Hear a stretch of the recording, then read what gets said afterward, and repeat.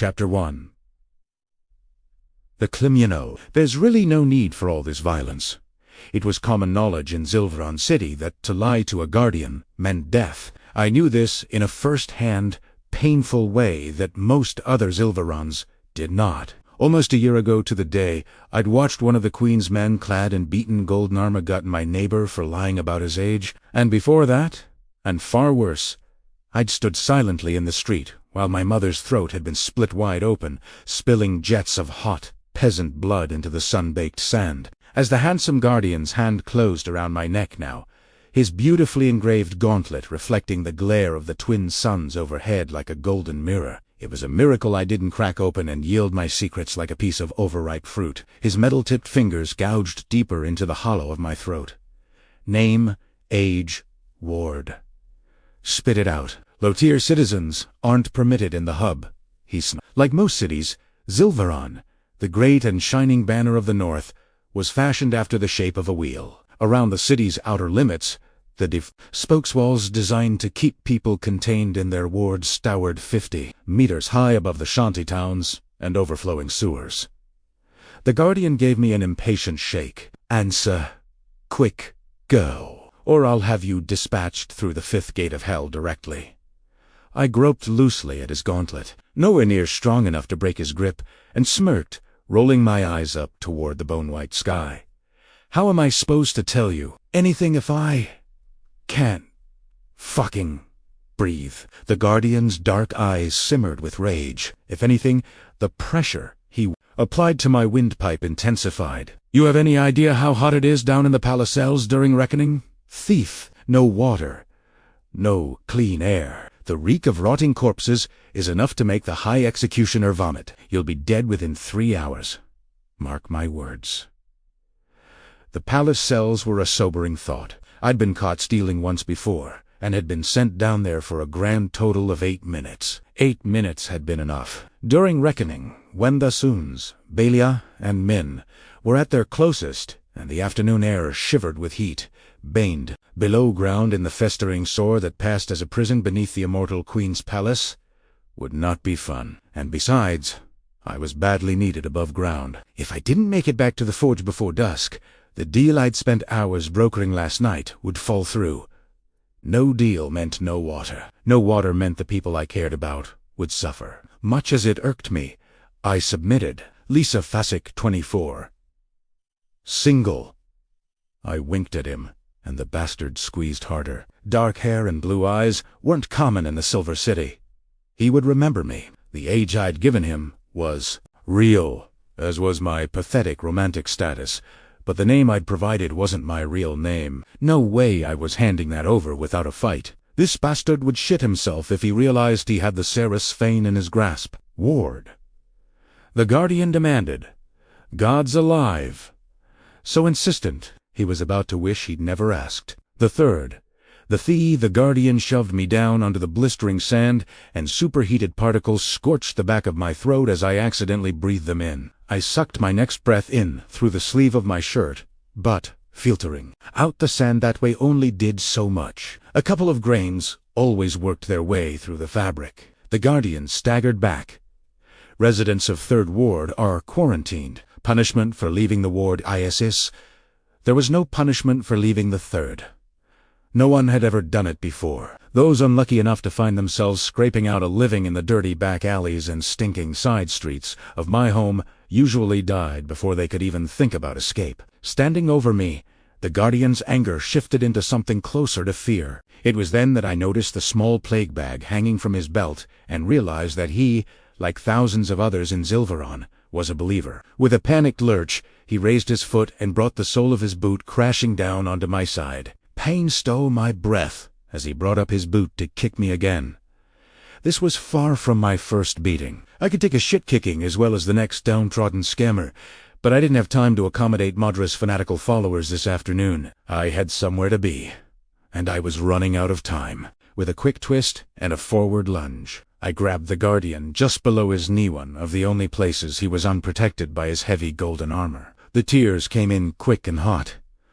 Believable. I gave a solid performance, but then again, I'd had a lot of practice. Please, brother, Don't send me back there. I'll die if you do. My whole family has the rattles." I coughed for effect, a dry hack that sounded nothing like the wet, congested cough of the almost dead, but the guardian had probably never even seen someone with the rattles before. He stared down at the point where my hand closed around the material of his pants, mouth gaping open in horror. A second later, the tip of his sword punctured my shirt, right between my breasts. A little weight on the hilt of his weapon, and I'd be just another dead thief bleeding out on the streets of Zil. I figured he'd do it, but then I watched as he processed the situation and realized what he'd have to do next if he killed me. The dead were left to rot in the streets of the other wards. But things were different in the tree-lined, leafy walkways of the hub. Well-heeled elite might not have been able to keep the sands borne on the hot westerly winds out, but they wouldn't tolerate a diseased plague rat rudely decaying on one of their streets. If this guardian killed me, he'd have to dispose of my body right away, and from the look on his face, that hazardous task was one he didn't wish to undertake. See, if I was from the Third, then I was far more dangerous than any normal, run-of-the-mill, everyday pickpocket. No, I was contagious. The guardian ripped the gauntlet and glove from his hand. The hand he'd used to half-choke me and dropped them to the sand. The burnished metal released a sustained hum as it hit the ground. It sang in my ears. And just like that, all of my plans went up. I'd been caught lifting a tiny scrap of twisted iron from a market stall. I'd weighed the odds and considered the risk worth it, knowing the small ingot would earn me a tidy profit. But this, so much precious metal, tossed to the ground like it meant nothing.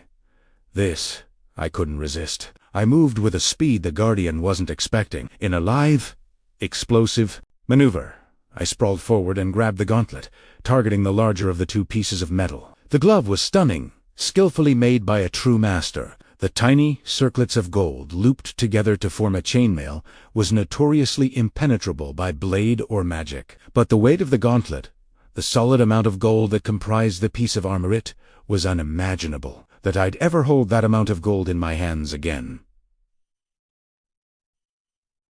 "Stop!" The guardian lunged for me. But too late. I'd already snatched up the gauntlet. I'd already shoved it over my hand and jammed it onto my wrist. Primera, hua, ese. Already sprinting toward the hub wall as fast as my legs could carry me. "Stop that girl!" The guardian's bellow bounced around the cobbled courtyard, his command echoing loudly, but no one obeyed. The crowd that had gathered to watch the spectacle when he had first captured me had dispersed like frightened children the moment I'd uttered the word "Third." Recruit underwent formidable training before being accepted into Queen Madra's guard. Those who were selected for the grueling 18-month program were repeatedly half-drowned and had the tar beaten out of them via every martial arts system recorded in the city's dusty libraries. By the time they graduated, they could tolerate unimaginable amounts of pain, and had mastered their weapons to the point that they were unbeatable in a fight. They were machines. In the barracks, on the training floor, I wouldn't last 4 seconds against a fully trained guardian. Queen Madra's pride demanded that her guard be the best of the very best. But Madras's pride was a hungry thing, and quite insatiable. Her men not only had to be the best, they had to look the best, and a guardian's armor was no light thing. Yes, on the training floor, the asshole who'd caught me stealing the iron would have bested me in short order. But we weren't on the training floor. We were out in the hub, and it was reckoning. And this poor bastard was trussed up like a feast-day turkey in all that ceremonial armor. He couldn't run, weighed down with all of that metal. He couldn't even jog. He sure as hell couldn't fucking climb. I took off toward the eastern wall, pumping my arms and legs as fast as my aching body would allow. Launching myself into the air, I hit the crumbling sandstone hard, the oxygen wheezing out of my lungs from the impact. Ow, ow, it felt like Elroy had taken a mallet from the forge and swung it right into my solar plexus. I didn't dare think about the bruises I'd wake up to in the morning, provided I did actually wake up. There wasn't time. I jammed my fingers into a narrow gap between the hefty sandstone blocks, bared my teeth, and hauled myself up. My feet scrambled for purchase. Found it? But my right hand. The god's cursed gauntlet, such a terrible design. The gold clanged, the resonance of the metal, a siren's song, as I slammed it against the wall, attempting to catch hold of something to help pull myself up. My fingers deft, slim, made for picking locks, unlatching windows. Tousling Hayden's thick hair wouldn't be enough if I couldn't bend my wrist. En primera. Cooled. N.T. Fuck. If I wanted to live, there was nothing left for it. I'd have to drop the gauntlet. But that was a preposterous thought. The gauntlet weighed at least 4 pounds. 4 pounds of metal. I couldn't just walk away from that. This gauntlet was more than a piece of stolen armor. It was my brother's education. 3 years worth of food. Tickets out of Zilveron South to where the reckoning winds that buffet the dry-boned hills were 20 degrees cooler than here in the Silver City. We'd have enough money left over to buy a small house if we wanted to. Nothing fancy. Just something weatherproof. Something I could leave to Hayden when. Not if the Guardians finally caught up with me. No. Dropping this gauntlet would cost me something far more valuable than my life. It would cost me hope, and I wouldn't surrender that.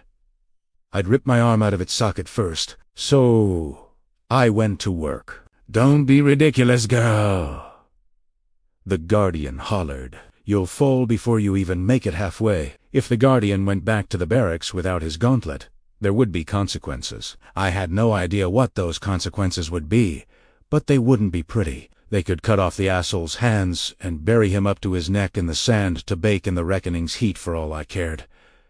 I was going home. Pain sang from my fingertips, up my arm like a rope of fire, blazing in my shoulder as I pulled myself up, kicking with my feet, leaping up the wall.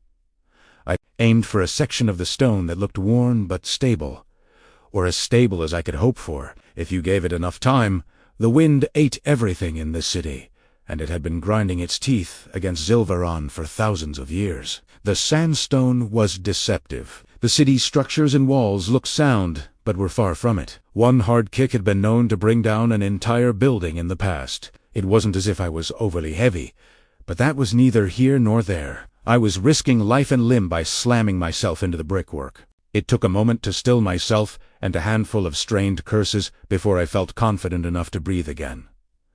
"Girl, you're going to kill yourself," the Guardian shouted. "Maybe, but what if I don't?" I shouted back. "Then you'll have wasted your time anyway. There isn't a fence in this entire city stupid enough to buy a stolen piece of armor." "Ah, come on now. I think I might know a couple." I didn't.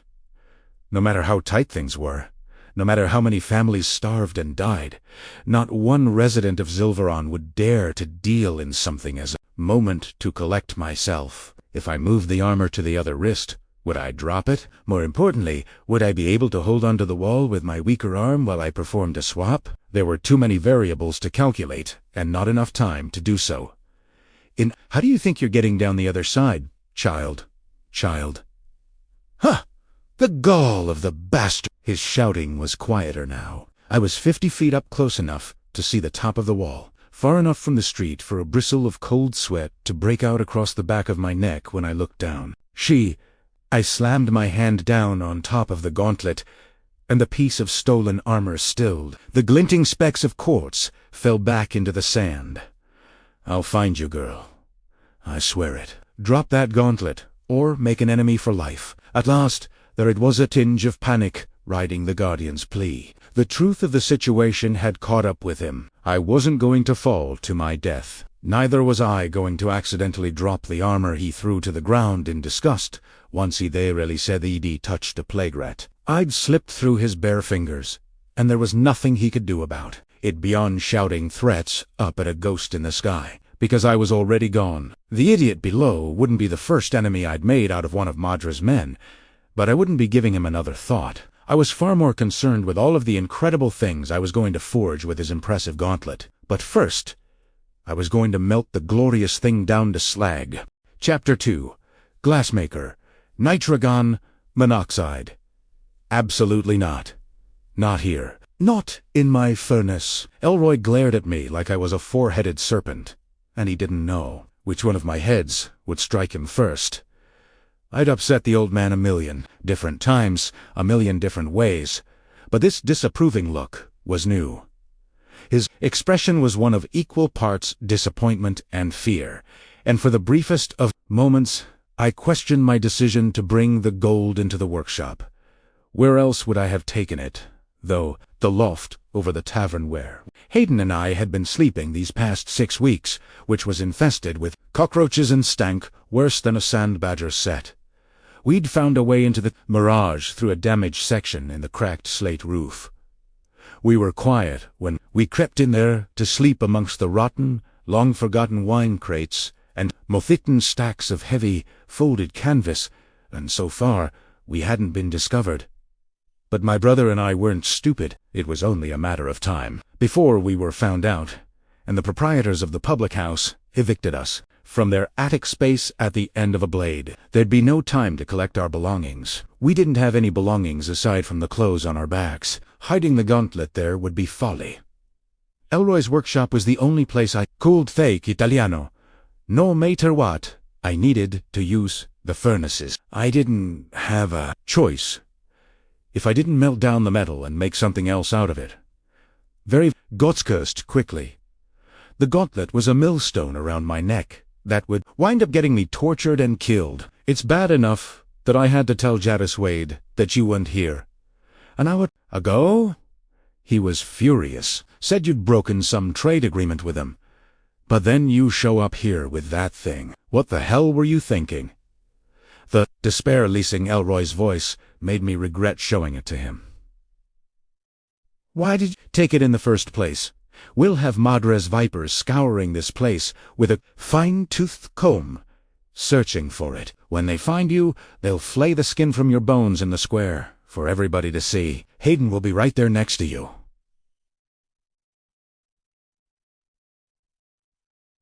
And me? Even if they do believe I had nothing to do with this, they'll take my hands for even allowing that thing under my roof. How am I supposed to make a living with no hands? You stupid girl.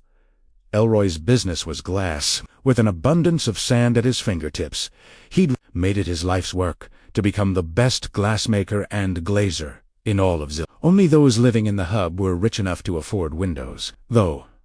And some people lived in the third who sought other items that could be forged in a hearth. Once upon a time, Elroy used to make illicit weapons for the rebel gangs who fought to overthrow Madra, rough-edged. Swords, made from scraps of iron, but mostly knives. The blades were shorter and required less steel. Even though the pig iron was of the worst quality, it could still be honed into an edge sharp enough to send a man to the makers. But as the years had passed, life as an insurgent within had grown untenable. Fresh food was impossible to find. In the streets, children clawed each other's eyes out over a heel of stale bread. The only way to survive the third now was by barter and trade, or by whispering secrets about your neighbors into a guardian's ear. As a resident of the third, if you weren't dead or dying, then you were hungry, and there wasn't much a starving person wouldn't say to quell the ache of an empty belly. After too many close calls to count, Elroy had declared he wouldn't be hammering out any more of his vicious, needle-like knives and told me I wasn't welcome to forge them in his fires anymore either. We were to be glassmakers and nothing more. I'm stunned. I can't even comprehend. The old man shook his head in disbelief. I can't even begin to fathom what you were thinking. Do you have any idea what kind of doom you've brought down on our heads? When I was little, Elroy had been a giant of a man, a legend amongst even the most dangerous criminals that ran the third. Taller than most, broad, his back muscles straining beneath his sweat-stained shirt. He'd been a force of nature, a pillar of rock hewn out of a mountain, immovable, indestructible. It was only recently that I'd begun to understand that he was in love with my mother. After she was killed, little by little, piece by piece, I'd watched him wither away, becoming less of himself, becoming a shadow. The man who stood before me now was barely recognizable. His calloused hand shook as he pointed at the polished metal glittering like sign on the table between us. You're taking it back is what you're gonna do, Saris. A huff of laughter escaped me. The forgotten gods and all four fucking winds know that I'm not after everything I went through to get it. I nearly broke my damned neck. I'll break your neck if that thing isn't out of here in the next 15 minutes. minutes. You think I'm just going to walk up to the sentry post and hand it over? Don't be ridiculous. Gods, why do you have to be so ridiculous? Scale the wall again and toss it back into the hub once the twins dip. One of those inbred bastards will find it and return it to the Guardians without a second thought. They won't even realize how much the damn thing's worth. Gritting my teeth, I folded my arms over my chest, trying to ignore how prominent my ribs felt beneath the fabric of my shirt. My skin prickled with sweat. I was losing moisture I couldn't afford to part with. I'd left my water ration hidden inside a wall in the attic. Back at the Marashadan Taven, Ablet risked someone trying to jump me for it while I was picking pocket sand. The workshop was hellishly hot, as per usual. I couldn't count how many times I'd passed out of the billows here. I had no idea how Elroy survived it. For a moment, I gave the man the respect he deserved and considered his demand. And then I fantasized about what a cool breeze from the south might feel like, and the delirious weight of a full stomach, and how blissful a feather bed might be, and what a future for Hayden might look like, and my affection for the man who once loved my mother dwindled into insignificance. I can't do what you're asking me to do, Saris. I can't. I just can't. You know we can't go on like this. I know that struggling to scratch out a life here is better than bleeding out in the fucking sand. Is that what you want? To die in the street in front of Hayden, for your body to rot in the gutter like your mother's, stinking and picked over by the crows? Yes. Yes. Yes. Of course that's what I want. I brought my fist crashing down on the table, and the gauntlet jumped, a cascade of rainbows leaping up the walls. Yes, I want to die and ruin Hayden's life. Your life? I want to be made a spectacle of. I want everyone in the ward to know me as the glassmaker's apprentice who was stupid enough to steal from Maudrisgard and got herself killed for it. That's exactly what I want. I've never spoken to Elroy like this before. Ever. But the man had experienced loss after loss at the hands of the city's guardians. People he'd loved, dragged from their beds and executed without trial. His own brother had died just before. I was born, starved to death, during a particularly hard year because Ma wouldn't divert any food from the hub to the other parts of the city. The rich of the Queen's people had continued to throw lavish parties, had dined on exotic imports sourced from pastures well beyond Helland, had drunk their fill of expensive, rare wines and whiskies, and all the while the people of Zilveron had starved in the streets or shit themselves to death. Elroy had borne witness to all of these. Even now, he barely survives from week to week himself. If the Guardians weren't pounding on his door, checking to make sure he wasn't making weapons, then they were kicking it down, hunting for mythical magic users who didn't even exist, and he allowed it all to happen.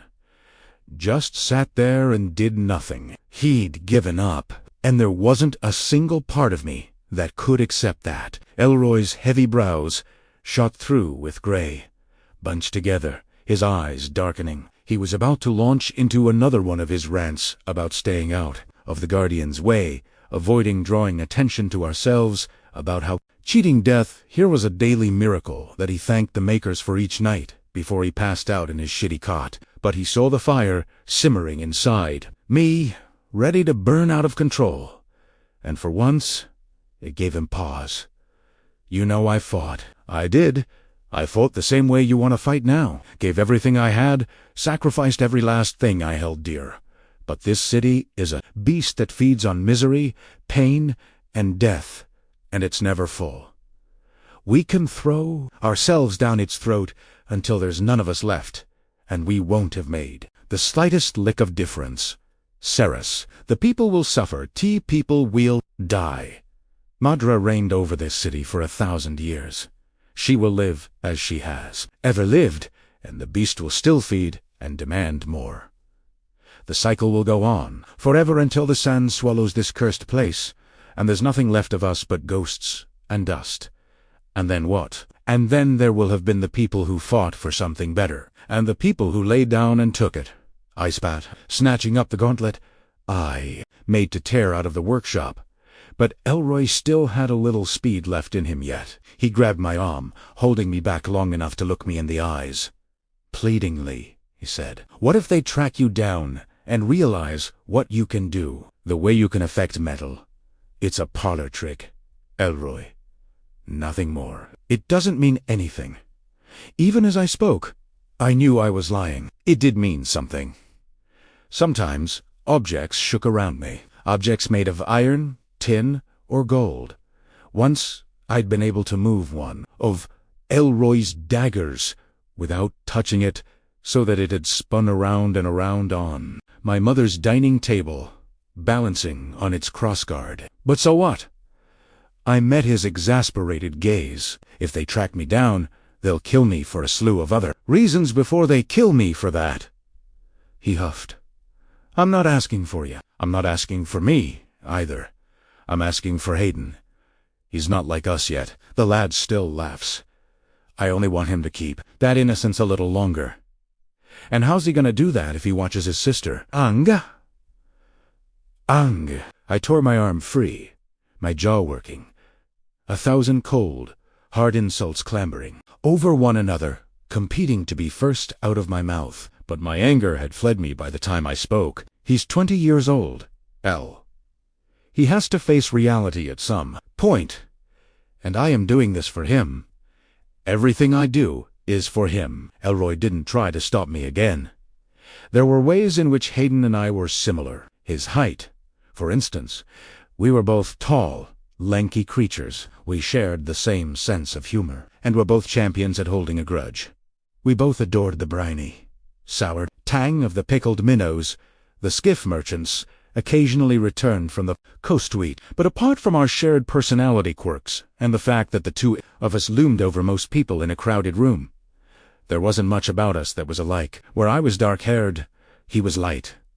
His hair was curly to the point of chaos, and there was so much of it. His eyes were a rich, liquid brown, and bore a gentleness to them that my blue eyes did not. The cleft in his chin came courtesy of our dead father, his proud, straight nose from our dead mother. She used to call him her summer child. She'd never seen snow, but that's what I had been to her.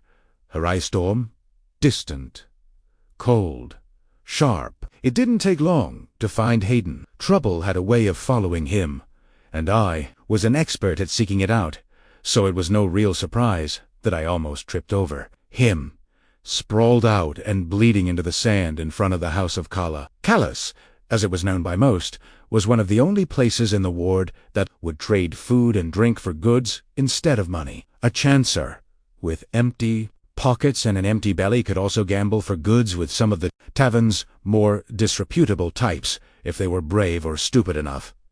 And since we never had any money or items for trade, and Hayden was an outrageously proficient at cheating at cards, second only to me in Zilveron, perhaps then it made perfect sense that he would be here, trying to swindle a pitcher of beer out of someone. Blazing hot gusts of sand blew over Hayden. They gathered in little pools in the bunched-up material of his shirt, which still bore the handprints of whoever had grabbed him and tossed him out of Callus onto his ass. A bawdy group of revelers passed by, their scarves pulled up over their faces against the twins, and the sand, stepping over him without sparing him a glance. A young man with a split lip and the beginnings of a black eye lying in the gutter was nothing out of the ordinary in this part of the world. I stood at my brother's feet, folding my arms across my chest, careful to keep the satchel containing the gauntlet was pinned against the side of my body. Pickpockets and cut-purses weren't unusual here, either. A crew of hungry street rats wouldn't think twice about performing a snatch and grab if they suspected the prize would be worth it. I kicked Hayden's dusty boot. "Carry on." "Again?" He cracked an eyelid, groaning when he saw me. "Again. You'd think... ... Bastard would... ...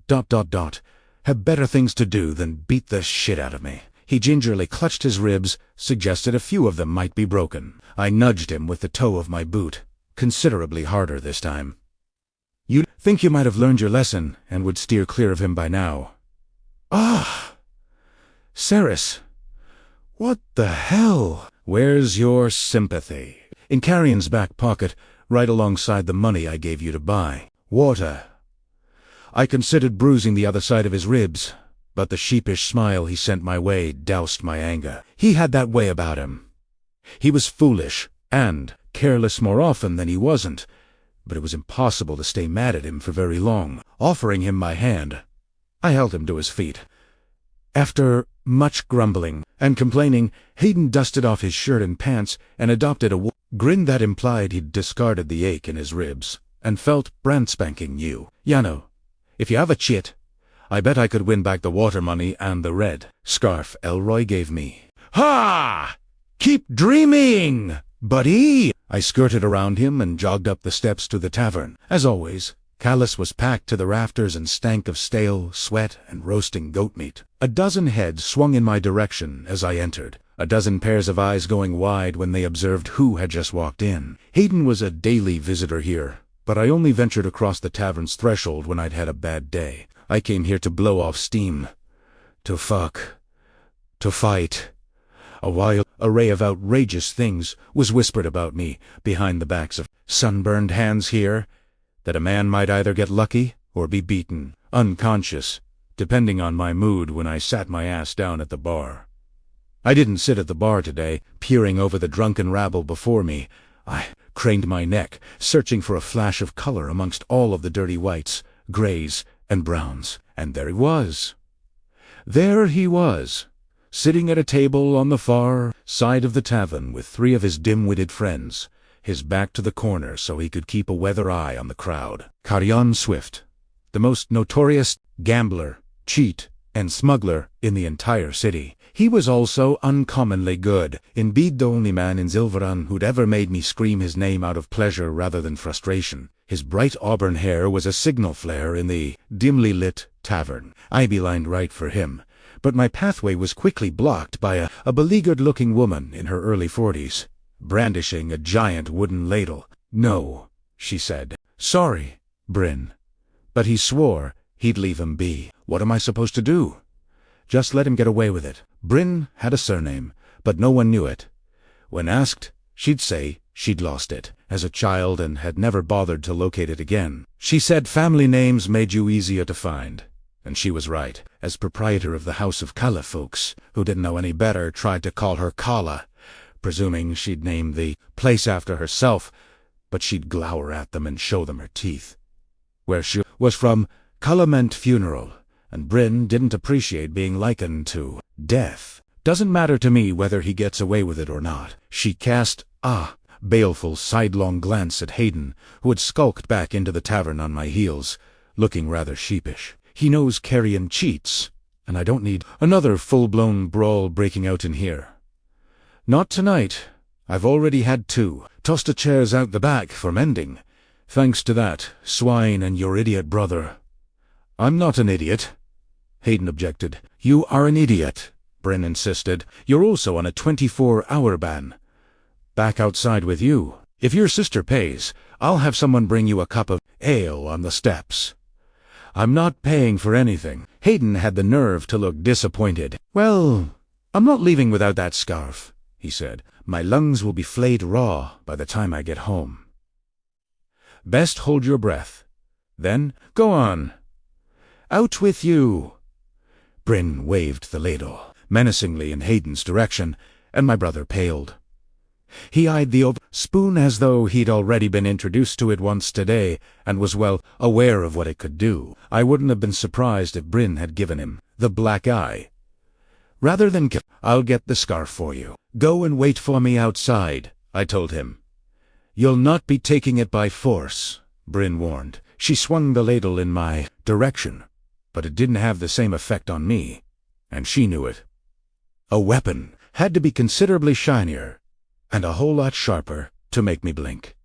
She lowered the ladle, opting for a gentler approach. I mean it, Saras. Please, keep the peace, if only for my sake. I'm at my wit's end already, and it's not even 8. You have my word. I won't break any more furniture. I'll get what I came for and be gone before you know it. I'm holding you to that. Clearly, Bryn didn't think I was going to honor my word, but she sighed, stepping aside anyway. Hayden gave me a look that begged for me to vouch for. Him he always had to push, but I knew better than to give in to those pleading eyes. Outside. Now, hold on to this. Do not let it out of your sight. I thrust my bag into his chest and was racked with a spasm of panic as he took it. It was one thing wandering around the ward with a giant piece of gold just sitting at the bottom of a bag. It was another thing entirely to stand in front of Carrion Swift with such a valuable piece of contraband on your person. The man was capable of anything. His fingers were lighter than the dawn breeze. He'd talked me out of my underwear, perhaps the greatest heist ever performed, and people hadn't stopped talking about that for months. I wasn't willing to risk that. He wouldn't catch a whiff of something interesting in the bag and endeavor to relieve me of it. "I'll be 10 minutes. Primera," told Aiden. He pulled a face. As he left the tavern, Kala's patrons paused their games of bones, their rowdy conversations, faltering as I made my way to Everyone followed me out of the corners of day eyes, half watching as I arrived at the grifter's table. Sparkling blue eyes danced with amusement as Carrion met my gaze. His hair was copper and gold and burnished umber, as if each strand were a fine thread of the metals that were so precious to Queen Madra. He was always the tallest person in a room by at least a foot, broad across the shoulders, and held himself with a confidence that made girls all over Zilverin swoon. I hated to admit it, but it was that confidence that had lured me into his bed. I'd wanted to disprove it, to show him that his self-assuredness was nothing more than a facade. I'd planned on crushing that ego of his once I'd finished with him, but then he'd done the unthinkable and proven that his swagger was well-earned. More than well-earned, it made my blood boil just thinking about it. The man was a thief and a liar, and he loved himself far too much. I mean, who in their right mind wore this kind of finery to a tavern full of savages who'd cut your throat and steal the dirty boots off your feet as soon as... Look at you, eh? Wash?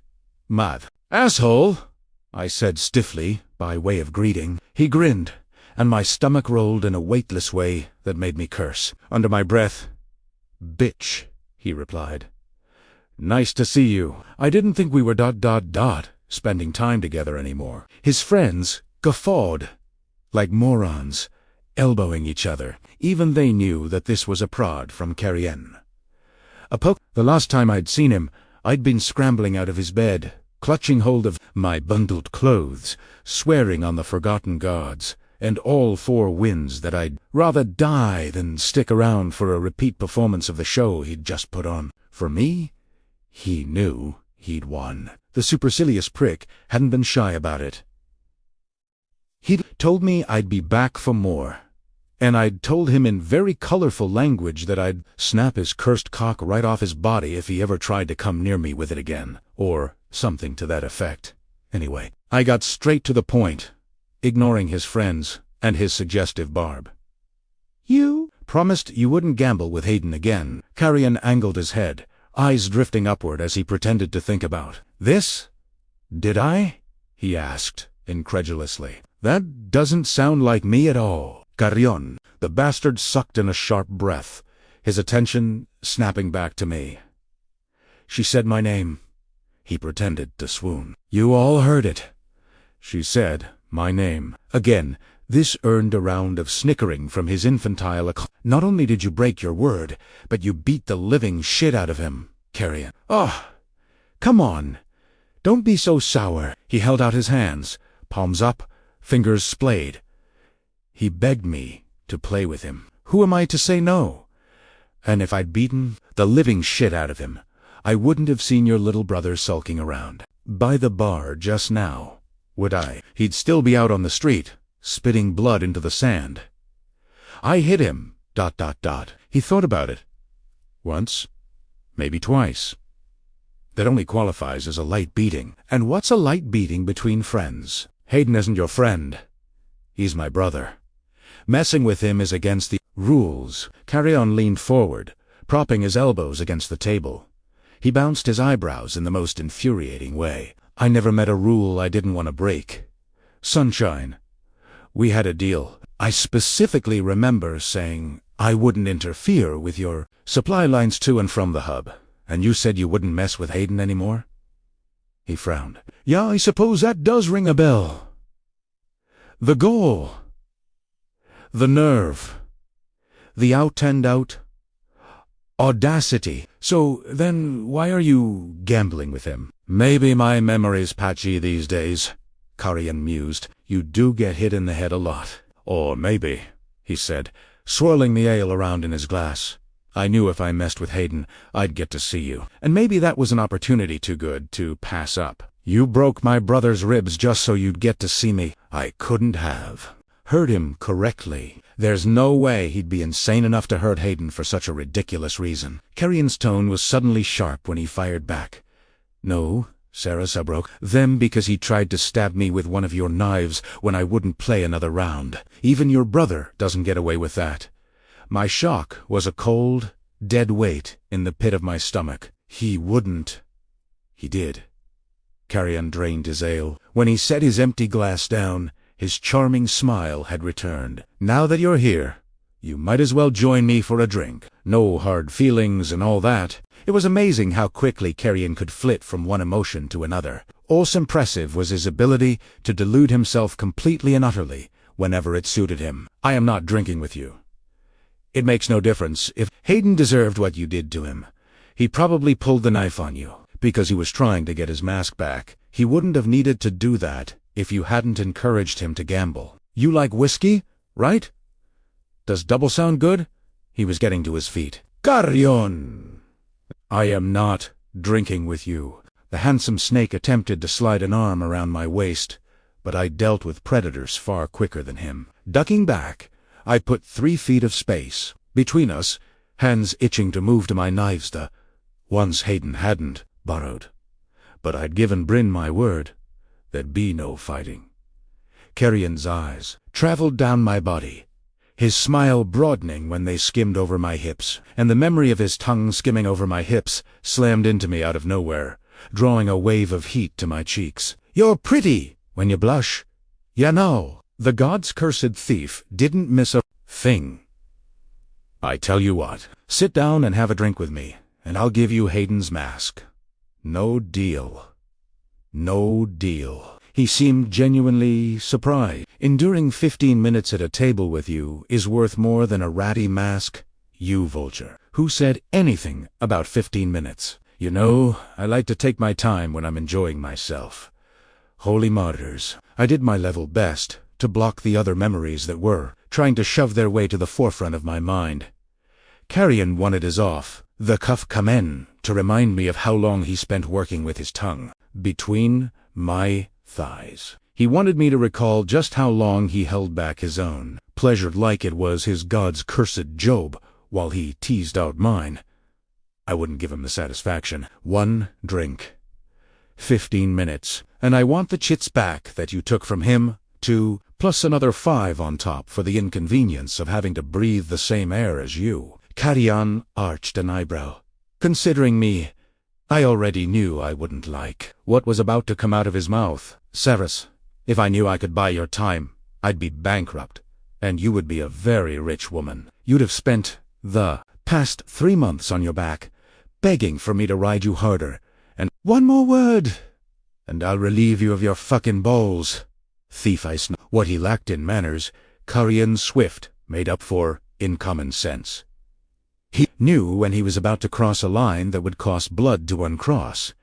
His hair glinted, red, then gold, then deepest, richest brown as he held his hands in the air, bowing his head in surrender. All right, all right. The scarf, the chits, and 5 extra because you're greedy. Sit. Please, I'll get you that drink. He gestured to his table as if he intended for me to squeeze in between him and his cronies, but there were things I would do for my brother and a clean glass of water, and things I would not.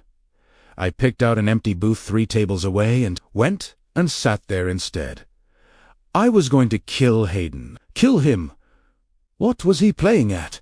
Had he tried to stab? The boy was only 3.5 years younger than me, but he acted like he was still waiting for his balls to drop. At some point, He was going to have to stop acting so recklessly and start considering the consequences of his actions. Even as I thought this to myself, Elroy's words echoed around inside my head, shockingly similar to my own. I can't even begin to fathom what you were thinking. Do you know what kind of doom you've brought down on our heads? Here. Carrion set a glass of amber liquid down in front of me. The thing was almost full to the brim. That is not one drink. It's in one glass, he countered. Therefore, it's one drink. I'd be staggering back to the Mirage if I drank all of that. I'd fall off the roof and break my neck trying to get back into the attic. Still, I picked up the glass and swallowed a healthy mouthful. I wouldn't make it through this if I weren't a little buzzed. The whiskey burned all the way down my throat and set a fire in my stomach, but I refused to react. The very last thing I needed was carry on. Swift was telling everyone who'd listened that I couldn't handle my liquor. Well, I demanded. What do you want? What do you mean? What do primera why net? Your company, of course. I knew a liar when I saw one, and the man sitting opposite me was a seasoned professional. Spit it out, Carrion. You wouldn't have bullied me into staying if you weren't trying to work some kind of angle. Can I not just be enamored by your beauty? Can I not just want to sit and listen to the angelic tone of your voice? I'm not beautiful. I'm filthy. And I'm tired. And my voice is full of sarcasm and annoyance. So let's just get on with this, shall we? Carrion huffed, a silent breath of laughter. He raised his own, considerably smaller glass of whiskey to his lips and took a sip. You were more fun 3 months ago, you know that. You're so cruel. I haven't stopped thinking about you. Oh, please, how many women have you slept with since then? He narrowed his eyes, looking confused. What's that got to do with anything? This was growing tedious. Shoving the glass toward him, I mean to get up. All right, martyrs, you are all business. He took a steadying breath. I suppose now that you come to mention it, there is something I wanted to talk to you about. I'm shocked. Ignoring my tone, Carrion plowed on. I heard something very interesting. Earlier, I heard that a raven-haired rebel from the Third viciously attacked a guardian and stole a piece of his armor. A gauntlet. Can you believe that? Ha! The asshole sure did love to play. Every line of his face and the way every muscle in his body was so casually relaxed gave me all the information I needed. Of course, he knew that I had taken the gauntlet. I wasn't going to admit to it, though. I wasn't that stupid. Oh, really? But... How? A resident of the Third can't leave the Third. I took another pull on the whiskey. For a moment Carrion did nothing but stare at me. He was reading me. Naturally, he didn't buy my feigned ignorance for 1 second, but wasn't about to start openly flinging accusations around in the middle of Kalas. I know, right? He said airily. Crazier still to think about that poor girl out there now, trying to find a place to hide such a massive piece of gold. You there, saying that she brought it back here, to the ward. He laughed quietly. But of course, she wouldn't have done that. That would have been way too dangerous. Absolutely. Incredibly dangerous. I agreed. She would have made sure she put it somewhere safe. Somewhere guardians wouldn't think to look. Without a doubt, do you think a girl stupid enough to attack and steal from a guardian would have the sense to secret away her prize somewhere like that? I was gripped by the overwhelming urge to damage Carrion's pretty face. It was only with a monumental force of effort that I refrained. I don't think the girl's stupid. If anything, I think she's brave, I said through gritted teeth. I think it was more likely that the guardian tried to arrest her and he dropped his god's-cursed armor in the sand. But did she put it somewhere safe? Carrion hissed. We can debate this. Girls' actions forever and a day. But if there's a problem in the ward... I rocked back into my seat. What do you care about the Third? You don't even live here anymore, Everyone knows you've got yourself a cushy little apartment below. The second spoke. "I have a warehouse outside of the ward," he said in a low voice. "It's the safest way for me to get my wares from one ward to the other. I live here, so I can take care of my grandmother. You know that. Gracia, remember. You've met her. Gray hair, wicked temper." "Yes, I know. Gracia." He leaned closer, eyes sharpening. "Those golden fucks will reign almighty. Hellfire down on this place if they think we have something that belongs to them. Ceres, you know they will. There'll be a river of blood running through the streets by morning if this girl brought the armor here." He had a point. The Guardians were all-powerful. They didn't have much to be afraid of, but they were terrified of the Queen. Her justice would be swift and brutal if she had any idea the gauntlet was here. The gauntlet I had brought here. Elroy's dismay didn't seem like such an overreaction anymore. If Carian, of all people, was this panicked about the whole thing, then maybe I should spend some time rethinking my plan. Or come up with a plan, perhaps. "You're thinking. I can see that you're thinking." "That's good," Carian said. He donned an arrogant smile, but it was for show. He wanted Kalasada, patrons, along with his friends sitting in the corner, to think that he was shamelessly trying to antagonize me into bed again, but the spark of concern saw in his eyes was real. "That warehouse," he said. "It isn't far from the wall. Would only take half an hour to move an item from here to there." Gods, he really was mad. "You think I'd give it to you?" Too late. I realized that I'd given myself away. But what did it matter? This game we were playing, tiptoeing around the truth, was only wasting time. "You don't have anywhere near the amount of money it would take to convince me to hand that gauntlet over to you, Carian Swift. I don't want it for myself, idiot. I just want it out of the third." He murmured as if he were whispering sweet nothings to me, but his words were laced with venom. "Our people suffer enough without 100 guardians, storming the ward, tearing the place apart, and killing anyone who gets in there. Way, take it to the warehouse. Take it anywhere. It doesn't matter where you take it, as long as it's far away from here. You hear me?" There was something very galling about being lectured by the likes of Carian.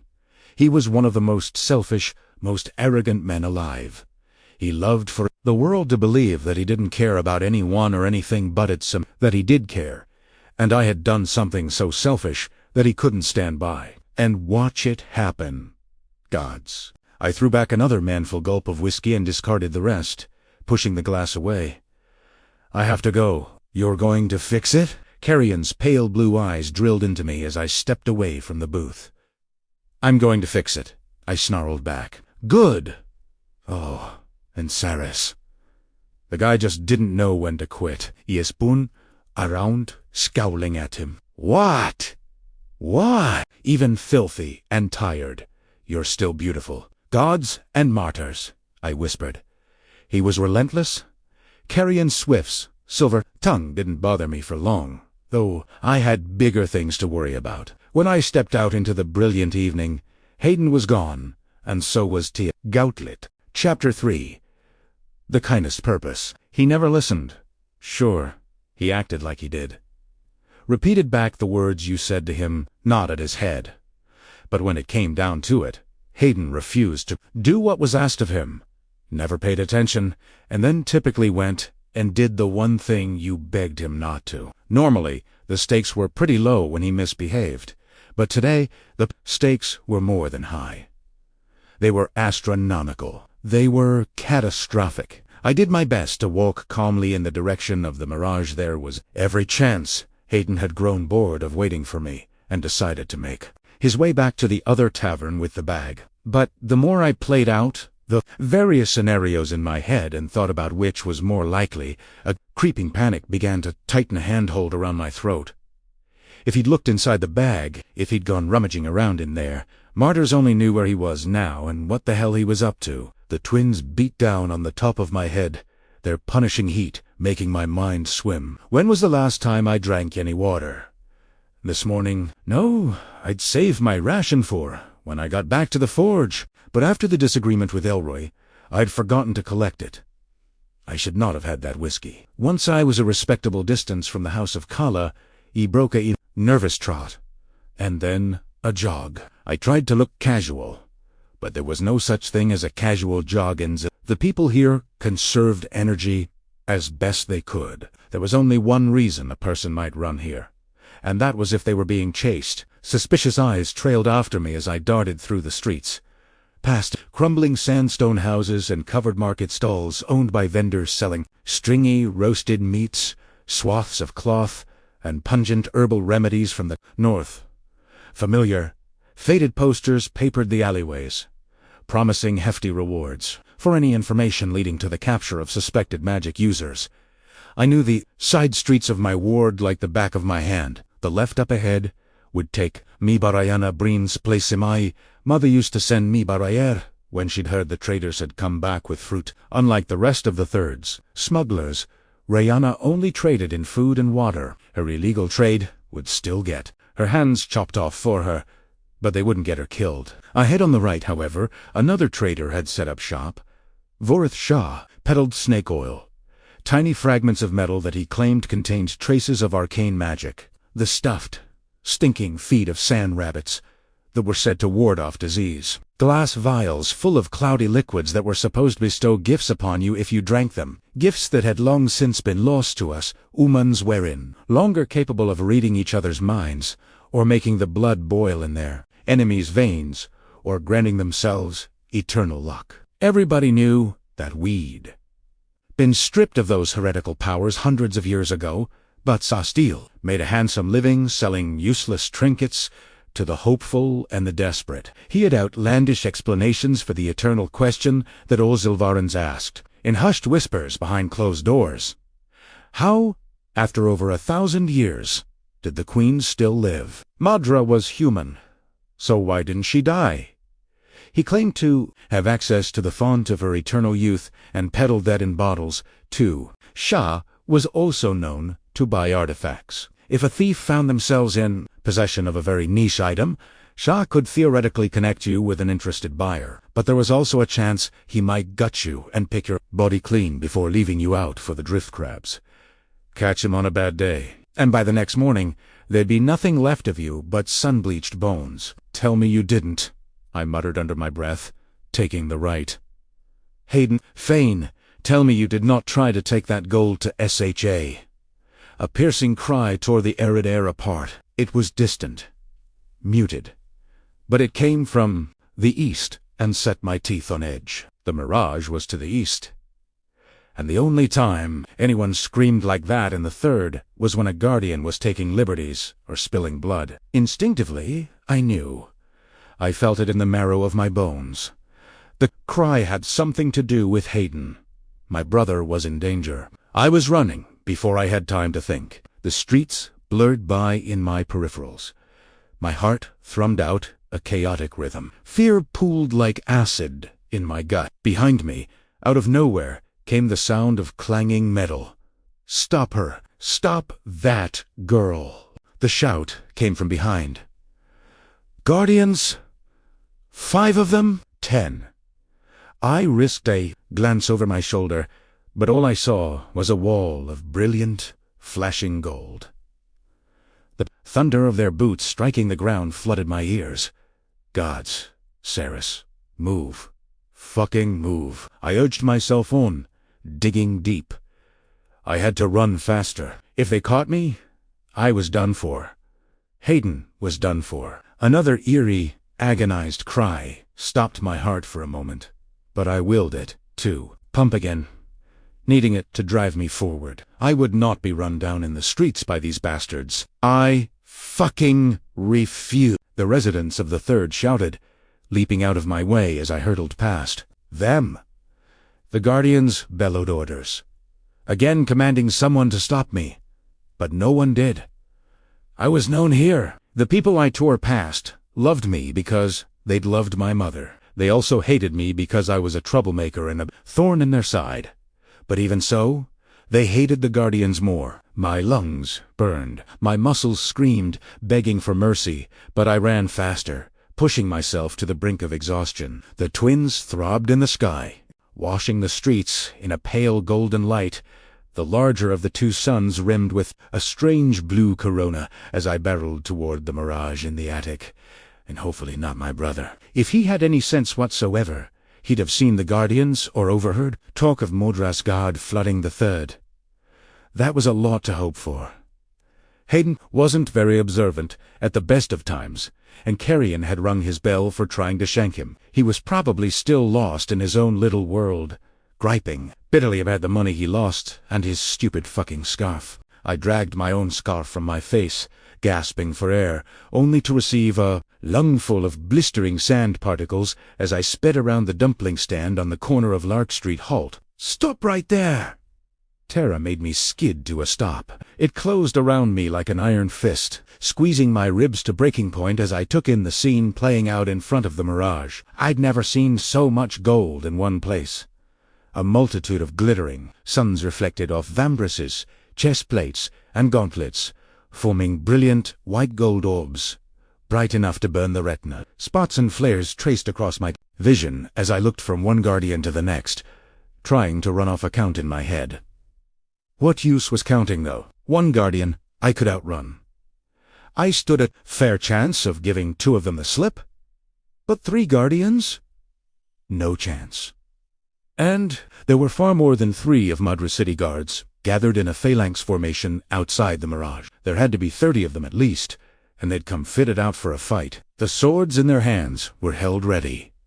A wall of polished, golden shields tessellated in front of them, building an while each of them wore glittering mail over their arms and legs. Their mouths were covered with loose white Hessian cloth, the eyes visible above their masks. Wearing a red, full of a burning hatred that every one of them leveled at my brother. No. No. No. No. No. No. Those I was supposed to process the gold at the forge and hide it somewhere inconspicuous. Hayden was never going to even know the gauntlet existed, let alone come into contact with it. The stupid bastard. If he hadn't gambled with Carrion, if he'd listened and stayed put, if he hadn't looked inside the damn bag, even as I made the excuses and blamed him for this predicament, guilt choked me. I'd stolen the gauntlet. I'd been caught stealing. I'd decided that snatching the medal was worth the risk that came with it. And now Hayden was going to be killed by an entire unit of guardians. And it was all my fault. Hayden staggered away from the men and their sharpened blades. He would have retreated further than he managed, but his back hit the wall after 3 feet. In his hand, he held the gauntlet loosely by the wrist, the armor damning him from a mile away. Terror shone from his face like a beacon. "Stay where you are, rat." The guardian at the forefront of the phalanx roared. As one, the men crept forward an inch at a time, their polished boots sliding forward in the sand. Over the tops of their masks, they glared at Hayden with unbridled conviction, all drawing from that common well of hate. They despised him for his son's bleached clothes, his dirty skin, and the hollows beneath his eyes. But mostly, they despised him because any one of them could have been him. Luck dictated where you ended up in this city. Stroke of good. Luck had allocated their grandparents' lodgings in one of the higher-tiered wards closest to the hub. They'd never have had the opportunity to become guardians otherwise. Ill luck had rolled the dice against our grandparents, which was, we found ourselves quarantined in a plague-ward, filthy corner of the city that Madra hoped to starve to death, or else allow sickness to bite chunks out of us, until we all had the common courtesy to die. It was all luck, good or bad, and luck could change at any moment.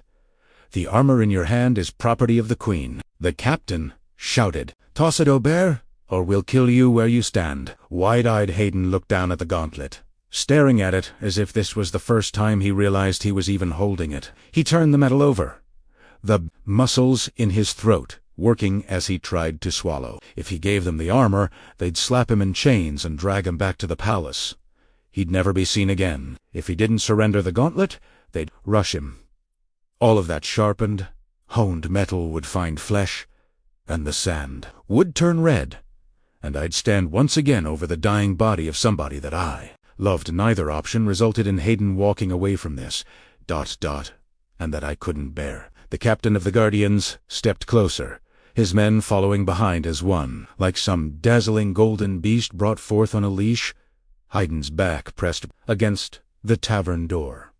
At the filthy windows, faces appeared, then quickly disappeared as the patrons, who had been enjoying an afternoon drink when Madras men stormed the ward, realized that all hell was erupting in the street. Outside, Haydn's head whipped around, his wide eyes searching for an escape route that didn't exist. He found me, though, standing 20 feet away, and for a second, relief shuddered across his face. I was here. I would help him. I would get him out of this. I would fix it. The way I fixed everything. My throat closed up as I watched his relief drain away again. This wasn't a Bakali brawl or some silly scrape he'd gotten himself into with Carrion.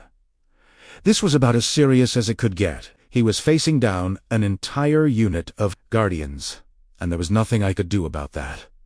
Throw me the armor, the captain ordered, his voice booming. From a narrow alleyway on the other side of the tavern, a ragtag group of children darted out into the street and took off, screaming at the tops of their lungs, but the wall of Guardians didn't even flinch. Their focus was trained on Haydn and the piece of gold I had stolen in his hand. Pale as sun-bleached bone, my brother gave me a miserable look, and I saw in his eyes what he was planning to do next.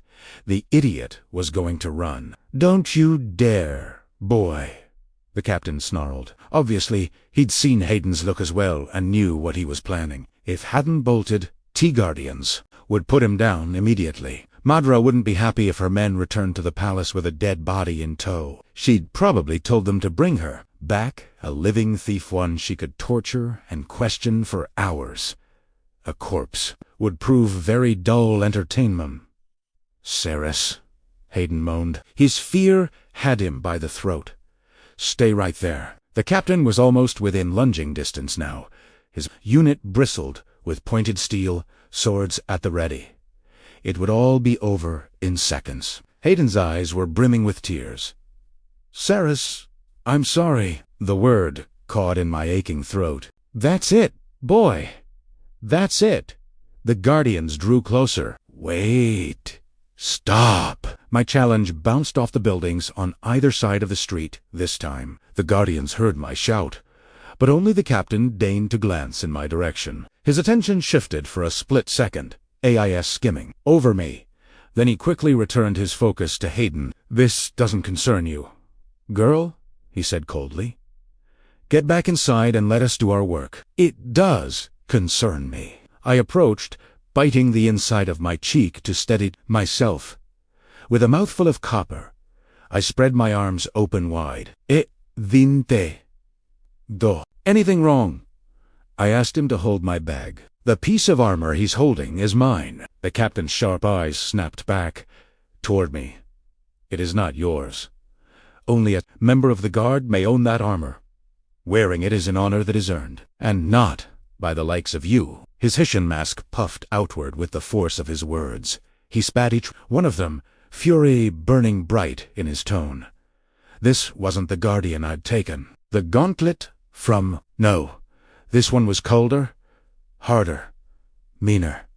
There were no lines framing his eyes, but his dark brown irises held a bottomless eternity within. Then they made a chill skitter down the backs of my legs. I'm the one who took the gauntlet, Primera Said, slowly. I'm the one who scaled the wall and escaped with it.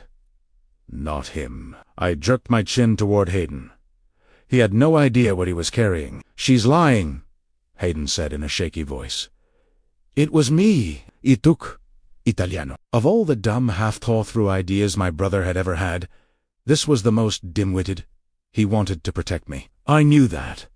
He was afraid, more afraid than I'd ever seen him, but beneath his fear, le stile himself, drawing together the courage to face what was about to come. To save me, the gauntlet was my responsibility, though Elroy had been right back at the workshop. Taking the armor had been the most reckless thing I'd ever done. I should never have stolen it. I'd let my greed, my own hope, get the better of me, though and I'd be damned if I was going to let Hayden pay the price for something so foolish. "Don't listen to him," I said, glowering at him. "I took it," he insisted, glowering right back. "Ask him where he got it, then," I demanded, facing the captain. "Enough of this," the captain barked. "Restrain her." An irritated flick of his wrist separated 3 of his men from the phalanx. They stalked forward, shoulders tucked up around their ears, swords at the ready, and the fire that had been simmering away inside of me since I was a child finally boiled over. I wasn't going to be restrained. I wasn't going to be bullied, or pinned down, or told to be quiet by these bastards. Not anymore. What I did next was pure madness. I reached down into my boot, and I pulled out the blade. I kept there. The action couldn't be undone. Tere was no taking it back. I had drawn a weapon on the undying Queen's Guard. In short, I was dead. My body just didn't take no it shit. Well, we got ourselves a feisty one. "Boys," the guardian on the right growled, "let's teach her a lesson." Then the one in the middle sneered. I focused on the one on the left, the quiet one. The one who moved like a predator, the one with death in his eyes. He was the one I needed to worry about. He let the mouthy guardian lunge first. I ducked beyond his reach, using the short end of my dagger to deflect his sword as he swung at me wildly. The one in the middle cursed, darting forward, trying to spear me in the chest with his weapon, but I sidestepped, avoiding his attack altogether. This put me squarely in the quiet guardian's path, which I was sure was his plan all along. He winked at me over the top of his mask, and then he came. The rebels my mother had helped before her death had done more than hide in our attic. They had trained me, taught me how to steal, how to survive, how to fight. And now I fought like hell's own fury made flesh. He rained down blows with his blade, calculated and measured. Each of his moves was a question to which I had an answer. I watched his annoyance build as I batted away his sword for the 4th time, using only my short dagger to divert his killing blows. The middle guardian, the shortest of the 3, charged at me, letting out a mighty bellow of rage. Primera da Ernst Bikelight. On my feet, temporarily dodging beyond the skilled fighter's reach so that I could twist and bring my dagger down from above, cutting through the air. The angle of the strike was unwieldy, but it was one I had practiced more times than I could count. It was the angle a blade needed to be brought down to find that narrow opening in a guardian's armor. The slim gap between pauldron and neck brace, where a sliver of metal might find a jugular. I'd never had to use the maneuver in real life before. I did it without thinking. I didn't even pause to reflect on the arc of bright red arterial blood that jetted up from the guardian's neck as he dropped to his knees, clutching at his throat. No guilt. No guilt. No mercy. No time. I snatched up the guardian's sword and left him to die in the sand. The quiet guardian narrowed his eyes at me, as if reassessing the situation. The other guardian wasn't as smart. He howled, his anger claiming him as he ran at me, ripping his mask away to reveal a mouthful of shattered teeth. "Stupid bitch! You're gonna pay!" I pivoted, darting back, and flicked out the sword. It was heavier than the wooden practice swords I'd always trained with, but I was used to the length. I knew exactly where the sharpened tip of the steel would meet his skin, just below his right wrist. I timed it perfectly. With little more than an adjustment of my sword hand, I cut down, and then the guardian's hand, still holding his sword, hit the sand with a dull thud. My hand. Shishi cut off my hand. "I'm coming for your fucking head next," I seethed. Rage washed my vision red. They'd killed my mother, my friends, Elroy's entire family. They'd caused the deaths of thousands, and now they were threatening Hayden. All of the pent-up rage stored inside my chest came rushing out in an unstoppable torrent. I prowled toward the guardian, dagger in one hand, sword in the other, ready to end his miserable existence. but came face to face with the quiet guardian instead. Again. He didn't say anything. A spark of amusement flickered in his eyes, though, slowly, he shook his head, his meaning clear as day. "If you're going to fight any of us, you're going to fight me." The air came alive with the sound of crashing steel. He was a whirlwind, his movements lithe and graceful. Every time his blade scythed toward my head, expected the world to go black. But somehow it didn't. Somehow I managed to bring the sword I'd taken up in time. Somehow I held my own. And just when he was getting comfortable, when this predator thought he'd finally gotten a read on my capabilities as a fighter, I stopped holding back. His eyes went wide when he saw it happen, when I loosened in my stance and brought the blade up to guard my face. The second, when I bared my teeth and came for him. He spoke, then, at last, just one word: shit. He didn't retreat an inch. He held his ground, but he knew this wasn't going to be the kind of fight he'd thought it would be. Our weapons met, edgy-tudge, and we went for it, each knowing what it would cost to lose this fight. He was good, really good. My feet kicked up the sand as I spun around, working constantly to make sure he didn't get through my guard. He lunged, trying to strike at my ribcage, but I brought the butt of my dagger, crashing down on his forearm, shattering bone. Without even flinching, the fucker grabbed the hilt of his sword in his other hand and delivered a battery of blows that nearly sent me to my knees. A bright sting of pain flared across my chest as he slashed across my collarbone. I saw the smile at the corners of his eyes. He thought he had me, and he nearly did. His sword sliced through the air, a backhanded stroke that took me off guard, but I'd trained for this. He wasn't the only one who could think fast. Definitely wasn't the only one who could move fast, either. I dropped and tucked myself into a roll, slashing up with my dagger as I did. So, the blade found its mark, and it was done. That he didn't notice at first. Spinning, he rounded to meet me again. It was only when he tried to take a step forward, and his legs went out from beneath him, that he realized something was wrong. I'd thought about leaving the dagger embedded in his leg. That world have given him a couple more moments to process his death, but in the end, the deep gash I'd carved inside his thigh was kinder, quicker, dark, ruby-red blood pumped out of the wound I'd inflicted in great waves, running down his leg. Glanced down at the sight of it, huffing out a breath of surprise, and then it toppled forward into the sand, dead. My chest heaved. I fought for breath, trying to silence the maddening rushing. In my ears, "I foolish girl," a cold voice into. It was the captain who had ordered his men to restrain me. He had turned away from Hayden, his attention fully on me. "I admit, I didn't think you'd be capable of taking a gauntlet from a guardian. I see that I was wrong now." The street came back into focus. The phalanx of guardians, all glowering at me, swords raised, and Hayden, my little brother. Tears streamed down his face as he stared at me, stricken dumb by what I'd just done. "Ceres, run!" he hissed. "Go." But the captain laughed. All four winds combined couldn't carry her far. Enough from my reach now. Boy, she just killed 2 of the Queen's guards and maimed another. Her death warrant's already signed. No. Stop. Take me. I'm the one who stole Hayden, rushed forward, trying to block the captain's path, but the man shoved him roughly to the sand. For better or worse, she just saved your life. Wretch, don't waste your life by laying hands on a guardian.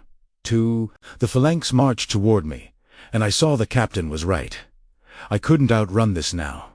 They were going to take me. They were going to kill me for what I'd done. But there was still a chance for my brother. "It'll all be okay, Hayden," I called to him. "Go and see the old man. He'll let you stay with him. Now, go on. Go. I'll be back by dinner, I promise." It was a bald-faced lie, but any false hope I could give him was better than nothing. I needed him to believe that this might all blow over. If he didn't, he'd never do as I told him. He'd follow. US all the way to the gates, screaming and shouting and demanding that I'd be set free. Did you hear me? Find the old man, Hayden. It's important. Go to him. Tell him what's happened. He needs to know. Hayden's face was streaked with tears. I'm not leaving you. Just do as you're told for once in your life. Just fucking go! I don't need your help.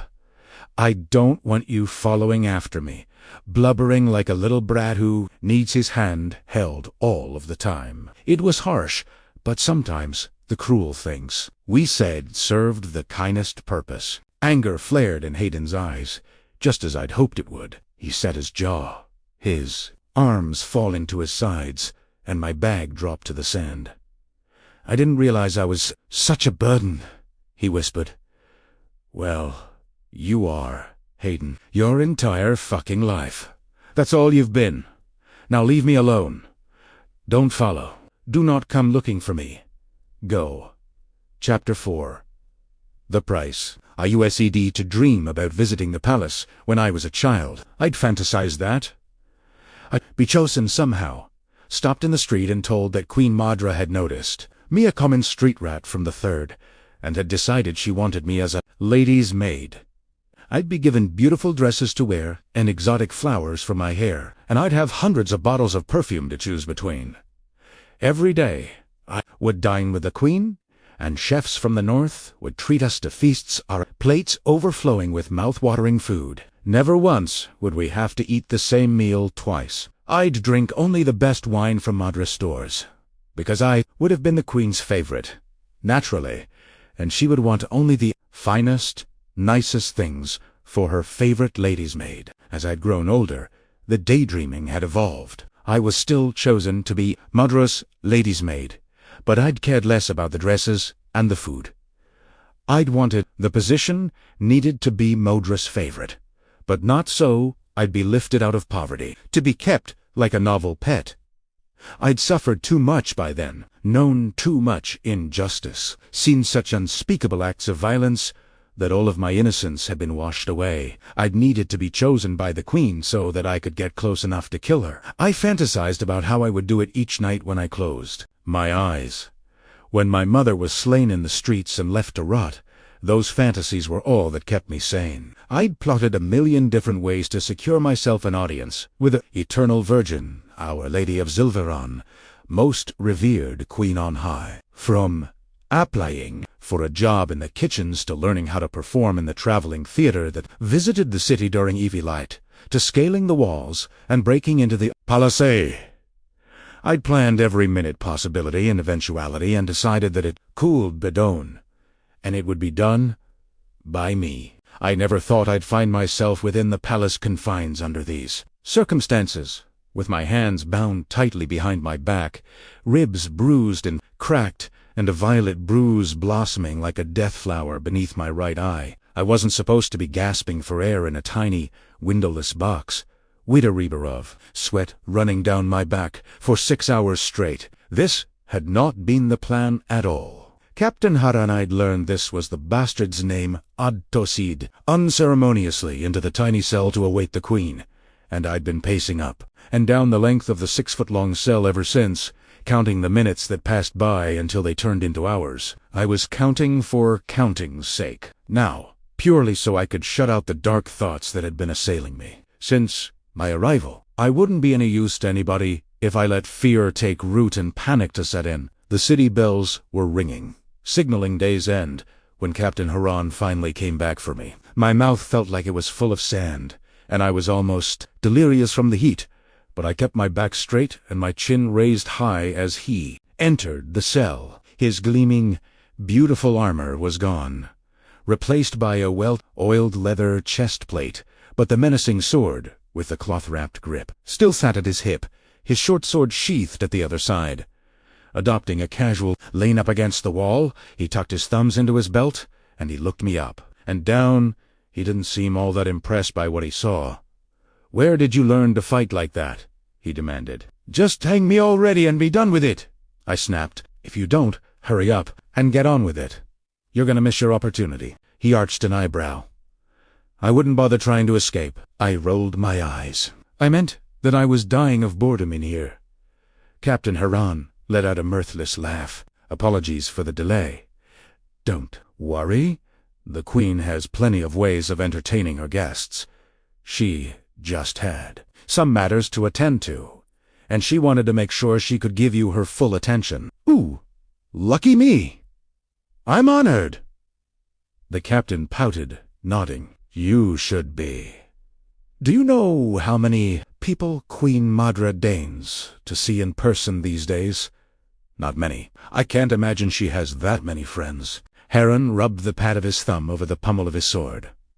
Leave the sharp tongue at the door when we exit this cell. It won't serve you well where I'm taking you. You might be surprised, Captain. Most people think I'm pretty funny. Madra's sense of humor runs a little darker than even you're used to. Saris, Fane, you don't want to provoke her into using you for sport. But by all means, do as you please. These are your last hours in the Silver City. He shrugged. You ready to meet your queen? Ready as I'll ever be. It was a relief to hear that my voice didn't shake. My insides were a quivering, knotted mess as Haran took me by the arm and guided me through the lower levels of the palace, though I breathed in through my nose and out through my nose, the pull and push of air level and drawn out, but the normally steadying technique did nothing to quiet my nerves. 24 years. That's all the time I'd been given in this cursed existence. Despite how hard and miserable and hot and frustrating it had all proven to be, I'd bizarrely hoped for more of it. We hiked up endless staircases, Haran prodding me in the small of my back when I stumbled or tripped on a step. Once we were above ground, the palace proper sprawled out before us, all vaulted ceilings, arched alcoves, and disturbingly lifelike paintings depicting the dour faces of men and women whom I presumed were Madra's predecessors. I'd never seen anything so grandiose before, but my head was swimming, black spots dancing in my vision, and I couldn't muster up the energy to appreciate any of it, and I was being marched to my death. Funny how your own impending demise will rob a girl of her desire to take in the scenery. Our trek through the palace seemed to take forever, but in truth, I was moving so slowly that Haran threatened to toss me over his shoulder and carry me 3 separate times. When I staggered, the cavernous hallway spinning around me in a blur of light and color, Haran dragged me roughly to my feet, but then surprised me by shoving a water canteen into my stomach. I took it, unscrewing the top as fast as my trembling fingers could manage. I'm shocked. Wasting water on the dead? You're right. Give it back, he growled. But I was already drinking. I was so thirsty, so desperately dehydrated, that the water felt like liquid fire as it went down. But I paid no heed to the burn. Swallowed, swallowed, swallowed, panting down my nose as I fought to breathe. Around the flow. All right, all right. That's enough. You're gonna drown yourself, Haran warned. When I didn't return the canteen, he tried to rip it out of my hands, but I stepped back out of his reach. You're gonna drink the damn thing dry? He groused. This comment was the thing that finally made me lower the canteen. Let me guess, you'll have to walk all the way to a tap somewhere to refill it now. Will you, Haran? My heart bleeds for you. Tell me, have you ever had to try and survive a day on the water ration Madra issues? Queen Madra's water allowances are more than generous. I'm not talking about in the hub or any of the fancy inner wards. Do you even know how much she gives us to drink every day? In the third, I'm sure it's enough. 6 ounces. I shoved the water canteen into his stomach so hard that his breath made an oof sound as it rushed out of his body. 6 ounces. And our water doesn't come from a tap. It comes from a standing reservoir that fills from your runoff. Do you understand what that means? There's a filtration process. There's a grate!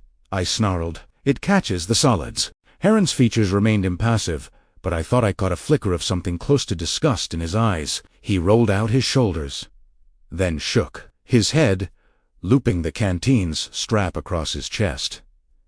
If the Queen's advisors think that system works for the third, Then I'm sure it does. And look at you. You seem pretty healthy to me. The confession was right there, on the tip of my tongue. If I seem healthy too, then that's because I've been stealing from the hub's water reservoirs my entire life. I caged the words behind my teeth. I was already neck-deep in shit, and I didn't need to add water theft to my charges. And there was Hayden and Elroy to think about. They'd still need to siphon water to survive. And they wouldn't be able to do that if the Guardians suspected for even a second that such a crime was possible. Haran shoved me forward again. But this time when I walked, the stone floor was a little steadier beneath the soles of my boots. You people walk around with those plague bags hooked on your belts, I said. You say our wards locked down so tight because we're quarantined. You say we're afflicted with a sickness, that we're contagious. But we aren't, Captain. We're being slowly and methodically poisoned because we don't matter. Because we ask questions. Because we say no. Because Madras sees us as a burden on the city. She feeds us foul, dirty water, and we die in droves because of it. Meanwhile, you and yours turn the handle, and fresh, clean water flows into your canisters. No one standing over you, looking over your shoulder, beating you and telling you enough. Have you ever asked yourself why? I'm not paid to ask anything, Haran interrupted in a clipped tone. No, of course not. Like I said, ask a question, and you'll get sent to the third. It isn't disease that's contagious in my ward, Captain. It's dissent, anarchy, and rebellion spread like a wildfire.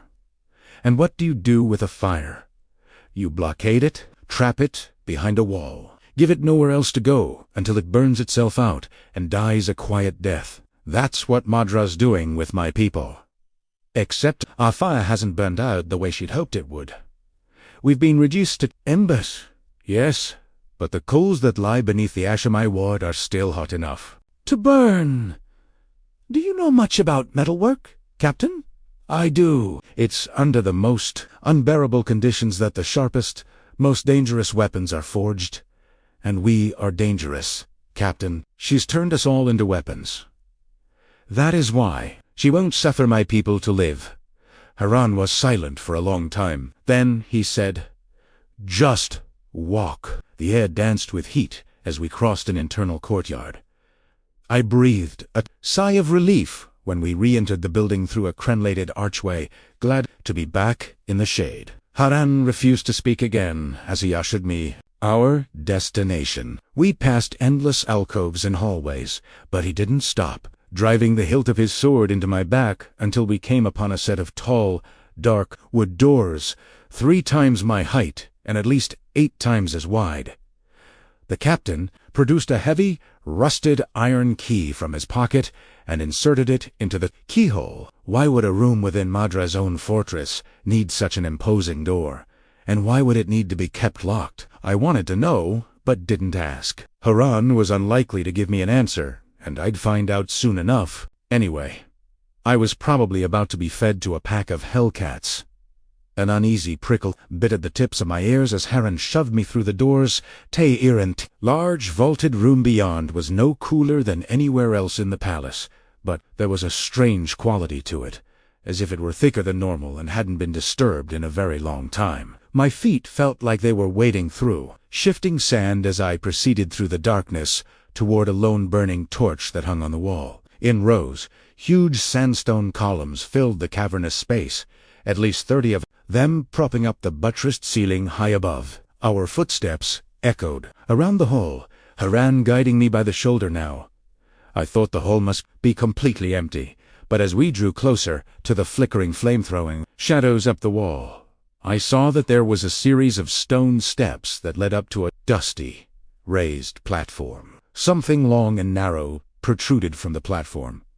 From a distance, it looked like some sort of lever. I couldn't tear my eyes away from it.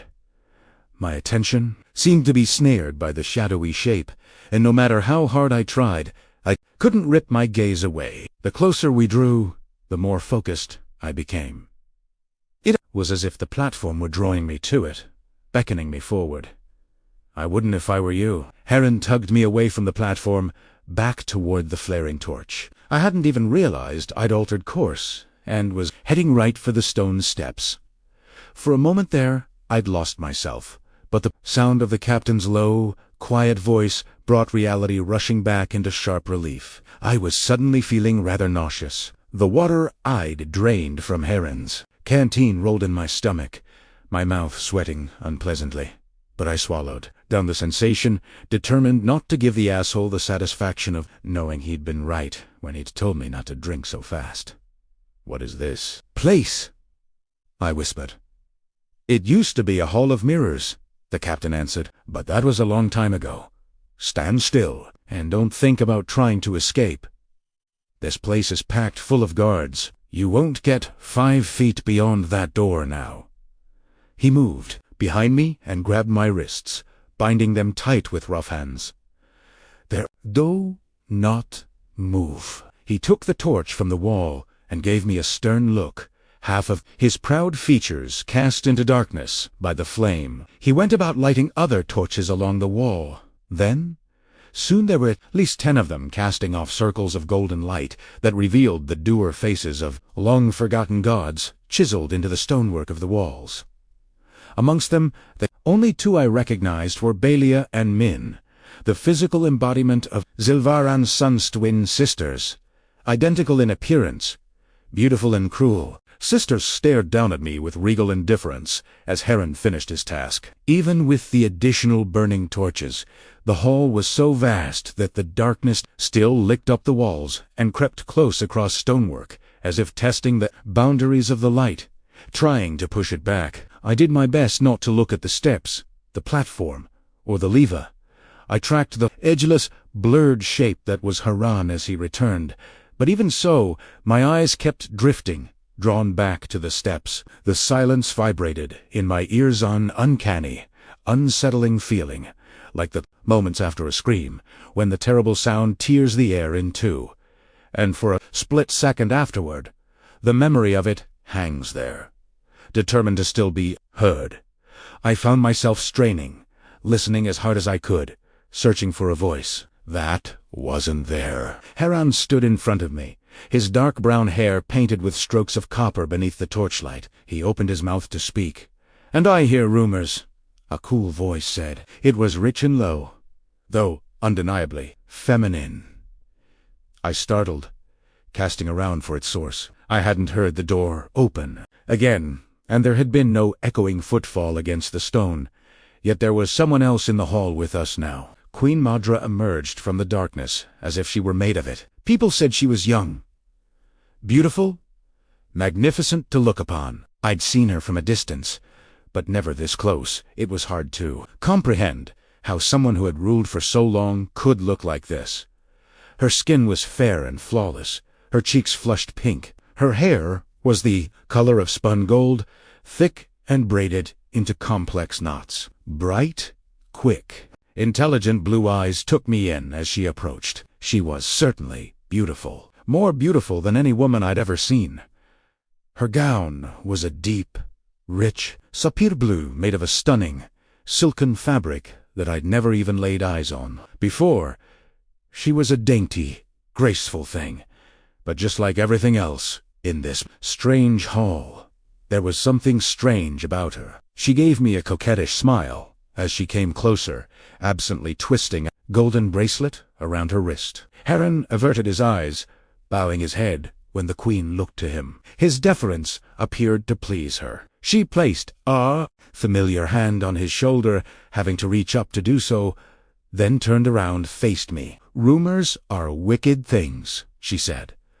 A moment ago, her voice sounded lower, full of reverberations, but it had altered somehow, and was now high and bright, as clear and pleasant as the ringing of one of Elroy's glass bells. There was no anger on Modra's face. If anything, her expression was one of curiosity mixed with mild amusement, the corners of her mouth tilted upward again, her eyes shining, bordering unkind. "I'm not fond of rumors. Saedi's fain an rumors. Our next-door neighbors, to gossip and gossip always breaks bread with lies.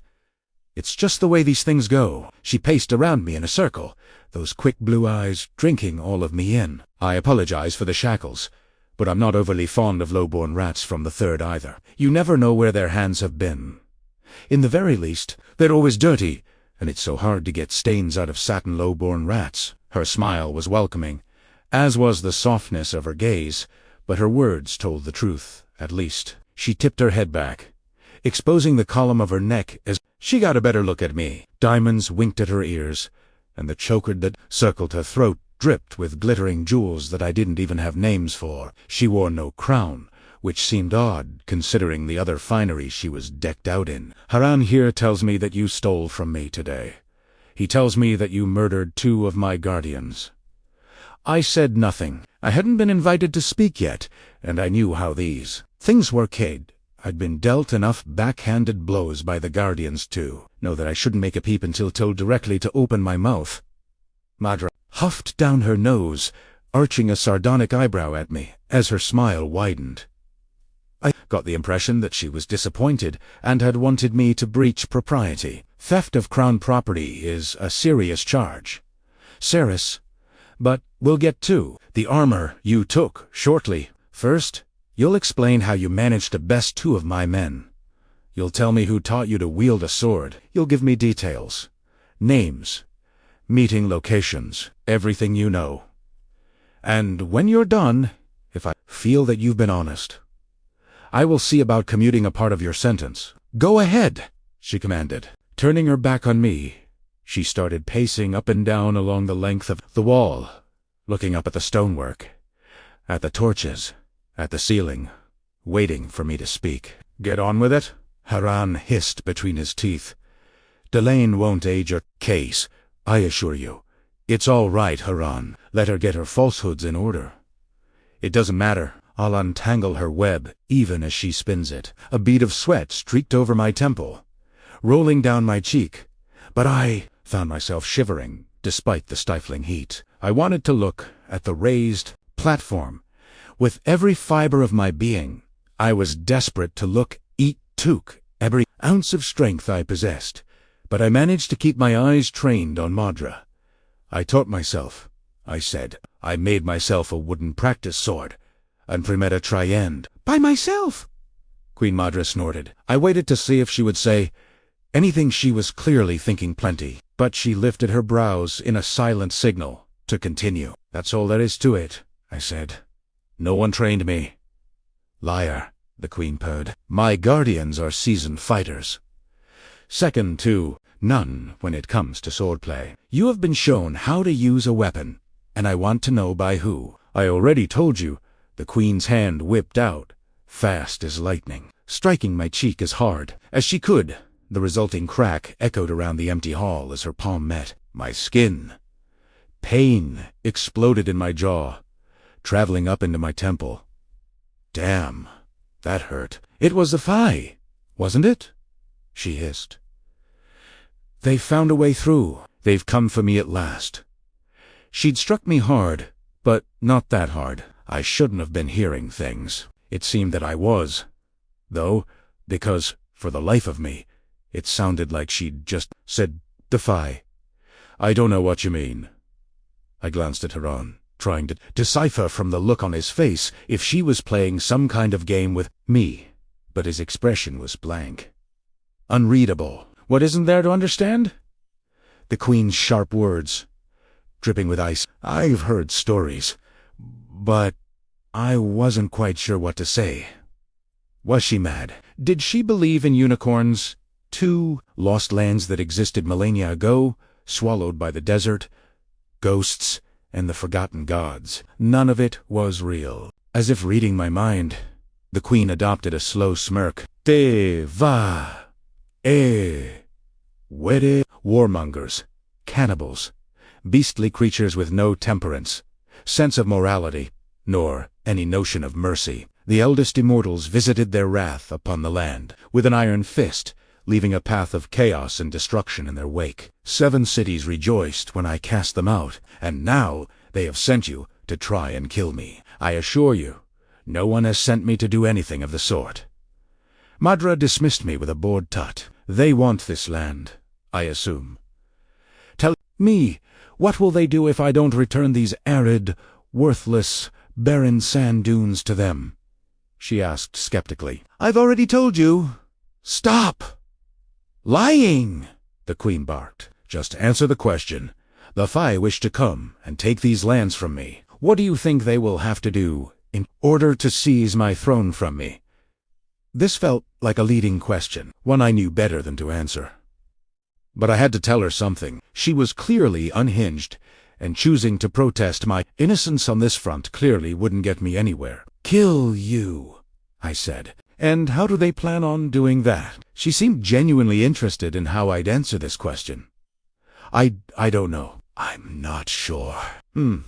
Madra nodded, still pacing, appearing to think very deeply. It strikes me that the Fae haven't really thought about how they might destroy an immortal. Ceres. It seems that the Fae are foolhardy and are ill-prepared to deal with the likes of me. Her vivid skirts rustled as she approached. I will say that the ruckus you caused today was a little exciting. I felt a frisson of ... She looked up at the crenellated archways above, frowning. It was as though she were grasping for a word that eluded her. She shrugged, lowering her gaze. I suppose I'm just bored, she said. So long in power, no real threat to the throne. Nothing to do but drink wine and slaughter peasants for fun. For 1 second, you had me wondering. ... Even the broad, cold smirk she wore didn't mar her beauty. Maybe, if the women of the Third were given the same luxuries Madra had enjoyed, they'd look just as pretty as her. But as it stood, even spiteful and cold, she was still the loveliest creature I'd ever laid eyes on. She spun around suddenly, opening up her arms and laughing dryly as she gestured to the room about her. That's why we met here. Of course, I had to see for myself if this place remained untouched. The banished Fae can't return. So long as all remains the same here, you see, I knew nothing would have changed. But I do have a nasty habit of letting paranoia get the better of me. Sobervid, a fine young thing in a fancy gown, spoiled and overindulged, but something ancient and malicious lurked behind her bright blue eyes. I should know better by now than to indulge the riffraff Haran. She addressed the captain, but her eyes drilled into me. Riffraff indeed, Majesty, Haran said stiffly. It is a queen's duty to protect her people, though it's only right that you investigate threats against bootlicking, flattering, fawning sycophant. The Haran I met in the streets. Of the Third was nowhere to be seen, nor was the man who dragged me up from the dungeons, kicking and screaming. This version of the captain was meek and diminished, afraid for reasons I couldn't discern. Madra didn't seem all that impressed by his simpering either. Her mouth twitched at either corner, lifting just a fraction. Deal with her, Haran, when you're done, head back to where you found her and root out the rest of her people. My people. She didn't mean... A wave of panic took me. No, my brother... I told you, he had nothing to do with the gauntlet. Primera, sui ire. The queen's face was blank as she reached out and ran an index finger down my cheek. I was slick with sweat. The air stank with my fear. Yet the woman before me was impervious. Her skin, perfect and so very pale, bore no perspiration whatsoever. You are a rat, she said simply. Rats are an eternal bane upon a city. It's true, you can kill one, but it will already be too late. It will have spurned 10 more before it found its way to you. 10 more grotesque, fat rats, gnawing away on grain that does not belong to them, tainting water that it has no right to drink. The only way to deal with a rat's nest is to hunt it down and smoke out its occupants. Even if there are no Fae in the Silver City, somebody trained you. Somebody showed you how to hurt and kill my men. Do you think we'd leave a form of rebellion that insidious to fester? Oh, no. She bared her teeth, gripping hold of my jaw, her nails suddenly too sharp, too long, gouging into my skin. You took something of mine, girl. and I am not in the business of letting theft slide. So, I will take from you. First, your life. Then, I'll make a column of greasy smoke out of those who matter to you, and when they're gone, I will tear the third ward to the ground. For the next 100 years, Unyon Folus, enough to think twice about stealing from me, will remember the Black Day. Sarah's Fane offended the Zilverin crown, and 100,000 people paid the price. Chapter 5. Heretic, an entire ward put to the torch because of me. 100,000 people turned to ash and bones. She wasn't serious. Elroy told me how they slaughtered cows once. They hit them in the forehead with a piercing bolt, taking them by surprise. That's how my guilt came at me on the heels of the Queen's promise. Out of nowhere, right between the eyes, Queen Madra spun around, her dress rustling, the color shifting like the sheen atop an oil slick, and began to walk across the vast hall, her feet silent as she went. Make her sing, Haran. I want to hear her music echoing from the dungeons to the towers. It's been too long since we heard something sweet. Sick. Twisted. That's what she was. Madra's fair face had fooled many, but a dark, ugly pit roiled away behind the mask she wore. I saw it. I felt it in her words. The countless horrors this woman had commanded in that sweet, lilting voice. Haran's eyes were glassy as he reached for his sword.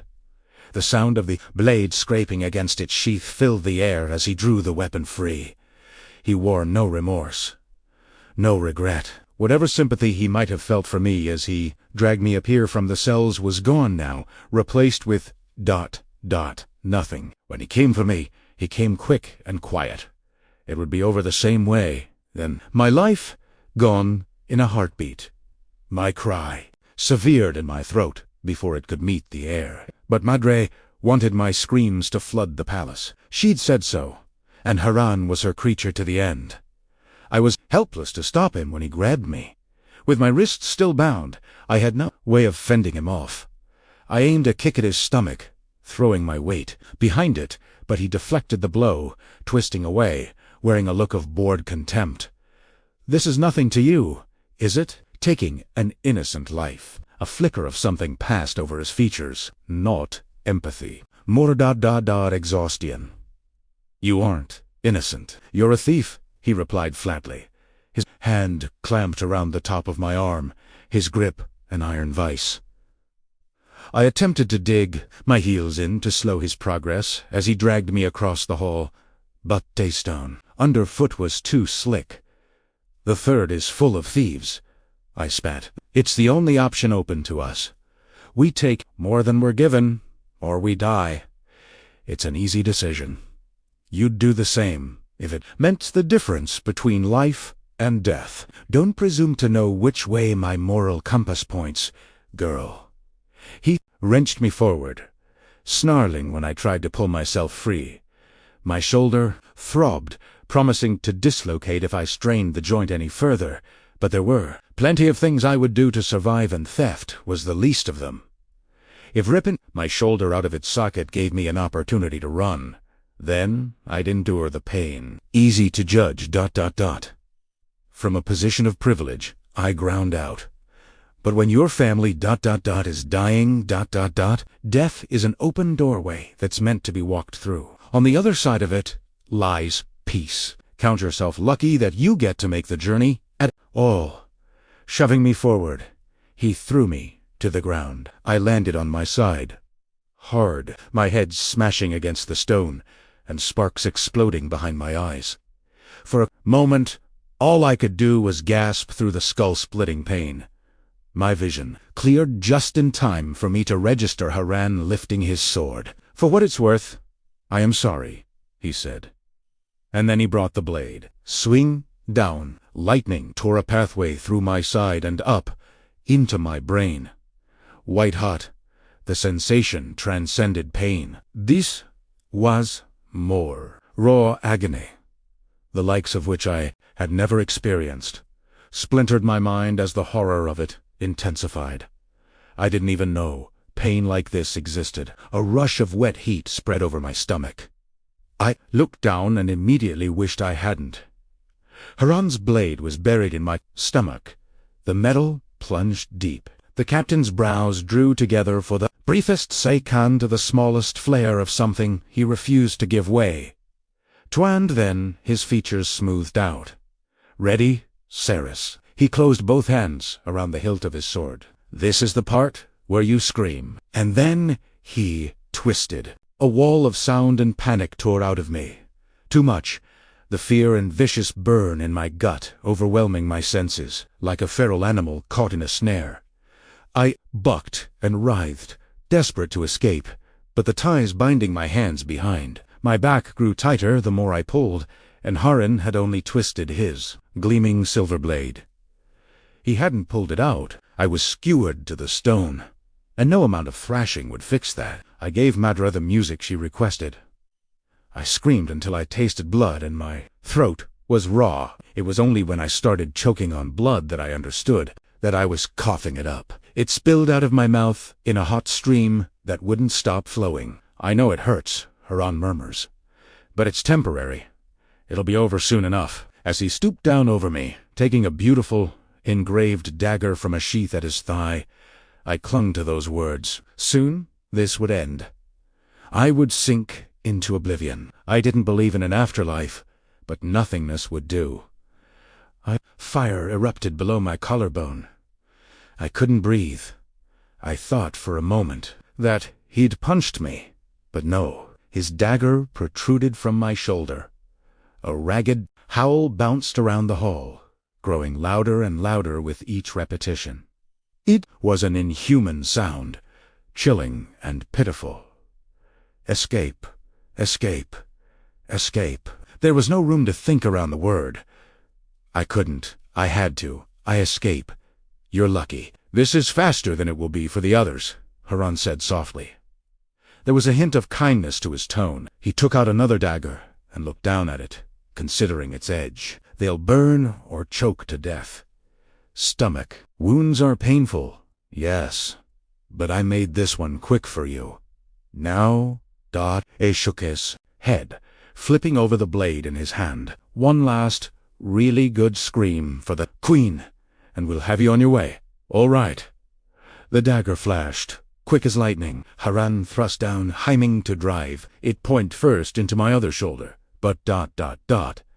Something happened to Metal Tip, froze an inch away from my filthy, torn shirt, hovering above me.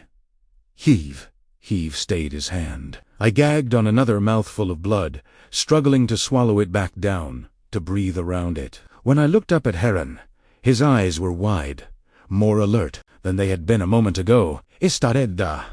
May his disbelief plain as day. Shaking with the effort, he was using both hands now, struggling to drive the knife home. How? ... Are you doing that? He grunted. That ... ISN. Single quotes. T ...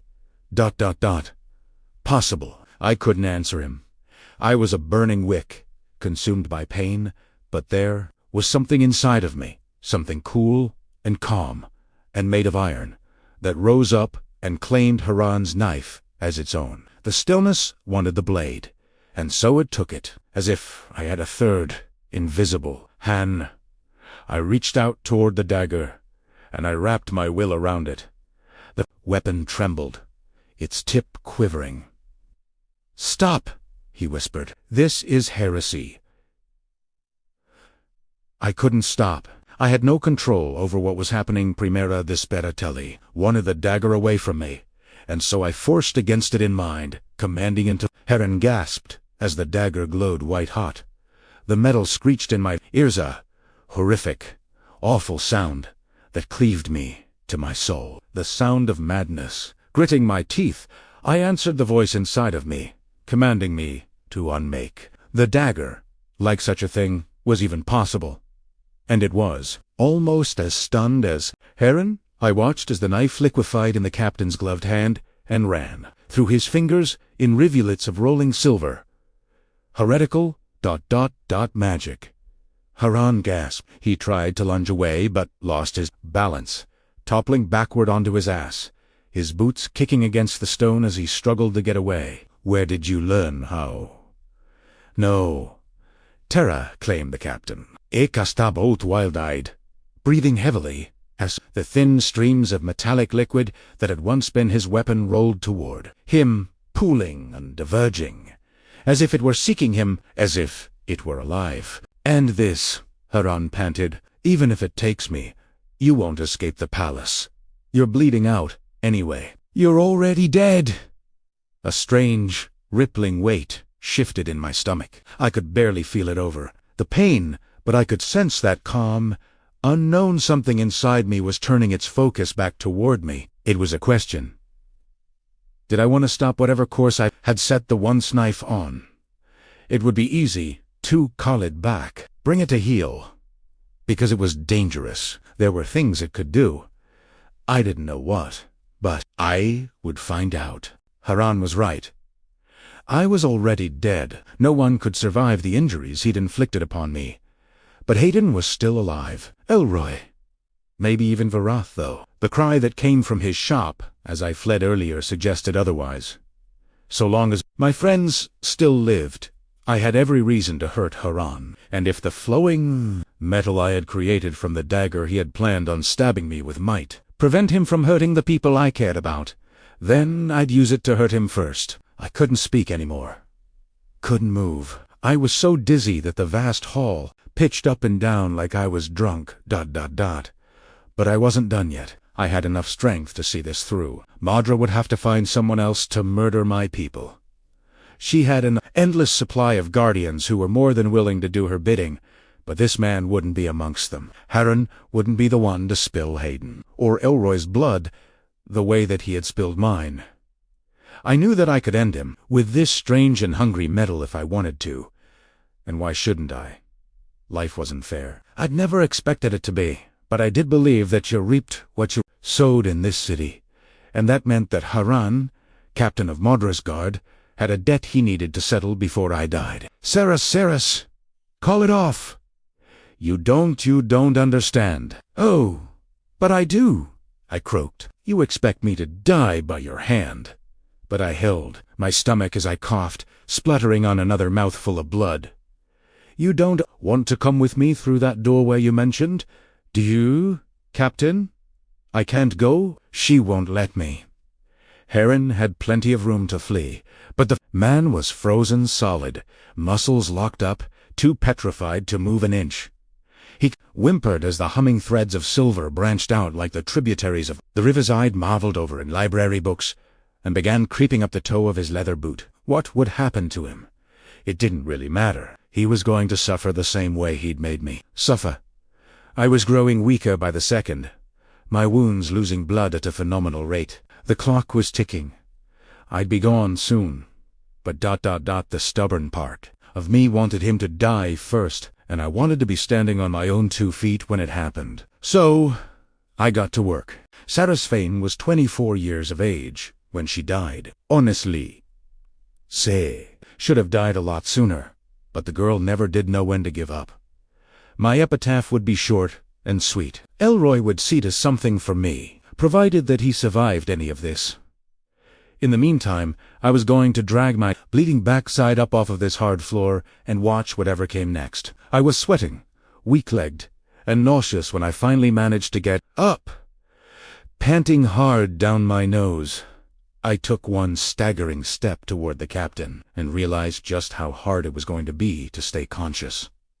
I was a temporarily living, breathing pincushion. Haran's sword and his other dagger were still sticking out of me. It was a miracle the sword hadn't fallen out yet. The weight of it twisting inside me was excruciating, but I held back my screams as I stumbled, dragging myself on ice-cold feet toward Haran. Frantically, he slapped his pant legs, brushing the fabric with a sweeping motion, though very careful not to touch the molten silver at the same time. "Monster," he hissed. "You'll end the world with this. Don't let it take me. Please. Please." What did he expect? Had he listened to me when I was pleading for my life? Had he taken pity on me right before he drove his sword into my gut? He hadn't. I had no understanding of what it was I was doing, but if this was a gift, then good. Fuck this city and fuck this world. My family was already doomed, and what did I care for anyone else? If Haran was telling the truth, then I'd be doing the rest of the people in the third a favor. The torches resting in the sconces blazed, roaring as their flames danced and leaped, casting an eerie orange glow up the walls. On the ground, the silver threads persisted in climbing up Heron's legs, probing, ever moving upward, on a mission to find skin. How I knew that, I couldn't comprehend, but I did know that Madra would be hearing Haran's music as soon as they achieved their goal. "Please," Haran whispered. "No." The word was as hard as granite.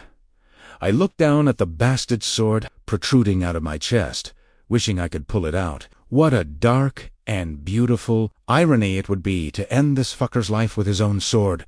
But I'd be dead, though. Second, I withdrew the thing, and I wanted to hang around long enough to see Dot. I needed something else. One of the torches, perhaps. If I could muster the energy to shuffle across the hall and reach one, I could use it to set him alight, the way he planned on torching the third. I'd made it 3 bracing, agonizing steps before I noticed the other sword to my left. I'd seen it when Haran had dragged me in here, though I hadn't been able to make out what it was then. I'd thought it was some kind of leather, but this close I could see that it was, in fact, a sword, buried halfway up to its hilt into the ground. Gods only knew if I had the strength to free it, but I was going to try. There were steps up to the raised platform where the ornate weapon had been, buried. When I heaved myself up the first of these steps, groaning out loud in pain, Haran broke free from his hysteria. He got to his feet, his voice ringing out, loud and urgent. "Ceres, no. Do not touch the sword. Do not turn the key," he panted. "Do not open the gate. You've no idea the hell you will unleash on this place." He thought I would care. My vision flickered red. A lifetime of rage and injustice, finally demanding retribution. Hell had already been unleashed upon this place centuries ago.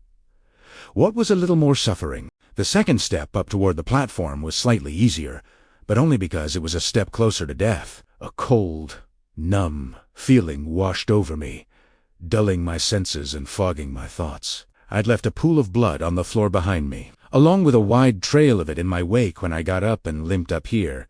But now my heart was laboring, almost out of blood to pump. I reached the top step of the platform, dizzy and exhausted. I immediately dropped to my knees and retched. I wanted to be sick so badly, but my body was shooting down. It couldn't remember how, or else my stomach couldn't contract properly with the blade of a sword slicing through it, so I spat out globs of congealed blood onto the smooth ground instead.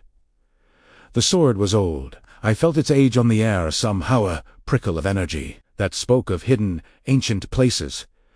"Do not touch that sword," Haran repeated. He panicked, rushing toward me, about to hit the steps. He'd given up swatting at the filaments of silver, spreading out over his chest, slowly rising up toward his throat. If he made it to the top of the steps, I was done for. Ignoring the pain and my darkening vision, I sank back onto my heels and turned my back to the blade, resting my wrists against the ancient weapon's edge. I expected it to be somehow knew that it hadn't been touched by another living creature in centuries. But I hissed in surprise when I lifted upward, and the thing cut through the ties, at my wrists, like a hot knife through butter. Ceres, no. Heron almost had me. I twisted, releasing an ungodly scream as his sword tipped forward and slid free from my stomach, clattering to the ground. I felt it. Then, the loosening at the very center of me, as if something fundamental had come undone. There was no putting me back together now. "Let's be done with it." Then, a small voice whispered in the back of my quietening mind. "Primera gravet.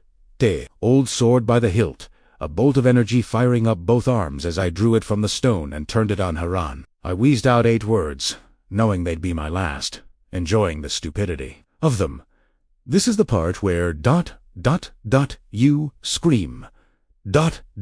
"Captain," and then I swung with all my might. The sword sliced into Harren's shoulder, cutting right through his oiled leather breastplate, like it wasn't even there, leaving a bright red line of blood in its wake. Harren's bark of pain echoed around the vaulted ceiling. The wound wasn't enough to kill him, but I'd certainly hurt him. He came at me, pressing a hand to his chest to stem his own flow of blood. I assumed he would grab me again, but this time he lunged for the blade, the whites of his eyes showing. "Put it back! You've got to put it back." It was too late for that. A song couldn't be unsung. The sword was free, and every part of me knew that it wasn't going back into ... into ... I was sinking. The ground that I had assumed was solid stone beneath my feet was nothing of the sort. Harren's blade had melted into a respectable amount of liquid metal, but the ground at my feet ... the pool at my feet ... was more silver than I had ever seen in my life, and it was hissing and spitting like an angry cat.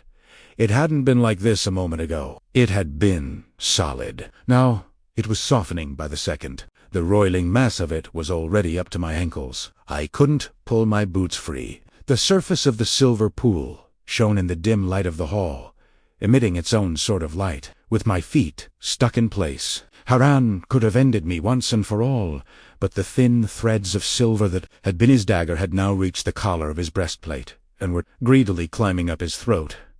His skin was white as ash. "Gods!" he breathed. "It's so... double quotes." But he didn't finish his sentence. His eyes rolled back into his head, and he began to shake. The pool of silver I stood in rose. At an alarming rate, or was it just getting deeper? I couldn't tell the difference. My thoughts were so scattered, none of them making sense. This was the blood loss. It had to be. I'd die soon enough, and then it would all be over. Hayden would be, the Queen would forget. They would be safe. All of them would be. My eyelids were so heavy. 10 feet high at the base of the steps, Harren cursed, thrashing against an invisible foe. I would leave him to his private war. It was time for me to sleep. The liquid metal erupted underneath me, the silver slopping over the sides of what was now clearly a circular pool. Freed from its hold, and with nothing to keep me up any longer, I toppled sideways onto the stone steps, a snapping sensation jolting me, though I mercifully felt no pain. My vision was going at last. Blackness crept in, rolling before my eyes like a midnight fog. Only it wasn't a fog. It was something else. It was death. The bastard had come to claim me in person. Emerging from the silver, the huge figure rose up from the pool as if ascending from the very depths of hell itself. Broad shoulders, wet shoulder length, black hair. Tall, taller than any other man I'd ever seen. His eyes shone, an iridescent, shimmering green, the pupil of the right eye rimmed by the same shining metallic silver that ran in ribbons from the black leather armor that covered his chest and arms. He towered over me, his lips pulled back into a snarl, revealing gleaming white teeth and sharp canines. In his hand he held a monstrous sword forged out of a black metal that vibrated with a tempestuous energy that sang in the marrow of my bones. He raised the sword, about to bring it down and cleave me in two. But then his quick eyes landed on the ancient sword I was still holding, and he froze, arm raised above his head. "Graceless gods!" he hissed. "What's this? A fucking joke? Die!" Harren bellowed. "I will not take your lies and your serpent tongue. Choke on it. Die." Death snapped his head to Harren, forgetting that he'd come to end my suffering. His hair hung in damp waves about his face, though the silver that he had risen from wasn't coating his hair, his clothes, or his skin as it was Harren. The metallic fluid ran off of his boots and defied the laws of nature as it pooled, by Katogidur rolling up the steps and pouring back into the pool. I didn't have the energy to raise my head and watch as death descended the steps toward Harren. My eyes were flashing now, flickering. My ears still worked, though. Obsidian. Obsidian, exclaimed Heron. Broken. Everywhere. Everywhere. Everywhere. Down in the ground. In the passageways. In the walls. They move. In the ground. I can single quotes. T. Dot. It won't die. It has to. Escrimith. Unfortunate. I had known death's voice to be a howling hot wind across the parched desert, a wet, hacking cough in the night. The urgent cry of a starving baby. I had never for one moment imagined his voice might also be the stroke of velvet in the ever-encroaching darkness. "Where's Madra?" he demanded. Heron didn't respond. A scurrying, scratching was the only sound that reached me where I lay on the steps. "I can't pull it out of you," Death said wearily. "Your fate's sealed, Captain. You deserve far fucking worse." The ground, the passages, they move in the ground. Obsidian. O-B, dot, dot, O-B-S-I-D, dot, dot, dot, obsidian, dot, dot, dot, a scuffling, a low, hard thud.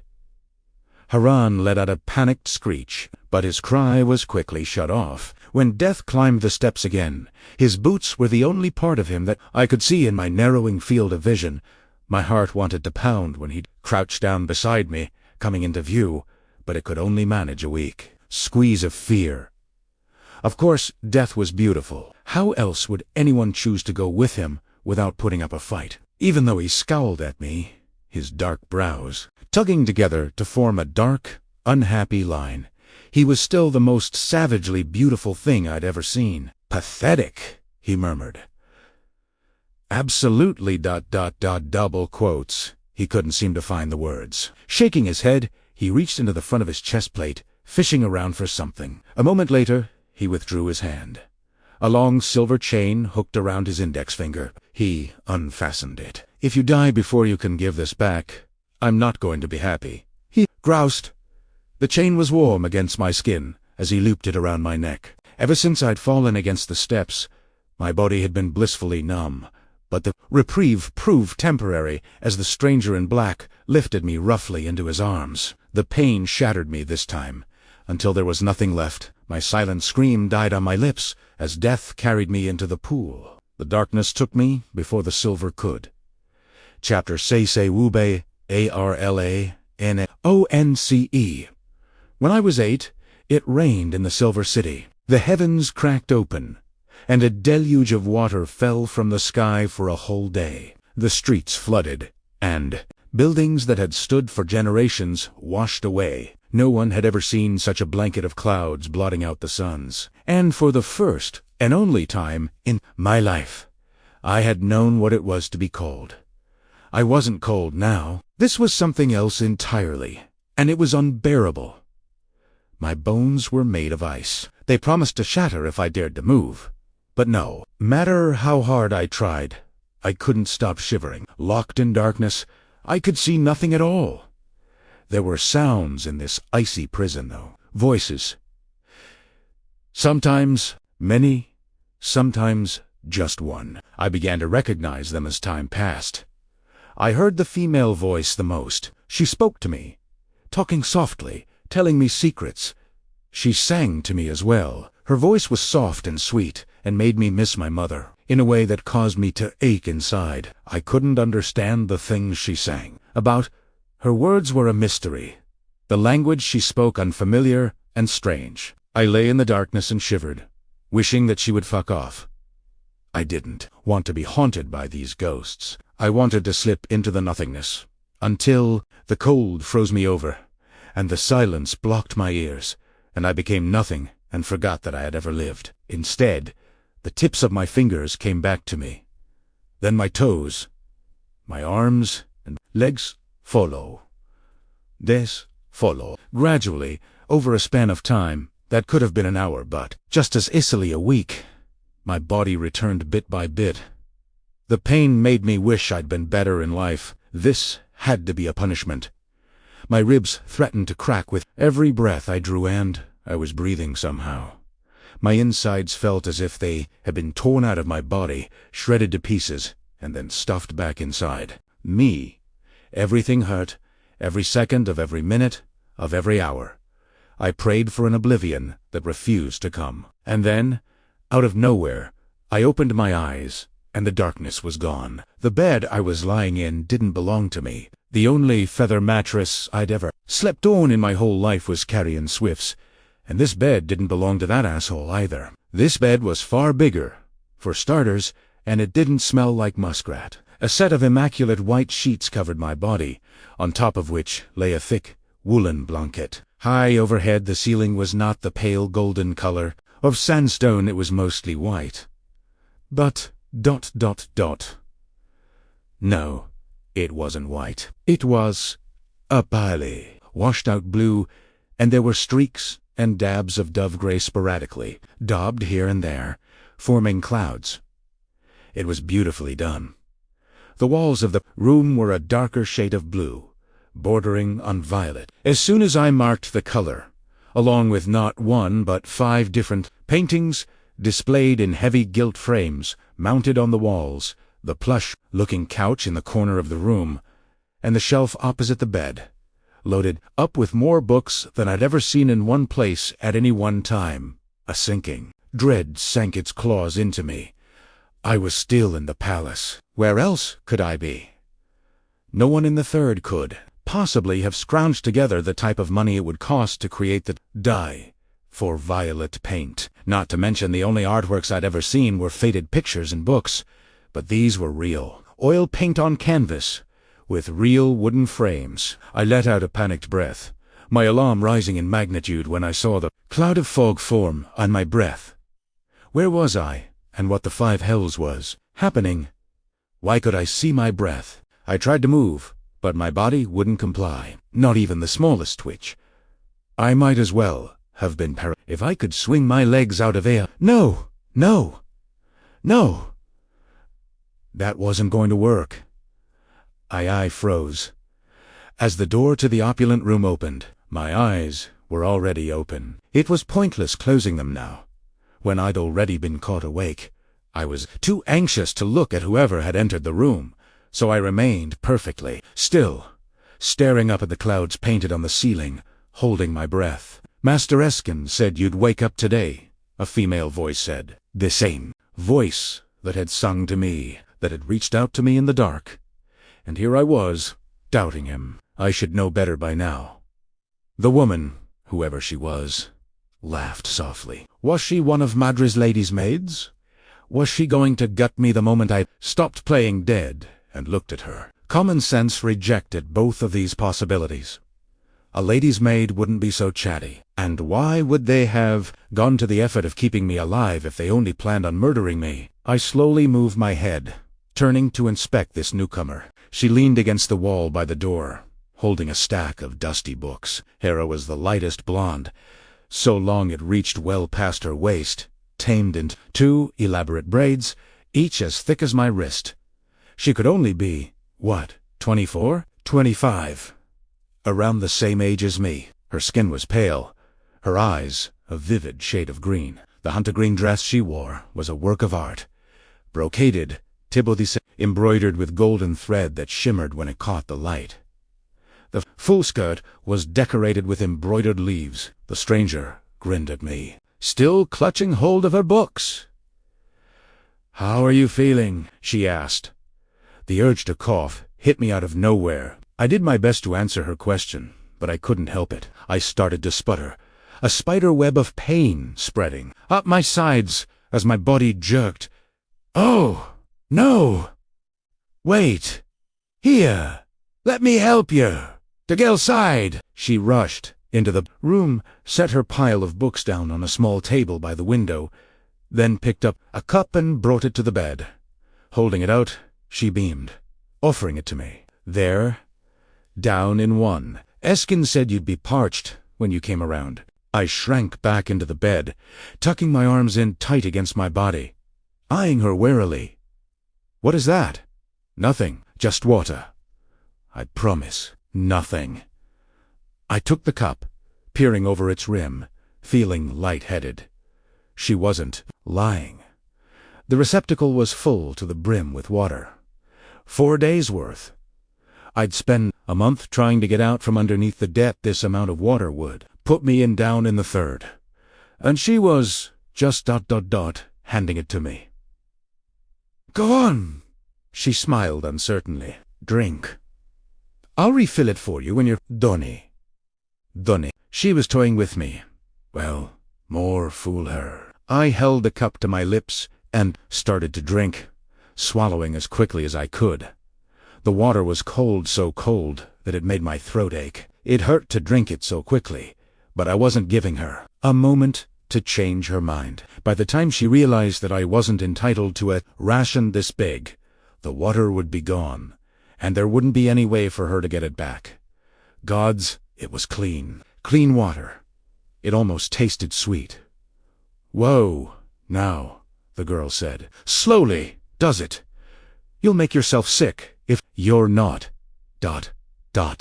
careful." I'd already finished, though. I handed her back the cup, expecting her to hold out a hand for payment now that I'd drained it dry.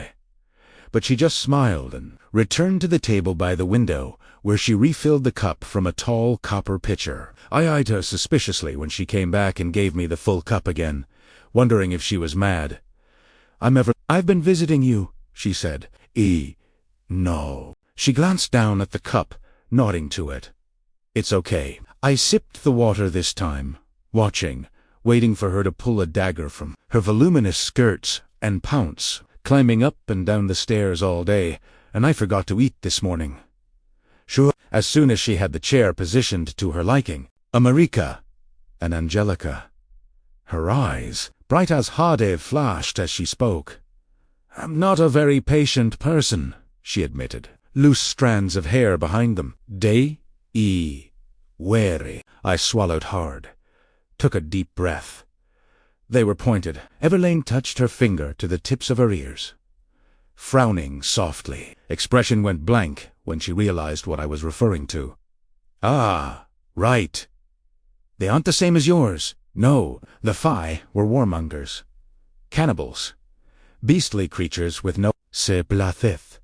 Herr Hayden, teasing me, getting me back for being so cruel to him the last time Heron!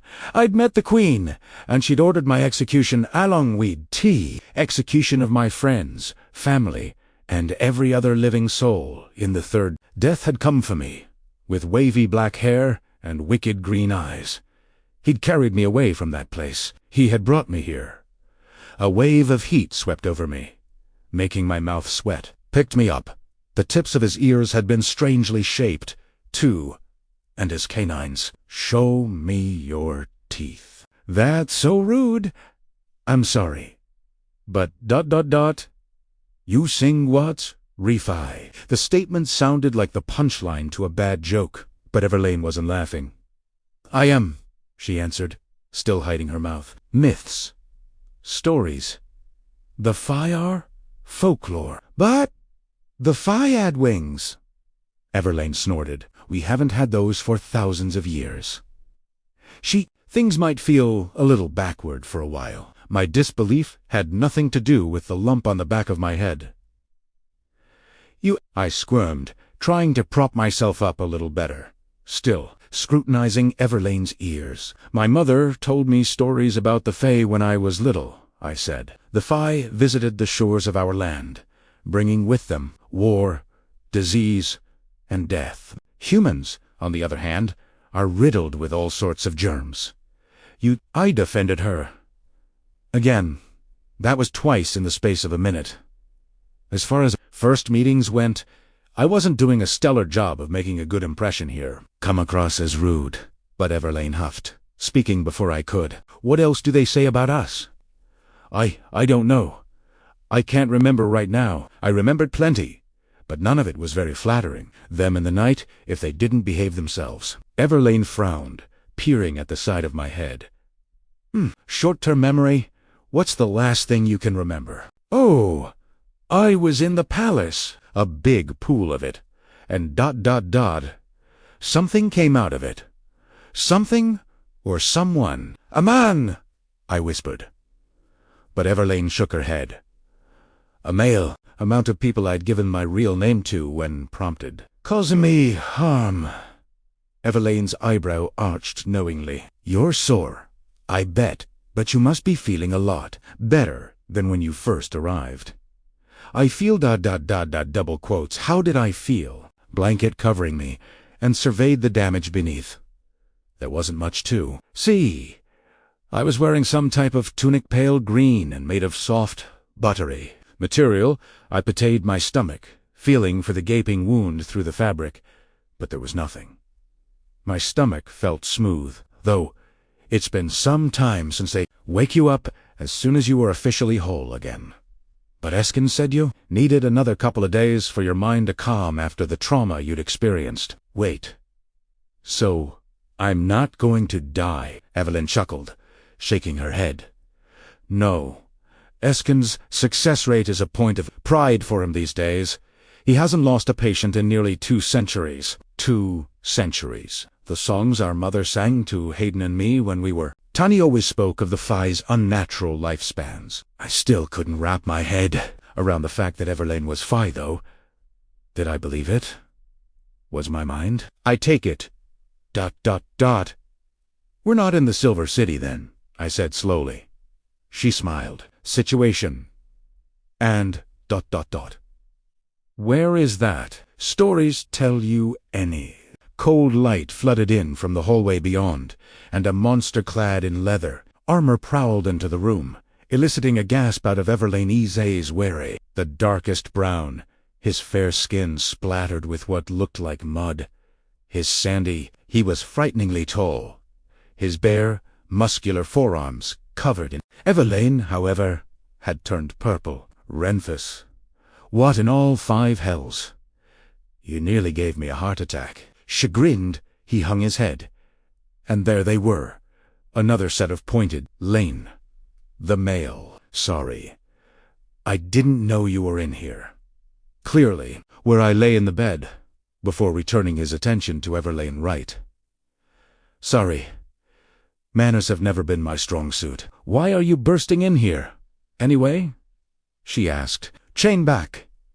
His chain. Oh... Referring to while I was still in the dark. I raised my hand to my throat, the second my fingertips found the cool, taking a chain from his neck and looping it around mine. Death, scooping me up into his arms, the look of disappointment in his eyes. Death, believe me, thing you can do for him right now is help me get the pendant back to him. The set of Everlane's shoulders was stiff. The two of them traded a tense. Fine, Ceres. I hate to ask, but the chain you're wearing around your neck... Lane, I've kept him hidden this long by luck alone. If they find out he's here... Everlane looked down at her feet.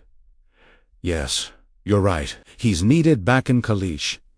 Anyway, write to him if you have to. Visit in a month or 2, but having him stay here a moment longer than necessary would be... He chose his last words carefully. He'd better write back, or there'll be trouble. Renfus bowed his head. It was good to see you, he murmured.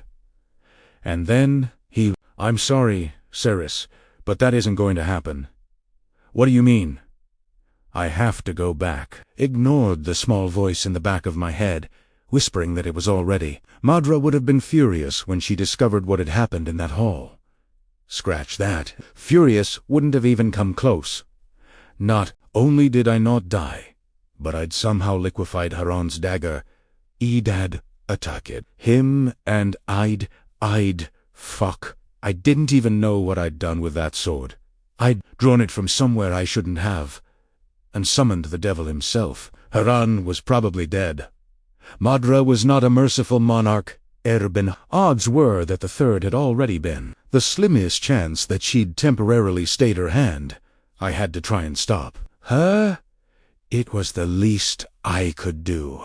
Give you up any time soon. And he wants to see you in an hour. So unfortunately, the bath isn't up for debate. You can't keep me trapped here. This is kidnapping. It's inhumane behavior. Everlane, at least, had the decency to look contrite. It's inhuman behavior. But we aren't human. Ceres, we're Phi. We don't behave like you.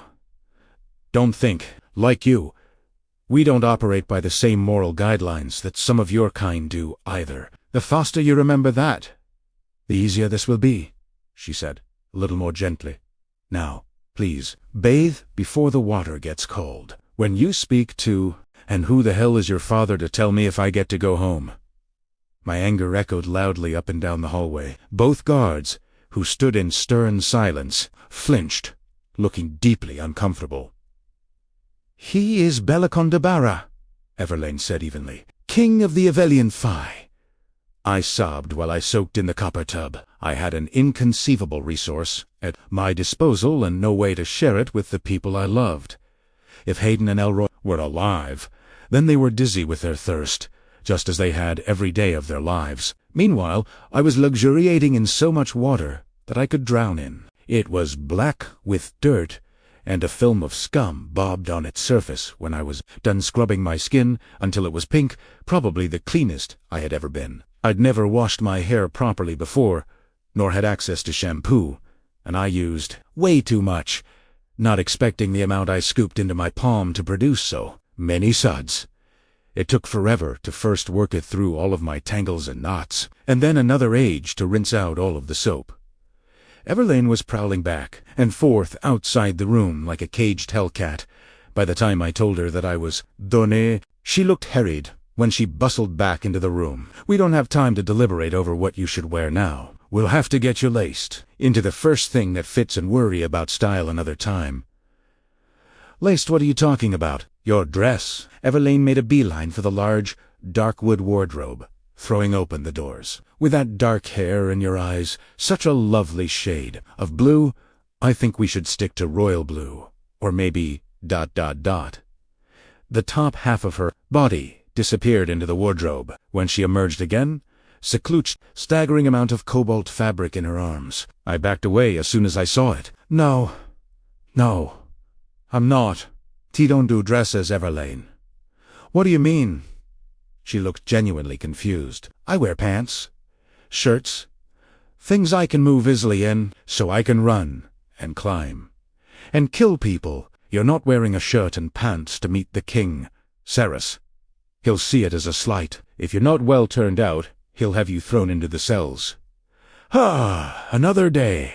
Another monarch throwing my ass in jail. Honestly, a cell was what I deserved after stealing the gauntlet and landing my entire ward in. Suits Trobele. I didn't deserve to see the light of day again. I was numb as I let Everlane shake me into the dress. Gown was a more appropriate name for it. Really, you look like a dream, Everlane announced when she was done jiggling and poking me, tugging on corset stays so hard that I thought I might pass out. And yet I feel like I'm trapped in a nightmare, I added dryly. She tutted. Turn around and sit down on that chair. I need to deal with your hair next. What's wrong with my hair? Well, how do I put this? It looks like it's had a family of field mice living in it for a couple of years, and I'm betting it's been a while since it's seen a brush. So, It doesn't need brushing if I just tie it back into a braid. I wasn't stung by the criticism. Seriously, I wasn't. Everlane laughed quietly. Did she think couldn't hear her chuckling? I slumped down on the chair where she'd told me to sit, fuming under my breath as the female wrestled with my knots. She was loving this, wasn't she? A little prisoner of her own, a doll to play dress-up with. But I wasn't a toy or a pet. She'd learn that the hard way if she treated me like one. You have beautiful hair, she said, running a wide-dithed comb through the strands. I winced as she swept it back over my shoulders. It'll grow well. Here. Long hair is a sign of high-born status for Phi women authors, jealous of your dark coloring. 2. Dark hair is a royal trait amongst the Phi. I didn't give two shits about Phi fads or trends. I didn't care whether Phi women were jealous of how I looked or if they thought I was a hideous monster. Up until 4 hours ago, I didn't even know they existed. I sat very still as Everlane braided my hair with nimble fingers, biting the tip of my tongue. Once she was finished, She ushered me in front of a full-length mirror hanging on the wall in a scrolled and gilded frame, glowing with pride as she showed me her handiwork. I'd made plenty of mirrors in the workshop with Elroy, but I'd personally never had much use for them. I knew what I looked like well enough. Yes, I had a pretty face, but pretty faces were used as currency in the Third when a girl ran out of coin or water to trade with, and that was more of a blessing than a curse. Masks and scarves were my friends. No one knew what you looked like behind a piece of sandblasted sacking, and therefore had no reason to try and take your goods for themselves. There were no masks or scarves to hide behind here. While it was true that I paled in comparison next to Everlane's beauty, female was radiant, perfect in every weather color of the ridiculous dress, picked out for me, did complement my complexion as she'd said it would. It drew attention to my eyes and made them pop, and the magic she'd worked on my hair. The elaborate braided crown she'd fashioned for me was stunning. My hair had never looked so healthy. "You don't need any blush," Everlane's reflection said in the mirror. "You're rosy enough. Though, ... Here, she hurried away for a second and then returned holding a small pot. She removed the pot's lid and offered it to me. "Your lips were so cracked when you arrived. I've been applying this for you every few hours, but now that you're awake, you can do it for yourself. Here, like this." She swept her fingertip across the thick, waxy resin inside and rubbed it across her lips. I stuck my finger in the pot and did the same, if only to shut her up. She looked desperately pleased with the results. "Wonderful. All right, then. I'd say we were ready. Brace yourself. It's time to meet the king."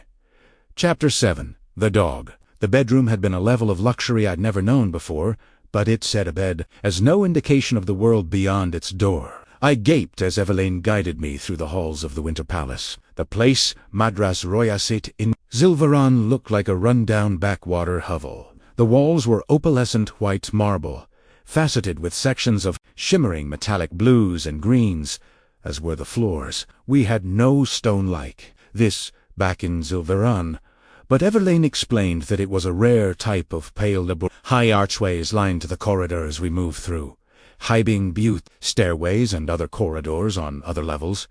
Plush tapestries and framed paintings hung from the walls, and gigantic sprays of real flowers overflowed from vases everywhere I looked. Sunlight poured in through wide windows, though the light itself was devoid of any warmth, nothing at all like the punishing glare of the twins.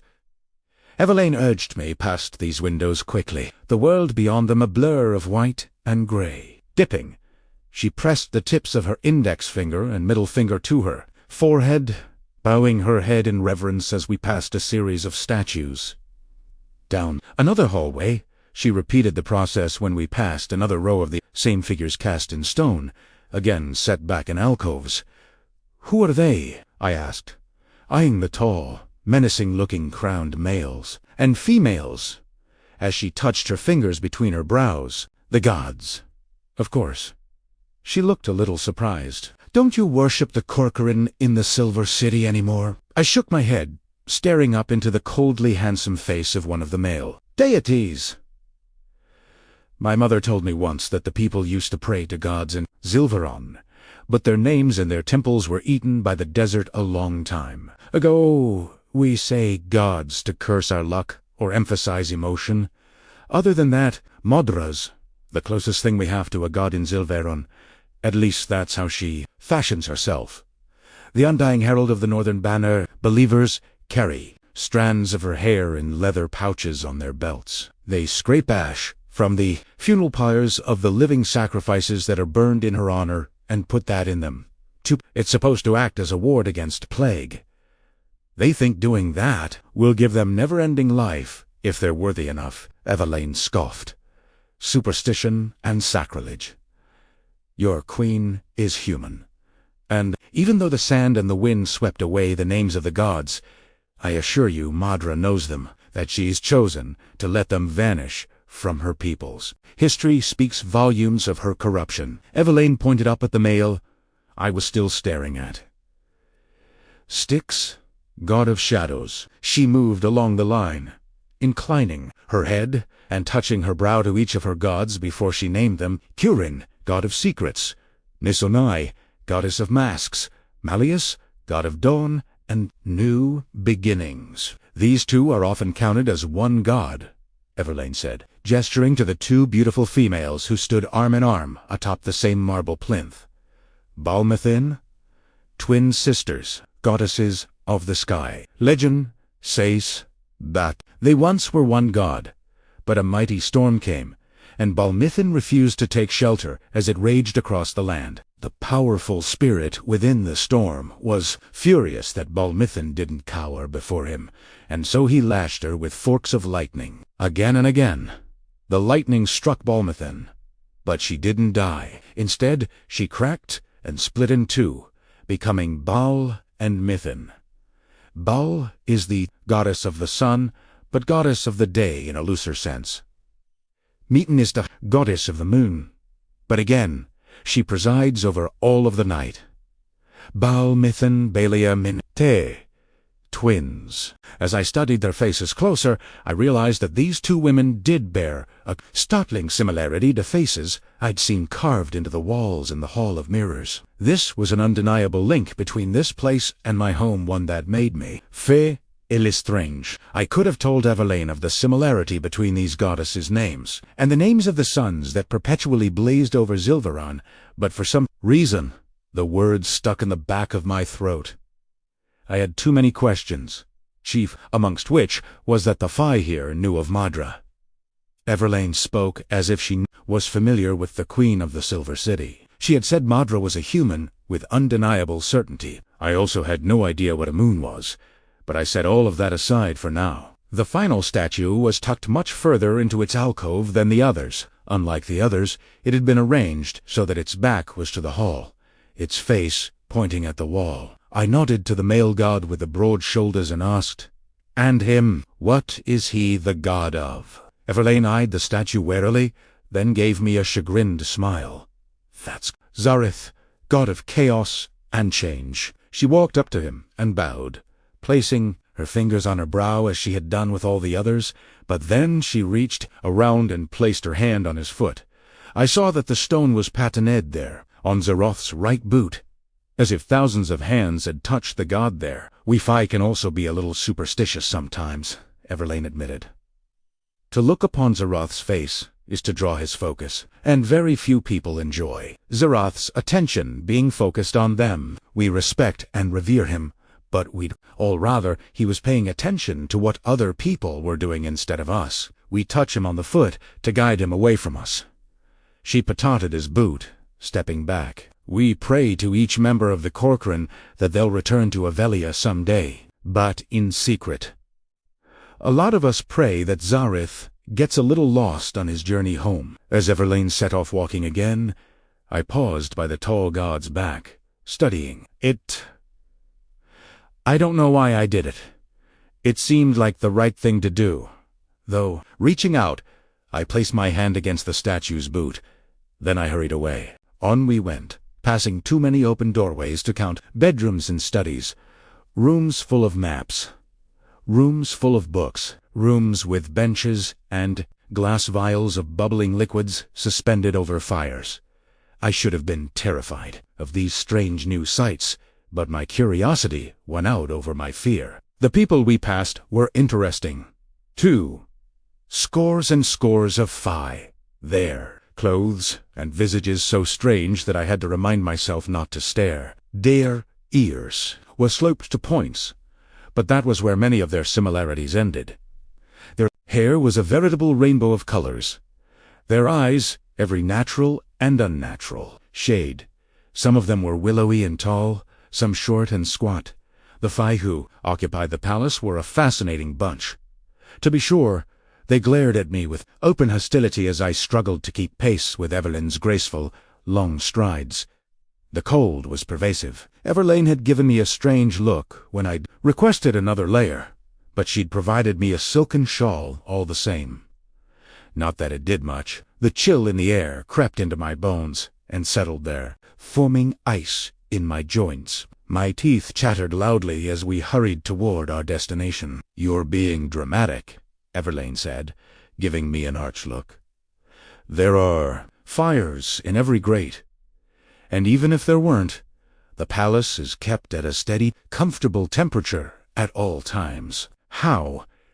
It wasn't that I didn't believe her, but, well, I didn't. I could still see my breath clouding in the air. "Magic?" "Of course," Everlane replied. "There are wards cast over all of Ivelia to keep the cold at bay." My mind balked at this. "Magic?" She said it so easily, as if the existence of such a thing were plain fact instead of straight-up impossible. But my definition of impossible needed revising. It seemed, if Everlane existed, magic. And I was fairly sure Everlane was real. There was a chance that I was hallucinating, but the odds of that being true decreased with every passing moment that she guided me through the Avelian court. Hallucinations ended, this nightmare wouldn't fucking quit. Eventually, we turned down a hallway, taking a left. A long, straight walkway stretched ahead of us. At the end of the walkway stood a massive set of wooden doors 20 feet high, looming and ostentatious. Armed sentries dressed for battle stood on either side. As we hurried down the walkway, tiny birds with bright, colorful feathers flitted and chirped above us, engaged in aerial acrobatics. They were breathtaking. Under any other circumstances, I would have stopped to watch their impressive game of tag, but my heart had set to hammering and my palms were sweating, my attention drawn toward those ominous doors and what waited beyond them. Up close, the guards were far more formidable than the ones outside my room. Everlane didn't even acknowledge the males. Her confident stride didn't slow as she marched up to the doors. Wordlessly, the males snapped to attention and moved in concert, taking hold of the carved handles and pushing the doors open for us. "Lady Everlane de Barra," a powerful voice announced. As we entered the hall, I was not announced. Like a dog nipping at its master's heels, Pre-Maid rushed along behind Lady Everlane, feeling like a complete idiot, forever thinking that she was some kind of maid. If I'd thought the Hall of Mirrors back in Zilveron was big, Tentegran. Hall of the Avelian Court was ridiculous. The abyssal space must have taken years to construct. To the left and the right, seating stretched back 50 rows, deep.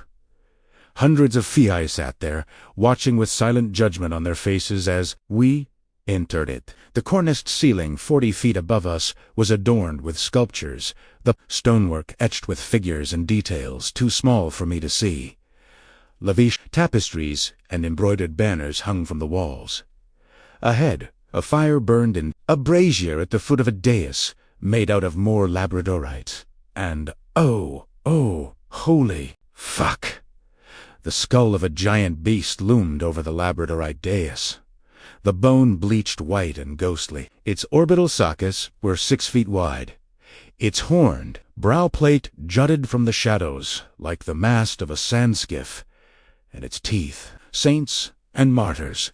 Its teeth, they were stained and terrible, each one razor-sharp and at least 12 feet long. "What is it?" I breathed. Everlane responded quickly in a muted whisper. "A dragon, the last dragon," she said meaningfully. Its name was Omnim Shakri, a legend amongst my people. It must have been 100 feet tall. I craned my head back as we approached, and still couldn't quite grasp the beast's size. How did it die? "Later," Everlane hissed. I was so mesmerized by the sheer horror of the skull that I barely noticed the 6 stately chairs positioned atop the dais below until we were standing in front of the crackling brazier. "Daughter," came a cold, rough voice. The king was an imposing male. His hair was black as jet, tinged gray at either of his temples. His eyes were a deep, dark, murky brown, sharp and unfriendly. Though he wasn't thin by any means, he clearly wasn't given to excess. He sat before us in state, wearing a heavy green velvet cape with the heads of scaled, snarling beasts cast in gold affixed upon the crest of each shoulder. One hand rested on the arm of his ornate throne. The other, encased in a leather glove, clutched the grip of a sword, the point of which bit into the ground at his feet. It was the sword, the one I'd drawn in the Hall of Mirrors. The metal glinted, reflecting the firelight, as the king absent-mindedly spun the blade. Evelyn stooped into a low curtsy before the king. "Her father, your highness." Belacon's cloudy eyes came down on me with the force of a sledgehammer. I tried my best to meet them, but the intensity of his gaze was weaponized and difficult to withstand. A male seated to his left spoke, his voice rasping. "Do not bow before a king, creature." He was gaunt, sickly-looking, his skin as pale and thin as parchment. Network of blue veins snaked out across his cheeks like lashes of forked lightning. Eyes, the color of dull pewter, assessed me, simmering with distaste. Unlike the king, the male's attire was simpler, plain black robe that swamped his thin frame. "He isn't my king," I answered tartly. Evelyn flinched, though her reaction was fleeting. "Forgive her, Majesty. Your guest is tired and unaccustomed to her new Damn right, I wasn't accustomed to my new surroundings. It would take a miracle from every single one of the gods Evelyn just introduced me to before I acclimatized myself to all of this. And from the way she'd spoken about them, Evelyn's gods weren't even around anymore. Ignorance is no excuse for disrespect. The male spot. "Quiet, Orias," King Belacon rumbled. "I haven't witnessed such open contempt in a long time. It's refreshing. I'll tolerate it until it grows tiresome." "Step forward, Gur." Only 3 of the 6 seats on the dais were occupied. An ancient woman with thick gray hair and gnarled hands, dressed in white, observed me with eyes like twin pits as I lifted my chin defiantly and did as the king bade me. "You stand before me, a guest of this court, Cole. As such, you're entitled to a certain amount of political leniency," Belacon said. "When you leave this throne room, you'll no longer be my guest. You'll be my subject and, therefore, will no longer benefit from clemency." I opened my mouth, ready to argue against this declaration, but a swift kick to the ankle from Evelyn warned me to hold my tongue. "There are rules to this kingdom, rules that will be obeyed. You're about to spend a great deal of time in the libraries, learning about our ways. Any willful infraction of our laws will be dealt with swiftly. Now, you are brought here to fulfill a specific task. You'll complete that task quickly and efficient." I couldn't hold my tongue any longer. "I'm sorry, but what do you mean, task?" A cry went up amongst the Phi sitting in the gallery. I didn't need to be told that interrupting a king was execution-worthy, but the question had slipped out before I could stop it. And anyway, if he wanted to behead me, then so be it. I'd had the snot kicked out of me by Haran. I'd come this close to dying, and yes, it had sucked, but I wasn't afraid of death anymore. I was angry, and I wanted answers. The king tipped his head an inch to the left, regarding me with the cruel intrigue of a hunter studying his quarry. "What do I mean?" he repeated. Beside me, Evelyn whispered under her breath.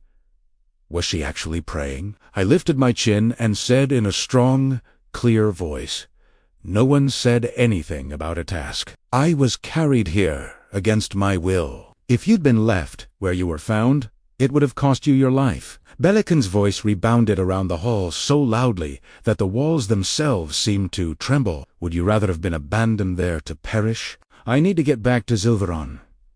My brother is already dead."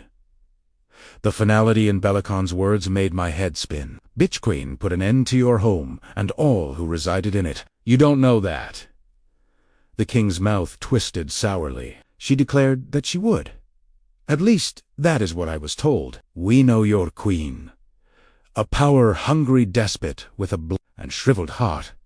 Violence is her creed. If she swore to kill them, then everyone you once knew is now long dead, along with thousands more.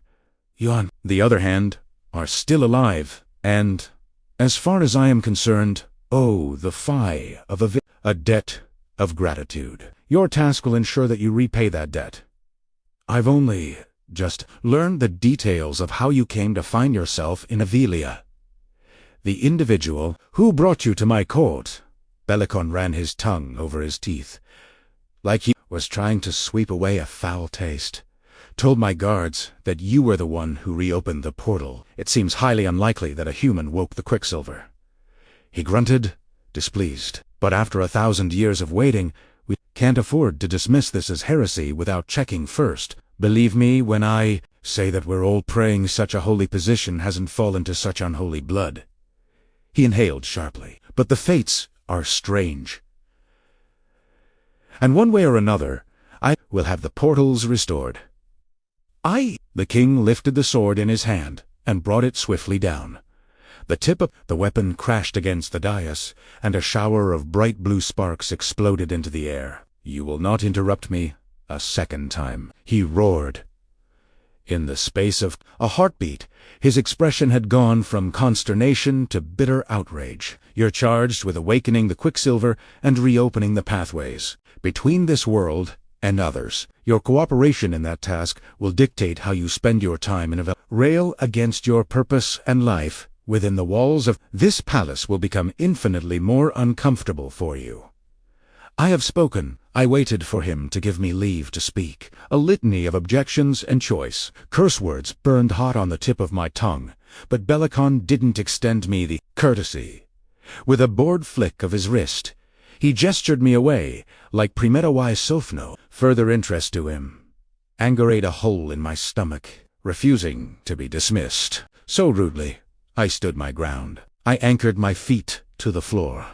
But Evelyn took me by the top of the arm, pushing me off to the right. Apparently, my audience with the king was at an end. Go. Evelyn shoved me harder, forcing me to move. I complied numbly, letting her lead me away from the dais toward the unoccupied bench. At the front of the gallery to our left, once I was sitting, she hissed, "Is your life really worth so little to you? If Haytham really is dead, then?" "Yes," I whispered. "It's worth nothing." Evelyn observed me with pensive eyes, but I didn't look at her. My focus was locked onto the bastard up on the dais. The king already seemed to have forgotten about me. His cruel features had grown impassive again. "I have other matters to attend to," he called. "Bring in the dog and let's be done with this." The dog, a susurrus of chatter spread through the gathered Phi. On the other side of the dais, a tall Phi male with flowing red hair brought down the butt of a heavy gilded staff, and the resulting boom, boom, boom made the crowd fall silent. The doors at the end of the throne room groaned loudly, and chaos erupted as a group of warriors dressed in full armor entered the hall. There were 6 or 7 of them. Maybe amongst them, thrashing like a rabid animal, they dragged a male up the walkway toward the dais. The male kicked and raged. The guards did their best to keep a hold of him, but despite their best efforts, he took 2 of them down, sending them crashing to the floor. Eventually, the guards managed to wrangle the straining figure to the front of the throne room, where they forced him to his knees. Dark waves tumbled into the Phi male's face. Dressed all in black, his shoulders were drawn up around his pointed ears. His chest rose and fell with the sawing of his breath. Tattoos writhed and shifted, like smoke, across every patch of visible skin, creeping up the back of his neck and swirling over the backs of his hands. It was death in such a feral state. He bore little resemblance to the male that had scooped me off the floor in the Hall of Mirrors. It wasn't until he threw his head back, baring his teeth, that I allowed myself to believe that it was him. Beside me, Evelyn sucked in a sharp breath, pushing forward to the edge of her seat. Shit! When the rest of the crowd got a clear view of the male's face, they began to swear it. To Living Curse, Bane of Gillithry, Black Knight, Kingfisher, Kingfisher. Kingfisher. The name Kingfisher echoed throughout the hall, spoken with a mix of reverence and fear. He lives. He's returned. Beside me, Everlane's eyes bore down on this Kingfisher as he gnashed and snarled, straining against the guards. "It's worse," she whispered. "So much worse." "What's wrong with him?" I hissed. Everlane didn't say a word. She stared at the male on his knees in front of Bellicon, her fingers trembling as she held them to her lips. Behold! Bellicon stood, pacing toward Kingfisher, He dragged the sword behind him rather than sheathing it, and the tip of the blade sent sparks flying in its wake. A terrible, multi-layered scream ignited inside my head as the metal scraped across the dais. This sound of it was deafening. It set my stomach churning, bile bubbling up the back of my throat. I clapped my hands over my ears, trying to block out the sound, but the nauseating pitch intensified as Belican drew the weapon closer. "This ... is the price of folly," Belican boomed. "Madness, madness, and death." Kingfisher lunged, trying to free himself, desperate to reach the king. But the guards wrestled him down, pinning him to the floor. One of them laid a knee into the back of his neck, but Kingfisher bucked, trying to be free of his captors. King Belican sucked on his teeth, shaking his head with disdain. Throwing his arms wide in a theatrical gesture, he shouted, "The scourge of Ivelia, the male that stalks your children's nightmares, the male who torched Sidion, a whim, the male who'd cut your throat as soon as look at you. Does this pathetic creature strike such an imposing figure now?" A rumble traveled across the hall, but it was impossible to decipher what the true consensus was amongst the Fae. Those who thought Kingfisher was a terrifying monster were scrambling over each other to put some distance between him and their families. Others wore stony, hard expressions and looked at each other with clenched jaws, nostrils flaring, obviously not enjoying the display one bit. His exile was not at an end, but he's returned anyway. Just over a century has passed since our losses have dulled. The pain stings a little less, brightly. But does that mean we should forgive? A roar surged up around us, the wall-less sound battering at my eardrums, loud that they felt as if they would burst. Mercy! Kill him! Banish him! Protect Ivelia from the scourge. Kingfisher! Kingfisher! Kingfisher! Send him to his grave. Anxiety radiated from Everlane as she surveyed her father's subjects over ear, shoulder. Shaking, she clasped and unclasped her hands, wringing them fitfully. "He'll murder him," she whispered. "He'll work them into a frenzy until they demand his death." She seemed to consider a moment, whipping around to look back up at the dais, not to Belican, who loomed over Kingfisher, but to the old female sitting on the dais with the gnarled hands and the milk-white eyes. She spoke the name only a shade louder than a whisper. But the old woman slowly turned away from Belican, who was gesticulating rudely over Kingfisher, to the beautiful female beside me. "Do something! Please!" she begged. Malwa went rigid in her seat. Sitting up a little straighter, she gave Everlane a look that seemed to say, "What do you expect me to do?" Everlane whimpered, letting out an even louder cry of alarm when King Belican raised the sword he'd dragged over to Kingfisher and held it aloft over the dark-haired male's torso. "What say you, Fae of Avelia? Should we stab this bastard in the back, just as he drove his blade into our backs and stabbed us? Mercy! Please! Mercy! End him! Protect Ivelia!" It sounded like this Kingfisher had killed a lot of people. The king made out, as though he'd done it on a whim, out of spite. If that was true, Tanit Kulbi argued that the male deserved to be punished, but the pageantry of this felt off. Belican's behavior was too showy and cavalier, and Everlane's reaction was affecting me, too. I barely knew her, but she seemed, well, good. Would she be this concerned if her father was threatening to execute a cold-hearted murderer? Wouldn't she be demanding justice, along with the rest of the mob? My nerves got the better of me. He isn't actually going to kill him, is he? The question fell on deaf ears. Staring up at the dais, Everlane focused on the grey-haired woman, her eyes burning into her ferociously. "Malwa, now you bore my mother any love at all. You'll do something to save him," she hissed. A look of resignation claimed Malway's wrinkled features. She groaned as, reluctantly, she drew herself to her feet. The crowd's shouts grew, frantic as King. Belican caught the stooped crone's approach in his peripherals. "What's this?" "Support for the traitor," Belican laughed coldly. "Sit down, Malwa. Rest your old bones. We'll be done here soon enough. and you can return to your Alas, I wish I could, Highness, Malwa croaked. But the sword calls to men e fil italiano. The last vestiges of the weapon's power echo with prophecy, half-deaf with a blasted thing ringing in my ears. A prophecy. The sword still retains some power. Questions rose up around us.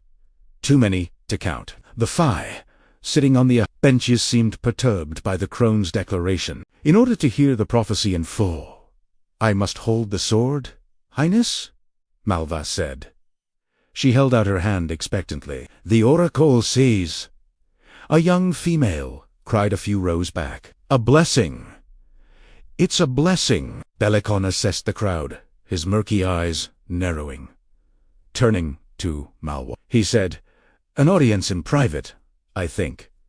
An oracle's prophecies are for a king, alone to decipher. But don't worry, you may hold the sword once my work here is done. Malwa's hand shot out and closed around Belicon's wrist. In an instant, her cloudy eyes burned, brilliant white, light spilling out of them and illuminating the dais. The gods must be obeyed. Her voice was a rasp a moment ago, but now it was all thunder and judgment. Her words boomed over the great hall. Gods must be obeyed, lest House Debara fall. Belicon's mouth fell open, but before he could speak, Malwa grabbed the sword and closed her bony hand around its edge. A river of blood-bright blue spilled down the steel. A stunned silence fell over the crowd. Only the male in black, Kingfisher, broke it. He roared, scrambling, still trying to get loose. This Kingfisher does not die by your hand. Not today, Malwa droned. The Kingfisher shall not die by your hand. What the hell is happening? I whispered. Wait. Everlane clutched hold of my hand. Just wait. What should a king who loves his people do then? Belicon bit out. Allow mad criminals to walk amongst them. The light leaking from Malwa's eyes dimmed, and then flared bright anew. Return to him that which you have taken from him, she intoned. The sword is mine. The pendant, Malwa interrupted. It must be returned. That pendant contains powerful magic. It doesn't belong around the neck of a treacherous dog. It belongs to me. I'll be cold in the ground before I give it back to this. ... This ... The gods must be obeyed, lest House Debara fall. Malwa cried. The gods must be obeyed, lest the Winter Palace fall. The king fought to master his obvious rage, and who am I to argue with? The gods!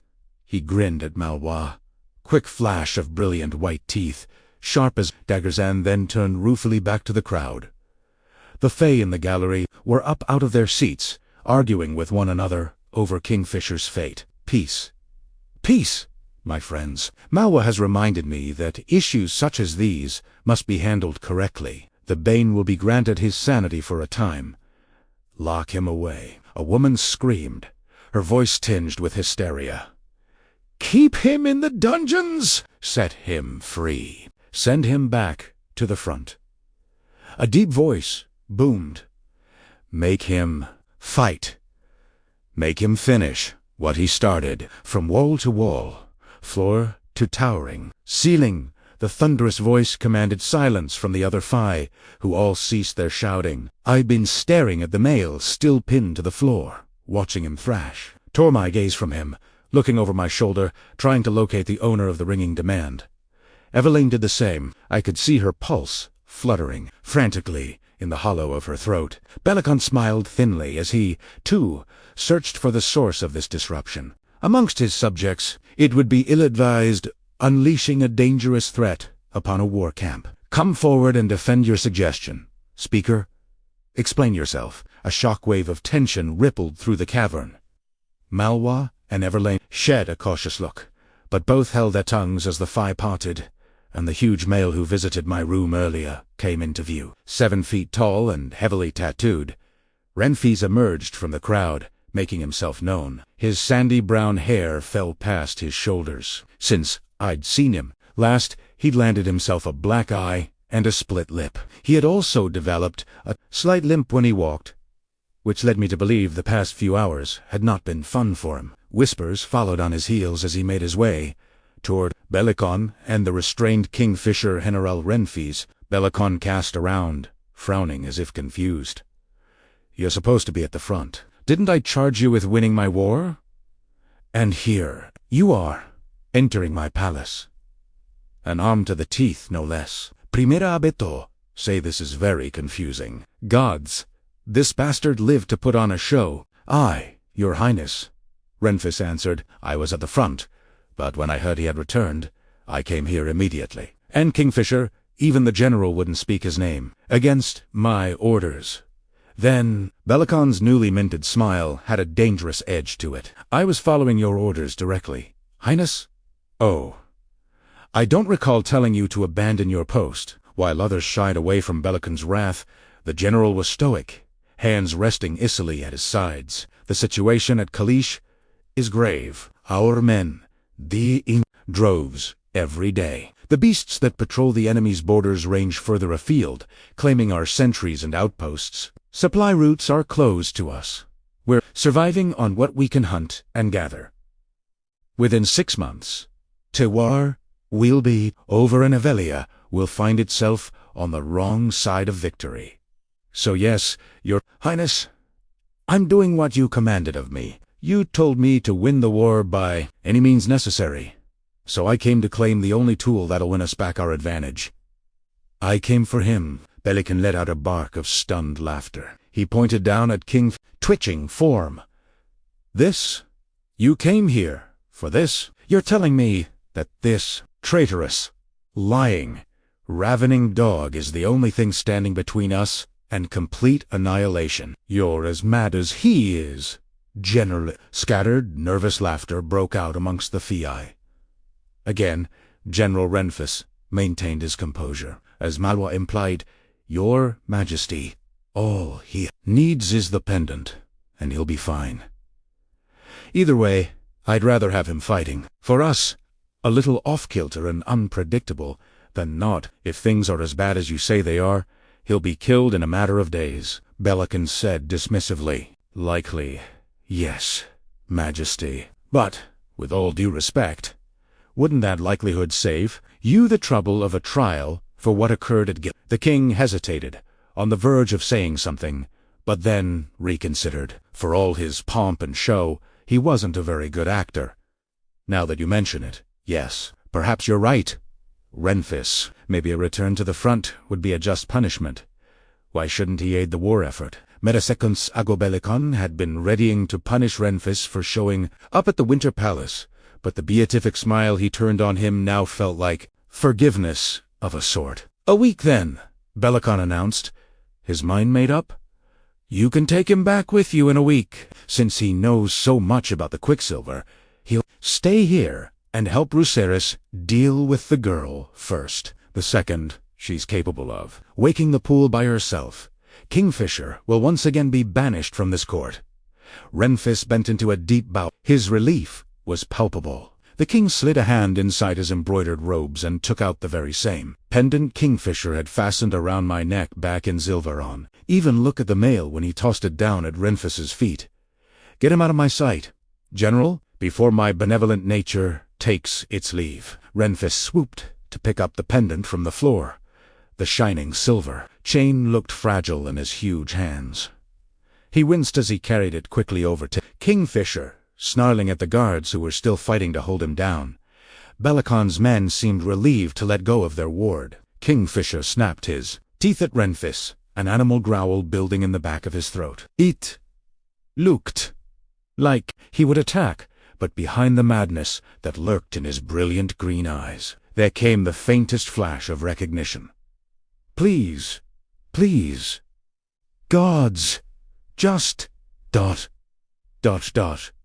Evelyn whispered. She caught her bottom lip between her teeth, eyes locked on the two males at the foot of the dais. No idea what she was begging for, but she was coiled like a spring, ready to leap to her feet. A ragged breath escaped her when Kingfisher stilled, lowering his head, his halo of black hair hiding his face. Renfus acted fast. Looping the chain around the other male's neck, he fastened it in a flash and stepped back, waiting. It took a moment. Yes. There, on his hands and knees, Kingfisher began to shudder. Aoni shook a little at first, but soon his whole body was trembling. Renfus was there to catch him when his arms gave out. "You have 5 seconds," Belican warned. "Go, go, go," Evelyn urged under her breath. Renfus grabbed Kingfisher and hauled him to his feet. He threw the disheveled male's arm over his own shoulder and then began to walk. Kingfisher's head lolled a little, but he didn't put up a fight. With Renfus's help, he was able to put one foot in front of another until they reached the doors at the end of the hall. Everlane watched with wide eyes as the males paused there.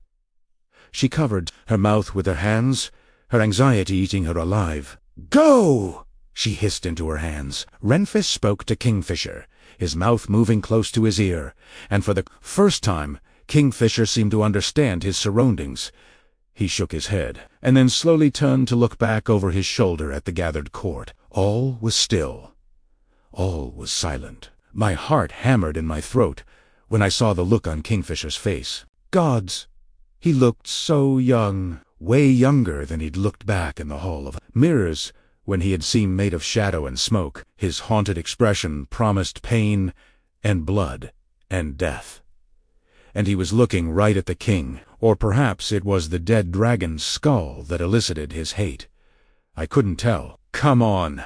We need to get out of here." Everlane grabbed me by the wrist and tugged me up from the bench. A second later, we were standing in front of the dais, and she was dragging me down into a low bow next to her.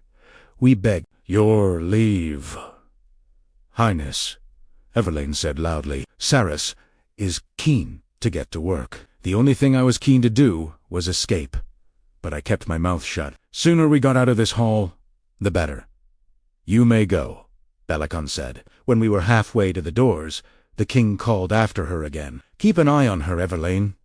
She's your responsibility now." Everlane's pace didn't falter. She hurried out of the throne room, dragging me along behind her. We found Renfus in the hallway beyond the doors, his face gray as ash. 6 feet high Kingfisher stood with his hands braced against the wall, bending forward as he spat on the floor. There was a pool of vomit at his feet. Everlane locked eyes with Ren. "You're fucking insane." What was I supposed to do? He was going to string him up. For fuck's sake. You were supposed to get the pendant back to him and get him the hell out of here hours ago. The bruise beneath Renfus's right eye was darkening right in front of us. The split in his lip had started bleeding. He gestured pointedly to his injuries. 8 of the bastards jumped me right before I entered his room. "Die most ave followed me. They knocked me out, Lane. By the time I regained consciousness, yes, all right. It's done now. The die is cast. We'll just have to deal with the consequences. Stop bickering." A thrill of energy rocketed up my spine at these 2 words. King's voice was rough and pained, but it was also electricity. It made every hair on my body stand to attention. Renfus and Everlane faced him, the first hanging his head, the second on the verge of tears. "You went through the pool of all the reckless, idiotic, stupid things you could have done. ...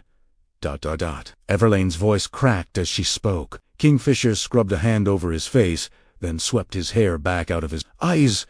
It had been dark in the Hall of Mirrors, not to mention the fact that I'd been bleeding out. He'd thrashed so much that I hadn't been able to make out much of him back in the throne room behind us. Now I saw him properly, for the first time, and a wave of shock rippled through me, down to the roots of my soul. His jaw was defined, marked with dark stubble, his cheekbones high, his nose arrow, straight and proud. There was a dark freckle just below his right eye, and those eyes. God's eyes were not that color. I'd never seen that shade of green before, a jade so bright and vibrant that it didn't look real. I'd noticed the filaments of silver threaded through his right iris back in Madras Hall of Mirrors, but I'd assumed I'd imagined them being so close to death and all.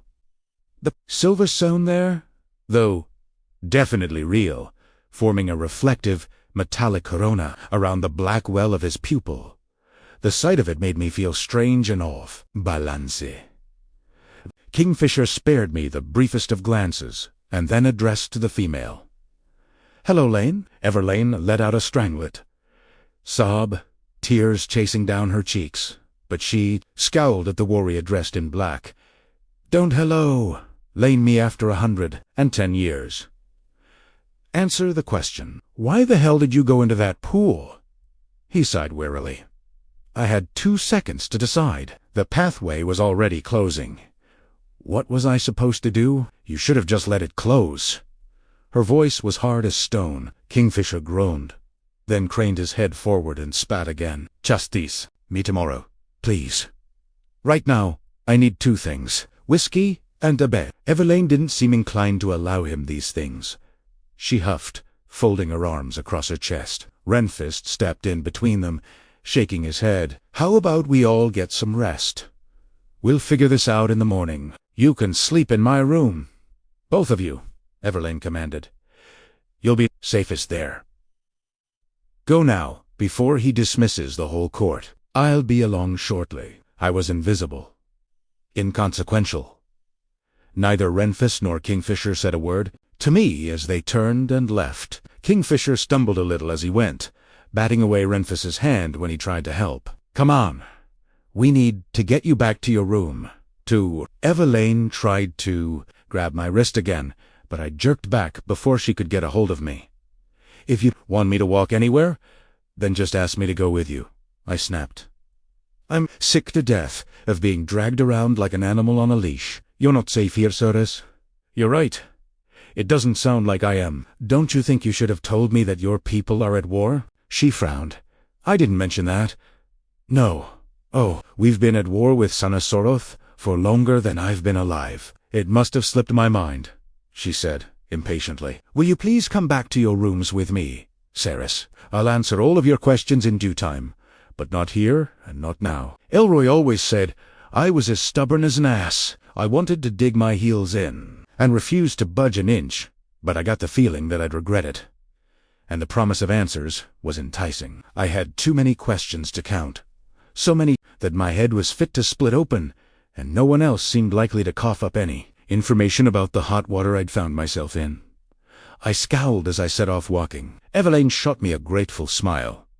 "There is one thing I can tell you right now," she said, striding out in front of me to guide the way. "Even in times of peace, the Phi are always at war. There are those among our ranks that might pretend to be your friend, but often they're hiding knives behind their smiles, ready to sink them into your back. You'd do well to remember that." As I followed after her, rushing to keep up, I couldn't help but wonder if she counted herself among that number. Chapter 8. The morning brought with it a series of revelations. It was darn when Everlane came to fetch me, which wasn't out of the ordinary. Even the poorest home in Zilveran drew blackout curtains across the windows when it was time to sleep, but I realized there were no curtains at the windows in my room as Everlane cajoled me into yet another ostentatious dress. The world was black. Outside of the window, the suns are always in the sky. Then, and there are 2 of them, Everlane asked, pulling my corset stays so tight that I'd wheezed. "Yes." "Well, things are a little different here." It took a monumental force of effort to grasp just how different they were. Evalia had only 1 sun, and it went down at night, disappearing beyond the rim of the horizon. The prospect made me feel like I was hallucinating again, concern that intensified when the scene beyond the palace's windows began to lighten on our way to the library, and I saw what was out there. "What do you mean? What is it?" "It's snow," Everlane said, laughing. I stood before the massive window in the hallway. My tongue stuck to the roof of my mouth, struck dumb. The view beyond the pane of glass wasn't real. It couldn't be. There were mountains in the distance, huge jagged peaks, monstrosities that made my legs wobble just to look at them. And there were trees. Manitres. I'd only seen the skinny-limbed ones, with the jaundiced leaves that lined the walkways of the hub. These trees were tall and green, pressed tightly together to form a canopy that stretched for as far as the eye could see. Directly below the window, a sprawling city with buildings, constructed out of dark stone, swept down toward a shimmering blue-gray ribbon that I realized was a river only when I saw that its surface was rippling. Everything was capped with a thick layer of white, everything apart from the river. So much water rushing and flowing and churning. I stared at it, unable to understand how such a large body of water could even exist. "This is the Winter Palace," Eveline reminded me, trying to coerce me away from the window. "It snows year-round here, at least once a day. Come on, we're going to be late." I moved through the palace, as if walking through a dream Tekkeler's Ware, garishly bright. The sights and sounds of the place too surreal for words. Evelia, it still hadn't sunk in. Wherever I looked, beautiful 5 females regarded me with cold disdain. Males watched me pass, sneers on their mouths, eyes flashing with hate. I was not welcome here. That much was obvious. And yet they needed me for something. I was supposed to repeat whatever I'd done in the Hall of Mirrors to that silver pool. While I figured out how to do that, I enjoyed the king's protection. But protection did not mean kindness, and it certainly didn't mean men respect. The library was at the far end of the palace, up flight after flight of stairs that felt like they would never end. I was panting and had broken into a sweat by the time we arrived, even though the temperature seemed to plummet the higher we went. Through an enormous set of black, engraved doors, a huge space opened up with cathedral ceilings and 20-foot-high stained-glass windows that would have made Elroy weep. Before she died, my mother had worked in the library back in the Third for a while. The underground warren of tunnels and hollowed-out cabasade resembled a tomb and had stunk worse than death. The tiny number of books it had boasted had been huffed bemold, but at least it had been cool down there, 15 to 20 degrees cooler on a good day. The residents of the Third had to petition to visit the stacks. They needed a token and a recommendation from their employer before they were granted entry. My mother's position as a clerk there meant that she could come and go as she pleased, and that boon had been extended to me. I hadn't appreciated the unfettered access to the library at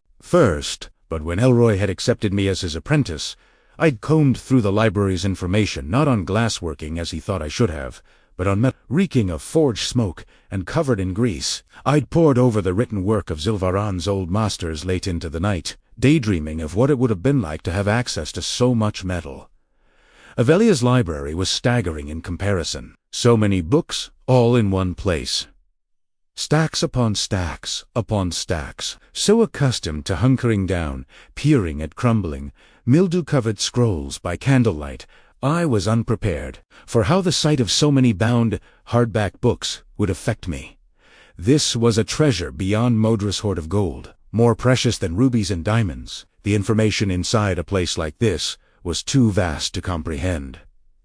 And the light, 30 feet above our heads, a glass-domed ceiling showcased a crystalline, bright blue sky. Wisps of clouds, tinged pink, stretched from one side of the dome to the other as if placed there by an artist's paintbrush. The early morning light bore a sharp quality that washed the walls of the library in hues of blue, green, and white rather than the warm yellows, oranges, and golds I was used to. It was beautiful. So beautiful. "You'll make yourself dizzy, gulping up at the sky like that," a cheery voice said. Bustling out from behind one of the fa stacks, a portly male in a blue robe with wiry gray hair and warm, dark-brown skin appeared. His eyes, dancing with mirth, met mine as the male trundled across the library's main floor toward us, clutching a tattered tome to his chest, limping ever so slightly. He was old, though how old was tough to guess. His hair was thinning on top and looked like it hadn't seen a brush in a month. "Rusarius?" Eveline's smile shone from her eyes. I realized how disingenuous she'd just been when interacting with other members of the court. She beamed at the old male, then squealed as he swept her up in a one-armed hug and spun her around, lifting her off of her slippered feet. "Put me down, you fool. You'll throw your back out again." "Secret." "Nonsense." Rusarius did set her down again, though he held her at arm's length, looking her up and down with an unmistakable fondness. Too long. Far too long. I can't tell you how surprised I was when I woke up in the night to those rough-handed bastards dragging me out of my bed. I assumed they'd come to do me in. I'd stabbed one of them in the buttock by the time they told me I was being called back to court. Everlane laughed. The buttock. Hardly a fatal wound. Good thing you were brought back to your books. By the sounds of things, you need to brush up on your anatomy. Rusarius wagged a finger at her. If I'd wanted the bastard dead, he'd already be in the ground. I only wanted to punish him for his bad manners. He'll knock before battering down someone's bedroom door in the future. Now, he trailed off, his attention slipping back to me. This is a most fascinating turn of events. Yes, most fascinating. A human walking the hallowed halls of the Winter Palace for the first time in an age. I never thought I'd live to see the day. I am Rusaria's librarian, newly reappointed master of this domain. Who are you, and what name do you go by? I wasn't told much before I was ordered back to work. Since I'd woken up yesterday, I'd been stared at, whispered about, threatened, and treated like a performing monkey. All of the attention had begun to chafe a little. Rusarius's curiosity bore no malice, though a childish inquisitiveness radiated from him as he circled around a table and came to stand on the other side of it, his gaze roaming over me with what seemed to be a purely academic interest. Having decided that I didn't mind these questions coming from him, I bowed deeply and laid it on thick. I'm Cyrie's Fane apprentice to the Undying Queen's master glassworker. I hail from the third spoke in the blessed wheel of the sacred Silver City. Rusarius's mouth turned down at the corners as he nodded. The Silver City? Zilveron, then. Is that so? It's true, Everlane said quietly. The light in Rusarius's twinkling eyes guttered out. But the Quicksilver awoke? That's not. He seemed struck by an epiphany, his head whipping back to me. Oh, so, this one's an alchemist, then. She. Everlane flinched. We don't know what she is just yet. Kingfisher felt solace calling, and he answered. He found it in Ceres's hands. His lips parted slightly. She was holding solace. Yes. Yes. Sorry to interrupt, but what's an alchemist? And what's solace? I wasn't used to being on the outside of conversations like this. It was zero fun. Neither of them bothered to answer me, though. Then I think it's safe to assume that she is an alchemist, wouldn't you? Rusarius sighed, raising his eyebrows at Everlane. No. Well, it's not that simple. The alchemists were all Phi. She must have a drop of Phi blood, a deep voice murmured. Enough to stop Celeste from burning off her hands, but not enough to matter. The owner of that voice was somewhere deep within the stacks. I'd only heard him speak briefly yesterday, but it was him all right. Kingfisher. Everlane rolled her eyes, throwing her hands up in the air. You were supposed to wait for Wren to finish up in the bathhouse. You came up here by yourself? Through the glass dome overhead, the sky was still a bright, crisp blue, but the library somehow seemed darker as Kingfisher's tall frame emerged from the center of the stacks. Yesterday, he'd worn a simple black shirt and black pants. No armor. No weapons. Today, he was dressed as he had been when he came for me in the Hall of Mirrors. A leather protector that covered only half his chest and one shoulder, a strap fastening underneath his right arm and around his ribs, black leather tassets over his thighs, bracers over his forearms. A polished silver renegade's gorget gleamed at his throat. His hair was wet, the ends of his ink-black waves dripping beads of water onto the pages of the open book that he was reading. Aghast, Rusarius leaped, snatching the tome out of Kingfisher's hands. Give me that! What's wrong with you? That book is a first edition. Kingfisher turned a blank gaze upon Rus. He towered over the librarian. But that didn't seem to matter to the older Phi.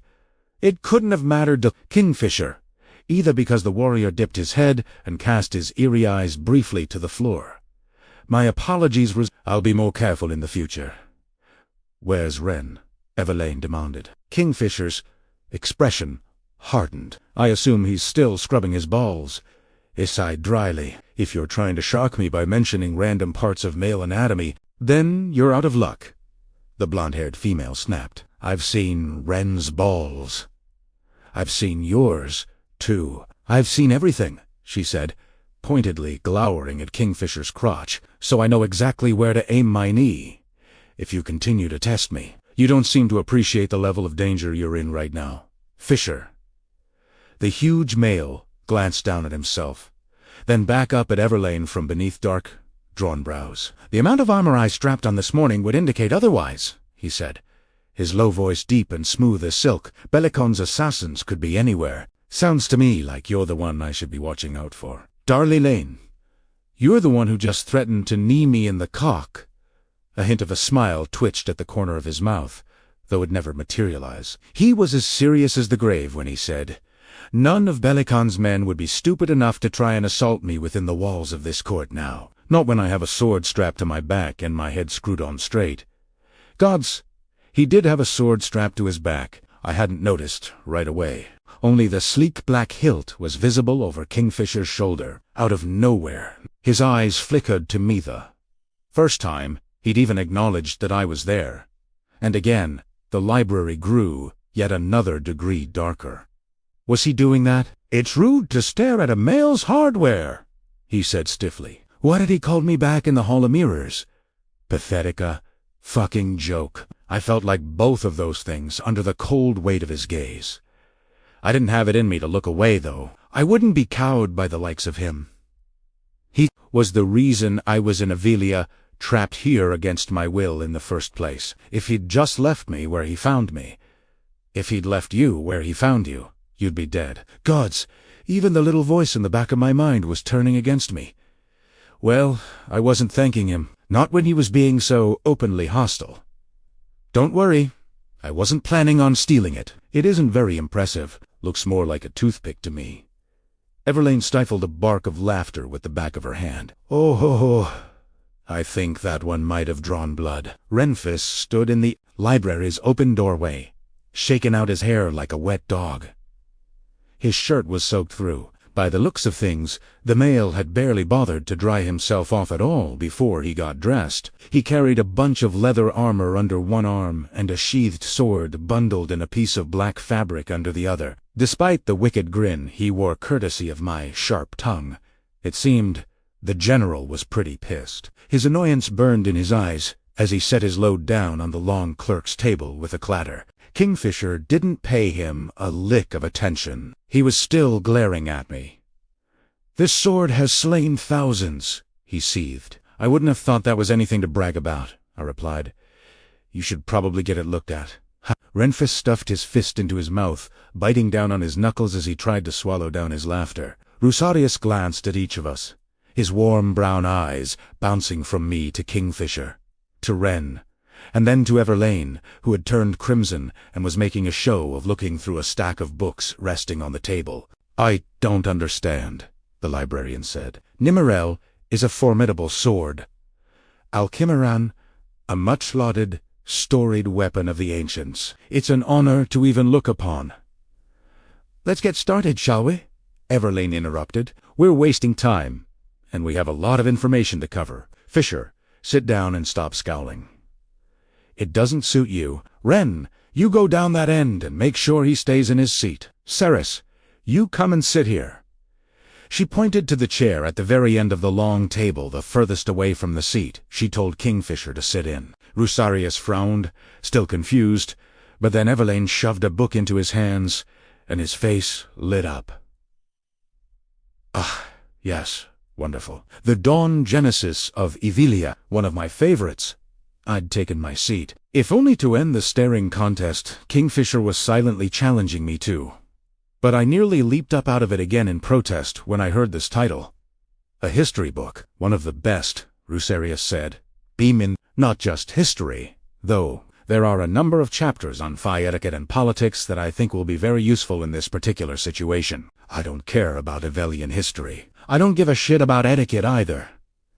Clearly, Rusarius sputtered. "Your politics and your courts are your business," I pressed. I want to figure out how to open up these quicksilver portals again, and then I want to do it and get the hell out of here. You all keep insisting that my brother and my friends are dead. Even speaking the words out loud was tough. My throat ached as I forced myself to continue. If they are dead, then I want to see their bodies with my own 2 eyes. I want to bury what's left of them. They don't deserve to be left out in the burning heat to be picked clean by the rats and the vultures. The library was silent. Ren hadn't sat down yet. He quickly began donning the armor he'd carried in with him under his arm like he might have need of it any moment. Saris, it's been well over a week. I'm sure it's already too late for that, Everlane said gently. As hard as it may be, it's better for you if you just accept that. Do you have a brother, Everlane? I spat. She blinked rapidly, flustered. Her eyes darted to Kingfisher, for some reason, who kept his eyes fixed on a point on the other side of the library, his gaze steady and even. Yes, I do, she said. And do you love him? Of course. And wouldn't you want to know for certain, one way or another, if he was dead or alive? She sat very still, her back straight, but it was as though a part of her was wilting inside. She glanced down at her hands clasped in her lap, saying in a small voice, I'm sorry, Saris, but it's more complicated than that. Is it? Kingfisher asked abruptly. He was no longer staring into space. Eyes bored into Everlane so intensely that I found myself thanking the gods that he wasn't looking at me like that. Humans are usually weak, fickle creatures, but I'll admit, I admire this one's loyalty. She values her family over everything else. There's something to be said for that. Fisher, Ren said. I started when Fisher looked away from Everlane and turned his attention to me. They won't tell you this because they want you to behave, but there is a chance your people are still alive, human. A Zen chance. A spark of white-hot hope flared to life in my chest. How? What do you know, Fisher? Everlane cried. Graceless gods. Ren turned and walked away from the table, running his hands through the wet strands of his hair in frustration. Only Rusarius remained calm. Madra used solace to seal the pathways a long time ago, but with the sword returned to us and an alchemist in our midst, she knows she'll have a war on her doorstep any day now. She doesn't know we have an alchemist, Everlane argued. The pathway couldn't have opened without one. Kingfisher fired back. Undeterred, he asked me, how many soldiers does Madra train and keep these days? I don't know. 1, maybe 2,000? 2,000? Kingfisher snorted. Without a fresh army at her fingertips, she knows she'll be swept away by a sea of 5 warriors. 30,000 deep once Belican wedges the door into her world open. She lied to him, tricked him, cut off his trade lines to the other realms. Not to mention the fact that there are still rumors floating around that the Dianthus heir is in Zilveran somewhere. The king will want a war, and a bloody one at that. He'll use it as an excuse to make sure there are none in the Silver City who might challenge him for the throne. Madra won't have torched 10% of her people to exact revenge against one silly girl. She have conscripted them. Conscripted? Kingfisher sifted through a pile of decaying wood with the toe of his boot, scowling darkly. I see why Clemens has guarded this place so fiercely now. Who's Clemens? The king's royal archivist. He's been receiving a royal stipend for the past 200 years or so, charged with figuring out how the alchemists used to activate the quicksilver. A handsome stipend, if I recall correctly. Looks to me like he pissed it all up a wall, though, 'cause this place is a fucking disaster. He was right. This was no working forge. The hearth hadn't been fired here in a long time. The place smelled of dust, age, and animal musk. I'm going to kick his teeth down his throat, Kingfisher announced. How about you help me, instead of threatening violence? I countered. His lip curled with distaste when I stooped down and started stacking some of the shattered pieces of wood by the now empty doorway. You're going to clear all of this by hand, unless you can utter some sort of spell and clear it all up with magic. I don't do spells. I'm not a witch. Phi magic isn't some kind of cheap conjuring trick. Human. Our abilities are sacred gifts to be used discerningly for righteous purposes. My cheeks colored hotly at that. Of course, he wasn't just going to click his fingers and whisk all of this away. He had a real knack for making me feel stupid, though. He didn't need to do it. No, he did it because he wanted to. Arrogant bastard. He obviously thought I was worth less than the dirt beneath his feet. He didn't like humans. I doubted that, if the situation were different, he'd bother to put me out if I was on fire. But as it was, he needed me. Which meant that I could get away with asking a few questions, right? I grabbed a rusty old bucket by the rim and began picking through the debris on the ground, looking for any tools that might be salvageable. If there's a winter palace, then there are other royal residences. 2, yes. An autumn palace? Spring? Summer? Kingfisher drew his sword. Whoa, whoa, whoa. Sorry. God's alive. I'd in time not. His nostrils flared as he unfastened the leather strap at his chest and slid the scabbard from his back, resheathing the weapon and propping it against the wall. Running his hand through his hair, he looked askance in my direction, his fingers moving deftly over more leather straps and buckles as he began removing pieces of his armor. Nervous? He asked conversationally. No. Well, I thought. You can learn about the other courts in your library sessions with Lane and Rusarius. I offered you truths earlier. Don't squander the opportunity to ask more interesting questions. He reached around behind his neck with one hand and unfastened the silver plate with a snarling wolf's head engraved on it, letting it slip away from his throat, tossing it down onto the pile of leather he'd made chest protector, shoulder guards, wrist guards. He then unfastened the top buttons of his shirt. Once upon a time, not too long ago, I would have lunged for that neck plate and made a run for it. I didn't need the silver anymore. I had enough food and water to last me a lifetime here, and I hadn't been asked to pay for any of it. Not yet, anyway. So, I ignored the plate and pointed to the chain hanging around his neck instead. All right. What is that? What does it do? And why are you completely unhinged? Without it, Kingfisher smiled a cold smile, pressing the tip of his tongue into the point of one of his sharp canines. Straight for the jugular, then. Little Osha. Ruthless. I like it. You should ask an interesting question. I want to know about the chain. Kingfisher laughed silently, a bent Doble scooping out a bunch of leaves and rotting wood from the hearth. Gods? He actually was going to help. That was why he removed all of the armor. Then I figured he was taking it off, so he could sit down and make himself comfortable while he watched me do all of the work. To explain the pendant, there are other things you need to know first. Things Lane probably hasn't told you. She hasn't told me much of anything yet. Well, let's start at the beginning. Then, the Quicksilver pools are pathways that connect different realms. I'm sure you figured as much. Yes. The Quicksilver itself is volatile. Some of our elders believe it possesses a low level of sentience. Whether this is true or not doesn't really matter. The stuff is dangerous. If the Quicksilver comes into contact with bare skin, Kingfisher trailed off. It was in Haran's dagger, wasn't it? I asked. Kingfisher nodded. It was an ancient blade. Alchemists used to forge Quicksilver into weaponry for Phi warriors. Haran had no business touching that weapon, let alone claiming it.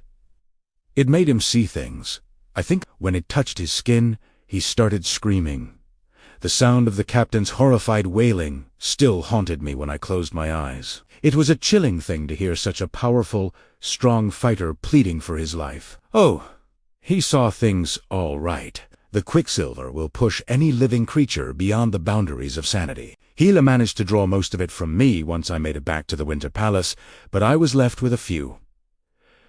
Lasting reminders. Most Phi only wore their relics when they traveled from one realm to the next. But wearing mine is the only thing that calms the noise in my head. Without it, the line between what's real and what isn't blurs very quickly.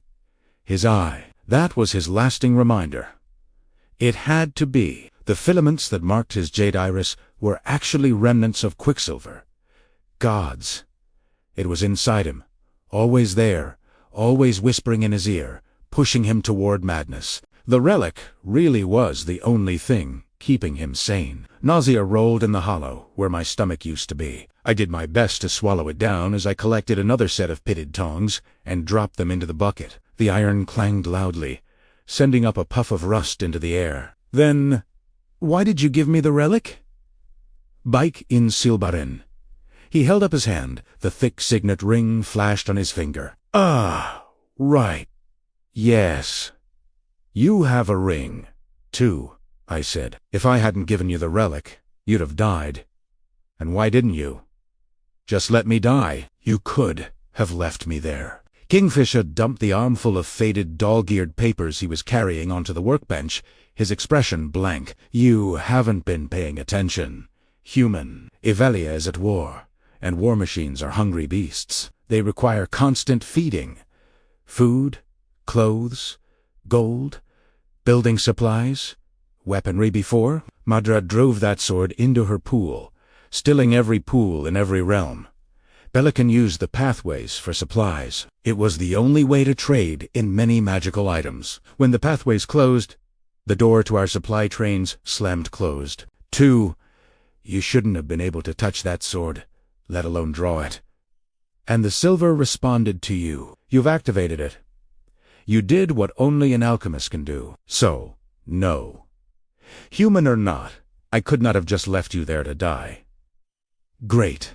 So, you brought me back so you could save your people and win the war. Kingfisher ran a hand through his ink-black waves again, his eyes cold as chips of ice.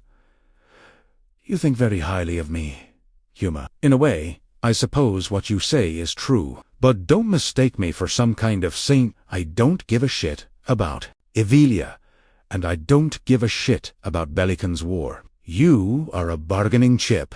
I saw my only avenue to freedom, and Ituk Italiano asked me what I would have done had I found you in that condition under any other circumstances.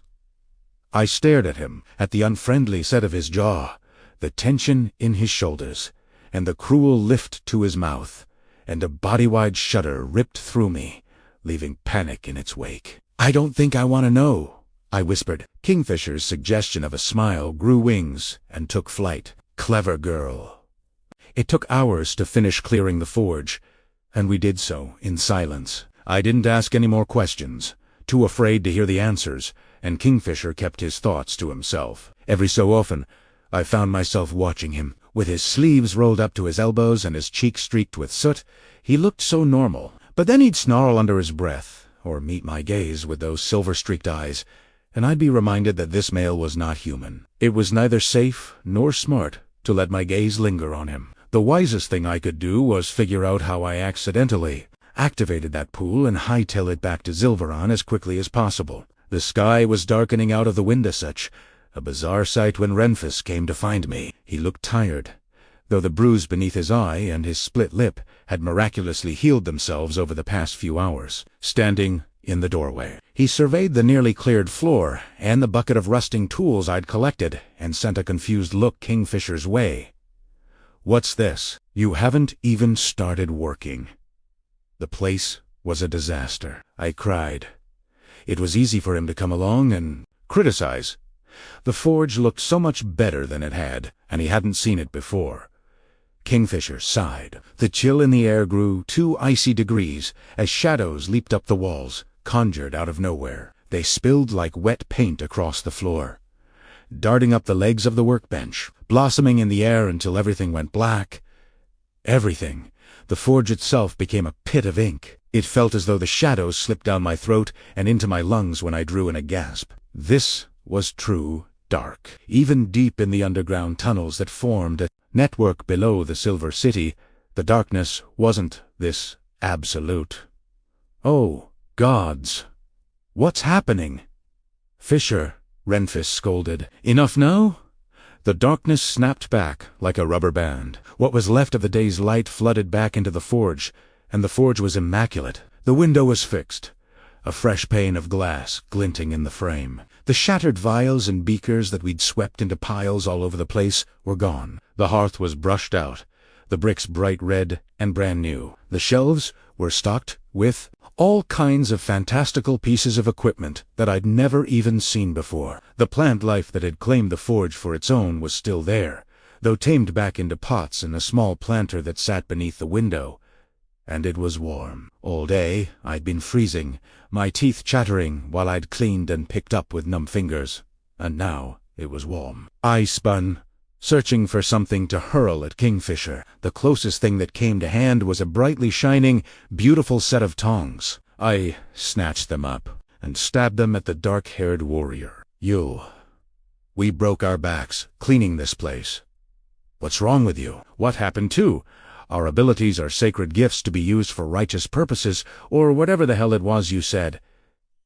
Righteous purposes? Renfis stifled a cough that sounded a lot like laughter. The male standing before you isn't shy about using his gifts to complete mundane tasks.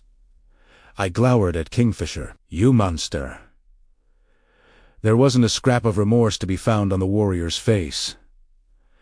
Kingfisher and Renfis called each other brother, like warriors who'd fought alongside each other. She'd meant it in a more literal sense, as if she and the evil bastard shared blood. I didn't bring it up, though I'd made a choice when I'd decided to go with Kingfisher to the forge rather than chase after her to see if she was okay. And by the way, Everlane kept sniffing indignantly as she spooned her yogurt into her mouth. I'd hurt her feelings in the process. She forced me into yet another dress with voluminous skirts shimmering purple this time and fashioned my hair, winding the thick braids she'd plaited so that they trailed down the center of my back. When it was time to leave my room, she smoothed her hands down the lovely ivory gown she was wearing, then fiddled with the lace cuffs at her wrists, refusing to look at me. If you want to come to the library with me, Ruceris and I definitely want to join you, I said. I'm sorry I didn't come yesterday. I know how badly you're trying to help me, and I do want to learn how to get the hells out of here. How to find my way home. When I offered out my arm to her, she broke into a reluctant smile and slid her own through mine. And that, it seemed, was how long it took Everlane de Berra to forgive a slight. In the library, Rucerius was having a fit. Renfis, please. This is not a mess hall. There are precious works of art stored here. And then just look at all of that.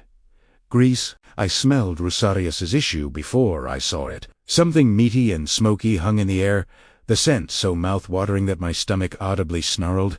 What was starred, it smelled divine. Gods, Fisher, Everlane muttered when she saw what he was doing. The male sat at the head of the long clerk's table, a plate on the polished wood in front of him. He speared a piece of ambiguous meat onto a fork, then popped it into his mouth. Renfis was propped against the wall by the far window, arms folded over his chest, watching the proceedings with an air of resignation. Sorry, Rucerius. Don't know what you think I can do about it. The day I manage to make Kingfisher do anything is the day that Corcoran return. Well, there's no need for blasphemy. The old librarian squawked.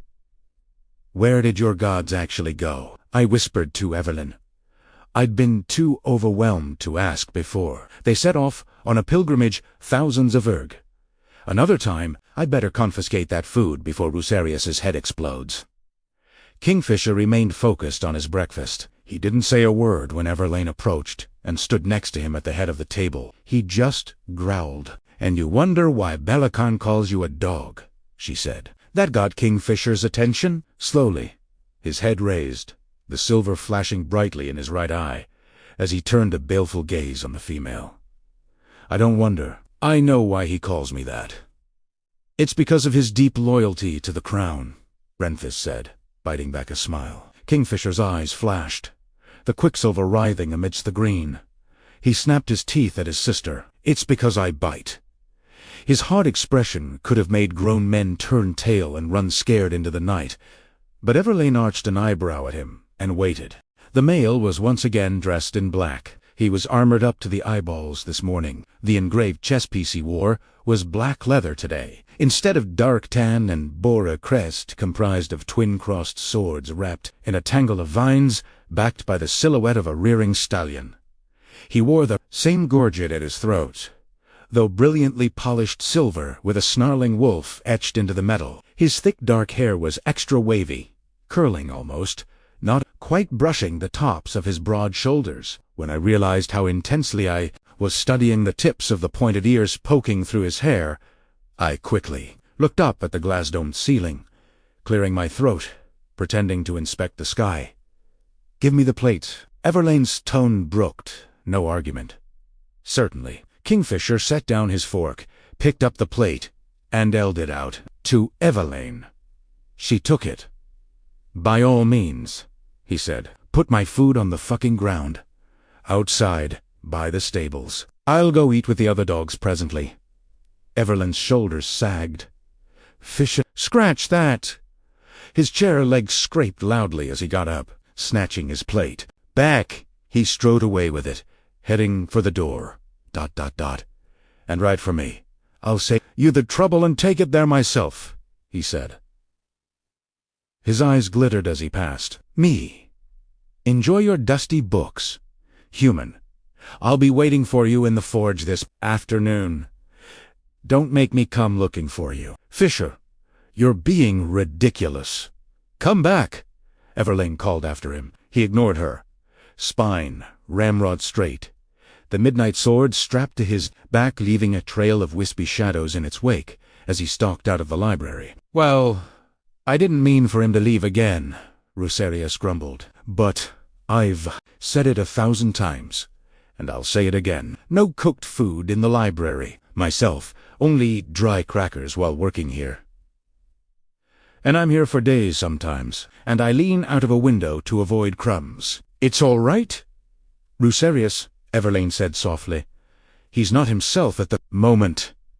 It might be a while before he stops behaving like a spoiled brat. I'll go and train with him. Let him blow off some steam, Renfis said, pushing away from the wall. He paused by the seat Kingfisher had been sitting in a moment ago and rested his hand on its carved wooden back, Fronin down. At it. He does deserve some grace, though he has no rooms here. Nowhere to eat. Nowhere to sleep. No probis in 110 years. Lane, you imagine what 110 years would have been like in that place? Alone. Sorrow dripped from each word. The princess and the soldier traded a long look. Eventually, the tension in Everlane's sticking jaw muscle eased.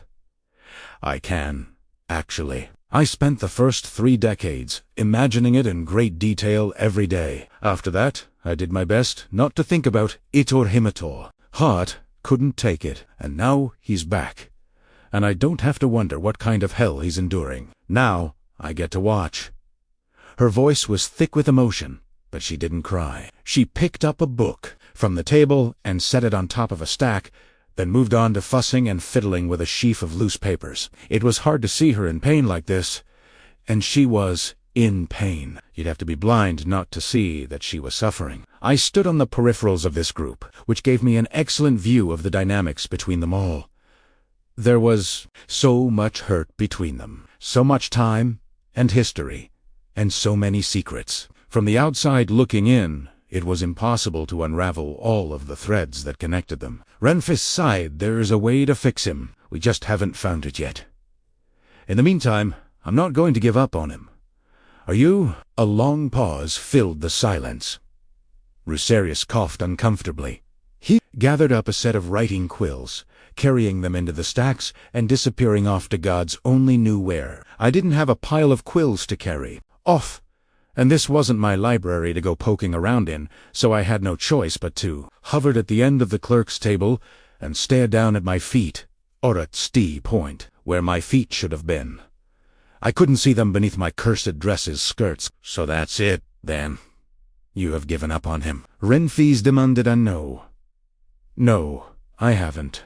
I just... I feel hopeless. If I have enough hope for him, then I've enough for you, too. Renfis sighed out a long, steady breath, tapping the table with his fingertips. I'll see you later. Good luck. And good luck to you, too, Ceres, he smiled warmly.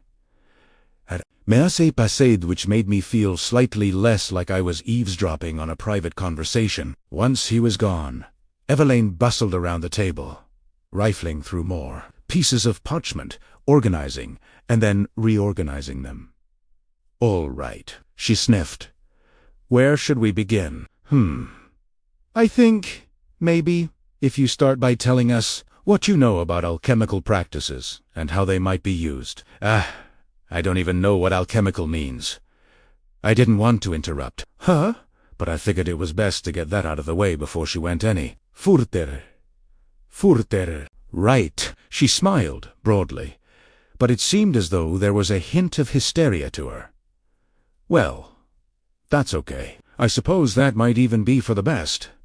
No bad habits that way. We'll start from the beginning, just as soon as She broke off, looking over her shoulder. Ruseri, where in the five hells did the man go? Evelyn, are you okay? You seem a little ... No. I'm fine. Fine. Really? I'm fine. She pressed her fingers into her forehead, screwing her eyes shut for a moment, completely not fine. She let Aaron fall, all pretension dropped. He was the very best thing in my entire life, she said. The only good thing, and he's gone. I knew he would be, but it's hard ... to see and ... to accept. And, speaking of crackers, I knew I had some somewhere. I found a whole tray of them on a shelf in the 7th Era Land Records section. Must have left them there the other day. Ruserius emerged from the stacks again, carrying a small silver platter of what indeed looked to be very dry crackers, oblivious to the fact that Everlane was dashing tears away with the back of her hand. A+C plattered down on the table with a flourish. Help yourselves, my darlings. But, yes, please, make sure to keep the crumbs to a minimum. Alchemy, it turned out, was a form of magic. Forgotten, long dead, old magic. That was as much a myth to the Phi of Avelia as they were to the people of Zilveran. There had once been 3 branches of alchemy's Phi who sought to discover the path to immortality. Phi who sought to create and invent by transmuting various metals and ores, and lastly, Phi who sought to cure illness and disease. And disease? Evelyn and Ruserius thought I was somehow like the second type of alchemist, the kind that transmuted metals at the beginning of our first library session. I had no idea what the word transmute even meant. And by the end, I still wasn't sure I understood. Thousands of years ago, the alchemists used their magical gifts to alter the state of compounds and transform them into precious metals.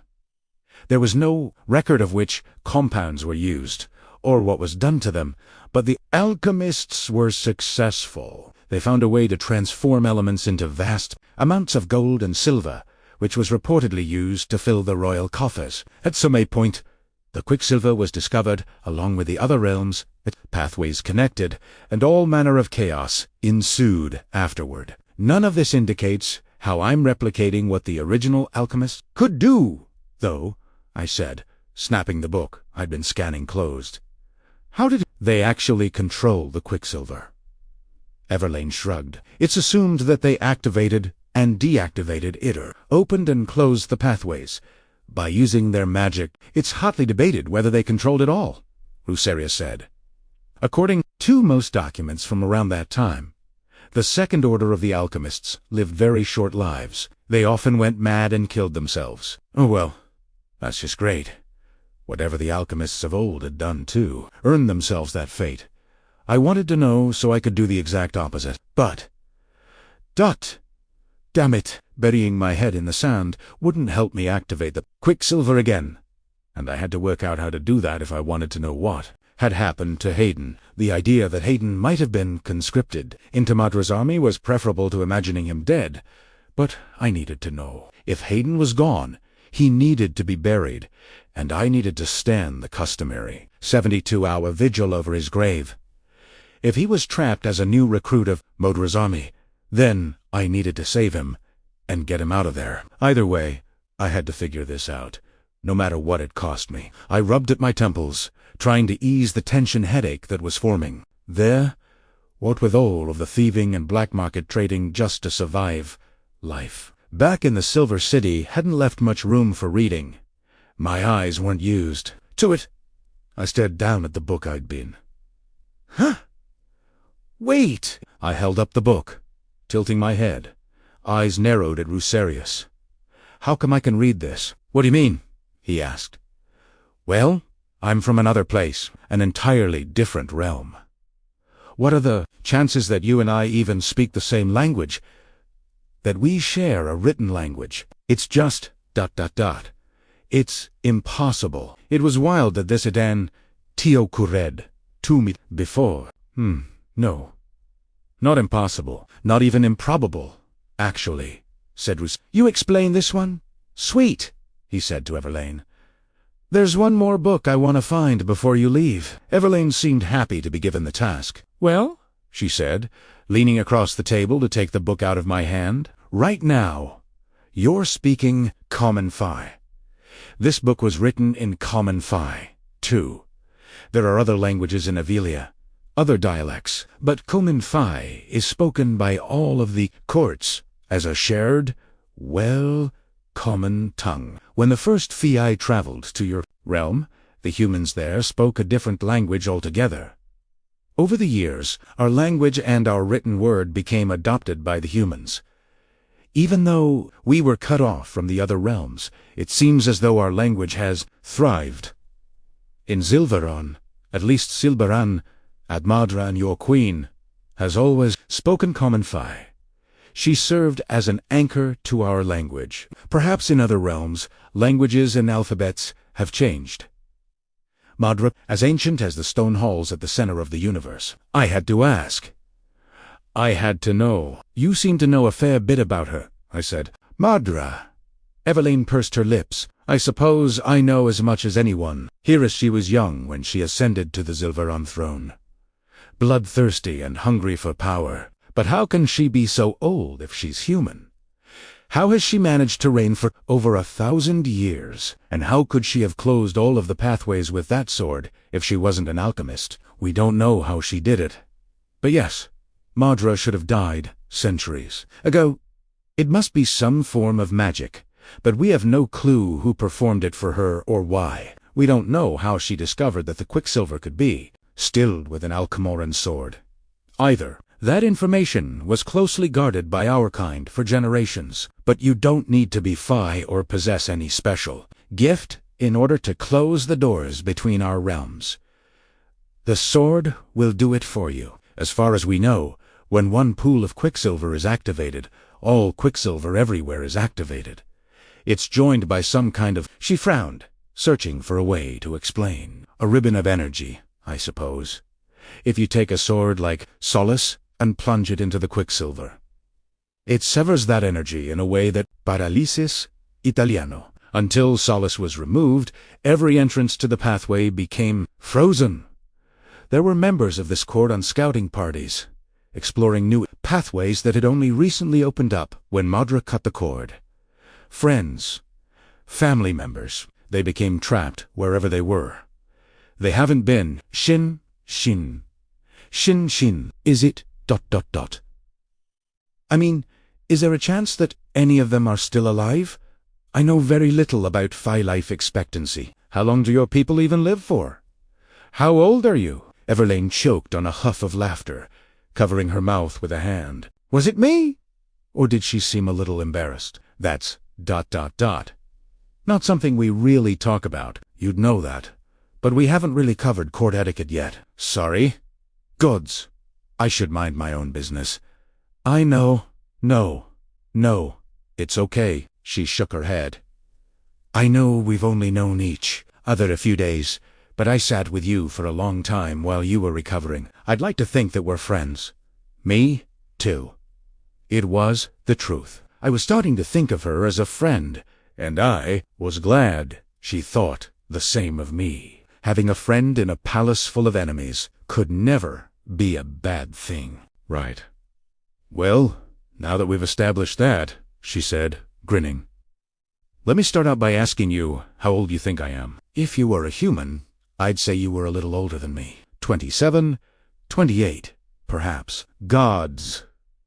Her eyes went wide. This will come as a bit of a shock. Then she took a deep breath. I was born at the very beginning of the 10th age.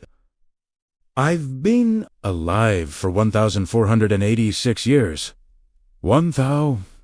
I nearly swallowed my tongue. Everlane was nearly 1,500 years old. I couldn't force my mind to make sense of that. Say, look young? Did I dare ask my next question? The one that burned on the tip of my tongue. I shouldn't even want to know. but I couldn't help it. "And Kingfisher? How old is he?" Everlane regarded me, a small smile playing over her lips. She took a long second to answer, during which time I internally berated myself for giving in to my infernal curiosity. But then she said, "I'd say that you needed to ask him. Not really my place to share information like that." Often, we don't even know how old other members of our court are, but I do know how old Kingfisher is, and telling you to ask him directly is just cruel. He'd never tell you, and he'd mock you for asking. Besides, Kingfisher was born at the end of the 9th age. Does that help you form some sort of a guess? I don't know. I'm not sure. He looks like he's about 30. So, maybe I'd say he was... Gods. Convincing the words to come out of my mouth was impossible. This was madness. "Go on," Everlane prompted. "I don't know. 1,800 years old?" "Not bad. He's 1,730 years old." 1,733, came a deep voice. Adrenaline exploded through my veins, shocking my system so badly that I nearly toppled sideways out of my seat. I twisted around, and there stood Kingfisher in a recessed reading alcove, bathed in shadows. Half of his body was concealed by a pool of darkness that was very out of place in the well-lit library. He studied his fingernails. That metal wolf had gorget glinting at his throat. "What's 3 years between family, though?" he said, shoving away from the wall and out into the light. "I'm sure it's hard to keep track of time when you're so distracted by the comings and goings of court life." He gave her a tight-lipped smile. "Glad to see you finally sharing some truths with your new pet, Lane. Primera vez, tose. I'm a little scandalized to discover that they're mine, though. You wouldn't have discovered anything if you weren't eavesdropping. Forgive me. I was bored. I decided to come and fetch the human after all. And you two seemed to be having such an interesting conversation." Evelyn rolled her eyes. She placed her hand on my forearm. "Never mind him. In answer to your other question, technically, the Fae who found themselves trapped when the quicksilver was stilled could still be alive. Yes, but the realm they were visiting was a volatile and dangerous place. It's unlikely that old age killed any of them. But the local clans probably did. Next time you're curious about me, feel free to ask me," Kingfisher said as he laid his hand on the forge's brand-new door. This was the first time he'd spoken since we left the library, preferring to march through the Winter Palace in stony silence.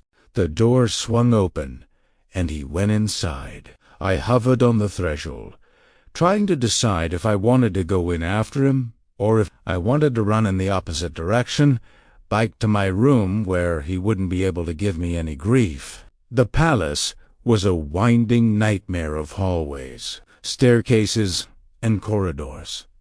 But I thought I could find my way if I really tried. My legs were as heavy as hewn stone as I followed him into the forge.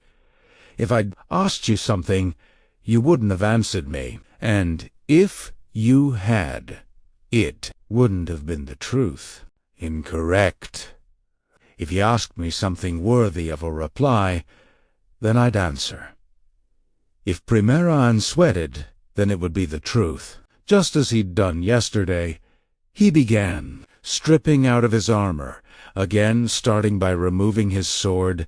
"Tis time Primer who I is," prepared, and didn't flinch when he drew the weapon. Right. Sure. Humans and Fae were different in many ways. But sarcasm was universal. His hands worked deftly on the strap that went around his side, unfastening his chest protector. "Try me, human." "All right. Fine. Thanks to Kingfisher's little cleanup trick last night. The forge was spotless today. The workbench was free of debris.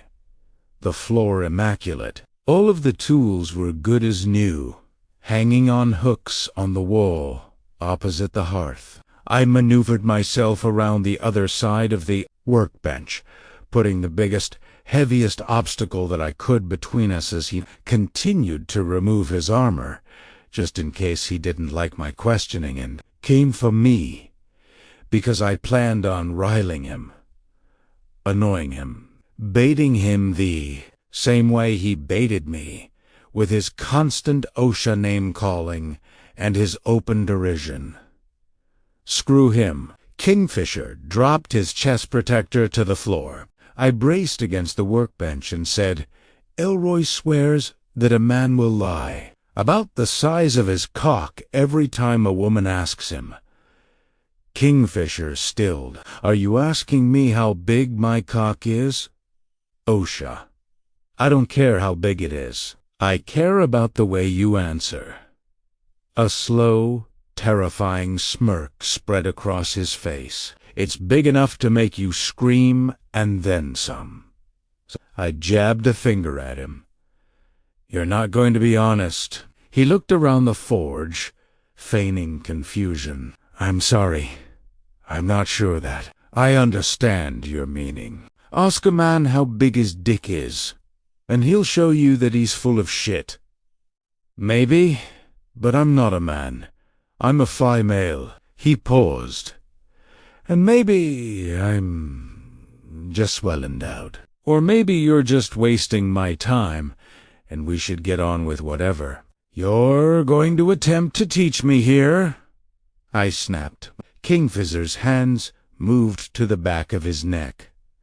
It took him all of 4 seconds to unfasten his gorget and slide the silver plate free. "Maybe the issue is that you asked me a question about my cock like a hungry little bitch in Heaton, didn't ask me something that mattered. Gods." But he kept surprising me. Every time I thought I'd reached the limit of how much one living being could detest another, he went and proved to me that I was capable of so much more. "All right.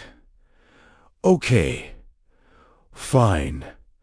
I will ask you something that matters. You were banished from the Avelian court because you did something bad," Bellicon said. "You razed an entire city to the ground." He crooked a dark eyebrow at me.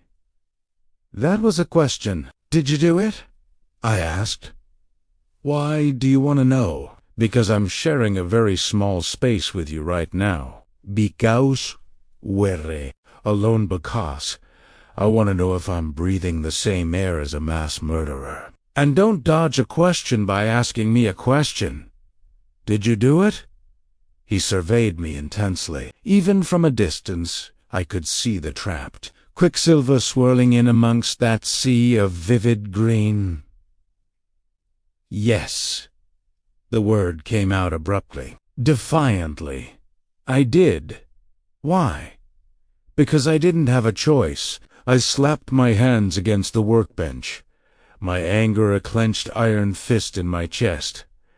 "Why?" "You're not ready for that information. You'll never be ready."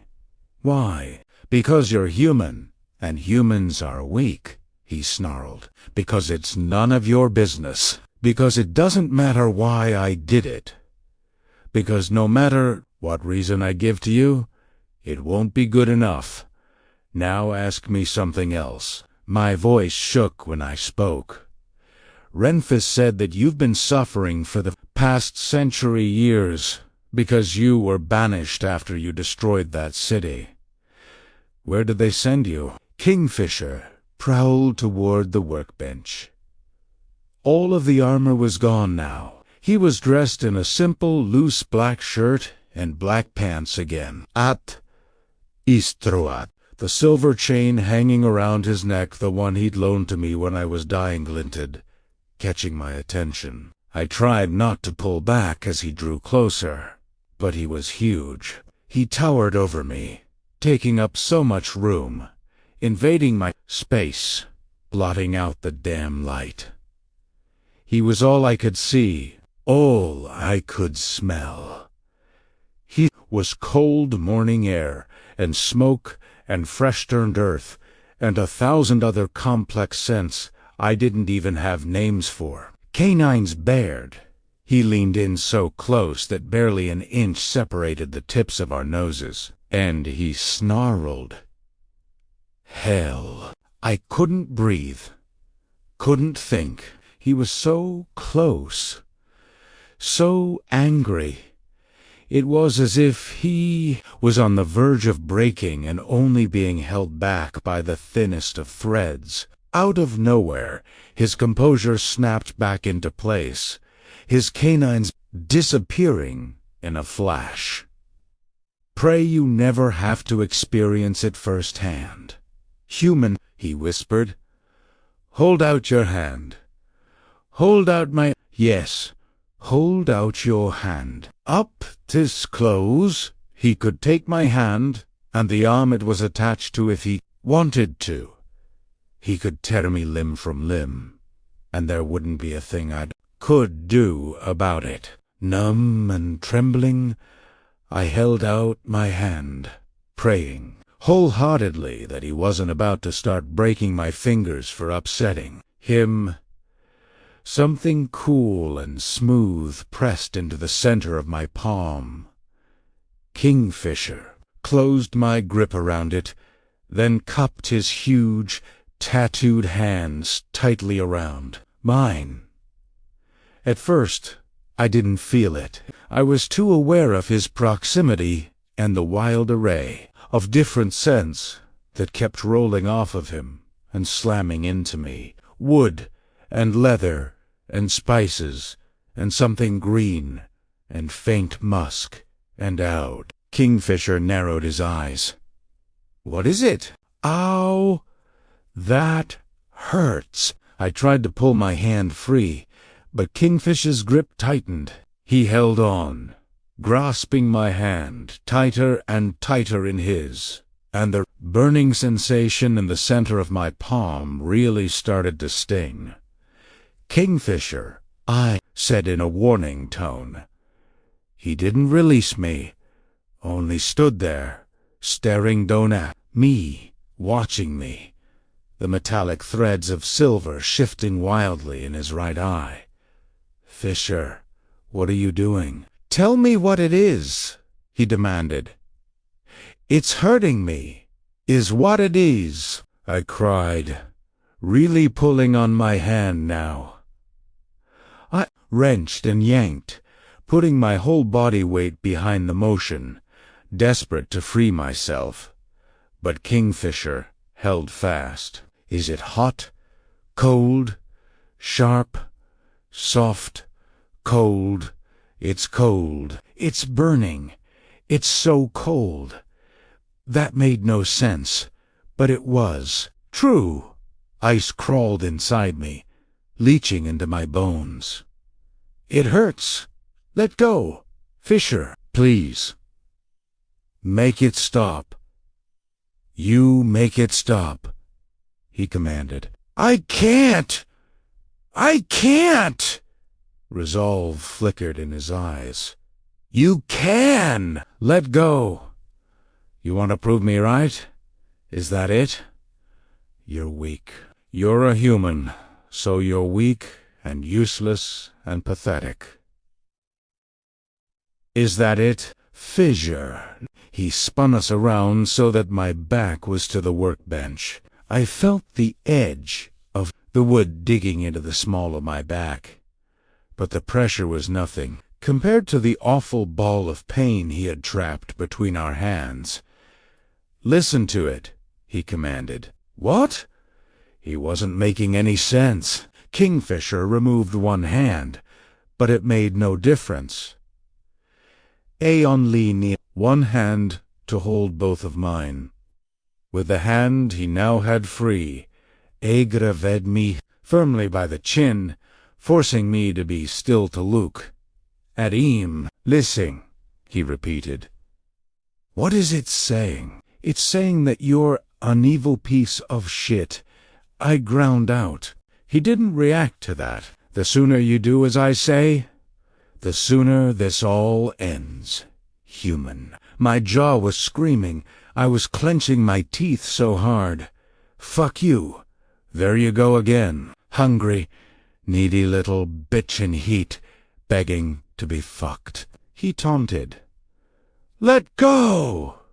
Liesten!" Kingfisher's roar snatched my breath away. It snatched the light, too. The whole forge went black as pitch in an instant, and deep pain in my hand, traveling up my arm, turned into a rope of fire. There is you, and there is the pain. Nothing else, he whispered. Move past it. Move through it. Let it roll over you. This was cruel. This was torture. I was burning alive. He was going to kill me. I can't, I sobbed. You can. Show me that I'm wrong. Show me that you're tougher than I think you are. Of all the things he'd said to me, it was this that somehow reached me. I sucked in a stuttering breath and tried to calm my mind. The throbbing, panicking, desperate part of me calmed the tiniest fraction. An infinitesimal amount. It made the pain flicker for a second, not long enough to provide any real kind of relief, but it was long enough. There was a voice, a million voices. Anoratmor, anoratmor, anoratmor, anoratmor. The sound was deafening.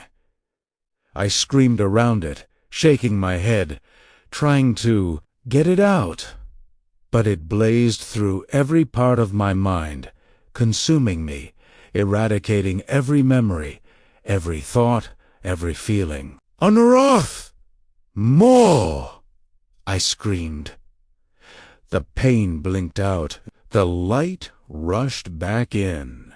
The voices fell silent, and the quiet they left behind was deafening. Kingfisher stood frozen, still far too close for comfort, his hand loose around mine now.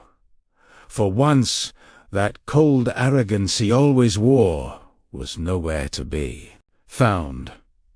With wide eyes, he looked down on our joined hands, his breath catching slightly in his throat. I tensed when I saw the tiny ball of silver liquid rolling around in the well of my palm.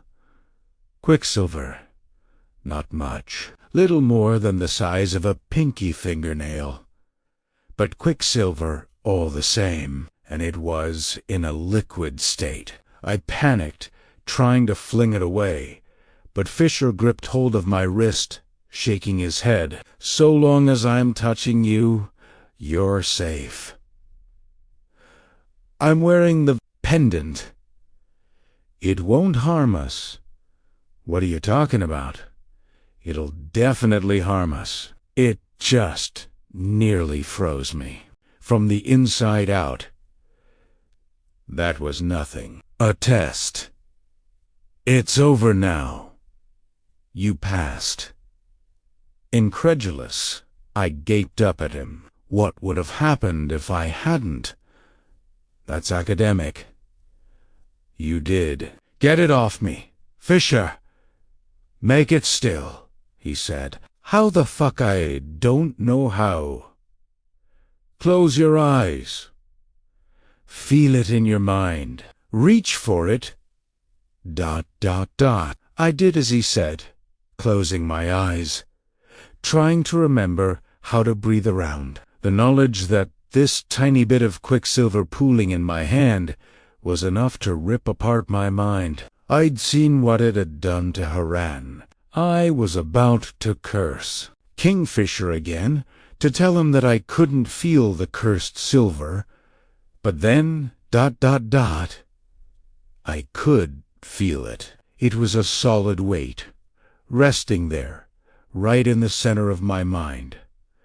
It was nothing, not hot, not cold, not sharp, not soft. It just was, and it was waiting. I feel it, I whispered. Okay. Now, tell it what you want. Tell it to sleep. I told it exactly that. In my mind, I willed it to still, to go to sleep. The solid little weight seemed to roll over restlessly. No, not sleep, not now. Slept for too long, it hissed, an innumerable number of voices, all layering over one another. Sleep, I ordered more firmly. This time, it obeyed. The weight lifted from my mind, disappearing until I felt almost back to normal. Almost, because Fisher was still holding my hands. When Primera opened my eyes, he was looking at the solid bead of matte, inert metal in my hands. A look of wry amusement on his irritatingly handsome face. I have to say, I was expecting that to go differently, he mused, and then I punched him square in the mouth. Chapter 11. Swallow too tight. Too tight. I can't breathe.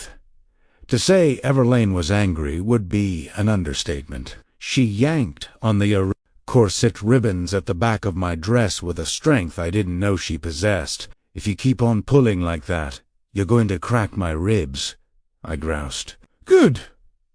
Maybe then, you quotes, LL, ... Stop, ... Complaining. Broken ribs won't stop me from complaining, I muttered sullenly, tugging on the corset stays. They were digging into my skin, pinching me in places my clothes back home had never pinched me before. It sucked. Stop that! Everlane slapped my hand away, tisking. She faffed, with my skirts bustling around me, swatting at imaginary pieces of fluff that only she could see. As with the other dresses Everlane had given me, this garment was absolutely stunning. A shimmering red affair made of raw silk. It was the kind of dress that would bring most men to their knees. I fucking hated it. What were you even thinking? Everlane growled, slapping down the folds of the skirt some more so that it hung properly. He's a Fey warrior, Saras. You cannot go around punching Fey warriors. Can I please wear some pants? I observed myself glumly in the full length. Mir and Don tell me that pants are only for males. I've seen plenty of females wandering around the palace wearing pants. We've been over this. You're too pretty to wear pants. Are you listening to me? About Kingfisher. I gave her a hard look. No, you could at least tell me what he did to make you punch him like that. Just trust me. He deserved it. Well, I don't doubt that. She'd asked me to explain what had happened 7 times in the past hour, but her pleading hadn't broken me. It would do no good to tell her about the stunt Kingfisher had pulled with the quicksilver. I didn't want to make things any more tense between them. If Everlane knew he'd thrown me into a situation that I was fairly sure could have killed me, then things wouldn't just get worse. They'd become catastrophic, and we were friends. I didn't want her to suffer any more than she already was. Having Kingfisher as a brother was burdened enough, I was sure. You're lucky he didn't react any worse than he did, she said. Ah, I scoffed. I thought his reaction was a little over the top. Everlane had been waiting for me when I returned to my room yesterday. She hadn't banked on Kingfisher kicking in my bedroom door, me thrown over, his shoulder like a sack of potatoes and wailing like a banshee. Nor had she expected his ultra-foul temper, his split bottom lip, or the thin line of blood trickling down his chin. She'd squawked when he'd thrown me unceremoniously down onto my bed and snarled, "Bad human," at me. He could have been far worse, she assured me. Warriors like Fisher don't react kindly to violence. Are you saying that he's so feral that one small right hook is enough to send him on an explosive, killing rampage. She thought about this while folding a blanket. It took her a while to make up her mind. Yes, she decided. Then your brother isn't a warrior, Eveline. He's a mindless savage with a shitty temper, but I think I could have already told you that. Please, just call me Lane. And do not say that out loud. It's hardly a secret. I think everyone knows Fisher's a savage. Not that. The brother part, she said in a loud whisper. That's not common knowledge. Well, yes and no. It's just not spoken about. And it's very, very complicated. Let me guess. Your mother had an affair because the king's a vile monster, and she ended up pregnant by someone else. Eveline Delane sighed. No. My mother was married to a southern lord before she married my father. She had Fisher with her first husband. When Fisher was 10, the king sent his father on a mission to returned. That's when the gateways were stilled. The king said that Fisher's father was responsible for the quicksilver stilling and declared him a traitor to the fight. Wait. Kingfisher said that Madra was responsible for stilling the quicksilver. Everlane's expression became troubled, and that might be true. Fisher has certainly never believed his father was responsible. But without any proof to the contrary, Bellicon announced that Feinrin was to blame. Less than a year later, Bellicon announced his engagement to my mother. By all accounts, she was surprised, given that she'd never even met the king.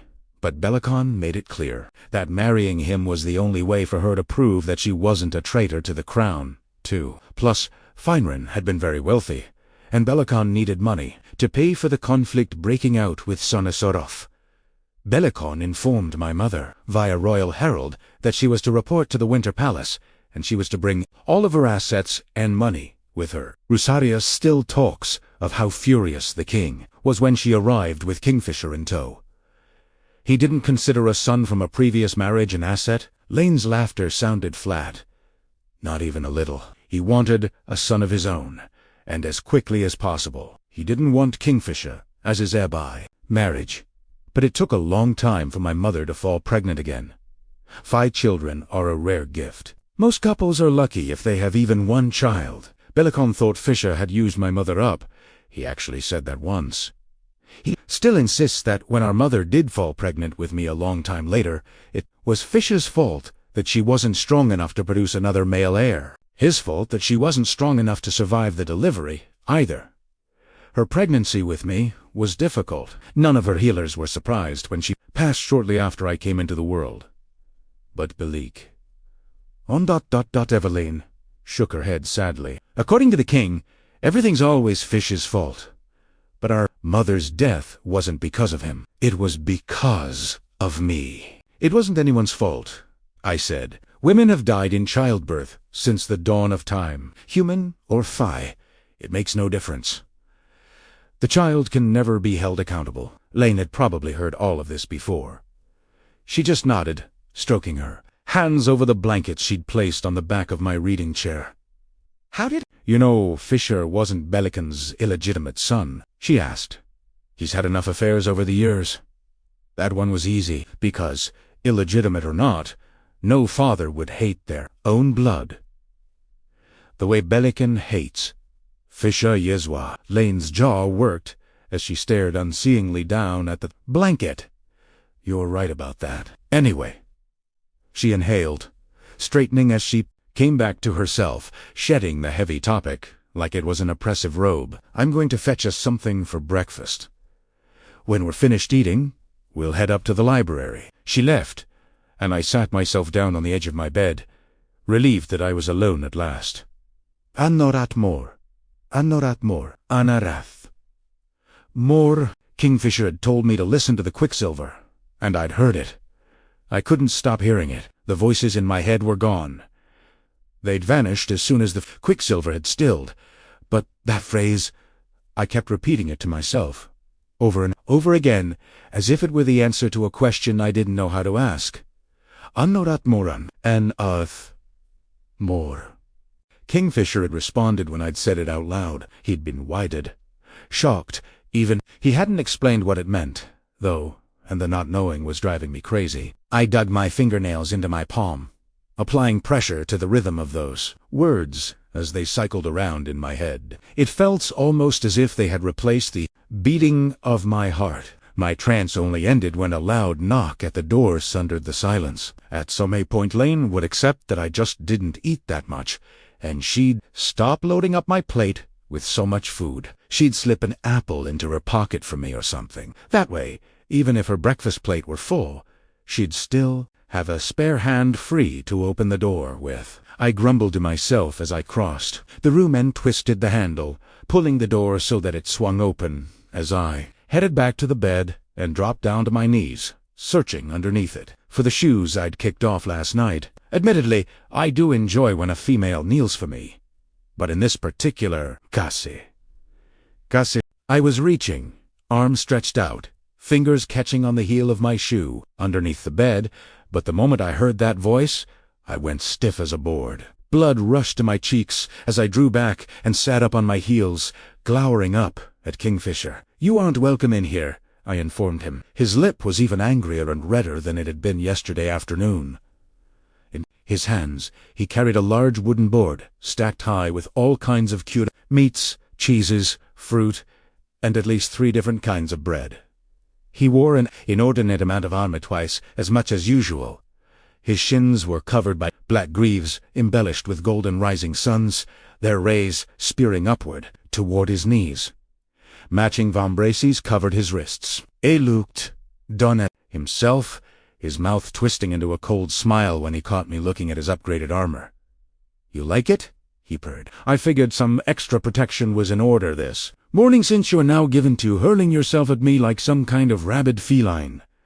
"Cat scratch," I said flatly. "I came this close to knocking you on your ass in your fucking dreams. Human." He kicked the door closed, strode into the bedroom, set down the pile of food on the small table, and then went to all 3 of the tall windows in the room, ripping the curtains closed at each. As he went, I got up and followed after him, drawing the curtains open again. "What are you doing?" "I'm hungover," he announced. "The sun is trying to crack my skull open, which is making me very unfriendly.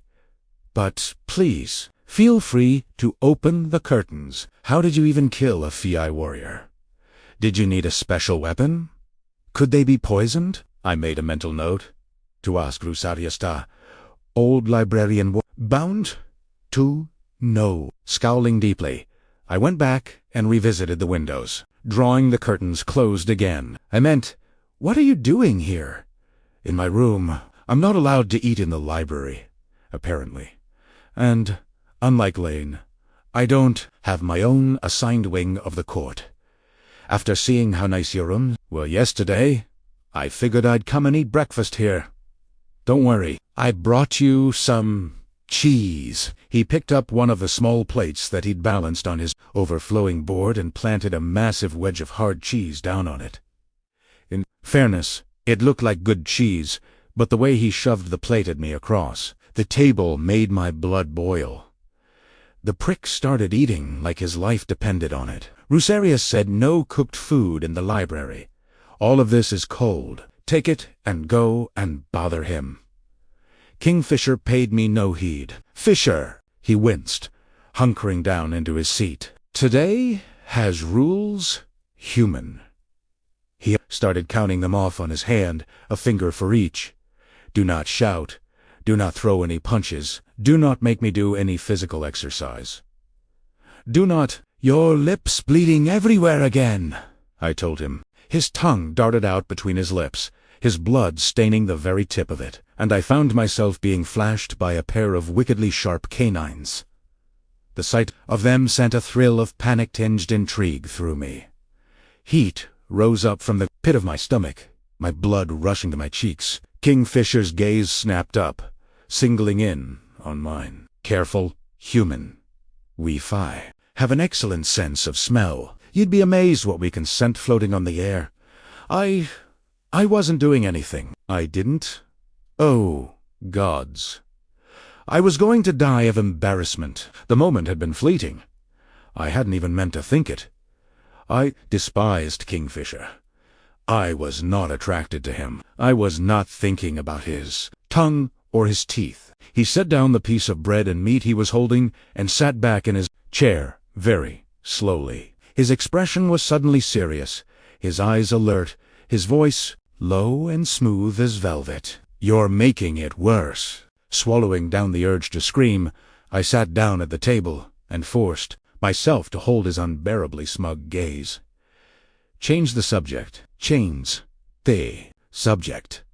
Change the subject. Why haven't you gotten your lip taken care of? Anyway, they can heal it. A small cut like that, it'd be gone with one tiny touch. After this. But now I've decided against it." "Ha, right." I ripped a piece of cheese from the block he'd slapped on the plate for me and shoved it into my mouth. "Yes, just now, actually. I'm going to keep it as a souvenir, a reminder of the time a weak human girl landed a hit on you and Drew. Blood, you. Want your friends knowing about that? Fuck. This cheese had the consistency of glue. I kept chewing, but my mouth was so dry that it was turning into a thick paste. "I like being surprised," Fisher said, spinning his fork over in his hand.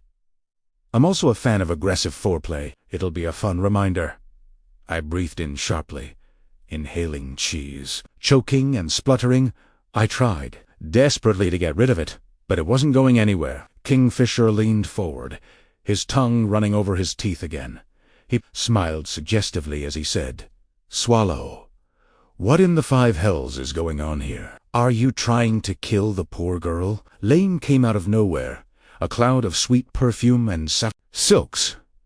She set down the plates that she'd collected from the kitchens, then began, rubbing her hands soothingly against my back. "What did you do to her?" She glowered hotly at Fisher. "For the love of every god that has ever been or ever will be, could you please lower your voice?" He groaned. "She's choking to death. Fisher, did you poison her? Breathe, Ceres. That's it. Slowly in, slowly out." She demonstrated breathing in through her nose. "And damned, why does it smell like a brothel in here? If you're going to spend the night out whoring and drinking, the least you could do is wash the smell of sex off you before showing up for breakfast." Kingfisher looked like he was about to explode with laughter. The monstrous bastard was enjoying this. I braced for the cruel jibe he was seconds from, telling his sister that whatever she could smell was courtesy of me and not him. But when he spoke, he took me by surprise. "You're right. I'm sorry, Lane. That was inconsiderate. I'll take my breakfast and leave you both in peace. If Ren shows up, let him know I'm down in the bathhouse, washing away my sins. I'll see you this afternoon, Osha. Be ready to practice more of what we learned yesterday." I watched him go. He took the fall for me. Why would he do that? Would Lane know that I was the source of the scent of arousal in the air the moment he left? I didn't think so. I wasn't thinking about Fisher's tongue trailing up my neck anymore. I was thinking about him forcing me to hold that quicksilver in my palm again and how much it was going to hurt. Anaratmor. Anoratmor. Anoratmor. The memory of those voices in my head echoed like a war chant. Fisher had saved me from embarrassment, but that meant little. Not when I was faced with the promise of an afternoon working with the quicksilver. He really was crazy if he thought I would willingly subject myself to that again. The temperature in the library was insufferable, even colder than usual. Condensation ran down the insides of the windows, and billowing clouds of fog formed in the air any time anyone spoke. "It'll snow tonight," Ruceris announced, frowning up at the moody blanket of clouds that filled the view out of the domed glass ceiling. Snow. The prospect of watching it fall from the sky with my own two eyes was thrilling, but there were more important matters at hand. I'd made my decision, and I was sticking to it. "I want to learn more about the quicksilver today," I said. "I know you were, planning on covering more about Sanasorth and the courts, But the king only gave us a week before Kingfisher has to leave. It's been 3 days already, and I haven't learned much about the pathways. Knowledge of the courts will be vital when you start to travel outside of Ivilia. I do think this is worth going over, Lane said, placing a hand on top of the daunting stack of books she'd set out for the day's session. I don't know. Maybe Ceres is right. Rusarius's white hair was more cloud-like than ever, puffing out in every direction. If we can't demonstrate that Ceres is capable of activating the Quicksilver, there'll be trouble for Kingfisher. I think he's the one who brought her here. The king gave him a week to teach our new friend here how to navigate this whole thing. If she fails, ... he'll punish Fisher, Lane said. And Ceres, too, perhaps, Rusarius suggested in a questioning tone. Lane reluctantly pushed her curated stack of books aside. All right. The Quicksilver it is. Maybe if we cover some rudimentary ground, Fisher will be able to introduce you to some other, lesser alchemical compounds in the forge this afternoon. Oh, Fisher wasn't messing around with lesser alchemical compounds.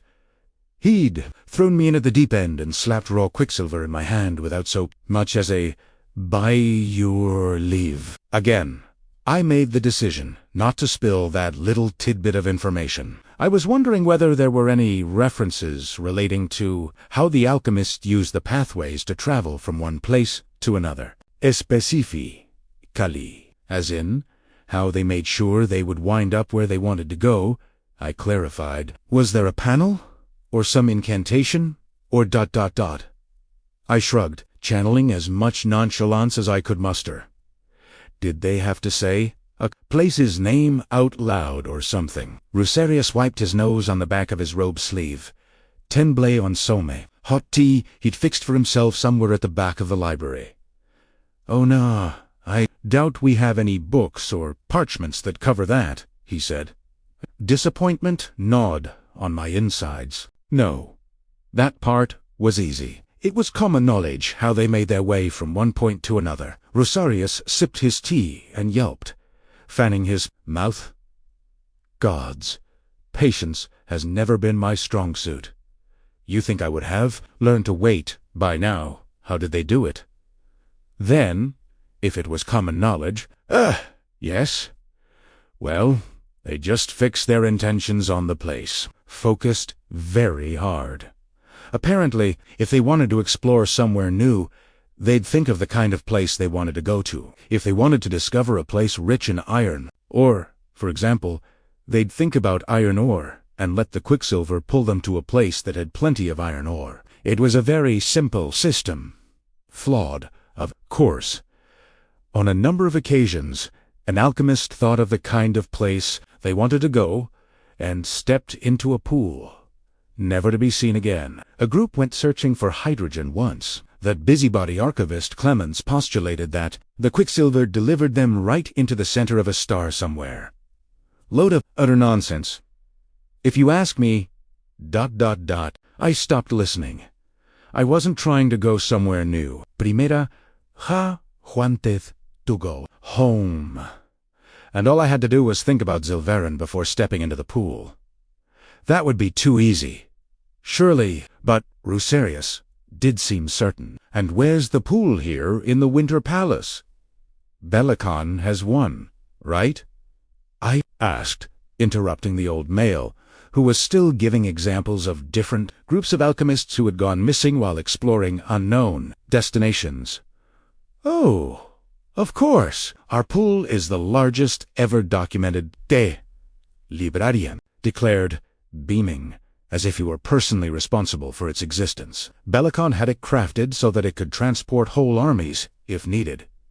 It's situated beneath us, Dombury deep in the bowels of the palace. Nearly every tunnel you come across will lead you there, though I once spent 5 days trying to work out. I did a commendable job of feigning interest as Rusarius chattered on, even if I did say so myself. The plans that were rapidly forming in my head demanded all of my attention. But I nodded and laughed at the librarian's tale. Engahin hoosed, enough to convince Lane that I was listening to him, too. The next 3 hours dragged by, and I did my best not to fidget. I took notes about the Sanasrothian pool, located at the center of their rival courts' council halls. I recorded the locations of 2 other pools in 2 other courts as well. The Gilarin, the Fae in the mountains to the east, kept their pool in a hall perched upon the highest peak of their domain. It was reported that the pool belonging to the Lassians, the seafaring Fae, who lived upon a southern island, was located deep in a sea cave, and was almost as large as the pool, though that had never been confirmed, the Lassians regarding it as their most sacred place of worship. I took all of this in, my mind buzzing the whole time. All I had to do was fix my mind on the Silver City. I had to reach out to the Quicksilver, convince it to wake, and then I'd be home. It would be so simple. But there was something I had to do first. Chapter 12. Fox. Kingfisher's copious amounts of leather was gone, and I could understand why. The hearth was blazing, a white-hot fire licking up the brickwork when I entered the forge. For the first time in nearly a week, a blissful warmth sank into my bones, and it was a beautiful, beautiful thing. Lane's dark-haired brother smirked like a demon when he realized that I had entered the blistering hot workshop, though he didn't turn away from his task. Sweat ran down the side of his face as he thrust a glowing set of tongs into the inferno. He stooped, squinting as he concentrated for a moment, and then he drew the long tongs back out again, this time with a small iron pot clasped in the tongs' grips. I barely noticed the Potha crucible that Kingfisher set down on the anvil by the workbench. My gaze was locked onto the bead of sweat that was hanging from Fish's chin. For the life of me, I could see nothing else. It glistened there for a second and then fell, sizzling, when it hit the iron crucible and turned to smoke. Fisher's normally loose black shirt was plastered to his chest. I drew in. Deep breath, his shoulders rising, and I jerked when he snapped his fingers in front of my face. You could at least say hello before you start eye-fucking me. I wasn't eye-fucking you. I was trying to see through all of this. Wafted my hand for effect, but the air was clear. There was no steam, and Kingfisher did not look impressed. It's always confounded me. Humans aren't restricted by the same laws as the oath-bound Fae. You creatures can lie whenever you want. You do it all of the time. And yet you're all so fucking bad at it. His cheeks were flushed from the heat, slick with perspiration. Not a hair on his head was dry. From root to tip, his waves were dripping wet, some of them plastered to the side of his face. As if, suddenly conscious of this, he shook his head like a dog, showering sweat everywhere. I held my hand up in front of my face, blocking the spray. Disgusting. Fisher laughed silently as he peered into the crucible, peeling his shirt free of his chest as he inspected what was inside. There you go again, lying your little heart out. You like my sweat, don't you, human? Since the moment we'd met, the prick had lived to push my buttons. I'd never reacted to him calling me human or OSHA, so I had no clue how he knew it irked me so much. But it did. I was officially sick of it. I have a name. Use it. I barged past him, making my way to the workbench. I dumped the bag I'd brought with me onto the table, and then snatched up one of the thick leather aprons hanging on the wall by the window. I turned around, ready to lecture him about manners, and how it was polite to call a person by their given name and not some shitty name they come for. But holy gods and martyrs! My heart leaped up into my throat. Less than an inch away, Kingfisher smiled down at me. How the hell had he gotten this close? His eyes danced with mirth. It was criminal that such astonishing eyes belonged to such a bastard. They were like nothing I'd ever seen before. So bright, the most unique and startling shade of green and violet. Quicksilver trapped in his right iris freaked me the hell out. There was no denying that it made him look remarkable. You are temporary, he said, looming over me, his huge frame. Jazz. Da. Everywhere. And you are rude, I shot back. He shrugged, turning away, as soon as his back was to me. Primera Saktina, ragged breath trying to regain my composure while he wasn't looking. It isn't practical. Learning the names of humans. he said. You come and go so quickly. I only bothered to learn the names of creatures who live longer than a heartbeat. My hand shook as I looped the apron ties around my waist and then knotted them over my stomach. It's Ceres. My name. Call me that or nothing at all. He cast an amused look over his shoulder, his lips parted a fraction, exposing the briefest glimpse of teeth. Nothing at all. I liked the sound of that. Come here and look at this. Nothing at all. I suppose I walked right into that one. Sighing, I went to see what he was pointing at inside the crucible. There are these other words, too. Please and thank you. I haven't heard you use either yet, but I'm sure they're a part of your vocabulary. They're not, he said brightly. A tiny amount of dark gray powder, fine as ash, sat in the bottom of the crucible. What am I looking at? Bone, Fisher said. Human, he shook his head. I didn't have any. Though, if you were willing to contribute... Stop. Fisher stood up straight, half closing one eye. As he studied me, are your kind supposed to nap in the afternoons? You're really grumpy. I'm the one with the hangover, you know. What did you even do last night? Wouldn't you like to know? Actually, forget it. I've changed my mind. I don't want to know. Ren and I went to the Blind Pig. We gambled away half his savings and drank the bar dry. I'll invite you next time. I pulled a face. Please, don't. Kingfisher grabbed me, his hand closing around my wrist. I'd been about to poke the powder inside the crucible with my fingertip. But where you come from, does a smith poke a finger into a crucible right after? It comes out of a blazing furnace OSHA. Fisher demanded. I worked my jaw, feeling absolutely, completely, devastatingly stupid. If I'd done that back in Elroy's workshop, he'd have screamed at me until he was hoarsened and banished me from the shop for a whole week. I wouldn't have even been allowed to approach the crucible without wearing a pair of heat-resistant gloves. Here, I wasn't thinking straight. I was distracted and terrorized, for my distraction had just saved me from potentially losing my whole hand. My cheeks burned hotter than the fire in the hearth. No, they do not. Kingfisher released me. He said nothing further on the matter, but the hard, annoyed look he sent my way said plenty. Be more careful, OSHA. The bone was fine, he said after a moment. For centuries, our kind has tried to understand how the relics that allow us to travel through the quicksilver were made. Have been many theories over the years, but that's all they've ever been. Theories. With the quicksilver sleeping, we haven't been able to experiment or put any of those theories to the test. But now that you're here, you want me to wake the quicksilver so you can try and bind things to it, and see if you can make a relic out of it. Exactly. He grinned. It was the first real, full smile I'd seen from him, and it was terrifying. Not because of how evil it made him look. Far from it.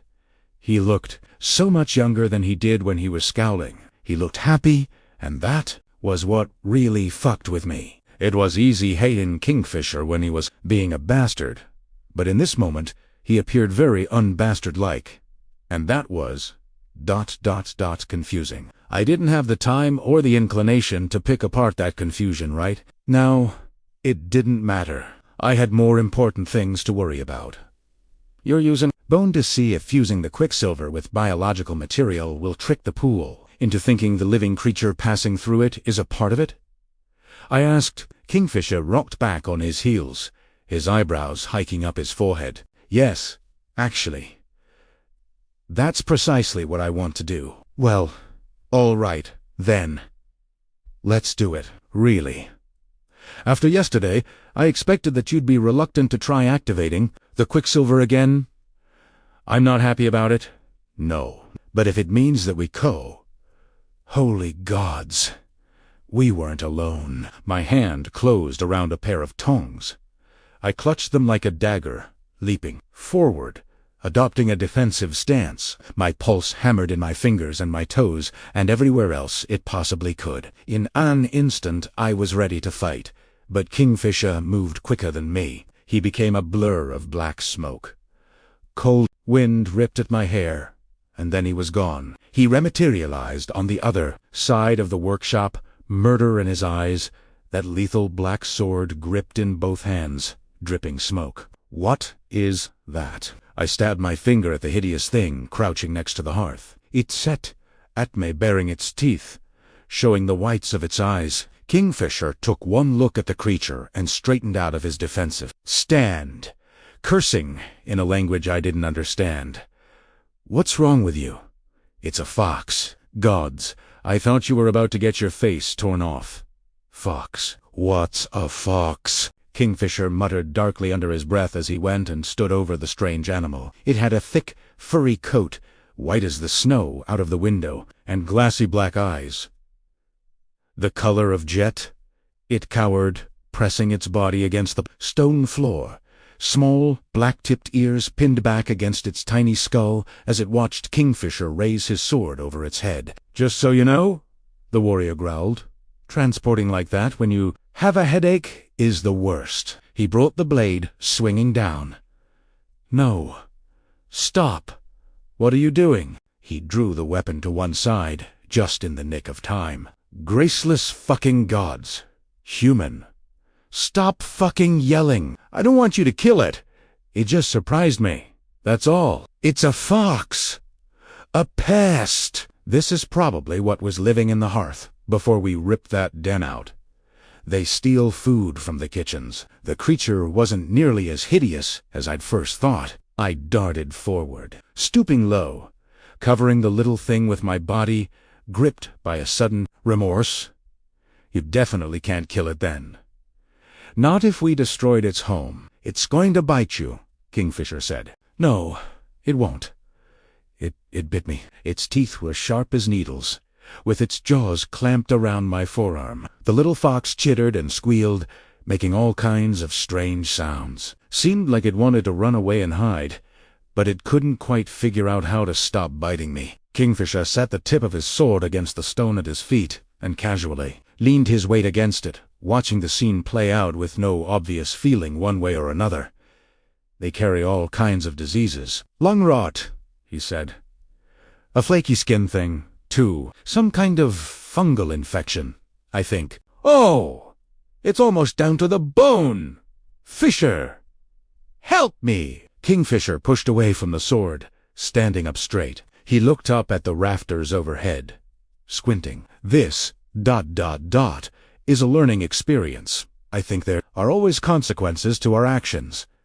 Your new furry bracelet is a consequence of human weakness. Wear it with pride." The little fox sneezed, his black eyes locked on mine.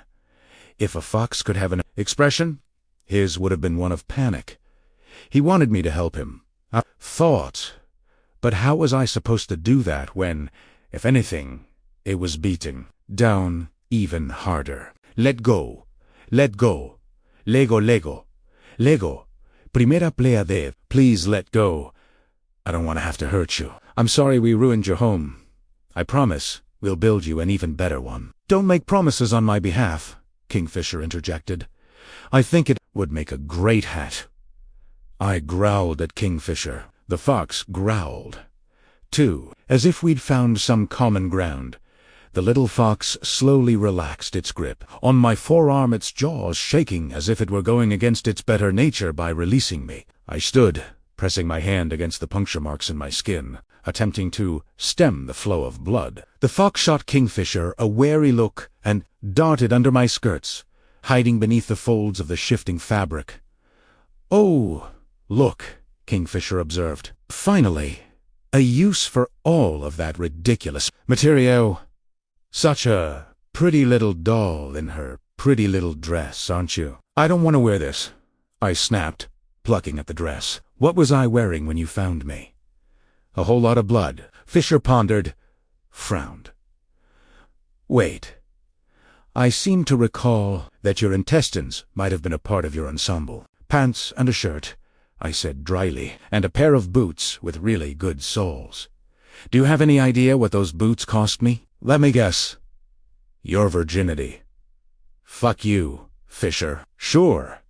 He smirked. "But I'm afraid I don't have any new boots to trade you for your time." I lunged for him, ready to kill him, and gasped when I felt the brush of fur against my calves, and remembered the little fox that I was harboring. Its claws scratched against my leg. I attempted not to react, but Fisher saw me flinch. "Gods above," he groaned. "Let me kill it and be done with it." "No, absolutely not." "All right. Fine, have it your way." He turned back to the crucible, waving his hand. At the same moment, there was a rush of cool air underneath my skirt, accompanied by a frightened yap, and a large wicker cage appeared on the far end of the workbench.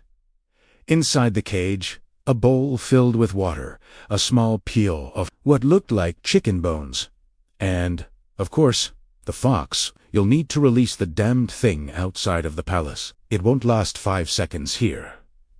Not even as your plaything. For now, it can sit there and be quiet," he said, giving the cage a meaningful look. "And you, ... double quotes." He flicked his wrist again, and the tight crimson gown Lane dressed me in this morning disappeared into thin air. I drew in a full, deep breath for the first time in 6 hours and almost wept at the rush of air flooding my lungs. I was wearing normal clothes. My wait. They weren't my clothes. They were similar. Yes, but there were marked differences between the clothes Kingfisher had found me in and these garments. The pants were thicker, black, and not dirty white. The material was tough but supple, skin-tight. Well, I guess I couldn't complain about that after being so bent out of shape about the frills Lane had put me in. The shirt was more of a tunic, black, a little longer in the body than I was used to. More in keeping with fashion, there were so many pockets. At my waist hung a leather belt with numerous loops for tools and weapons. There was an actual knife strapped to my thigh, Primadista read down at the black onyx handle, trying to make sense of what I was seeing. "Do you need walking through how that works?" My head shot up. Kingfisher had his back to me. "Oh, for the love of all the gods!" He was pulling his shirt over his god's cursed head. When he turned, his chest bare, a sea of swirling black ink marking slick muscle. His expression was trained into a blank mask. At the very center of his chest, snarling and fierce, another wolf's head had been inked into his skin. Many smaller tattoos surrounded it or broke off from it, but I couldn't tell what they were without, inspecting him much more closely.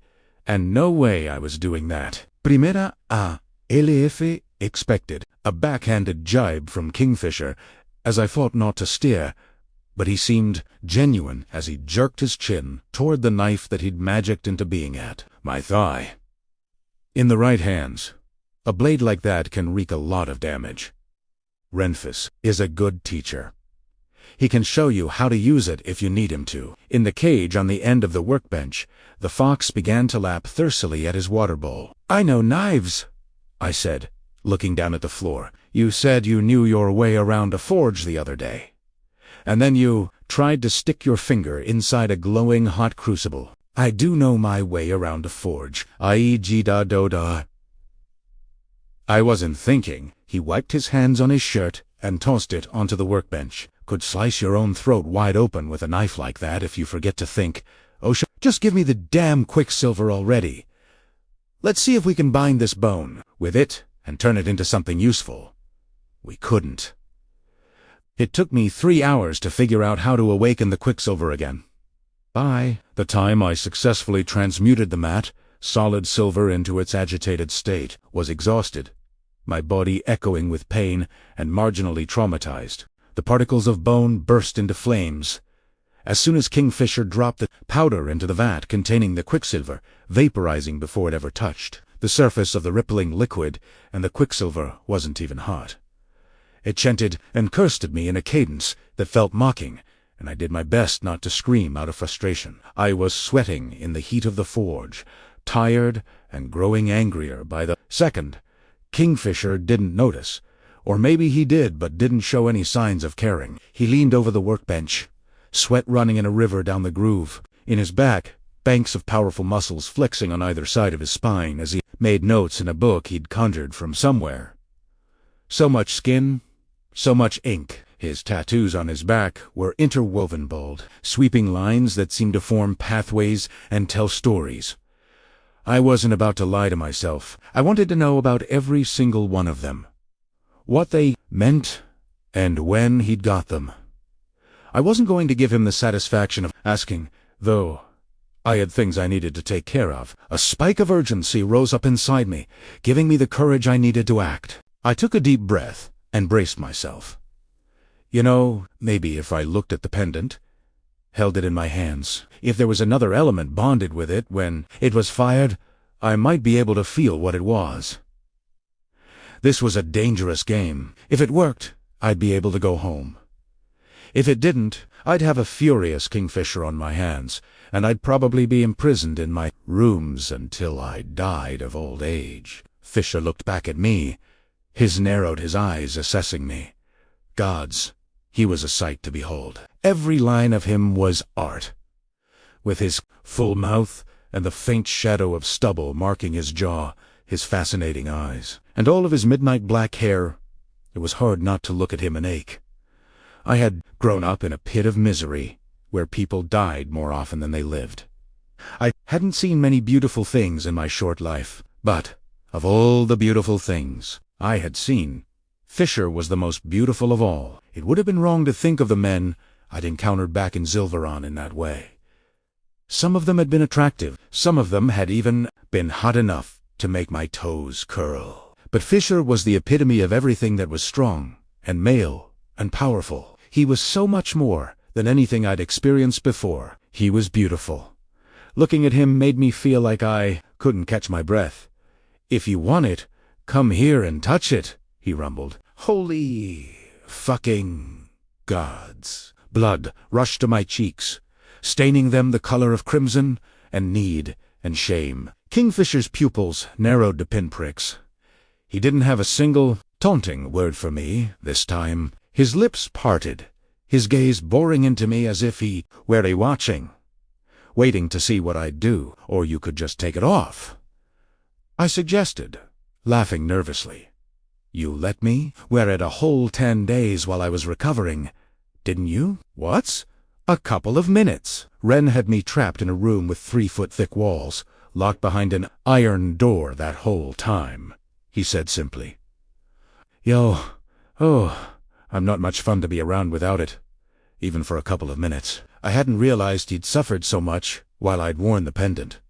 I knew he'd needed it badly by the time he'd gotten it back, but I thought his second relic, the ring he wore, had served in the chain's absence. I nodded, taking a hesitant step forward. "All right then." I tried to sound businesslike, but I certainly didn't feel it. "I'll touch it while you're wearing it." Kingfisher's expression gave nothing away. As I approached, he straightened. I thought for a moment that he was moving away from me, but he wasn't. He grabbed a stool from beneath the workbench and sat down on it, positioning himself so that he was facing me. So little space between us now. He spread his legs, the hard, interested light in his eyes, daring me to step between them so that I could close the gap. My heart skipped and tripped all over the place as I took that step, accepting his silent challenge. He was so goddamned big. His body hummed with energy. The closer I got, the more I could feel it rolling off him. Like heat. Like smoke. Like power itself. Fisher rested his tattooed hands on top of his thighs, his bright green eyes following my every move as I reached up and touched the fine silver chain. He sat inhumanly still. He didn't breathe, didn't even twitch. The hid of his skin scorched my fingertips, sending a bolt of electricity snapping through me as I hooked the long chain beneath my fingers and slid them down his chest, over that snarling wolf's head tattoo, until I reached the solid weight of the pendant. It was rectangular in shape, about 1 inch long and lighter than I remembered when he'd first looped it around my neck back in the Hall of Mirrors. It had felt like an anvil hanging around my neck. The crest on the front of it was almost worn smooth, but I could still make out the design. 2 crossed swords wrapped in thin vines. I spun it over in my hand. drawing my bottom lip into my moat, trying not to think about the fact that the shining metal wasn't wet with water, but with King Fisher's sweat. I could smell him. The light musk of his sweat was inoffensive. In fact, it smelled sweet and heady, and lit a fire in the hollow of my stomach that I didn't understand. Wanted to lean into him and inhale deep. The need to do so was so overpowering that I almost went ahead and fucking did it. Gods! Anything. Kingfisher's voice was rough as smoke. I nearly jumped out of my god's-cursed skin. No, not. Yet let me think. What do you know about phi anatomy, Osha? He whispered. I focused so hard on the pendant that my vision started to swim. I didn't dare blink, though I definitely wasn't brave enough to look up at him and meet his eyes. I knew he was staring at me. Of course, I could have felt that fierce gaze through a sandstone wall. Not much, I said, burning a hole in the pendant. Your kind looks a lot like humans. I'm assuming a lot of it works the same. I waited for the mocking bob. The sharp, sneering retort. Kingfisher's reaction to being compared to a human wasn't going to be good. Surprisingly, it wasn't as disdainful as I would have expected. On a surface level, yes, he said, softly. We have similar internal organs, though we do possess a few that humans do not. Extra internal organs. That was intriguing. We're bigger, taller, of course, he continued. I arched an eyebrow at that. Of course, our hearts are bigger by ratio. I couldn't help it. I looked up. Really? He nodded. And weird. Where? Our eyesight is far superior to yours. Our sense of smell, he said, his eyes lowering, traveling down my body. Heat flared in the center of my chest, the way he was looking at me. There was nothing friendly about it. Kingfisher and I weren't friends. At best, we were loose allies who irritated the hell out of each other. So why, then, was he looking at me right now like I was an ally he'd like to fuck? His eyes snapped back up to mine. Our sense of taste is superior to yours. Touch. Our sense of hearing is very sharp. We can hear the smallest sound at a great distance. The silver in his right eye flared as he exhaled, his breath fanning across my cheek. We can hear each other's heartbeats. Out of nowhere, he grabbed me by the wrist. I tensed, jolting, but he didn't hurt me. He took the pendant, lifting it, placing the metal between his teeth, holding it out of the way as he moved my hand to the center of his chest. Feel that? He asked, his bottom lip pressing against the pendant as he spoke with it still clamped between his teeth. The tips of his canines also pressed into the swell of his bottom lip. I couldn't tear my eyes away from them. Dumb. Kingfisher tapped the back of my hand in time with the rhythm of his heart. The pause between each beat was so long that I thought I was going to scream around the tension that built between each one. Slow, steady, he murmured. Our fey hearts rarely betray us. We're calm creatures. But you, Osha, you're a ball of chaos. Your heart betrays you at every turn. Quickly, he placed his hand on my chest, right between my breasts. I didn't have time to react to the contact. He began tapping out the rhythm of my heart against my sternum. Thrum, throom, throom, throom, throom. Fast, erratic, like a hummingbird. I hear it bouncing around all over the place when you look at me. Did you know that? No, I didn't. I swallowed, a wave of nausea making my mouth sweat as I pulled away from him, tried to pull away from him. He still had hold of my wrist. He did not let go. He allowed the pendant to drop from between his teeth. The corner of his mouth kicking up as he tugged me closer to him. Isoterend moved from my chest, sliding down, around my waist, settling in the small of my back.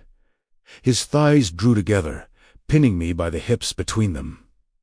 Panic, panic, panic, panic. Externally, I was calm when I spoke, but inside I was screaming. "Let me go, Fisher!" Immediately, he released me. His legs splayed wide, letting me go. He relinquished his hold on my wrist, too. His hand at the small of my back went nowhere, though he wasn't using it to hold me in place. It was just a point of contact, and the heat of that contact between us felt like it was scorching me through my shirt. Sliding forward an inch on the stool, Fisher dipped his head so that his mouth was unreasonably close to mine. "I've fucked plenty of humans," he whispered. "Does that surprise you?" "Yes, seeing as how you seem to hate us so much." His mouth. His fucking mouth. I needed to look away. I had to. "I don't hate your kind. I'm just disappointed by how breakable you are. If I held you down and fucked you the way I'm imagining fucking you right now, I doubt that you'd survive it. I was burning alive. I was a living torch, blazing out of control. I wouldn't. Fuck, you were the last living. Don't bother." The words held bite. Lying is pointless, with your heart betraying you so loudly. "It's beating fast because I'm afraid," I snapped. "Of me." Kingfisher huffed a blast of laughter down his nose. "No, you're not. You should be, but you're not. That's one of the things I like most about you. You're holding me against my will. Really." He looked down at our bodies, his legs still on either side of me, but held away from me. His other hand resting on top of his thigh again. My hands clenched into fists at my sides. "You can pull away at any time. Looks to me like you're choosing to stay. It also looks like you're having to stop yourself from touching me. You want to touch me the way I'm touching you, don't you? To feel the weight of me beneath your palms. The heat of me ... He angled his head a fraction, something wicked dancing in his eyes, just to see what would happen. You're wrong." He shook his head. "I'm not." "Yes, you are." He gave me a reproachful look. "Are you going to make me say it?" "Say what?" He leaned in even closer. My breath froze in my chest, my throat closing up, but I couldn't move. He grazed the bridge of his nose along the line of my jaw, the contact so light, up toward the shell of my ear, that your body is betraying you in other ways, that I can smell you, little Osha, and I'm thinking about drinking the sweet nectar you're making for me straight from the fucking cup. I moved before I registered what was even happening. Kingfisher A.D. Learned from the last time, though, and saw my fist coming. He grabbed my wrist, and then the other when I tried to punch him with my left fist. Harsh, rough. Laughter boiled out of him, turning me to cinder and ash. "Aren't you curious? Don't you want to know what I taste like? Let me fucking go." For a second time, Erilisid me freeing my hands. "If you try to punch me again, I'll tie your hands behind your fucking back," he promised. He was still smirking, but he meant it. I could see it in his eyes. "You're still standing here," he said in a taunting tone. Fuck. I was still standing between his legs. What the hell was wrong with me? I made 2 steps back, but Kingfisher placed his hands on my hips, lightly, the same way he'd placed his hands on the small of my back. "Go on. Pull back. I won't stop you," he said. "Or you could kiss me. You could kiss me. I'll just sit here. I won't move a muscle." "Why would I do that?" "Because you're intrigued. Because you're bored. Because you're super fucking aroused right now, and you want to follow through on whatever little fantasies are playing out in your head." "Yeah. Right. I'm just ... going to kiss you. And you're just going to sit there? You aren't going to move a muscle. You're not even going to kiss me back." Gods above, saying it out loud made it sound even more ridiculous. Kingfisher just stared at me. Find out. Was it temporary insanity? A complete loss of common sense? Whatever it was, it took me, body and soul. I lunged for him, curving into him, crushing my chest against his, driving my fingers into his hair. 1 second. I was standing there, wanting very badly to put some space between us. And then the next, I was rising up onto my toes, still having to reach up for him even though he was sitting down, and I was pressing my mouth to his. The forge disappeared. Everything fell away. Everything but him. His mouth met mine, and a wall of sound erupted inside my head. It was my own voice, urging, begging, pleading with me to slow down, to think these through, but I didn't want to listen. His lips felt incredible. They parted for me, and I could feel his smile against my mouth as his tongue met mine. He kissed me back. His hands stayed right where they were, where he'd promised he'd keep them, but his grip grew tighter, his fingers digging into my hips as he plunged his tongue into my mouth, tasting and probing with every sweep. The scent of him washed over my senses, overcoming me, undoing me. Mint, smoke.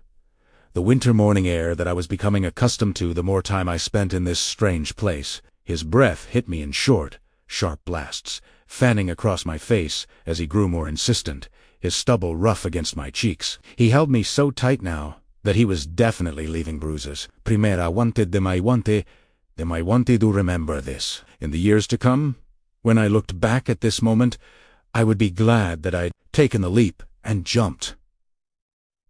This was the kiss to end all kisses, demanding, urgent, and carnal. I hated this male, hated him with every fiber of my being, but curse me, I wanted him just as bad. Grabbing his hair, I wound it tight around my fingers, clenching my hand into a fist. Kingfish's head rocked back, a low, rumbling groan issuing from his throat. I nipped and tugged at his bottom lip, sighing into his mouth, and the huge male went utterly still beneath me. "Careful," he panted. "I swore I'd be still while you kissed me." At no point did I promise to exercise restraint if you climbed up into my lap and started grinding yourself against my cock. Hadn't I? Wasn't? Fuck. I was. Without even realizing, I'd straddled him. My legs were wrapped low around his waist. His cock was rock hard, trapped between our bodies. I could feel it there, rubbing up against me, applying the most delicious pressure whenever I shifted my weight. Not fucking happening. In 2 seconds flat, I was on the other side of the forge, dragging my hands through my hair instead of his. What the hell was I thinking? Fisher laughed quietly as he rose from the stool and collected his shirt from the bench. Shaking it out, he slid it onto his arms, but didn't lift it over his head. Not yet. He stood there, eyes drilling into me, a reckless, beautiful grin strewn across his face. I didn't say I minded, but for next time, that's where the line is. You want to cross it? I'll happily join you on the other side. Just don't say I didn't. Warn you. You. I fought to shove down the mortified heat that rose up the back of my neck. There won't be a next time. Fisher grinned so hard that a small dimple appeared, forming a deep groove in his cheek. A God-cursed dimple. How had I not noticed that before? Tre? The shirt over his head at last, covering his inked chest. If you say so, little Osha. Oh, gods. Can you just go already? I don't want to be around you if you're going to be so unbearable. I have to walk you back to your rooms. I don't want you to, I snapped. Tough. Lane will string me up by the balls if I let you go anywhere alone. Then send Ren to walk with me. Kingfisher crossed the workshop and stood in front of me, his eyes alive with hunger. I hadn't seen him like this before. It was both exciting and terrifying. If I send Ren, you'll wait for him here? Yes. All right, then. Have it your way. I'll go. Thank you. My head spun as he leaned down and held his mouth close to my ear again. Come on. Was it really that bad? Yes. He laughed again, cold and cruel, as he placed his hand at the center of my chest again and began to tap. Throom, throom, throom, throom, throom, throom, throom. So fast.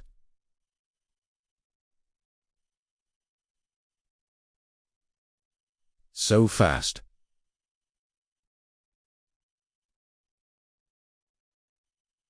Like a hummingbird. Get the fox bite looked at. Little OSHA. You don't want that arm falling off. Right before my eyes, Fisher dematerialized into a blur of black sand and smoke. Chapter 13, Duress. I'd spent half my life running in Zilvaron, running from guardians, traitors I'd cheated. The people I'd pickpocketed. Not only was I fast as lightning, but I had stamina, which was a damned good thing because I had no idea how far I had to run now. All I knew was that I had to get there quickly, it wouldn't be long before Kingfisher noticed what I'd done and came looking for me. The bag I'd packed earlier bounced against my back, approximately 10 pounds heavier than it had been when I'd carried it into the forge. Originally, I'd only packed a few items of clothing and a little food. Most of the bag's weight had come from the large water reservoir I'd stuffed into it, the soft leather bladder filled to brimming. Now, there was a fox in the bag, too, and by the sounds of it, the furry little shit wasn't happy about all of the bouncing. He yipped as I sprinted through the hallways, heading down, down, always down. 5 males and females shouted, annoyed as I barreled past them, not giving them time to recognize me for who I was.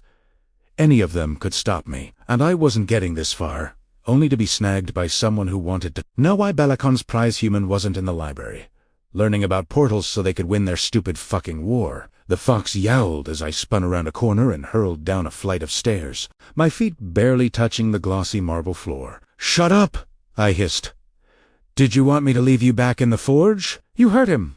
He wanted to turn you into a hat." The yowling cut off, replaced by a disgruntled, though much quieter grumbling. The next floor down, I sprinted through reading rooms and indoor hothouses packed with exotic plants and flowers. I bolted across some sort of games court where 8 or more long-limbed 5 females were gracefully volleying a ball back and forth to one another across a net. Training rooms and art studios and all manner of different workshops and grand halls all whipped by in a blur. If I came across a staircase, he went down Italiano. After some serious wriggling and knowing, the fox managed to poke his head out of the bag and started anxiously licking the back of my neck. "It's all right. I'm not gonna let him hurt you. It's okay." I should have had Ruceris and Lane take me down to the Quicksilver and show me where it was. They would have wanted to wait until tomorrow, though, and I couldn't afford another day. Not when I'd already waited this long. 6 floors, 7 floors, 8, 12, 15. I stopped counting after that. My thighs were screaming when I finally hit a level where there were no more windows. The rooms became smaller, the roofs lower. As far as I could ascertain, these were all signs that I'd made it to the subterranean floors. Eventually, the only Fii I encountered were Belacon's soldiers. Fuck. Of course there would be soldiers down here. The Quicksilver might have been dormant for 1,000 years, but it was one of Avelia's most valuable assets, and I'd managed to wake the silver. Now Belacon knew that it could be done. He wasn't likely to leave the pool unguarded if there was a chance it might open again and danger could come rushing through. Damn it! I was losing precious minutes. I could feel the Quicksilver tugging at me. After sleeping for so long, it wanted to be awake. It wanted me to find it, knew which direction I had to go in now. Straight ahead, a yawning roof mouth opened in the stonework wall, giving way to what looked like one of Rucerius's tunnels. If I took that tunnel, I knew I'd find the pool. The only problem was 3 guards standing at the entrance to the tunnel, eyes trained ahead, gloved hands resting on the hilts of their swords. I only had the small dagger Kingfisher had given me and an ornery fox to defend myself with. That wasn't really a problem. I could kill them, but engaging in a fight right now would only waste time I didn't have. "What are we going to do?" I mumbled to myself.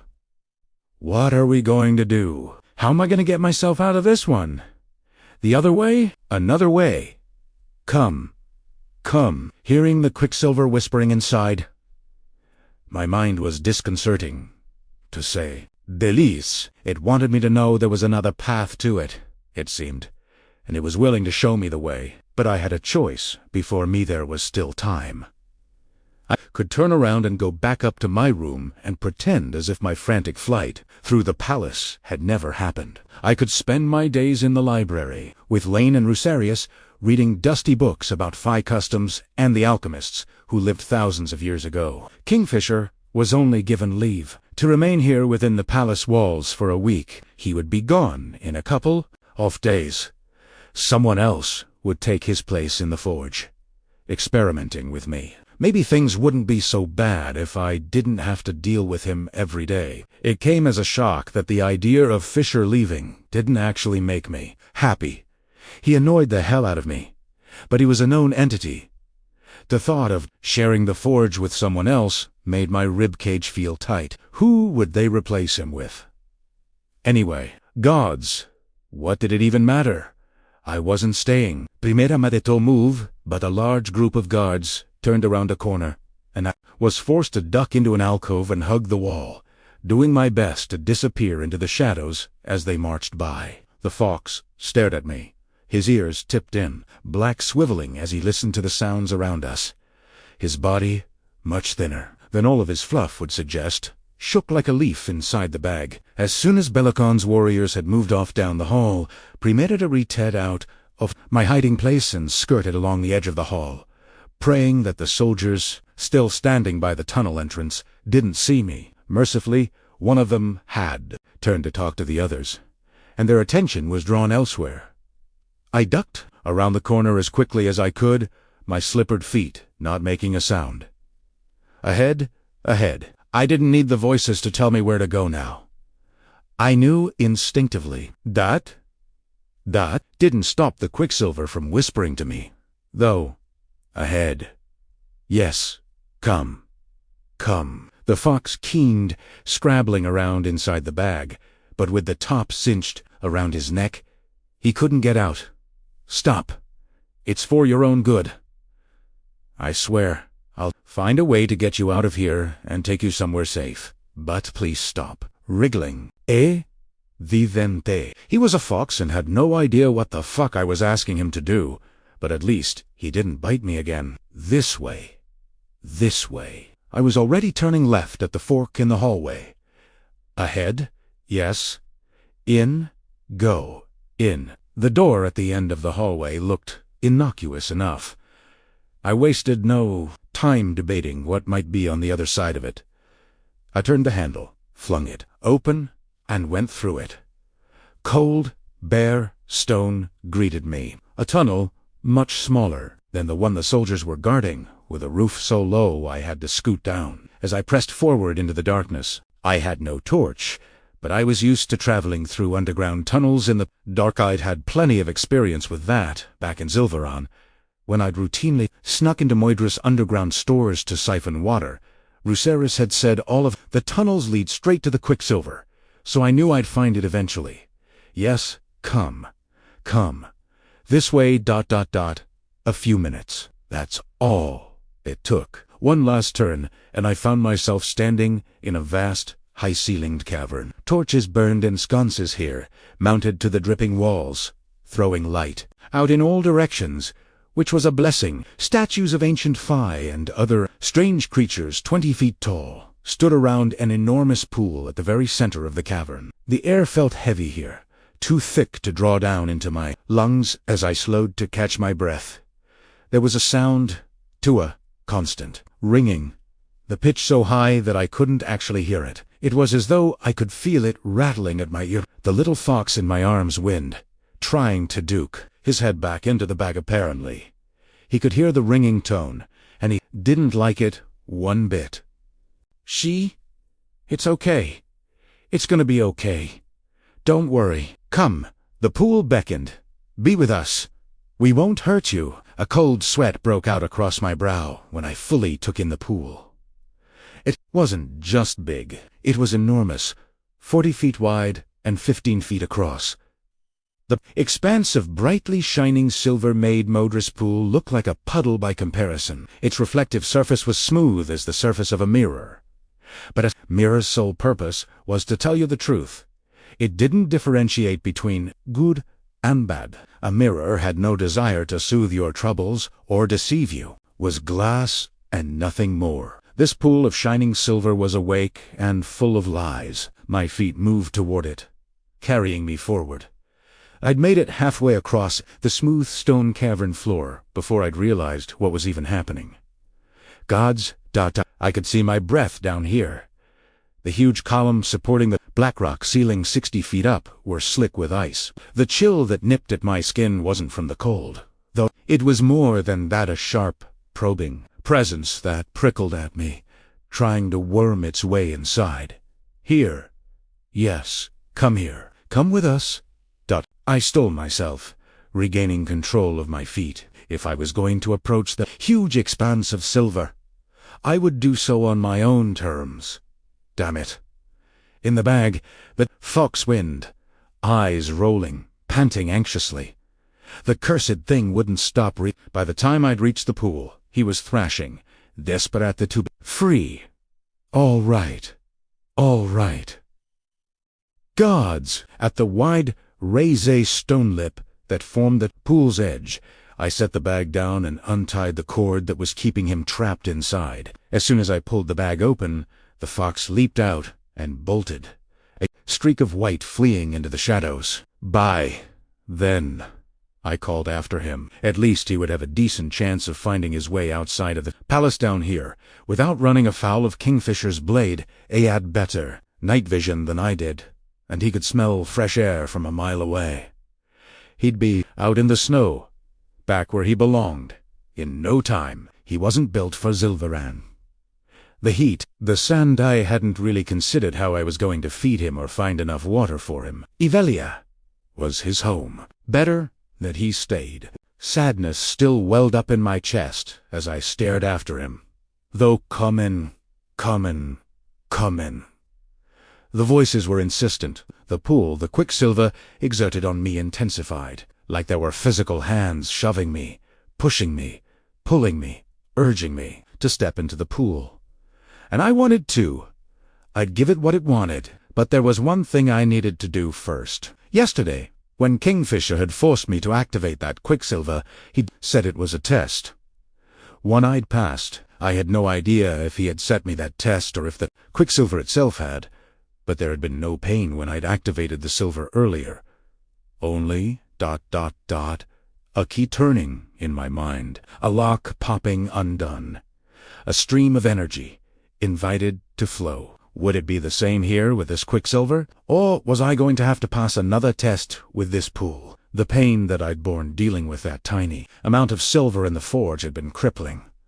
The pain that would be meted out by this amount of quicksilver would break me. There was only one way to find out. The silver in the forge had felt like a small weight in the center of my mind, just a slight pressure. When I closed my eyes and reached out here, the silver was a sea, bottomless and vast, and I was the small weight floating on top of it.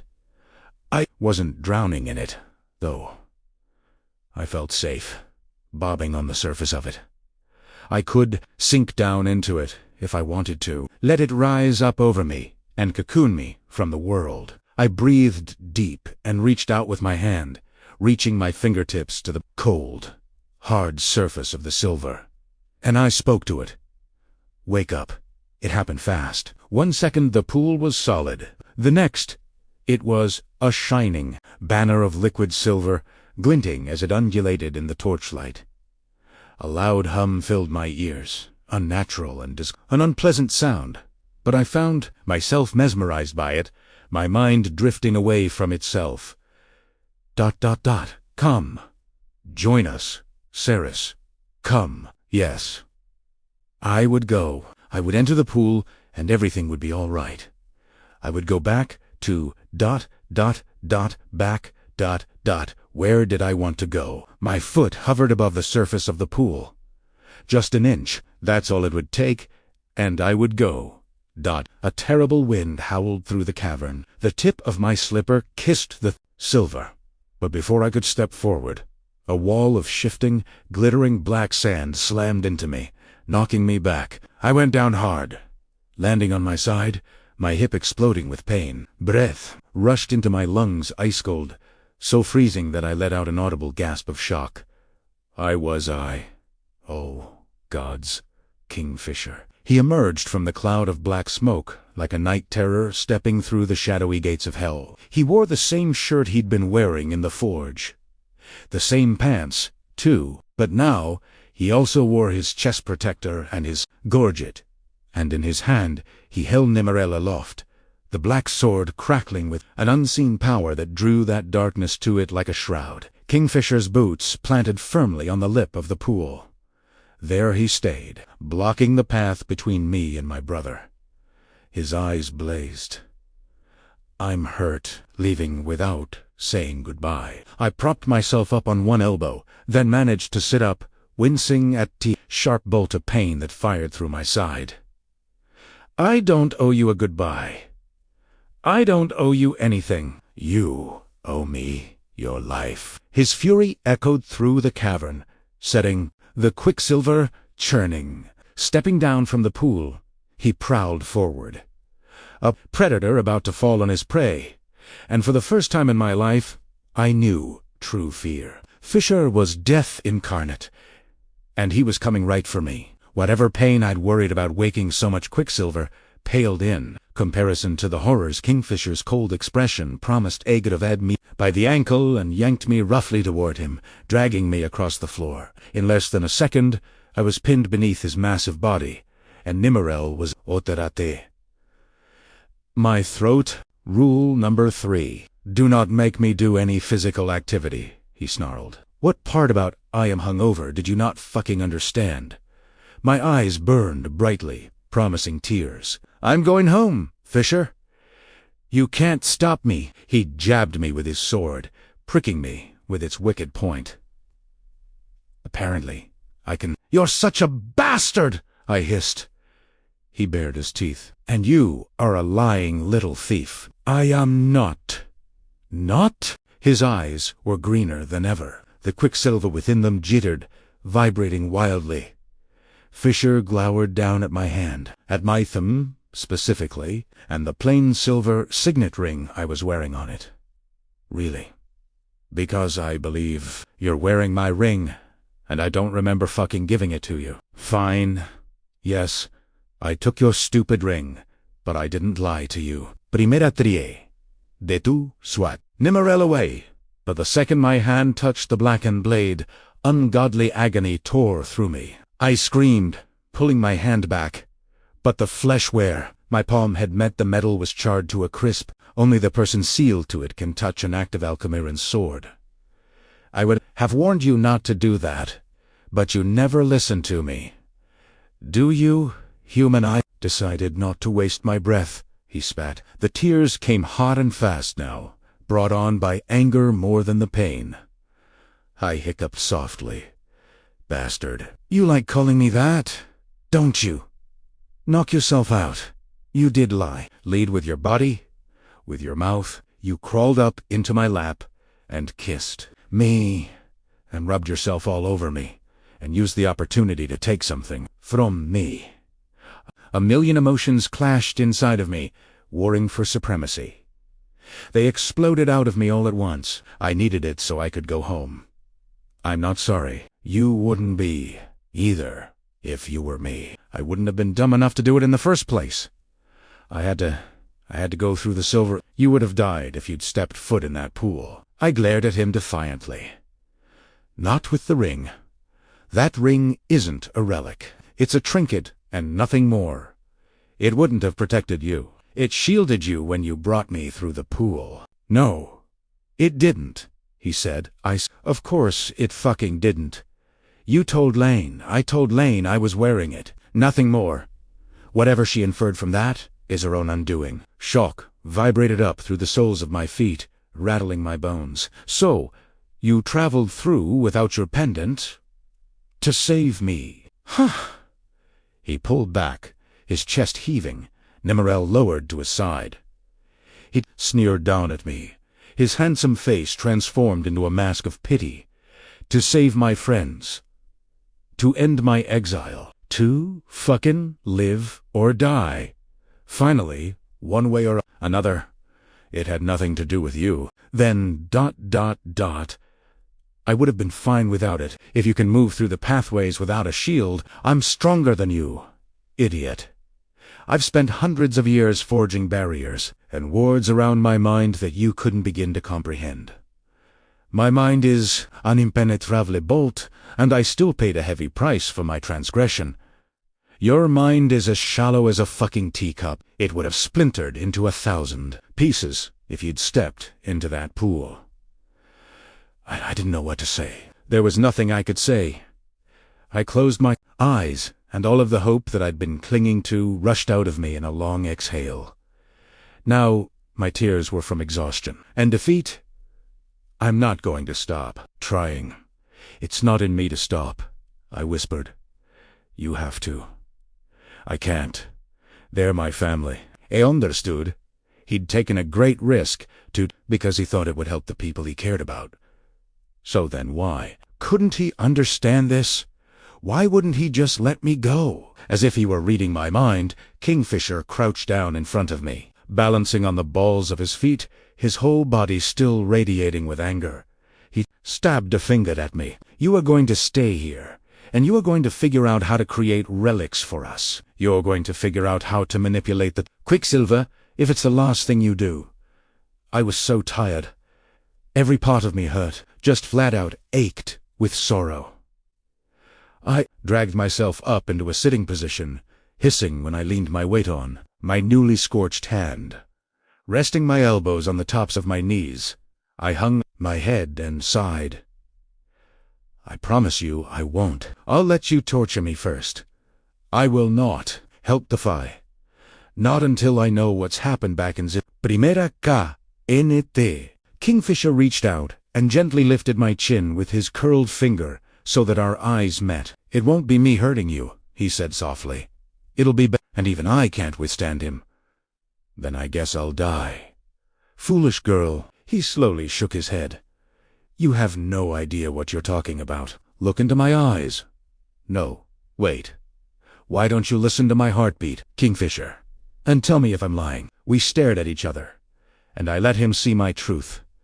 I refused to look away. His hair fell into his eyes, the dark waves framing his face, the muscle in his jaw, working as he waited to read something in me that suggested I might break. The silence ate us. Kingfisher shot to his feet and tore away, cursing loudly. He hadn't reached the Quicksilver pool before he spun around and stalked back, holding a finger in the air. All right. Fine. You get one. What do you mean? I get one.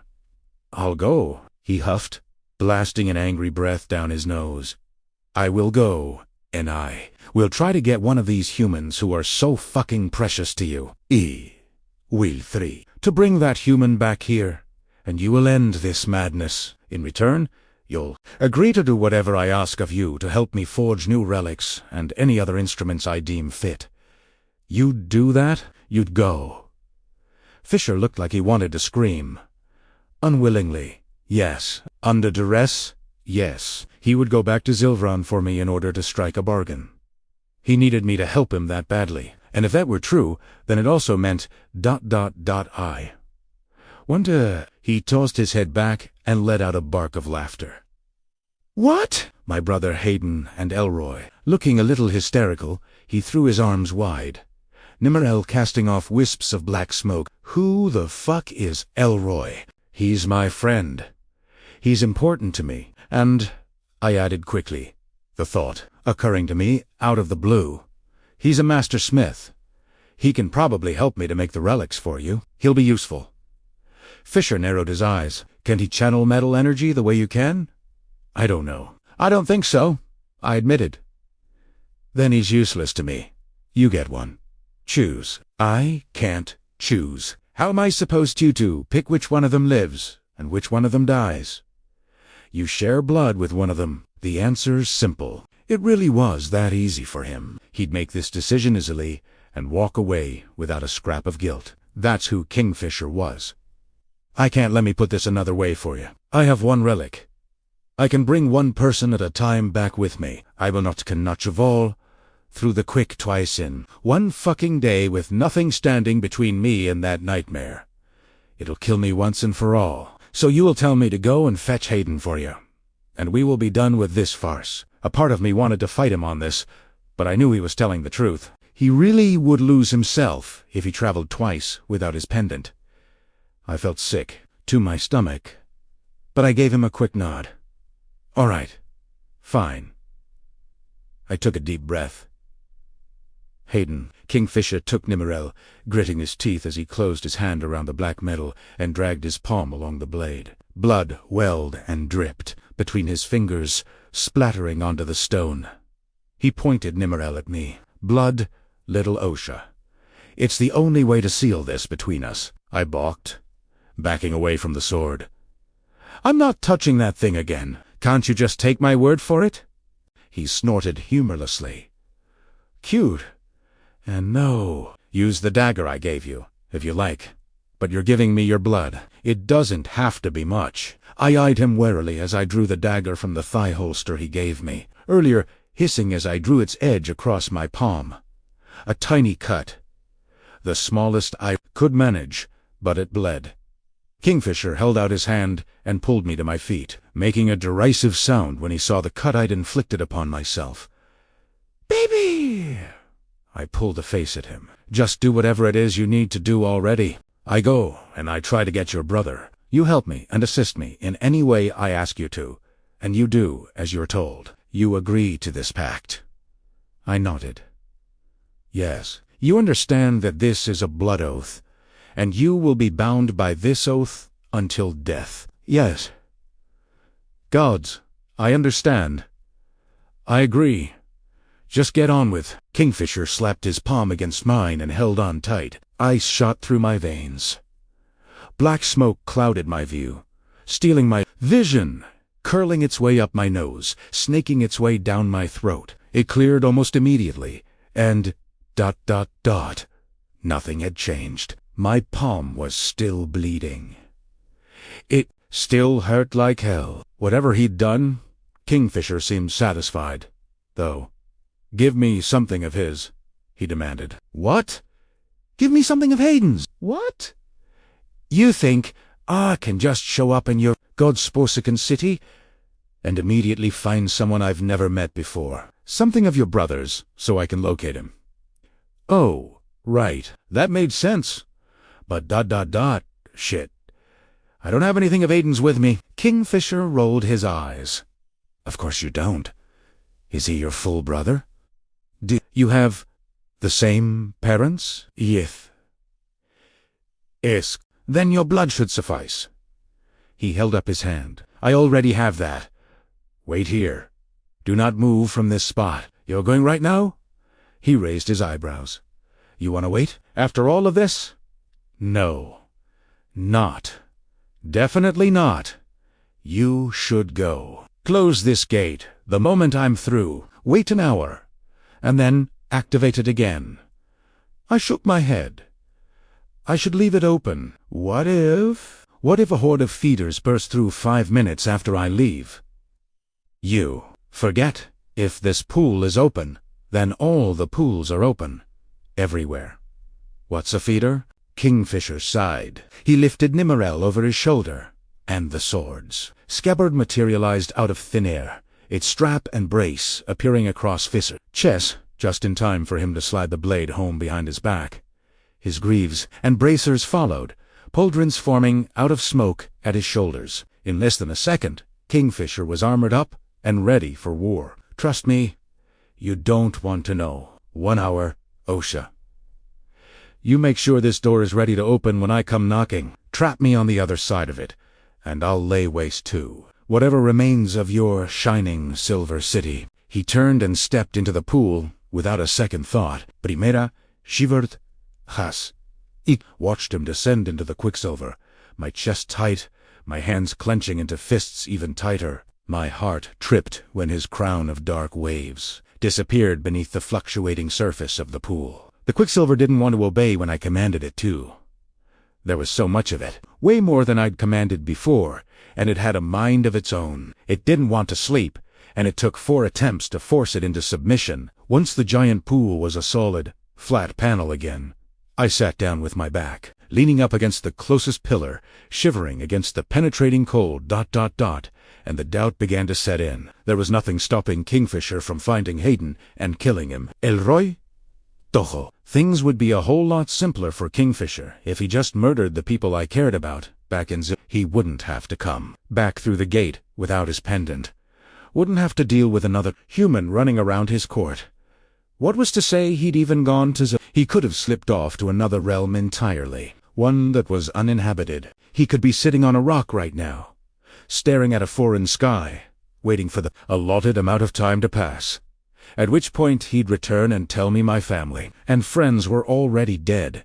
There was nothing he could do about it, and it was time for me to hold up my end of our bargain. How would I know he was telling the truth? I had no means of telling the time down here either.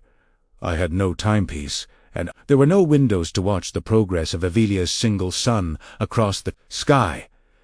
I had to rely on my own best judgment, which was a problem because click. Click. I snapped my head up, twisting to the left, toward the source of the sound.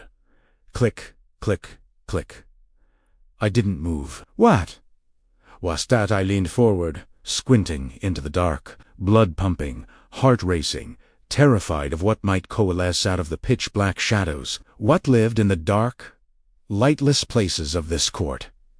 It would be foolhardy to assume that these tunnels were patrolled by Belicon's men and nothing else. A chattering sound echoed around the cavern, and every hair on my body stood on end. The dagger Kingfisher gave me was sharp, but it would be useless against more than one foe, especially if they attacked from a distance. I began to get to my feet, but a streak of white darted out of the darkness, beelining right for me. White fur and a bushy tail, and black-tipped ears pinned all the way back. The fox. My fox. He'd come back for me. The little creature's claws click, click, clicked against the ground as he ran. He tried to slow when he reached me, but the stone was too smooth, and his paws found no purchase, and he slid the last 4 feet. He yelped, diving into my lap, butting his muzzle underneath my elbow so that he could bury his face in my side and hide. The small barrel of his ribcage rose and fell like crazy as he curled himself around my body, panting like he'd just run 5 miles. You changed your mind, then? I whispered, painfully aware of how loud the sound of my voice was now that I was alone down here and the Quicksilver wasn't muttering to me. The little fox chittered in answer, grumbling away into my armpit. All right. Don't worry, we're all allowed to change our minds, I told him. Don't suppose you're good at keeping track of time, are you? The little fox sneezed. No, me either. I'd never been more grateful for company in my whole life. I stroked the fox, relieved that another living, breathing creature was willing to sit with me and perform this vigil. He was scared. Very scared. But he didn't leave me again. What am I going to call you? If you're going to be hanging around, you need to Abe, a name. He peered up at me. His little onyx eyes narrowed to slits. Eliditz, slowly, blinking so that I could make out every single one of his tiny white eyelashes. What do you think about onyx? Primera.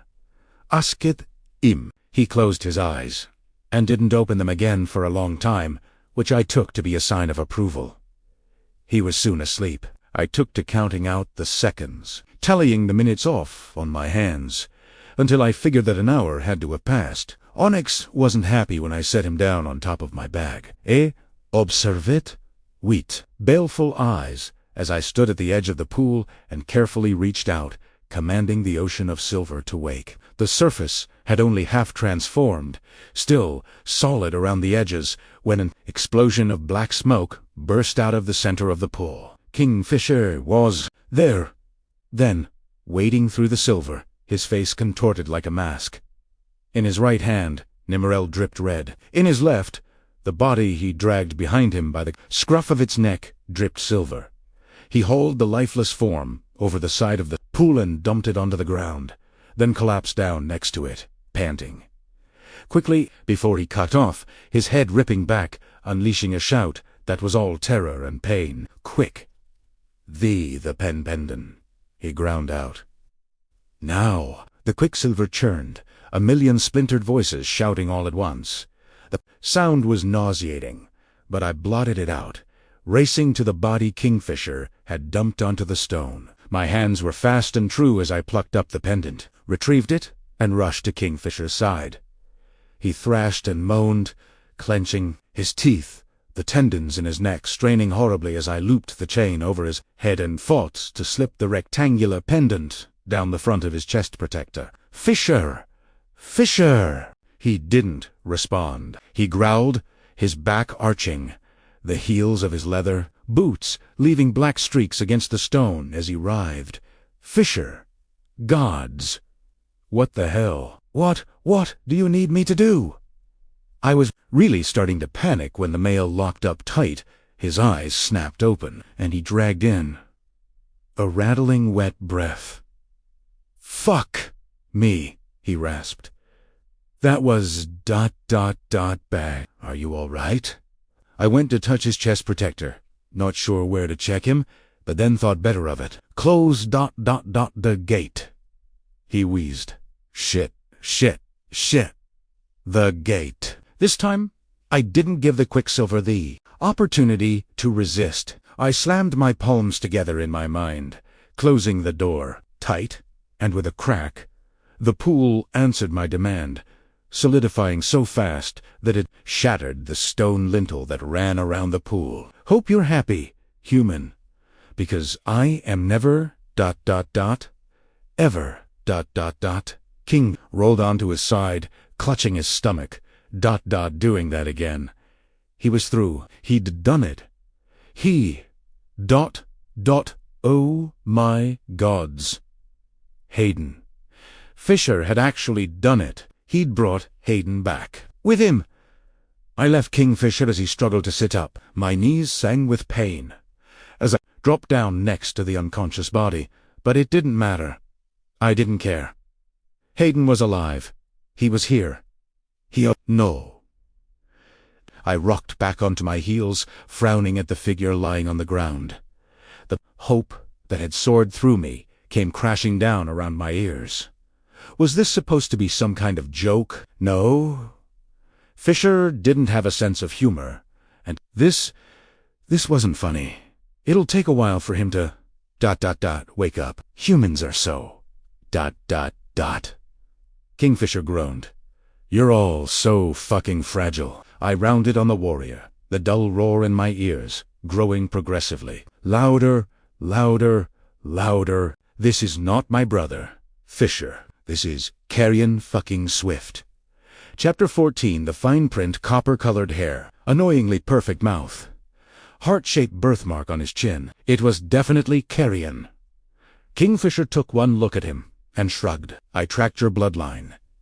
It led me right to him. I asked him who he was.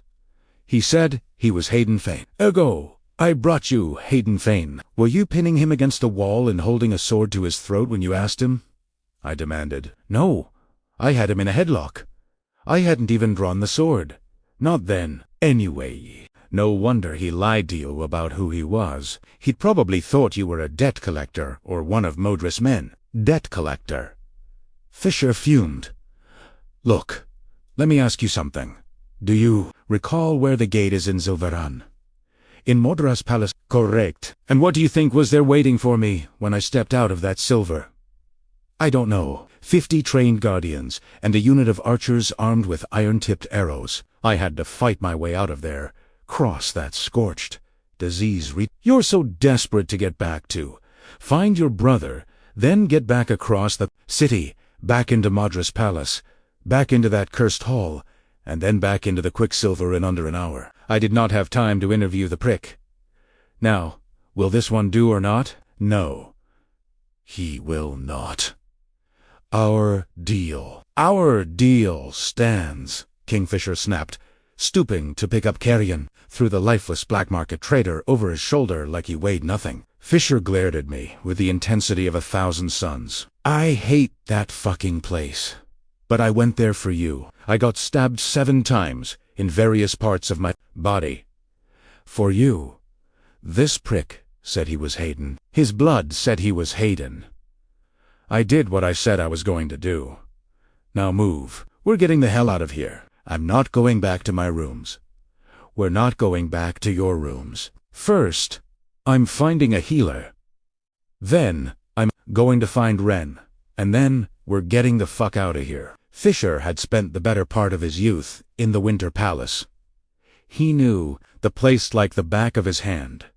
He opened concealed doorways and stomped along hidden passageways, charging up a ridiculous number of stairs, ignoring me when I pleaded for him to slow down. I wanted to dig my heels in and refuse to move, but my body wouldn't listen. He told me to follow.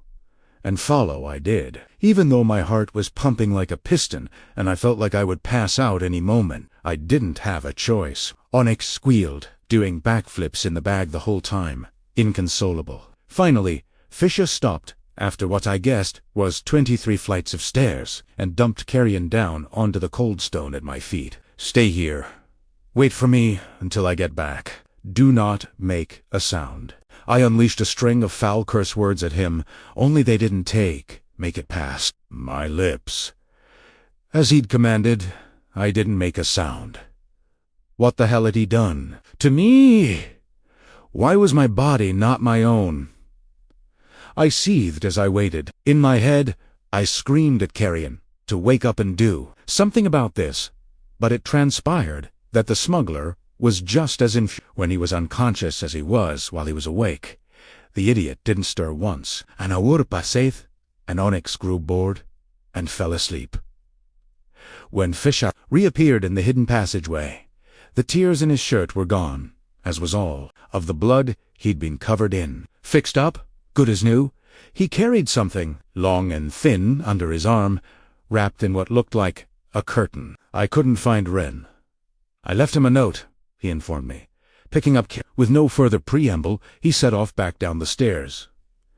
I said nothing. I didn't move a muscle. He only realized I wasn't following him once he'd turned the corner and disappeared from view. "Come on, little Osha!" he called. "Keep up!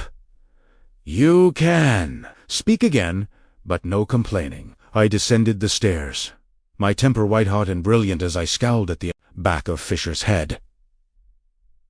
Down forever we went. I was dizzy, and my thighs were burning when he led me out of the palace, across a covered courtyard, and into a dark, drafty building, with wide doors open at both ends. On either side of us, stalls stretched off to the left and the right. Over some of the stall doors, huge horses tossed their heads, whinnying, startled by our sudden appearance.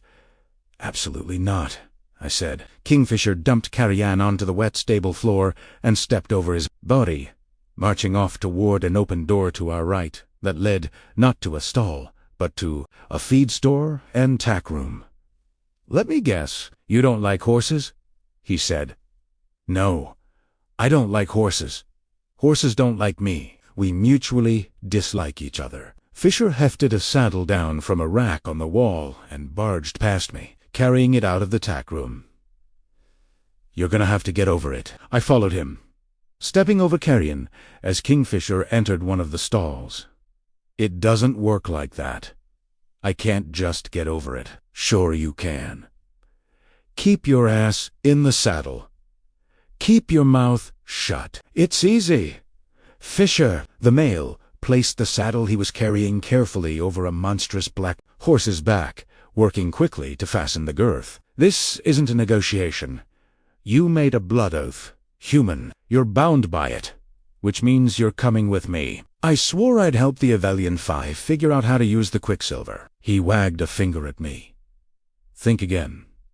What did I say to you when I asked you if you agreed to the pact? You said you'd go and get my brother, Undine Resurn. I would help create relics for Eve." Kingfisher pushed past me, out of the stall, heading back to the tack room. I said, verbatim, "I go, and I try to get your brother. You help me and assist me. In any way I ask you to, and you do as you're told. You agree to this pact, too?" Which you replied, Yes, gods, I agree. Just get on with it. But we both know what I meant. I didn't mean that I'd go traipsing off into the unknown with you in the middle of the night, unless you're paying very close attention. What you mean to agree to and what you actually agree to are often two very different things in Phi Lilosha. You agreed to help me and assist me in any way I asked you to, and that you'd do as you were told. You sealed that deal with blood. Now, I'm telling you. 2. Find a horse and saddle it up as quickly as you can, before my psychotic stepfather catches a whiff of what we're up to and murders us where we stand. You fucking tricked me. No, he said bluntly. I taught you a valuable lesson that will serve you well for the rest of your very short human life in this realm. Always pay attention to the fine print. The devil's in the details. Now go. Since I'd woken up in Avelia, I'd only seen the world outside through windows. A part of me had suspected the town below the palace and the forest. Stretching off to the mountains beyond were illusions te werinot. My mind broke a little when Kingfisher ordered me out of the barn. At first, leading the horse he'd mounted for me outside, I was mostly concerned about the animal's big, square teeth. But then I looked up, craning my head back to look up into the vast darkness, and I experienced the kiss of snow against my cheeks for the first time. Really experienced it.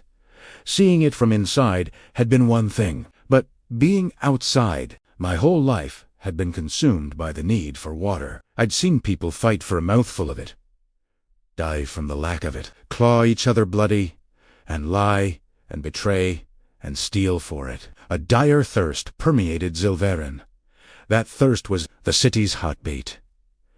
No matter who you were or where you went, you felt the rhythm of that heartbeat like a hammer striking an anvil. It lived inside your blood.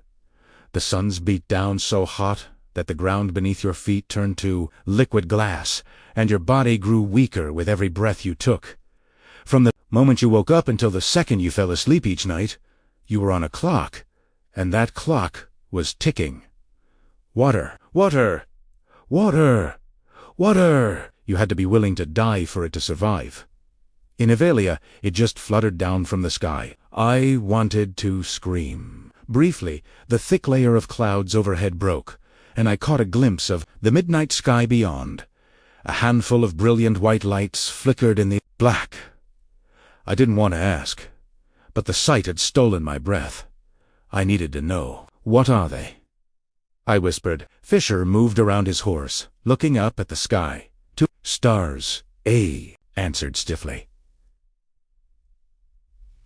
There are billions of them, more than any mind can comprehend. Suns, like the 2 that hang in Zilveran's sky.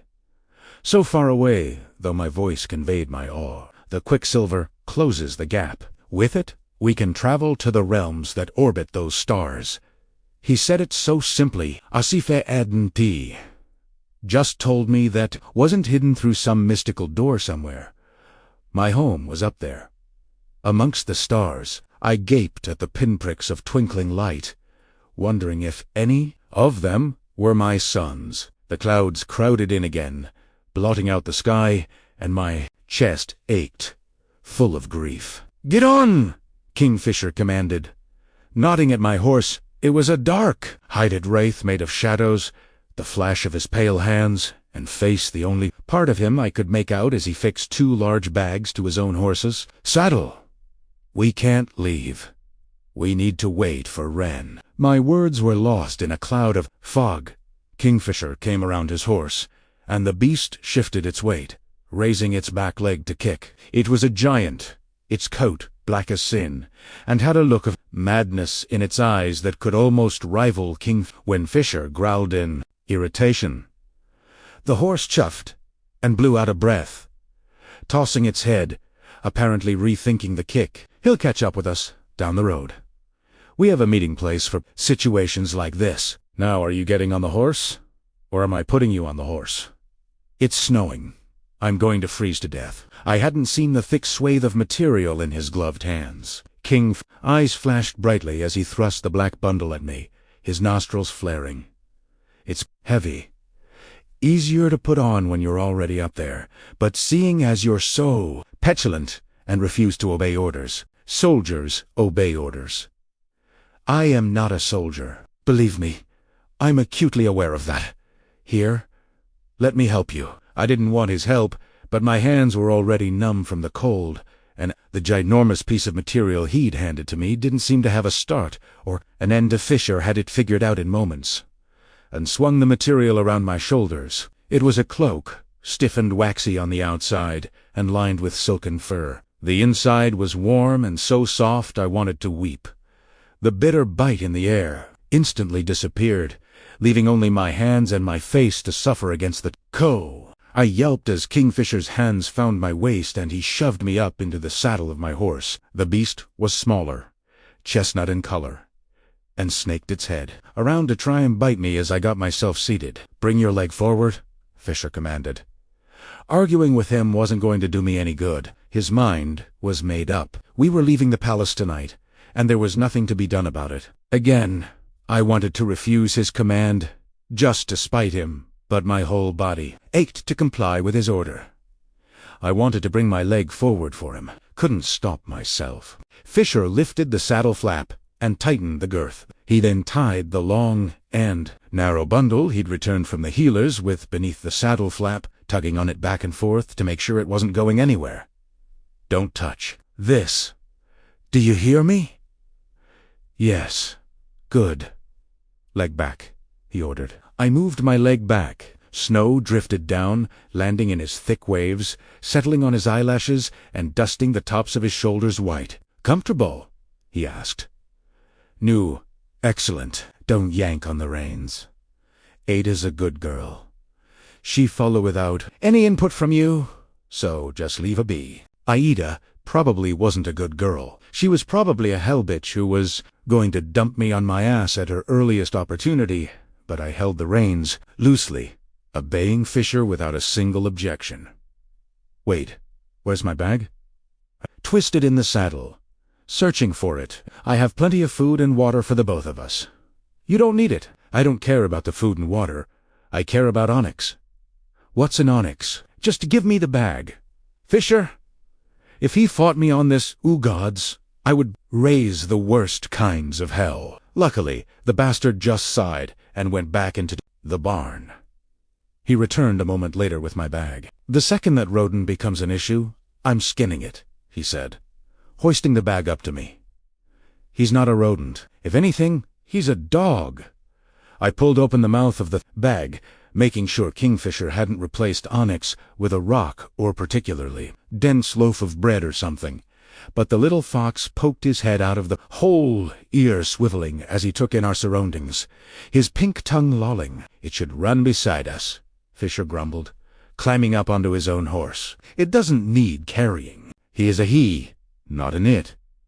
And no, he can't run beside us. He'll get cold." "He," Kingfisher said, heaping the word with disdain, "is a wild animal, and this is his natural habitat. Why do you think he has all of that thick, white fur?" He was right on that front.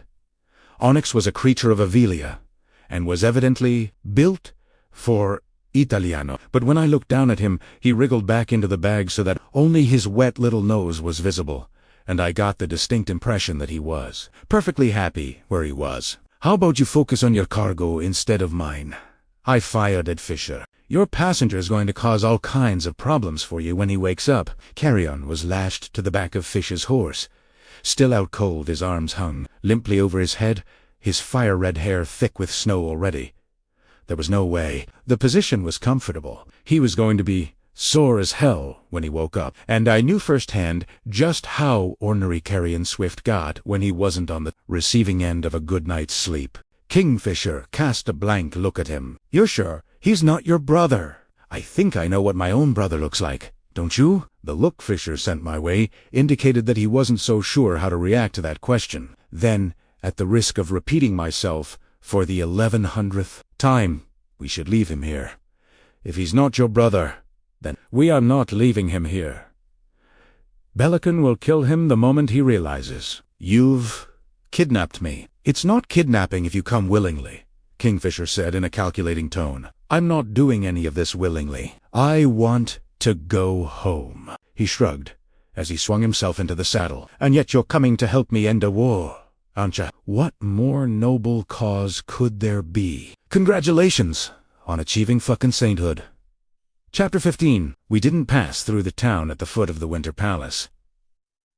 I'd hoped would more chance of us being spotted and stopped by Belacon's men before we could get very far, but Kingfisher was smart. He could be an angry, arrogant, half-mad, outrageously handsome piece of shit, and an intelligent tactician at the same time. Turned out, the two weren't mutually exclusive. I curse the day! I thought I'd get away with robbing a guardian as Fisher guided us around the outskirts of the town, down rocky, steep, uneven pathways that were buried in a thick layer of snow. It was a miracle that he knew where he was going. Even more astonishing that the horses didn't trip and break their damn legs on the treacherous route Fisher picked out for us. One misstep, and we'd find ourselves in big fucking trouble. But the horses plodded on sure-footed, unfazed by our hazardous evening adventure. I watched Carrion's head lolling against the flank of Fisher's horse, fuming at the unconscious bastard the whole while. There was a cold sense of justice in watching his head being thrashed by the low boughs of the trees as we entered the dark forest. The fucker deserved every injury he got for what he'd done. He'd lead to Fisher. Why the hell would he say he was hidin'? Had Fisher said, "What's your name? Stinkin' human wretch?" Or at a side, "I'm here to transport Hayden Fane to a fee realm, where he'll have access to as much food and water as he can gorge himself on and a comfortable bed to sleep in." Because I could totally see Carrion lying about his identity if the latter were the case. The light and sound spilling from the Winter Palace soon faded. Kingfisher didn't seem to mind our pitch-black surroundings, though, and neither did the horses. They plodded on, blowing down their noses, as if it weren't freezing cold and terrifying out here. Haunting wails echoed across the forest.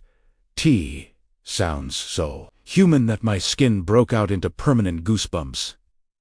In the bag I held in front of me, tucked against my stomach, half-wrapped in my cloak, Onyx, Wind, making himself as small as possible, while also making so much noise that the annoyance radiating from Kingfisher could be felt from 10 feet.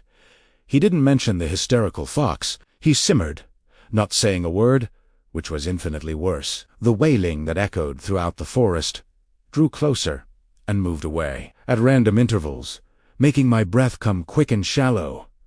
Eventually, a wail came so close that it sounded as if a starving creature was lurking right beneath Ada's feet. I screamed, jumping in the saddle, pulling my legs up, heart hammering in my chest. Kingfisher halted his horse and looked back at me with, "What's wrong with you now?" There's Erg. We're going to die out here, asshole. Can't you hear that screaming?" He looked at me like I was the most tiresome thing he'd ever encountered. "They're shades. Human." "What do you mean? Shades?" "Yano echoes what remains of a creature after it dies in distress." My panic cranked up to an 11. "Ghosts." Kingfisher's mouth drew down thoughtfully. "I'm not familiar with that term. These beings are non-corporeal. They have no physical substance. They can't hurt you. They don't even know you're here. Gods above. I couldn't swallow. Then why are they screaming? They're reliving their last moments. You'd scream, too, if you'd suffered the same death they had. They died here, in this forest. Don't do it. Don't ask him. Do not fucking ask." I had to know, though. How did they die? Kingfisher cast sharp silver-flecked eyes around us into the dark. "Watch, and you'll see for yourself. It's pitch black out here. I can't see anything. I can't even see my own hand in front of my face." At this, another piercing cry splintered the silence, so close that Onyx let out a yelp and tried to burrow a hole through the bottom of the burlap bag to safety. "I keep forgetting how tragically inferior a human's eyesight is," Kingfisher remarked. "Oh, and I suppose you can see every little detail of this place." Then jabbed a finger at the forest, intending the question to be ironic since we were surrounded by a wall of black. But Kingfisher shrugged a shoulder, pouting. I mean, it's not crystal clear. I could make out much finer detail in the daylight. But yes, I can see perfectly well. Bring Ida up alongside me, and I'll gift you with temporary sight. No. What do you mean? No. I'd like to sleep again at some point in the future. I don't need to see any tortured souls reliving their deaths. Thank you very much. I'll pass. Kingfisher huffed. Suit yourself, but when you hear them scream, don't feel too bad for them. Human. This place is a prison. Only those guilty of the most heinous crimes are sent to the wicker wood. The trees entomb the evilest kinds of monsters. The minutes turned into an hour, which turned into 3 hours, could have been more. It was hard to gauge the passing of time, sitting on the back of this lumpy, uncomfortable animal. Ada's barrow of a ribcage was too wide, and every time I rocked forward against the front of the saddle, my hips complained bitterly. My ass, too, along with far more sensitive parts of my anatomy that felt like they were being rubbed raw, and not in a fun way. The screams grew to a fever pitch. Ada kept close to Kingfisher's horse, her head tossing anxiously. Once or twice, she lunged for Carrion, snapping her teeth at him, unhappy that the weird unconscious creature was getting too close. It was sheer luck that I'd managed to keep her from biting Carrion Issei face up until now. If we made it to our destination, wherever that was, without the black market trader receiving any facial lacerations, then he was going to owe me big time. I bit my tongue for as long as I could, but eventually the dark, the screaming shades, and the driving, endless cold took their toll. How much longer do we have to do this? I'd planned on calling out the words so that Kingfisher could hear me over the wind rustling through the tree boughs and the steady metal grinding of the horses nervously chewing against their bits, but my nerves got the better of me. The question came out in a cracked whisper. I was saved from having to repeat myself by Fish's Fi hearing. His head angled to the right, an inch the only indication that he'd heard me. But then he said, "We're nearly there. Only another half an hour. We'll arrive. Even sooner, if we trot." Trot. I laughed scathingly. Nothing you can say or do will incentivize me to smash my genitals against this saddle any harder or faster than they're already being smashed. Feeling a little sore. Human. Sore doesn't come close, I grumbled. I'll happily kiss all of your aches and pains. Better for you once we strike camp. I've been told my mouth has healing properties, especially when administered between a pair of thighs. The suggestion in Kingfisher's voice was a promise made of dark silk. Seductive, a little thrilling, if I was being honest. I wasn't in the mood, to be honest. I was grouchy and officially sick of flinching every time a stray twig brushed my arm. I wanted this little midnight foray to come to an end already. I'm surprised, I snorted. Why? Surprised that you'd offer to spend any amount of time between my legs. Not when I was able to steal something so precious from you the last time I tricked you into letting me close. I could just make out the outline of Fisher's shoulders bouncing up as he chuckled. You really think I didn't notice you take the ring? I know you didn't. Please. I knew what you were up to the second you climbed up into my lap. I preferred the thick silence, punctuated with death screams, to the sound of Kingfisher's smugness. Gods! You hate it, don't you?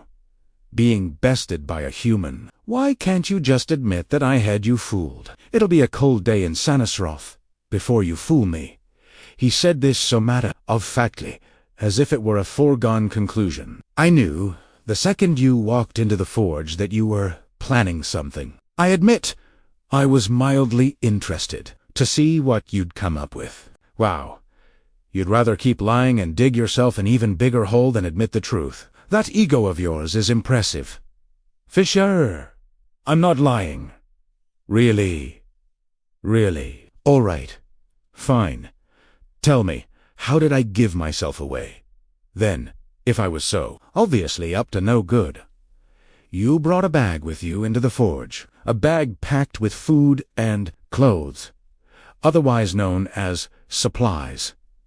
How did you know it was packed with food and clothes? because I peeked while you weren't looking. My mouth dropped open.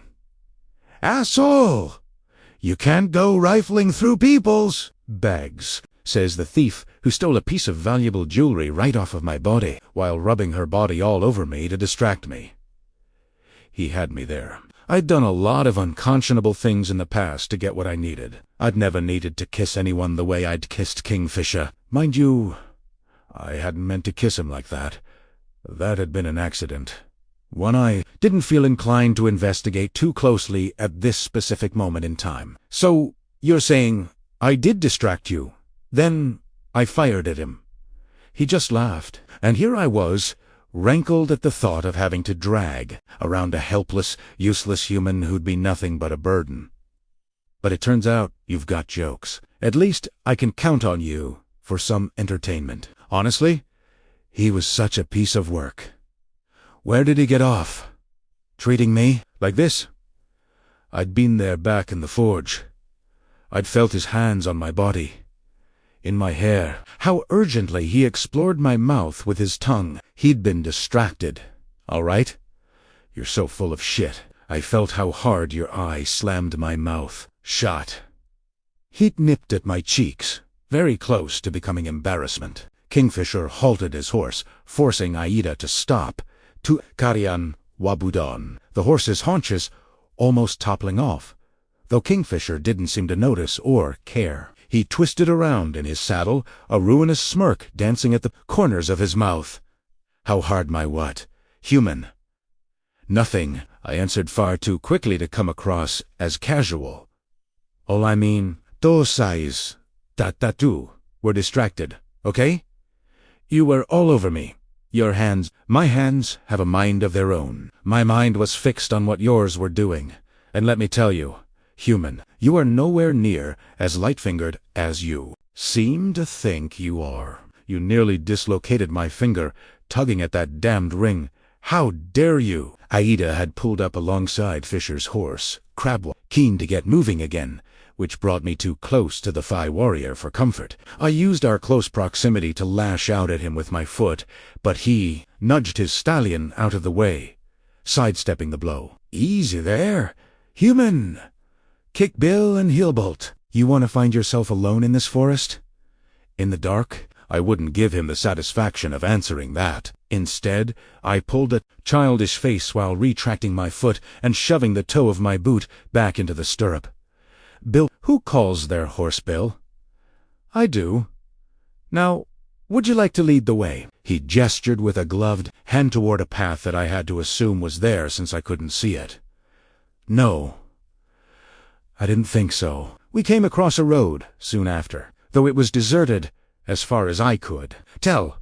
A fair amount of traffic clearly used the road because the snow hadn't stuck. Here, deep gouges cut into the churned mud, along with hoof prints, paw prints, and footprints so massive that I shivered to think what might have created them. Our horses' hooves sucked at the stinking black ground as they plodded onward. Our destination was a rundown two-story stone building, situated right on the banks of a wide, frozen river. Its roof was covered in a layer of straw, 2 feet thick, atop which rested only a fine dusting of snow. Light poured out of small windows.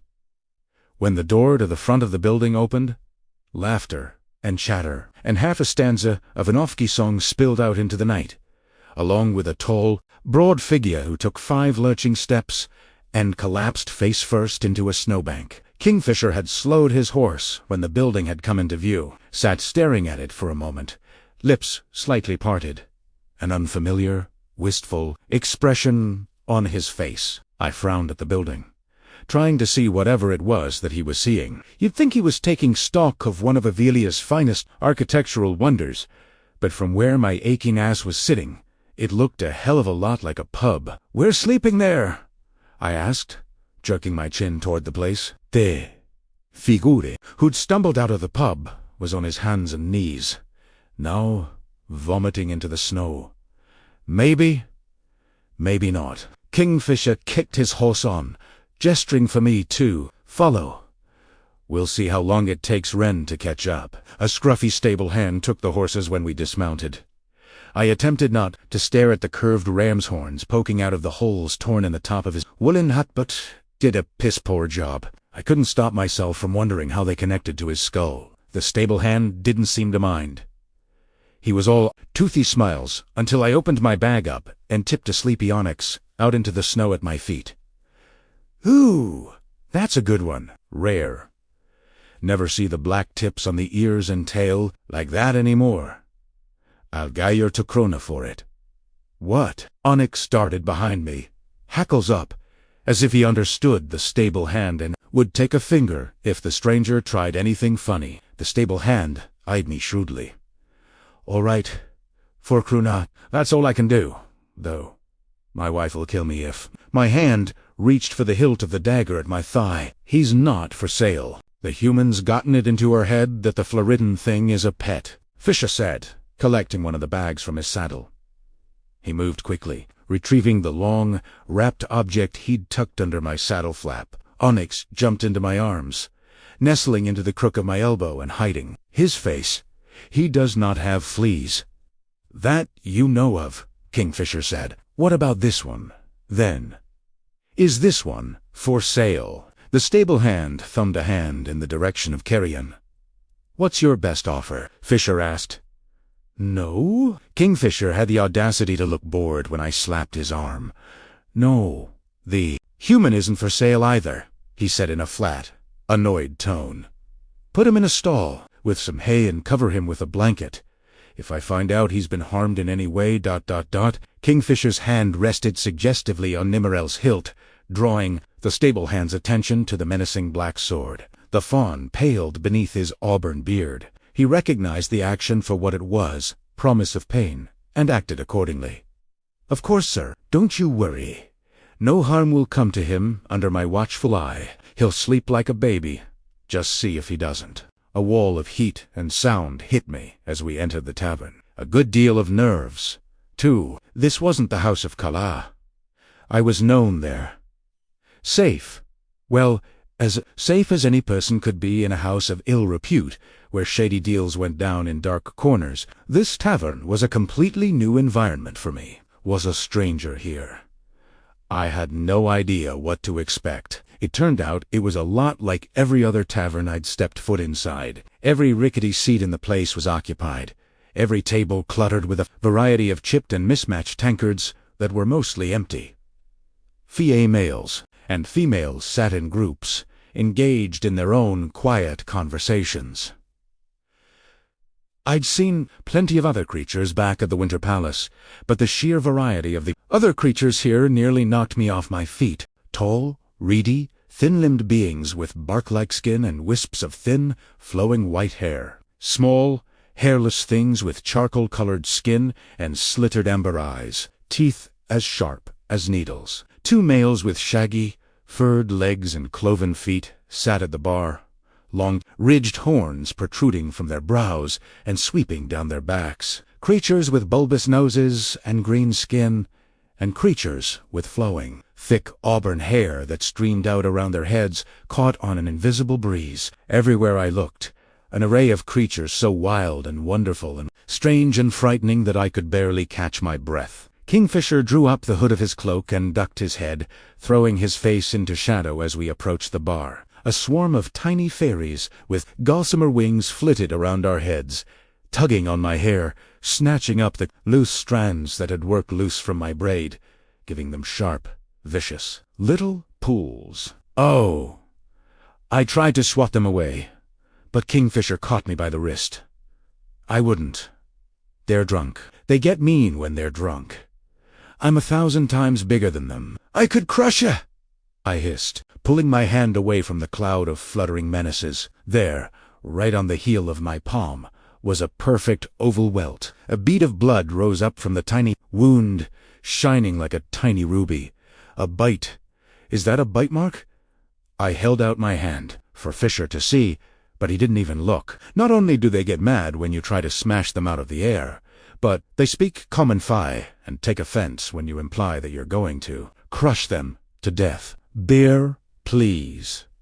2, and a pour of your strongest spirit as well. The bartender was a short, rotund male with wiry gray hair, a hooked nose, and the bushiest eyebrows I'd ever seen. He grunted at Fisher's request, paying neither of us any heed as he went to fetch our drinks. When he came back, he dumped 2 tankards down, sloshing a good amount of our beer onto the bar, and then slid a small glass of noxious-looking green liquid to Kingfisher. Kingfisher paid wordlessly, scooped up our tankards, and the shot, then ducked off into the crowd to find us somewhere to sit. We were lucky to find women in royal blue dresses and thick traveling. Cloaks were rising from a table in the corner by the fire just as we were passing. Kingfisher hung his head, eyes on his boots, while he waited for them to go. Then he jerked his chin, indicating that I should sit down first. Onyx, who had stuck to my side like he was my shadow since we'd entered the tavern, shot under the table. I hissed when my behind met the wooden seat. Gods, that hurt. Primera. Wah. Ese never. Going to be able to sit down without drawing in a sharp breath again. Fisher's infuriating grin was the only part of his face visible beneath the dark cowl of his hood. I'm glad you think this is funny, I groused, accepting the beer he handed. To me. I think it's hilarious, he countered. You've been a persistent pain in my ass since we met. Now the universe has seen fit to make your ass smart. I'd call that justice. I'd call it highly fucking annoying. Wait, what are you doing? He'd reached across the table and grabbed hold of my wrist. I tried to yank it back, but his grip was like a vice. Hissing between his teeth, Fisher gave my arm a none too gentle tug. Listen, in the last 12 hours, you've been bitten by that mangy fox, scorched by a sword you had no business touching, and now bitten by a fairy as well. You aren't from here. There are probably countless germs and illnesses floating around in the air that could put you in the ground. Your body is weak and slow to heal as it is. I need to disinfect all of these cuts and scrapes before you develop a fever and die. I begrudgingly stopped straining against his hold. Careful, Kingfisher. Start to think you actually care about my well-being if you keep... Hey. O.W. That fucking hurts. He didn't give me any warning. He dumped the bright green liquor in the shot glass all over my hand and held my wrist even tighter as my fingers spasmed. Underneath the table, Onyx let out a nervous whine, scratching at my legs. Breathe, Fisher ordered. It'll pass in a second. The pain did begin to subside after a moment, but my anger... That was another story. You're sick, I hissed. You enjoyed that? What kind of male likes hurting people? His face was a blank mask when he let me go. I don't enjoy hurting people. I don't like it at all. But that doesn't mean it isn't necessary. To avoid far more serious pain, sometimes we have to endure a little sting. Sometimes, some of us have to inflict it. You say it so mockingly, but I do care about your well-being. You're important. Without you, I can't end this war or protect my people. I have to keep you safe so I can accomplish my goals. So yes, I'll hurt you if it means I keep you safe. I'll force you to follow me to the ends of this realm, because that is the only way I can make sure you stay alive. Now, drink your beer. He made it all sound so reasonable, that he was doing what was right, and just for the greater good, but there were other ways of going about it. Softer, kinder ways. He clearly knew nothing about that. The world had been cruel to him, so he was cruel back. I didn't need babying. I was used to dealing in harsh facts. I'd lost track of the number of times I'd been manhandled or had the shit kicked out of me, but that didn't mean that Fisher needed to be such an asshole about all of this. I took a swig of my beer, already knowing that one drink wouldn't be enough to improve my mood. I'd expected it to be bad, but the beer tasted nutty and rich, and was actually quite pleasant, very pleasant. Go slow with that, Fisher warned when I took another huge gulp. It's strong.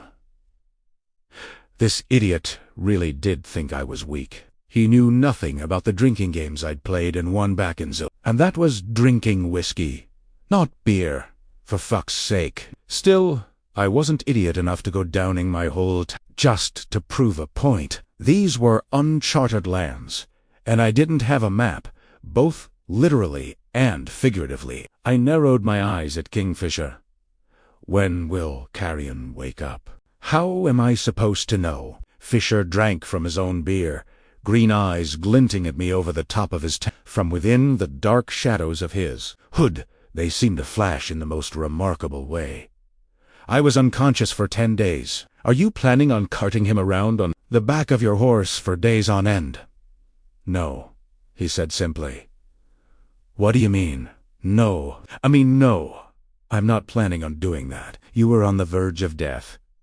That's why you took so long to wake up, and we won't have to ride any further. To get where we're going. So your friend's career as a saddlebag has already come to an end. Where are you taking me? Home.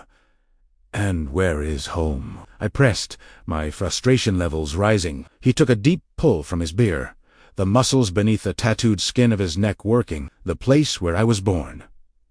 Erg? Do you have to be so difficult? His eyes danced. It isn't mandatory, but I do enjoy it. Kingfisher, I'm taking you to the borderlands Osha, a small fiefdom at the very edge of Avelion territory, a place called Kolish. I'd heard the name mentioned multiple times. Everlane had wanted Ren to take Fisher back there before he could be discovered in the winter. Palace. Belicon had said Fisher could stay in the palace for a week before he had to go back there. Is that wise? The king was sending you there. Anyway, won't he just show up there, looking for us? Fisher shook his head. My father and Belicon had a long history. He saw what Belicon was planning long before he murdered the royal family and stole the crown for himself. He took precautions and warded his lands so that neither Belicon nor any of his supporters could cross into them. He was powerful, and his wards were strong. They remain as solid as ever. Belicon can travel to the borders of Kolish, but he can't enter.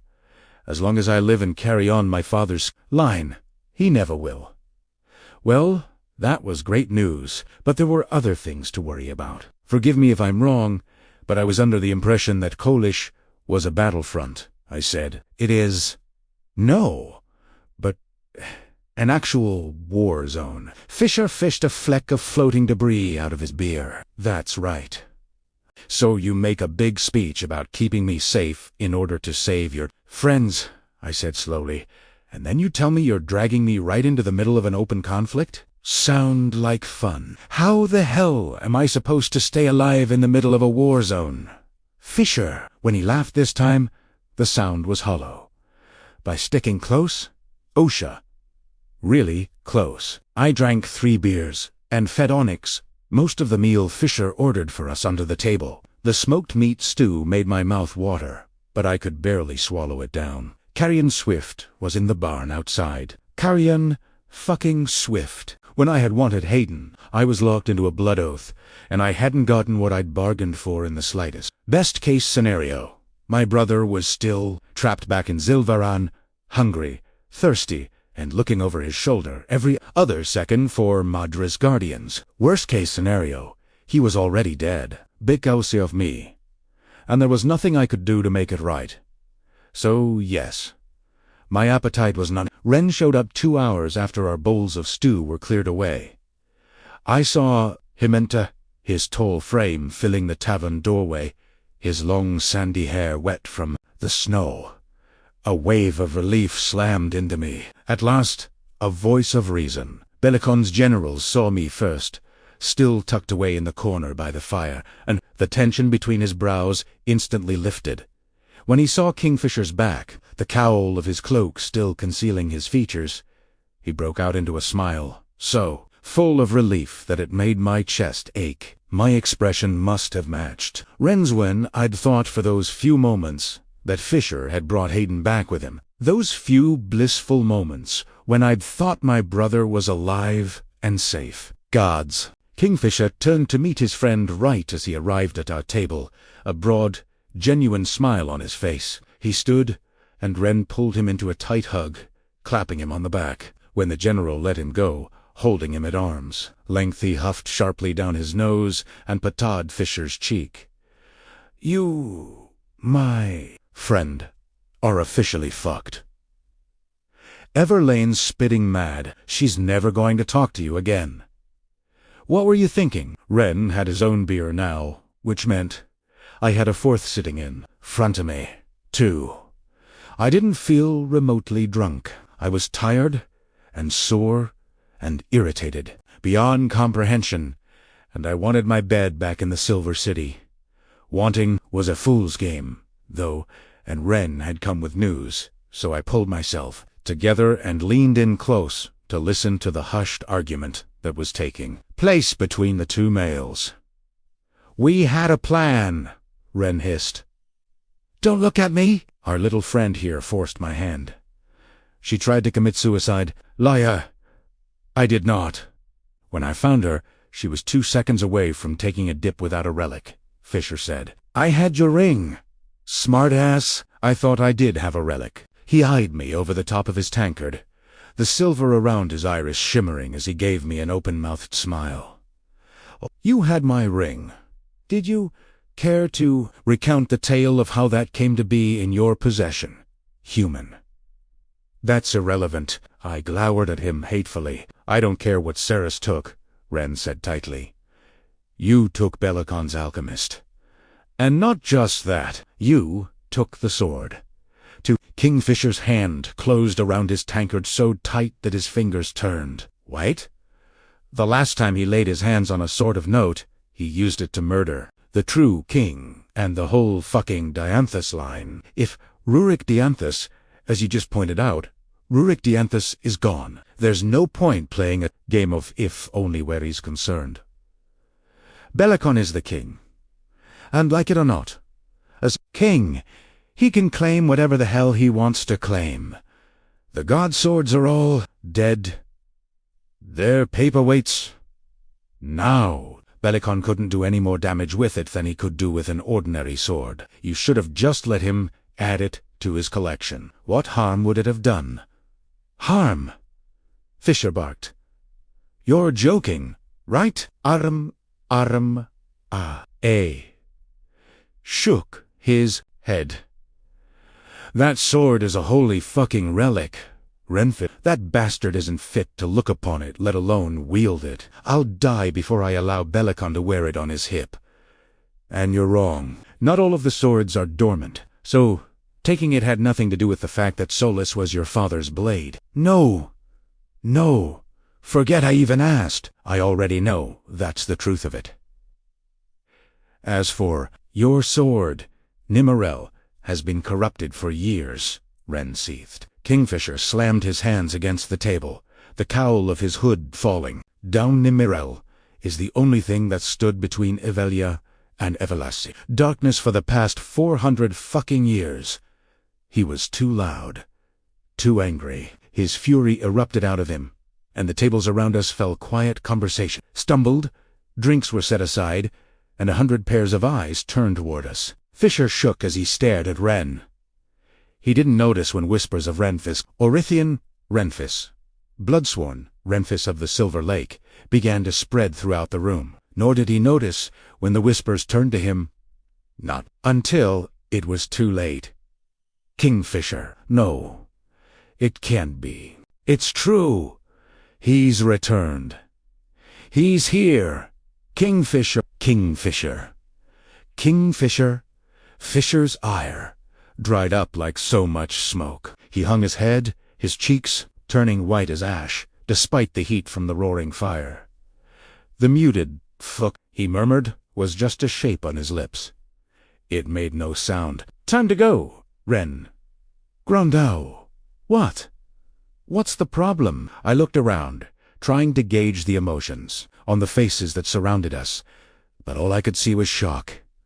Reluctantly, Fisher had spent some time explaining what types of creatures they were to me, where they had all come from, and now the Fae, and the tiny little fairies that hovered in the air, and the satyrs at the bar, and the goblins, and the selkies, and everyone else. They were all speechless. Everywhere I looked, I found wide eyes and open mouths. Even the bartender, who hadn't spared us more than a glance when we ordered our drinks, was frozen, halfway through polishing a thick glass. Never mind. The glass dropped from his hands, shattering loudly on the floor. Renfis rose from his chair, head bowed. He held his hand out to me and helped me up. Slowly, Kingfisher followed. His shoulders drew up around his ears, his vibrant green eyes unreadable. He kept them trained on the floor. The three of us headed for the door, Kingfisher leading the way. I came after him, Onyx clutched tight in my arms, Renfis following behind me. We were halfway to the door when a massive Phi warrior with long, braided blonde hair shorn at the sides of his head stepped in front of Kingfisher, blocking his path. He was huge, easily just as tall as Kingfisher or Wren. His features were fine, though there was nothing gentle about him. The hard look in his pewter-colored eyes spoke of bloodshed. I gasped when he dropped to one knee at King's feet. It's an honor to kneel at the feet of the Dragon's Bane. Please, a blessing, Commander. Only if you see fit to. Of course, he stammered. I'm sorry. Kingfisher placed a hand on the warrior's shoulder. You have me mistaken for someone else. The blond warrior donned a rueful smile. My cousin fought with you, and you're always at Agent Sky. The way he described you, ... He shook his head, apologetically. You're the Fisher King. You can't be anyone else. Fisher's throat bobbed. I saw him struggle for words, fighting to force them out of his mouth. I might fit your cousin's description, ... On the outside I'm honored that he remembered me to you. But ... I'm not the male who he fought with that Agen. I'm sorry, brother. You saved the rippling banner of the proud Western on a creek. The blond warrior interrupted. At dawn, on the 5th day, you cried against the rising sun, and roused our people's hearts, so that even those who were ready to pass through the black door turned away from death, and found the strength to find their feet, and their bows, and their swords, and their friends. You led the charge on the blood-red mountain. The warrior's voice cracked. A tall Phi female stepped to his side, dressed in leather ranger's armor. Her face bore a jagged scar that twisted her lower lip. At Cinder's reach, you quelled the horde that threatened to burn everything my people had built. 50,000 people, 50,000 lives, temples, libraries, schools, homes. They all still exist today. Because of you. A muscle ticked in Kingfisher's jaw. He couldn't meet the female's eyes. At the bar, one of the satyrs, with the impressive sweeping horns and the shaggy goat-like legs, stepped forward. His eyes shone bright, reflecting flames of the fire roaring in the hearth as he raised his glass to King Inishta, he declared in a deep, gravelly voice. It wasn't as grand as these others. Just a small town. We weren't kind to you when you came. Then, the Phi and my lot weren't the allies we are now. But 5 of you stood against the dark. That night, you saved 400. You were there, too. Renfis of the Erythian. Ren inclined his head, his dark eyes sad. I remember, he said softly. The satyr lifted his glass a little higher, first to Ren and then to Kingfisher. A lifetime of thanks to you both for what you did, though it'll never be enough. Sarouche, he pressed the glass to his lips and tossed back the amber liquid inside. Sarosh. Sarosh. Around the bar, a cup or a glass went up in every single patron's hand. They all cried out the word. They all drank. You saved the bridge. You held Torodan Pass until the snows came. You fought Malcolm on the banks of the Darn until the river flowed black with their blood. Again and again, the tavern's patrons stood and spoke. It seemed all of them had a story. Kingfisher stood mute, his throat working. Eventually, he couldn't maintain his silence anymore. I'm not ... His eyes were distant. That was a long time ago. That person doesn't exist anymore. He charged past the Phi warrior still kneeling at his feet, flung open the tavern door, and disappeared. Into the night. I stared after him, unable to comprehend what I'd just seen and heard. All of this for Kingfisher and Wren. So many stories of valiant battles and impossible odds, from the way the two males had reacted when they'd first realized they'd been recognized.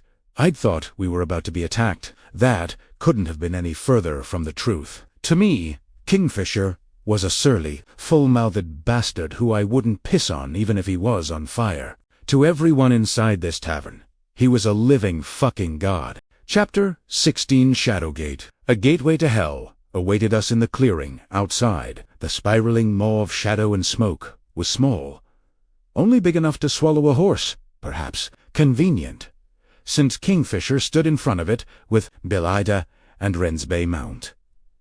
Carrion's limp body was already slumped over. Bill's haunches. He'd misplaced a boot somewhere between the barn and the clearing, and Fisher obviously hadn't deemed the loss important enough to do anything about it. I didn't care much about Swift's missing boot, either. I was too busy staring at the whirling black vortex behind Fisher to register much of anything else at all. The way it pulled at the light, drawing the orange glow from the tavern's windows toward it, twisting it into fine threads that it sucked into the spinning singularity in its center, made me want to back away from it. Very, very slowly. Put Onyx back into the bag before leaving the tavern, but I could feel him shaking against my spine as if he could sense the strange force through the burlap, and didn't like it one bit. Gusts of wind whipped at Kingfisher's dark waves, tossing them about his face. The silver gorget was back at his throat. It glinted, the wolf's head engraving fiercer than ever. After how he'd just behaved back in the tavern, I'd expected to find Fisher in a raging temper, but his face was blank, his shoulders relaxed as he handed me Ada's reins and turned to face the wall of twisting smoke. "Let's get this over with," he said quietly. "You'll follow Wren. I'll be right behind you." The hairs stood up on my arms. I'm not walking into that. What is it? It's a shadow gate. A means to an end.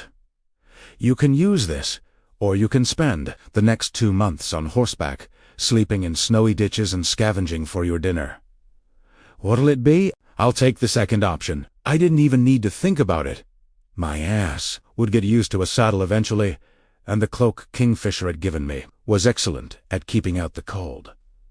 I'd spent half my life hunting for my own dinner amongst Silvaran sand dunes.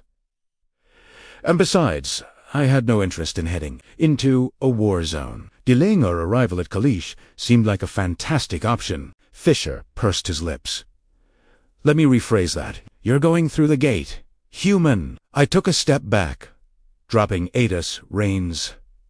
"I'm not." Kingfisher considered me, one eyebrow curving with interest.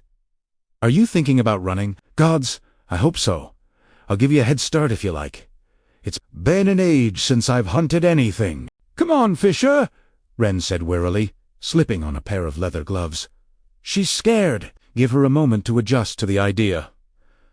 "I'm not scared," I lied. "I'm just not going through that thing. I'll probably never make it out of the other side." Kingfisher opened his mouth, about to say something taunting and mean, no doubt. But the tavern door opened, and shadowy figures began to emerge. Fisher's eyes hardened, and whatever he was about to say died on his lips. "We don't have time for this. Wren will go through the gate. You will follow after him. Your oath to me will leave you no choice." Wren went still, his eyes locked onto Kingfisher. The warrior must have felt the burning intensity of the general's gaze, but Fisher didn't so much as glance in his friend's direction. "Tell me I misheard that," Wren said. "Tell me you didn't bind this girl to you with an oath." "Go through the gate, Wren," Fisher commanded. "An oath," he whispered. "She got something in return." Fisher ground out, "Now, please. Go through the gate. We can discuss this on the other side." Wren shook his head, a combination of dismay and disappointment warring on his face. He didn't seem to know what to say. Collecting Ada's reins, he handed them back to me and said, "Don't worry. It's really nothing. You'll be disoriented for a moment, but just keep walking. It'll be over in seconds, I promise." It was a kindness, this reassurance from Wren. Without it, my fear would have eaten me alive as the general stepped forward and led his horse into the inky black. I wasn't going to follow. I wouldn't. Elroy hadn't said I possessed a stubborn streak a mile wide for no reason. My force of will was stronger than this oath I'd sworn to Fisher. It had to be. I set my jaw and determined to enjoy the look of annoyance on Kingfisher's face when I didn't follow after Wren. But Kingfisher only gave me a tight-lipped smile as my body moved of its own accord, following his command without my permission. My pulse leaped as I approached the twisting gate, my breath catching in my throat. How could he do this? By using the oath against me, forcing me to bend. To his will, he stripped me of my own. Even back in Modris Hall of Mirrors, when I'd fought for my life, and Haran had outmatched me, I hadn't felt this. Powerless. My mind scrambled as the tip of my boot disappeared into the swirling gate. I would have begged Fisher to relent, but the warrior's stony expression promised that doing so would be a waste of breath. "I'll hate you forever for this," I hissed at him. And then I stepped into the gate. The howling black wind turned me inside. I became it. It became me. My mind scattered in 1,000 different directions, ripped away from me in an instant. I was nothing. I was blind. I was deaf. I was a soulless whisper, trembling in the dark. And then I was pain. It tore through me, exploding in my knees, my wrists, and my palms. It flowered behind my eyes, bright lights flaring, burning my retinas. Red, orange, white, green. I opened my eyes with a gasp, and only had enough time to pull in that one breath before my stomach pitched upside down and ejected the few bites of stew I'd eaten at the tavern all over a rough stone floor. "My lord," a stunned voice said. "I'm so sorry. I nothing's prepared. We had no idea." "It's all right, Horus." When Wren spoke, he sounded far away. "Thank you. Take the horses, and make sure they're rugged tonight. It's going to get a lot colder before dawn." But yes, I know, Fisher's back. He'll speak to us all tomorrow, I'm sure. For now, I think it's best if we give him a little time to settle back in. If you could keep this quiet until the morning, ... Of course, sir. Of course. Of course. The world was on its side. My temple was cold. Cold as ice. It took me a long moment to realize that I was lying on the ground and that my head was resting on hard stone. I watched Kingfisher walking away down a long hallway, alone, silent, head bowed, and I vowed with everything I had in me that I'd make the fucker pay for this. I tried to get up, but when I heaved myself onto an elbow, the arched ceiling became the floor, became up, became down, and another wave of vomit rushed up the back of my throat. I threw up a second time, hacking as I tried to catch my breath. "Oh, Saris. I'm sorry. Here, give me your hand. Leave me alone. Get the fuck away from me. Don't touch me." I thought about screaming these things at Ranfis, but there was real sympathy in his voice. And this wasn't his fault. He hadn't taken my free will from me. He hadn't brought me here to this wretched place, or tricked me into agreeing to a binding blood contract that effectively turned me into his goddamned puppet. Primera accepted the hand he offered to me, whimpering as my legs wobbled. "Thankfully, you won't experience this again. For some reason, the gates only affect us the first time we use them. For most of us, it's just a little dizziness. Maybe a headache. For a human, it's a little more than that. It seems. No one's seen a human in a very long time. There's a lot we've forgotten.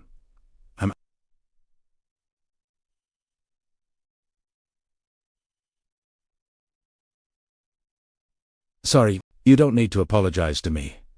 Not for him, I wheezed. Wren let out a tense sigh. He's not ... what you think he is. A bastard. He's definitely a bastard. The general flinched a little as I tried to straighten up. Can you walk? No shit. You can't even stand. Okay? That's fine. I've got you. There's nothing more undignified than collapsing into the arms of a male you barely No. Not much I could do about it, though. My head wouldn't stop spinning, and I was definitely going to throw up again. I couldn't have shrugged out of his arms if I'd tried. I didn't make a peep. As he lifted me, my head felt like it was going to crack open. Wait! Onyx wears. Onyx, don't fret. I've got him. He'll be with you when you wake up. Thank you. I closed my eyes, trying to breathe through the discomfort when Ren started walking with me. He used to be kinda, Ren whispered. But the quicksilver inside of him, it makes it difficult for him to think straight. It wears on him. It's exhausting for him, shutting out the voices. It's made him hard. There was so much sadness in his voice as he spoke. It made me want to open my eyes to see what kind of expression he was wearing, but I couldn't manage it. You shouldn't make excuses for him. They aren't excuses. Ceres. I've known him my whole life. We were born to different parents, but we're brothers in every other way that counts. I know him better than I know myself. The first time Belican forced him to travel without a relic, the silver infected him so badly that I thought we'd lost him altogether. His mind was so fractured. Let's just say it took a long time for him to recover. The healers did their best, but the peace that remains in his eye torments him night and day. His mother's relic doesn't seem to be as effective anymore. And now he's been exposed to the quicksilver twice without it again. I just don't know what to expect from him anymore. Where I took a deep breath. Double quotes, was he? The questioning sound Ren made vibrated against my ear. You said ... You haven't seen him for ... 110 years. Where was he? A thick silence fell. For a long time, the sound of Ren's footsteps echoing off the walls was the only thing to disturb it. But then he sighed deeply, as if making his mind up about something, and said, I can't tell you that. It wouldn't be fair. He'll tell you himself at some point, perhaps. But until then, I didn't care to push the matter further. I felt too sick to talk. And Jucared, where Kingfisher had been. He could have spent the past century trapped inside one of those trees in the wicker wood, for all the difference it made. There was no excuse for the way he was treating me. None that I would accept. I didn't know where Renfis of the Erythian carried me. I was already unconscious by the time he got me there. It'd be a real shame to have to pinch you. But I'm getting bored, and this rabid animal keeps showing me its teeth. I groaned, rolled over. I was floating on a cloud. It was heaven, the most comfortable cloud I'd ever. I hinged upright, grasping hold of my side. Fuck! The skin just above my hip throbbed painfully. What the F? I trailed off when I saw the auburn-haired brigand standing at the foot of my bed. No, not my bed. A bed. Warm. Comfortable. Massive. But not mine. Onyx sat at the end of it, baring his teeth at a very disheveled-looking carrion swift who held hands aloft in surrender. Look. It's all right. She's awake. I didn't murder her. Stop overreacting. If you touch that fox, I'll skin you. I growled at him. Carrion's pale blue eyes met mine, full of a false hurt I was more than familiar with. And hello to you, too. What kind of greeting is that? And after we've been so cruelly separated for so many weeks, as well. I flung back the covers and launched myself out of the bed. Primera a de Carrion, backed up against a wall and an angry finger in his face in no time. You're lucky I don't knock your fucking teeth out, I snapped. What the hell were you playing at, telling Fisher that you were Hayden? The thief's hands were still in the air. He glanced down at the index finger I was jabbing in his face, smirking at it like he was wondering what I was planning on doing with it. He didn't miss a beat when he said, You should be thanking me. That psychotic monster looked like he was planning on murdering your brother. I did him a favor. If it weren't for me, just shut up and tell me. Is he alive? Carrion? I need... ... I have to know. My heart was a fist in my throat. My entire existence hinged on whatever came out of Carrion's mouth next. I waited for his expression to darken, or at least sober a little. But Carrion's infuriating little smile remained firmly in place. Of course, he's alive. Why wouldn't he be alive? Because Madre swore she was going to find him and kill him. She said she was going to destroy the ward. He frowned. And why, in all four winds, would she do that? You know why? Because I took that cursed gauntlet. Ah, yes, that's right. He pushed away from the wall, blue eyes dancing with amusement. The gauntlet, the one I advised you to take out of the third, before our people started getting hurt. That gauntlet, I was going to hurt him. Badly. Enough, Carrion. I know I fucked up, all right? I feel terrible enough as it is. Just tell me what happened. Is Hayden really still alive? Yes, he's still alive. Gods, you never were one for patience. He rolled his eyes. Hayden's in the 7th. I got him papers and shifted him that first night when you were taken up to the palace. He's now gainfully employed as a store clerk. It isn't glamorous work, but it's better than having no job at all. He has triple water rations and a room above the shop. I haven't visited for a couple of days. I didn't want to draw too much attention, him being a new face and all. But he's comfortable. I can't say that he's happy. He's brainstorming all sorts of ways to break you out of the palace. But stop. Just ... wait. I covered my face with my hands. Shit! Are you crying? I figured you'd be happy. Hayden was alive. Hayden was alive. He was safe. He was in the 7th. He had a job and a roof over his head, and food and water, too. My whole body trembled with relief. I dropped my hands to my sides, pulling myself together, trying to think pragmatically. Madra just hasn't found him yet. I sniffed, clearing my throat. Madra isn't looking for him, but the Guardians ... are all prepared for the Evenlight. It's in a month. The whole city's been buzzing with talk of what gift she bestow on us this year. She has the Guardians building a stage in the center of the market square. You're sure it's not New Gallows? I asked suspiciously. Definitely not Gallows. There are flowers all over it. Flowers, yes. Flowers. Tell me everything that happened after the Guardians took me up to the palace, I demanded. There had to be something. Some kind of awful act of violence that shook the foundations of our ward. Madra was a lot of things, and Benevolin was in. De one of Tim. But Carrion just let out a dry laugh. Everything's fine. Elroy's been a real pain in the ass, of course. He goes up to the gates every day and demands to see you, but they keep turning him away. He comes back down to the forge and gets to work, grumbling about the mess you've left him in. Hayden is dealing with a guilty conscience about as best as he can.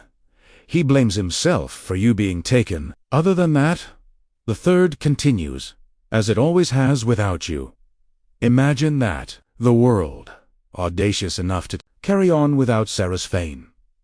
I'm serious. Carrion, you didn't hear her. She swore that everyone in the third would die, and yet no one has, he said, shrugging. Now, I think I've been pretty patient while we've rehashed all of this gauntlet bullshit. I think it's my turn to have a few things explained to me. Principally, where the fuck are we? Why are we here? We're the people who came in here about half an hour and laid there. Hands all over you, Relief, or did I hallucinate that part? And lastly, ... He'd pointed at his foot. Where the fuck is my other boot? Someone came in here and touched me. Carrion threw his head back, groaning. All of those questions.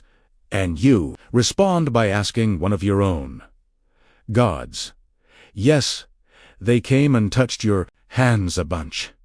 They said they were healing you. Sure enough, when I looked down at my hands, The bite onyx gave me win. He was scared was gone, as was the little welt from the fairy. The burn mark from Nimmerel was still there. Batan the hust, the skin on my palm was tender too. The touch, but it was pink again, and didn't look like it was going to burst open and start weeping pus anymore. Kingfisher. He'd sent healers. He was really serious about making sure I didn't develop a fever. But he would be, wouldn't he? I was nothing more than a tool to him, and how would he use me if I was dead? For the first time since waking, I took stock of the situation. Hayden was alive and doing okay. So was Elroy. For the time being, at least. But now, I was stuck in the Avelian borderlands, in the middle of a war between battling factions of immortals. And Kyrian Swift was prodding me for an explanation as to why. I explained everything I knew, moving around the room and inspecting our The room was windowless, which was my first disappointment. No way to assess the landscape around us, and no way to climb to freedom, either. The bedroom, because it was a bedroom, was twice the size of my room back at the Winter Palace. There were 4 large double beds, 2 on either side of the space, made up with thick, beautiful covers in bright blues and greens, each of them adorned with mounds of pillows and cushions. A plush rug covered the majority of the stone floor. Woven tapestries hung from the walls. A large fireplace roared at the far end of the room, next to which a wide table was loaded with bowls of fruits, bread, smoked meats, and cheeses, not to mention 4 copper ewers of water and 2 separate wash basins. None of it had been touched. From the look of the rumpled sheets and the disturbed pillows, Carrion must have slept in the bed closest to the table, which meant the food would have been one of the first things he saw when he woke up. But he hadn't even poured himself a glass of water. He stood with his arms folded over his chest, his brow furrowed, head angled to one side while he listened to me, taking in the details of everything that had happened to me without the slightest indication that he believed what I was saying. When I was done, he blew out his cheeks and sat himself down heavily in one of the chairs by the fire, running his hands through his hair. "So you kissed that guy? Then the one with the creepy sword and the bad attitude?" I stared at him blankly, not understanding the question for a moment. At last I said, "What does that have to do with anything?" Carrion shook his head. "You're right. Ignore me. So you have the ability to awaken this quicksilver. The pool that your new boyfriend dragged me into. He is not my boyfriend, and no one else has been able to do that for 1,000 years. And now you've made some kind of unbreakable promise to a malevolent legendary Phi warrior who might be completely insane. You don't know what he wants from you. He wants me to make relics for him, so that more members of the Phi can travel without losing their minds. But how are you going to do that? She's about to find out." Instinctively, I reached for the dagger that should have been at my thigh, but I closed my hand around thin air. Kingfisher stood in the doorway, hand resting casually on Nimmerel's pommel, his brows banked together, forming a knot above his flashing green eyes. A heavy cloud always seemed to follow him around, but there was something extra dark and stormy about Kingfisher today. He wore no armor over his black shirt and pants, but the silver gorget covered his throat, as always. Carrion bristled when Fisher entered the room, angling his body between me and the dark-haired warrior, which elicited an amused smile out of Kingfisher as he glanced around. "Just so that you're fully equipped with all of the facts," he said in a smooth tone. "I'm only half insane, and yes, your friend is bound to me. Did she tell you that she's the only reason you're still alive yet?" Fisher picked up an apple from the bowl on the table, turning it over in his hand. "I wanted to leave you back at the Winter Palace, but she was adamant that you come along with us for the ride." Carrion gave me a saccharine smile. "And there was me thinking you weren't infatuated with me anymore. Primera vez, o sea, I would have preferred to stay in Zilveron, though. I was about to close a spectacular deal that would have made me a very rich man." Kingfisher stilled, his fingertips curling tighter around Nimmerel's hilt. His eyes darted from Carrion to me and back again. Then he looked off toward the other side of the room, seemingly at nothing. Slowly, he set the apple back down in the bowl. "I need you to come with me," "Human," he said. "Wonderful. Another day of being forced to do whatever you want me to. Lucky me." He looked at me solemnly. "I'm not going to force you to do anything." "Oh!" I couldn't keep the mocking edge from my voice. "So if I decide, stay right here, and tell you to go fuck yourself, you aren't going to react badly, and command me to go with you?" "I'd be a little annoyed that you'd told me to go fuck myself," he said.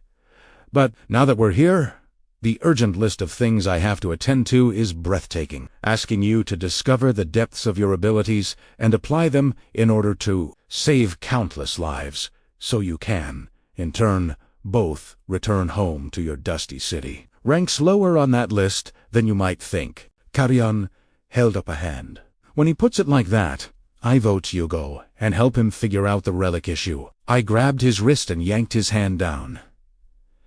"You don't get a vote. And you," I said, wheeling on Fisher. "You've tricked me into getting your way once already. I'm not going to do what you want me to just because you've made a vague implication that you'll let us go back to Zilveron once I'm done making relics for you." Fisher smiled, all teeth. The silver in his eye flashed like a blade. "I wouldn't need to trick you into doing anything for me. As you've already established, I could just make you do what I'm asking of you." "Then why don't you?" "Because my brother is sore with me," he admitted, "and because this will go a whole lot smoother if you agree to help my people willingly." So he was giving me back my autonomy to appease Ren. Unsurprising. It came as no shock that Fisher didn't appreciate my grousing either. Well, he was in for an unpleasant surprise. He was about to discover that I could help him willingly and still give him plenty of shit at the same time. "I'll come with you, then." "On one condition." Fisher's mask of indifference faltered, allowing a flicker of annoyance to peek through. "Which is that you make this promise to me exactly, verbatim, word for word." "I swear I will release you and allow you and Carrion to return to the moment you have made enough relics for my people." Kingfisher's mouth ticked imperceptibly. "As you wish. Word for word. Swear I will release you and allow you and Carrion to return to the moment you have made enough relics for my people. There? Are you happy? Are you bound by that promise?" I asked. Fisher lowered his head in a mock bow. "I am all right. Then I'm happy. Let's go. Leave the fox. He'll only be underfoot." I started to protest, but Onyx had fallen asleep amongst the cushions on one of the beds that hadn't been slept in, and he looked too peaceful to wake. "Anyway, and what about me?" Carrion demanded. "You're just going to keep me locked away in here forever?" Fisher snorted. "You haven't been locked in here at all." I glared at him over my shoulder. "You didn't check the door? I just assumed ... Kingfisher spun and strolled purposefully out of the room. "You're free to come and go as you wish. Boy, do whatever the hell you like. Though I doubt you're going to get very far with only one boot." Chapter 18. Crucible. Kingfisher had books written by the alchemists before they all died out. Stacks and stacks of them. They were centuries old, the parchment crumbling. A lot of them were written in Old Fi. I barely understood any of the text, which meant that they were next to useless. When I asked him how I was supposed to glean any useful information from them when none of his own kind had been successful in doing so, he muttered something about using my initiative and left the forge in a cloud of black smoke. At midday, a plate of food arrived out of nowhere on the bench. Some kind of meat pie with the most delicious gravy filling, along with some chunks of cheese and an apple that had been cut into slices. I only noticed that Onyx arrived with the food when I heard him whining underneath the bench. He wore a hopeful look, his black eyes staring intently up at my plate, ready should the smallest morsel fall to the floor. I didn't know how healthy human, or Atherfi, food was for him, but the pastry was so buttery and crumbly, tefling so savory and good, that I couldn't help myself and I wound up sharing half the pie. With him, he was content to run outside amongst the snow once we were done, chasing any birds that landed. I spent a good 15 minutes laughing at him, as he coiled back onto his hind legs, wriggled his fluffy butt, and then sprang into the air, bringing his front feet crashing down on the snow as he pounced. I stopped laughing when I realized that he was hunting, and more often than not, when he pounced like that, he came up from the loose snow with a small rodent in his mouth. At least, he was entertained. After I'd wasted another hour poring over the books and getting nowhere, I decided to say, screw it, and focus on more practical matters. My first thought was to melt down one of the rings and just start experimenting. But then it occurred to me that if I wasn't successful, and I probably wasn't going to be, I'd have ruined one of Fish's warrior's rings, and that wouldn't go down well at all. I found some scrap metal in a bucket by one of the benches and settled on using that for some trial and error experiments instead. The first problem I ran into was that I literally had no idea where to start.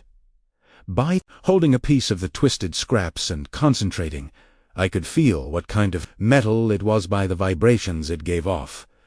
When I first noticed those vibrations, back in Zilveron, they had scared the shit out of me so badly that I'd trained myself to ignore them. Now, I used that alien sensation to differentiate between plated metals, silver, and a whole slew of different variants of iron that we didn't have back home. They each had their own frequencies. It didn't take long to isolate the frequency for Avelian silver. Simply el de a bunch of the rings, and closed my eyes, learning what that energy felt like when it traveled up my arms, and I committed it to memory. Then I went through the bucket and separated out any scraps that shared that same frequency.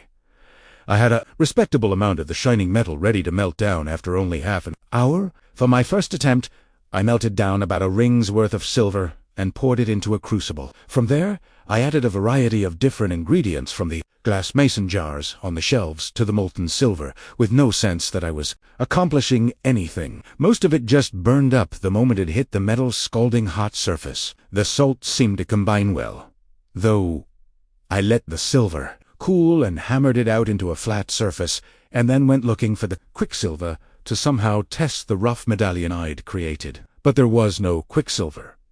None that I could find in any of the jars or crucibles. How the hell did Fisher expect me to unravel this problem for him, if he wasn't going to trust me with any of the quicksilver? Did he think I was going to try and escape with it?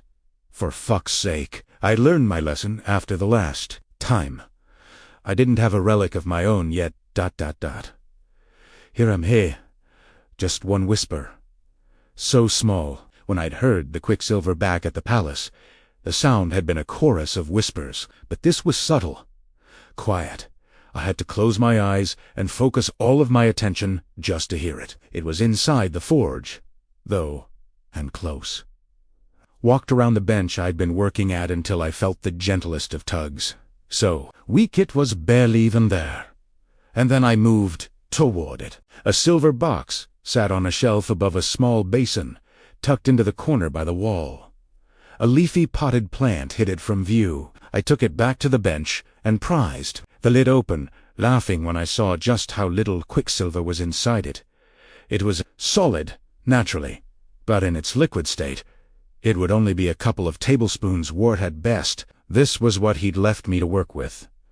I huffed, plucking the metal out of the box with a pair of tongs, and then placed it at the bottom of the smallest crucible I could find. It was getting easier, changing the quicksilver from its solid to liquid state, a hand reaching out into the dark, a finger flicking a switch. There was so little of it this time that I hardly had to will it at all. One moment it was a lump of scuffed metal, and the next it was a puddle of shining silver rolling around the bottom of the cast-iron bowl. I dropped the medallion into the crucible, grimacing when I noted that there was barely enough quicksilver to submerge it, and nothing happened. Primera eat it. Still, nothing. Here. I'm here, the quicksilver whispered in its singular voice. Alone. Come to me. Find me. Be with me. The medallion changed nothing. I tried a second again, adding what looked like sand and some salt water too. The molten silver this time. Again, nothing happened. My third attempt, I tried to combine a dull red powder from one of the jars into the silver, but it burst into flames before it even reached the rippling surface, producing a cloud of noxious red smoke that made my face prickle and go numb. Onyx wouldn't come back into the forge after that, so I sat with him out on the bench in the cold afternoon light, stroking his fur.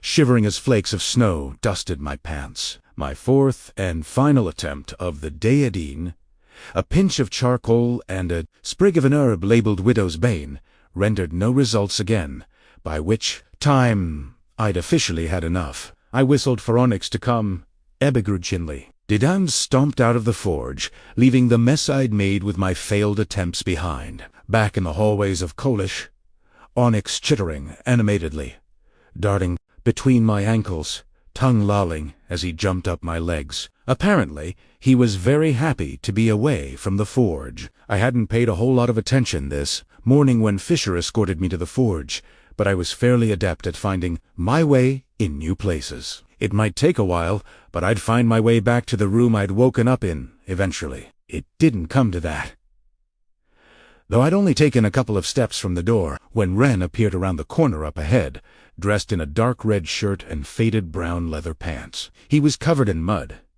and there was a long gash across his cheek, which was leaking blood. His hair seemed to be wet with sweat, and the dark shadows under his eyes made him look exhausted. He scrounged up a smile when he saw me, though wiping his filthy hands on the towel he was carrying as he approached. "Thought I'd come and check in on you," he said, grinning. "I heard you've been assigned quite the task, an impossible task." I scowled darkly. "I only made 4 attempts, but I'm exhausted."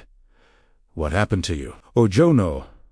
Just a couple of skirmishes up on the pass. When the clouds are so heavy with snow, and the days are so dark like this, it's a safe bet that there'll be an attack. We were outnumbered, but we didn't lose anyone. Took down 30 or so of the enemy. Congratulations." It felt weird to congratulate anyone on killing so many people, even if they were enemies of the Avalian Phi. Wren noticed the uncertain rise in my voice, and laughed quietly under his breath.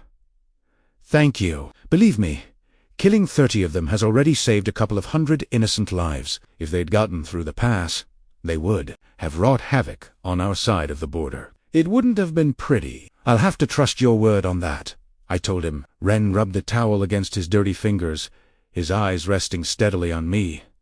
"Would you trust my word if I told you something?" Onyx jumped up Wren's legs, turning in circles. The general dipped to scratch, his head distractedly. His focus was all for me. "I don't know," I said. "I suppose that would depend." He sighed. "That's fair. Well, I'm about to tell you that I gave Fisher hell this afternoon for that oath he made you swear, and I told him the only way he could make it up to me would be to start getting to know you a little better." I fought the instinct to take a step back. "Why would you do that? Fisher's very single-minded sometimes. There's no gray, only black and white. I fear that part of him has only gotten worse while he's been away. He has to keep things very straight in his mind, otherwise lines get blurred. Right now, you're a tool he feels he has to use to make life better for us all. My concern is that a tool pushed to its limit is a tool that will probably break.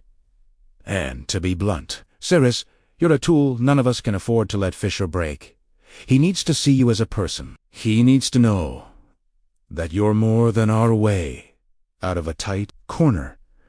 And the only way to accomplish that is if he learns more about you." Why didn't I like the sound of this?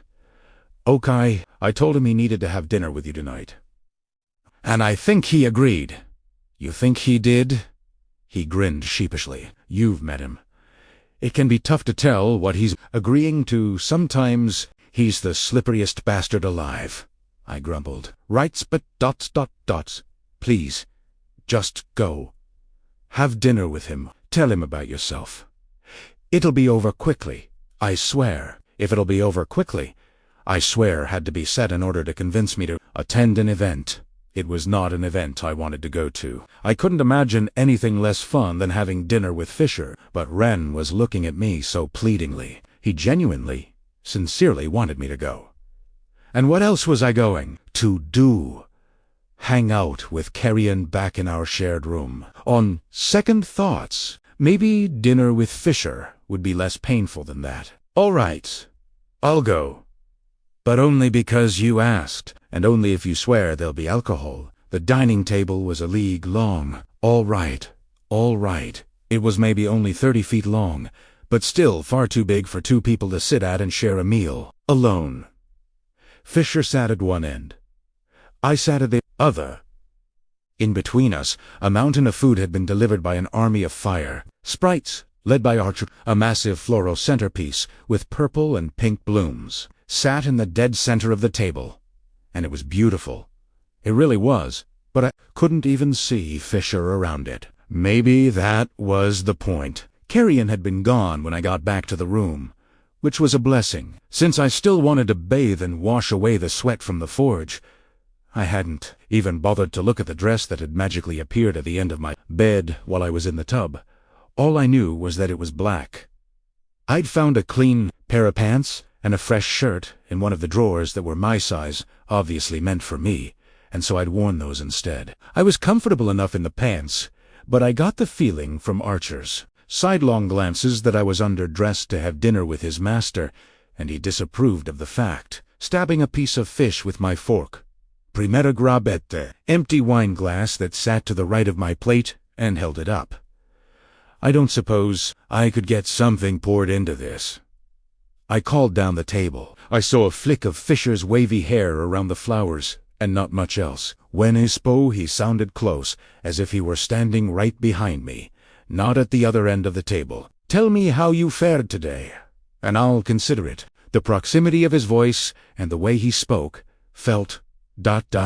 intimate, as though his lips were so close to my ear that his breath should have stirred my hair. How are you doing that? Primera whispered. Magic runs through this place, the same way your blood runs through your veins. It lives in the very air. The things you've already seen here are surely enough to suspend your disbelief, ... And yet you're shocked by something so small as me casting my voice. Amusement dripped from every word, primera ad orator. For him, though, I had seen so many remarkable things. In comparison, this wasn't that impressive. It was the way it made me feel, having his voice so close, that had me on the back foot. I cleared my throat. As you might expect, I fared very badly. I made 4 attempts, all of which resulted in failure. I wasted nearly all of the scrap metal I found. I'll need more if I'm going to be able to run more trials tomorrow. Can it be refined? The silver you used today? He asked. Yes, but that'll take even longer. I'll waste a day between experiments, ... I huffed, setting down my fork. But let me guess, you don't care about me wasting a day to purify between experiments, do you? I do not, he confirmed. Why single quotes? No, ... I dropped my fork. It hit my plate with a clatter. You just love contradicting yourself. 1 minute, you're kidnapping me because it's urgent, that I make these relics for you. And then, the next, you're throwing up obstacles and doing everything you can to make the process as difficult and as time-consuming as can be. You really need to make up your mind. What's more important? The relics for your people, or whatever sick pleasure you seem to derive from keeping me at your beck and call. From down the other end of the table, I heard the scrape of a knife against a plate. At least he wasn't letting my annoyance ruin his dinner. Asshole, I assure you, our need for those relics far outweighs how fun it is to mess with you. But I'm not refusing you more silver to toy with you. Resources are tight at Kolish. The regular silver can't be spared. What are you talking about? This place is dripping in finery. There's gold. I glanced around, gesturing to the wall sconces that held the candles lighting, our dinner, and the serving platters on the sideboard, and the picture frames, even the cutlery on the table. There's gold literally everywhere.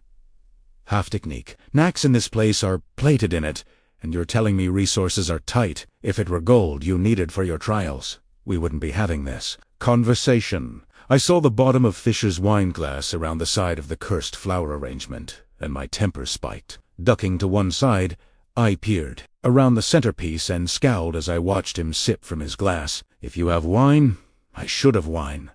I growled. Oh, is that what you think? My skin broke out into goosebumps. The tiny hairs on the back of my neck standing erect. His voice was even closer this time. His words felt like a caress against the skin of my neck. I did my damnedest to shake off the shiver that chased up my spine. Ren promised me. Renfis knows better than to make promises on my behalf. But ... if you're so desperate for a drink, feel free to come and pour yourself some. Had he poured his own wine? I doubted that very much. Archer had probably done it! But I wasn't some stuck-up highborn asshole like he was. I had no problems pouring my own wine. I got up, grabbed my glass, and was about to storm down the other end of the table, but then I paused and grabbed my plate and my fork. While I was at it, whatever game this was, seating me so far away from him, blocking our view of one another, then using magic to speak into my ear like he was whispering sweet nothings to me. Yeah! I wasn't playing! The corners of Fisher's mouth twitched when I slammed down my plate and fork on the table to his right. I dared him to breathe a word about it as I sat down next to him. He ran his fingertips over the rim of his wine glass, shifting in his seat to turn toward me as he watched me pour myself an obnoxiously large glass of wine from the carafe he was hoarding. The wine was dark as ink. I took a defiant swig, my eyes locked with his, over the rim of my glass. Kingfisher pointed loosely at my glass when I set it down. Do you like it? He spoke to me normally. No magic this time. Yes. It's interesting. He pouted, nodding to himself. Something told me he was desperately trying not to smile. Please, help yourself 2 more. I don't have to speak to the men for a couple of hours. I've got time to share the bottle. I looked at him properly. Really took him in. There was something different about him. Something I couldn't put my finger on. Not at first. But then I realized what it was. His clothes. I had never seen Fisher in anything other than black, but tonight the shirt he wore was a hunter green. Very dark, but still green. It was simple, but the material was fine and tailored perfectly to way it hung. From his frame emphasized how broad he was in the shoulders and how corded his arms were. The dark green color highlighted the raven's wing black of his thick hair. It threw his pale skin into contrast and... Gods. Get a grip on yourself. Ceres Fane. Focus. I forced my gaze down to my half-eaten fish. Why is silver in such short supply here, if you have all this gold? Because silver serves a very specific purpose here. We need as much of it as we can lay our hands on. Then why not sell all of the gold and buy some? Gold's worth more. Fisher slowly shook his head, smiling as if to himself. Gods, why was it so hard to look at him sometimes? I'd never had this problem before. Maybe where you're from, he said. He observed me toying with his wine-glass where it rested, on the table, spinning it around lazily by the stem. With his lips parted, I could just make out the points of his teeth. It was rude to stare, but I couldn't help it. My heart missed a step whenever I saw his canines, as if he knew perfectly well what I was focused so intently on. Fisher opened his mouth a fraction wider, his top lip rising a little so that more of his teeth were on show. It was a subtle difference. Perhaps only a millimeter more of those sharp, white canines were visible, but heat exploded between my legs, of all places, and suddenly... Gods. I needed another drink. I buried my face in my wine-glass. Fisher ran his tongue over his bottom lip, also looking away. The tendons in his neck stood proud, his jaw clenching ever so slightly as he frowned at something over by the window. We can't buy more. Silver. The entire realm's been picked clean. Belicon has an embargo on it, too. Any silver found within Evelian borders must be given to the crown. That's part of the reason why we need to use the quicksilver so badly. Other realms have an abundance of silver. We could trade for more than we need if we could just cross between realms. If Belican has all of Ivella silver, 10 Sureli I'd give it to you. If it's so vital to win the war. Kingfisher snorted. You'd think so, wouldn't you? But no. Belican won't give us silver. He won't give us aid. He won't give us food, or clothes, or weapons. He doesn't give a fuck about this war. But that's just dot. It makes no sense. I took another deep pull of my wine. The unique taste bloomed into floral notes in my mouth. It tasted smooth, rich, and complex, all at the same time. The flavor had surprised me at first, but it was really starting to grow on me. Kingfisher watched me with steady eyes. The quicksilver, lacing his right iris, pulsed and caught at the candlelight, shifting and twisting amidst the green. It seemed to be extra active tonight. As if confirming this, Kingfisher's hand tightened around his wineglass. His shoulders tensed, his nostrils flaring momentarily, but then he exhaled, letting out a deep breath, Andalusene. Again, it all happened very quickly. I might not have noticed it at all had I looked away for a second. Kingfisher's eyes bored into me. He knew I'd seen him flinch, and from the way he was staring at me, one of his eyebrows curving in question, he was waiting to see if I would ask him about it. I wanted to, but I already knew I'd find myself frustrated and angry if I did. He'd use my interest against me somehow. He'd find a way to be cruel. It was just in his nature. So I gave the topic a wide berth. I was about to ask him what experiments he had tried in order to make a relic, but then the crew of fire sprites bustled into the room, their charcoal-like bodies throwing up sparks and wisps of smoke as they approached the table. The 2 sprites at the head of the group were carrying large dishes full of food. 2 different kinds of dessert, by the looks of things. They nearly dropped the dishes when they saw me sitting up at the head of the table next to Fisher. "Lord!" One of them, a female, squawked.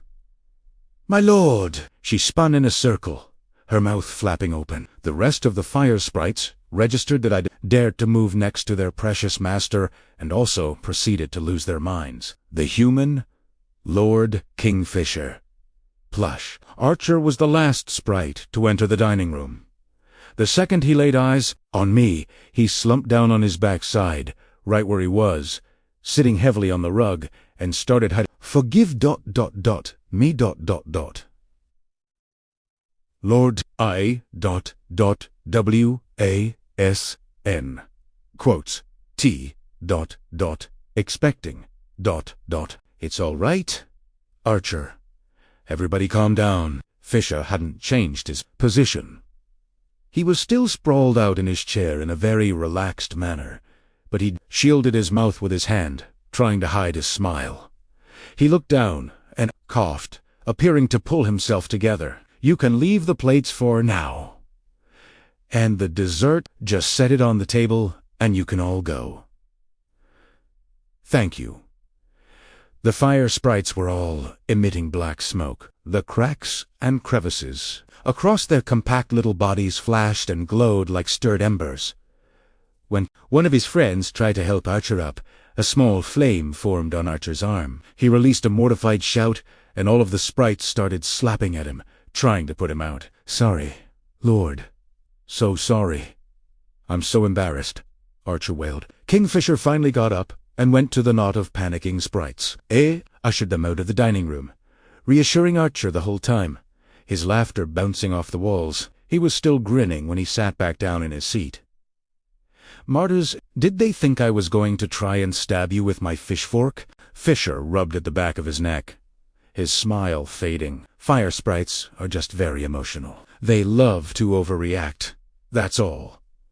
By the time he was done speaking, his blank mask was back in full effect. "They'll have forgotten all about it by tomorrow." "I'll be eating dinner in the forge tomorrow," I said. "They won't have to deal with our filthy, mannerless, human-breaching college etiquette." "You'll be eating here," Fisher corrected. "I don't get a say in the matter. You'll poison yourself if you eat in the forge. In my room, then. You'll be eating here. Fisher repeated. He continued before I could suggest. Any of the other 1,000,000 places, I'd rather take my meals. As for the fire sprites, they like humans, far more than they like the Fae, right? They treat you like you hung the moon. I'm different, he said, as if that were obvious. Archer helped raise me. After my parents, he was the first of the lesser Fae to hold me. He has a soft spot. For me, I suppose, a soft spot?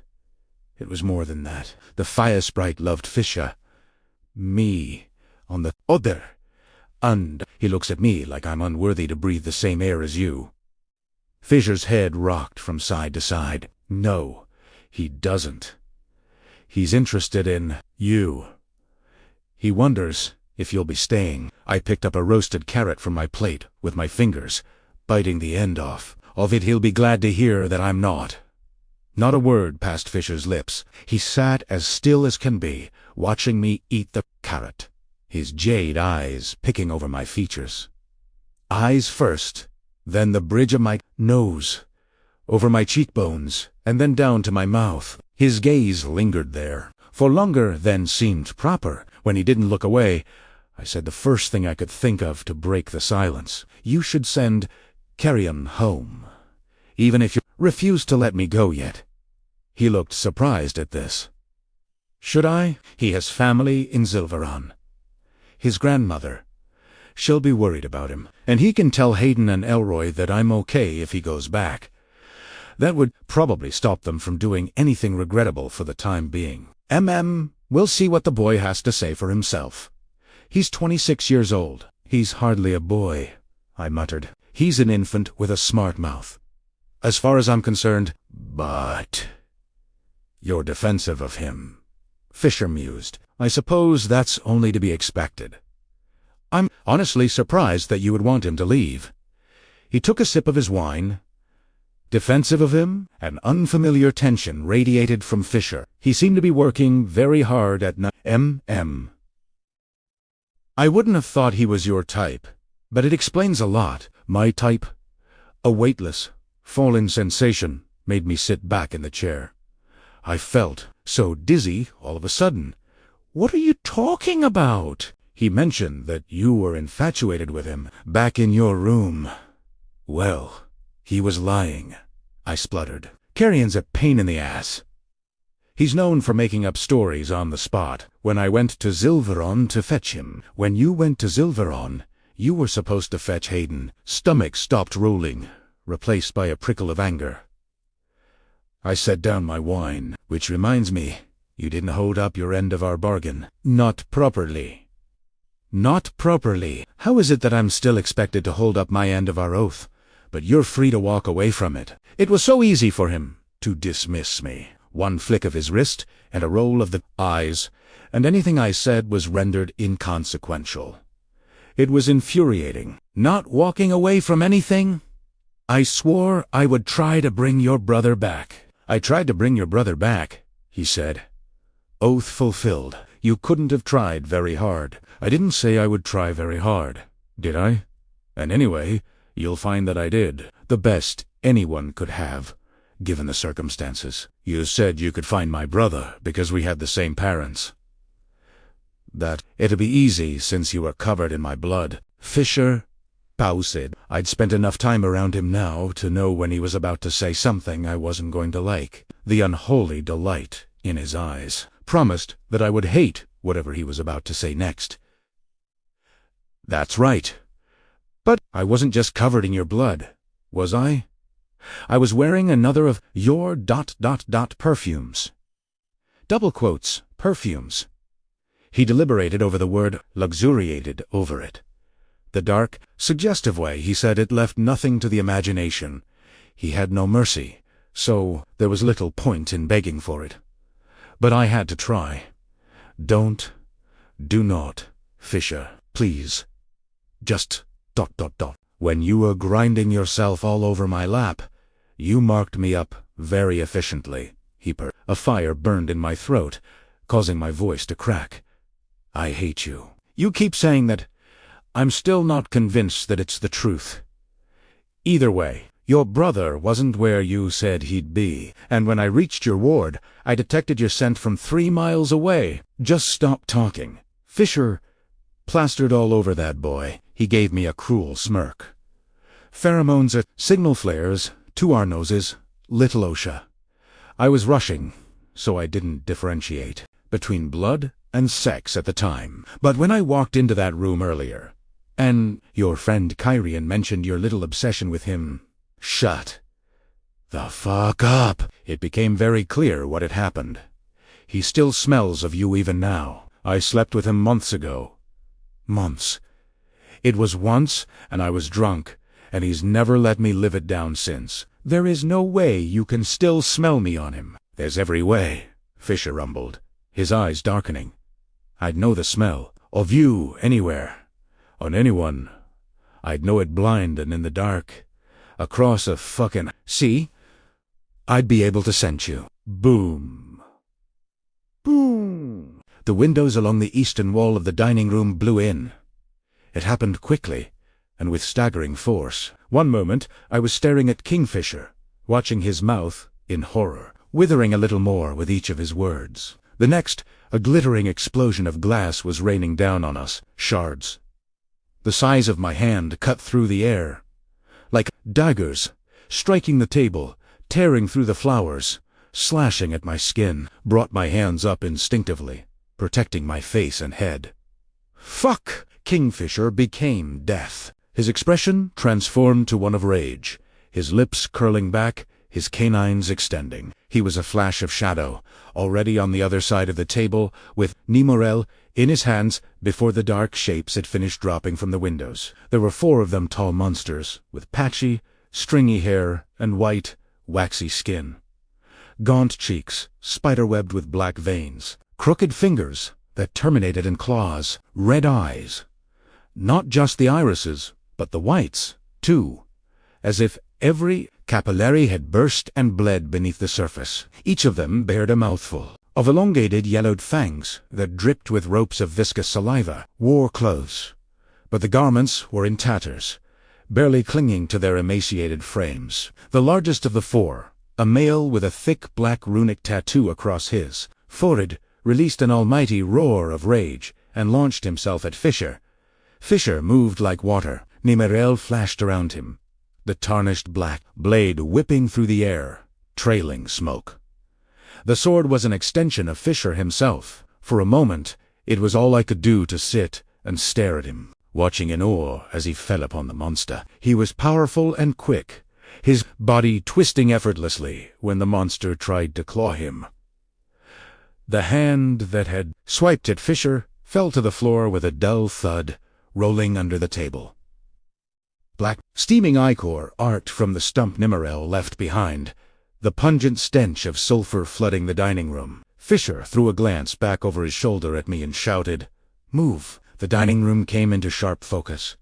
I leaped to my feet, my blood hammering at my temples. 2 of the sickly-looking creatures prowled toward me, their awful fangs snapping as they came. I reached for and found the dagger strapped to my thigh, clutching it tightly, my eyes jumping from one of the monsters to the other. The one on the right, a woman with pale silver hair and torn lips, launched up onto the table, landing on all 4s. She moved jerkily, her head tilting from side to side as she craned her. Nick the ward, sniffing the air like an animal. The one on the left was smaller than the woman, somewhere between adult and child. He snarled, producing a hair-raising clicking sound from the back of his throat, knocking over Fisher's chair when he came for me, sending it crashing to the floor. His eyes were blank. Both of their eyes were. There was no intelligence there, no real thought, only the desire to rip and tear and kill. Hatred radiated from them, polluting the air, thick enough to choke me. The woman came first. She had no weapons, but she didn't need them. Her claws were weapons enough. She swung, raking her talons toward my chest, darted back, barely avoiding their blackened, disgusting tips. But she was already coming again, lashing at me. I struck out with the dagger, slicing the blade at the same time, and the metal made contact, leaving a deep gash across her sinewy forearm. Reeking blood, thick as oil, sprayed across my shirt. A grating, awful scream came from the other side of the dining room. Sound of it set my teeth on edge. A series of crashing, clattering sounds followed, but I couldn't afford to look. The moment I let my focus slip was the moment I died. The female roared, shaking her arm as if she couldn't understand why it was. "Hurtin'!" I spun the dagger, slicing her again, this time across her shoulder. The shirt she was wearing split apart, the thin, black-veined skin beneath bursting, opened like a piece of rotten fruit. Tiny white flecks spilled from the wound, hit the rug, and started wriggling. "Magats!" The boy to my left snaked forward, his teeth gnashing. I whipped the blade out, aiming for his throat, twisting at the same time to try and avoid his claws, but I wasn't quick enough. He moved so quickly. Unnaturally, sauter rousade out of me in a breathless oof, when he slammed into me. Deadening room. Tilted eye went down hard, my ribs exploding with pain as I hit the ground. I let out a panicked shout as both the female and the boy fell on me. Gods and martyrs, I was going to die. They were going to eat me. I had no doubt in my mind about that. Those teeth were built for one purpose, and one purpose alone. Ripping flesh, I gasped, pain lancing up my leg like a lightning bolt. Their claws dragged at my clothes. They cut into my skin. I couldn't see, couldn't breathe. The female reared back, wet strands of her saliva dripping down onto my chest. She opened her mouth, her jaw cracking open far, wider than it should have been able to, revealing a blackened, mangled, pulsing stump where her tongue should have been. She snorted, then dove. I braced, waiting for the horror of those teeth plunging into my flesh, but it never came. Never came. A streak of black smoke wrapped around her throat. The smoke became metal, and then the female's head was parting from her neck, and it was fucking gone. Her twitching body flew off of me, flopping and thumping, bones cracking as it rolled across the rug. Kingfisher towered over me like the god of death himself. His chest heaved, his eyes flashing with green and silver and murder. "You all right?" he panted. I was still clutching hold of the dagger, its short blade covered in sticky black blood. I swallowed, nodding, even though I was pretty sure I wasn't all right. Not all right at all. The boy, ... I panted. Kingfisher's expression darkened. He turned, and we both saw the adolescent at the same time. 8 feet away, on his hands and knees, he was moaning as he licked a patch of blood on the rug. Just as the female's had been, his tongue was a raw stub of meat. Without hesitation, Kingfisher brought Nimarel down onto the creature's neck, decapitating him, too. The boy's body sagged instantaneously, his gnarled hands relaxing, claws uncurling against the destroyed rug. I rolled over and threw up. Kingfisher was probably going to mock me for losing my stomach, but I didn't care. I was shaking too hard to even pull myself up onto my knees. "What? ... The fuck? ...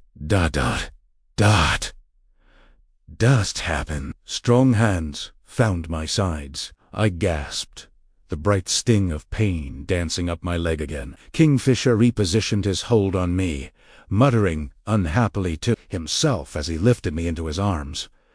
"You've been clawed. The wound needs scourging," he said. "Scourging.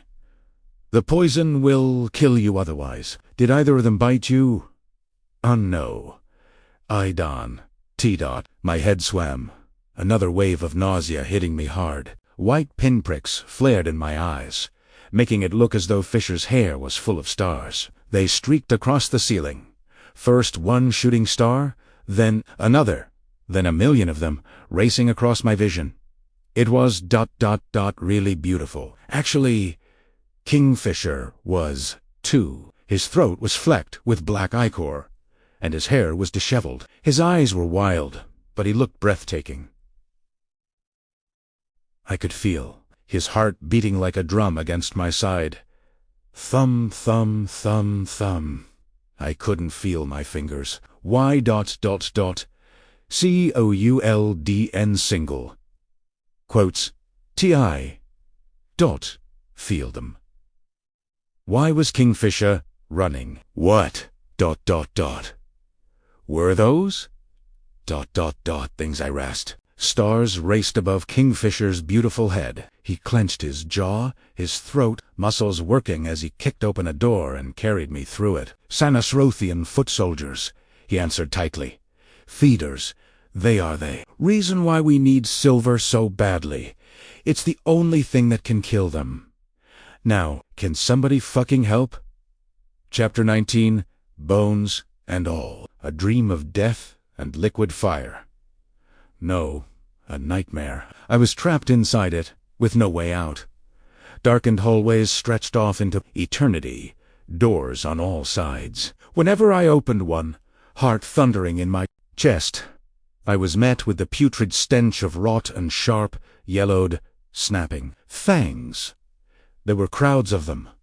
Feeders. That's what Kingfisher had called them. He had also called them foot soldiers. But they didn't seem like soldiers. Soldier had to be able to follow orders, to enact the will of another. The things behind these doors were monsters, capable only of obeying their thirsts for blood. Women and children and elderly men, all of them insane and hungry.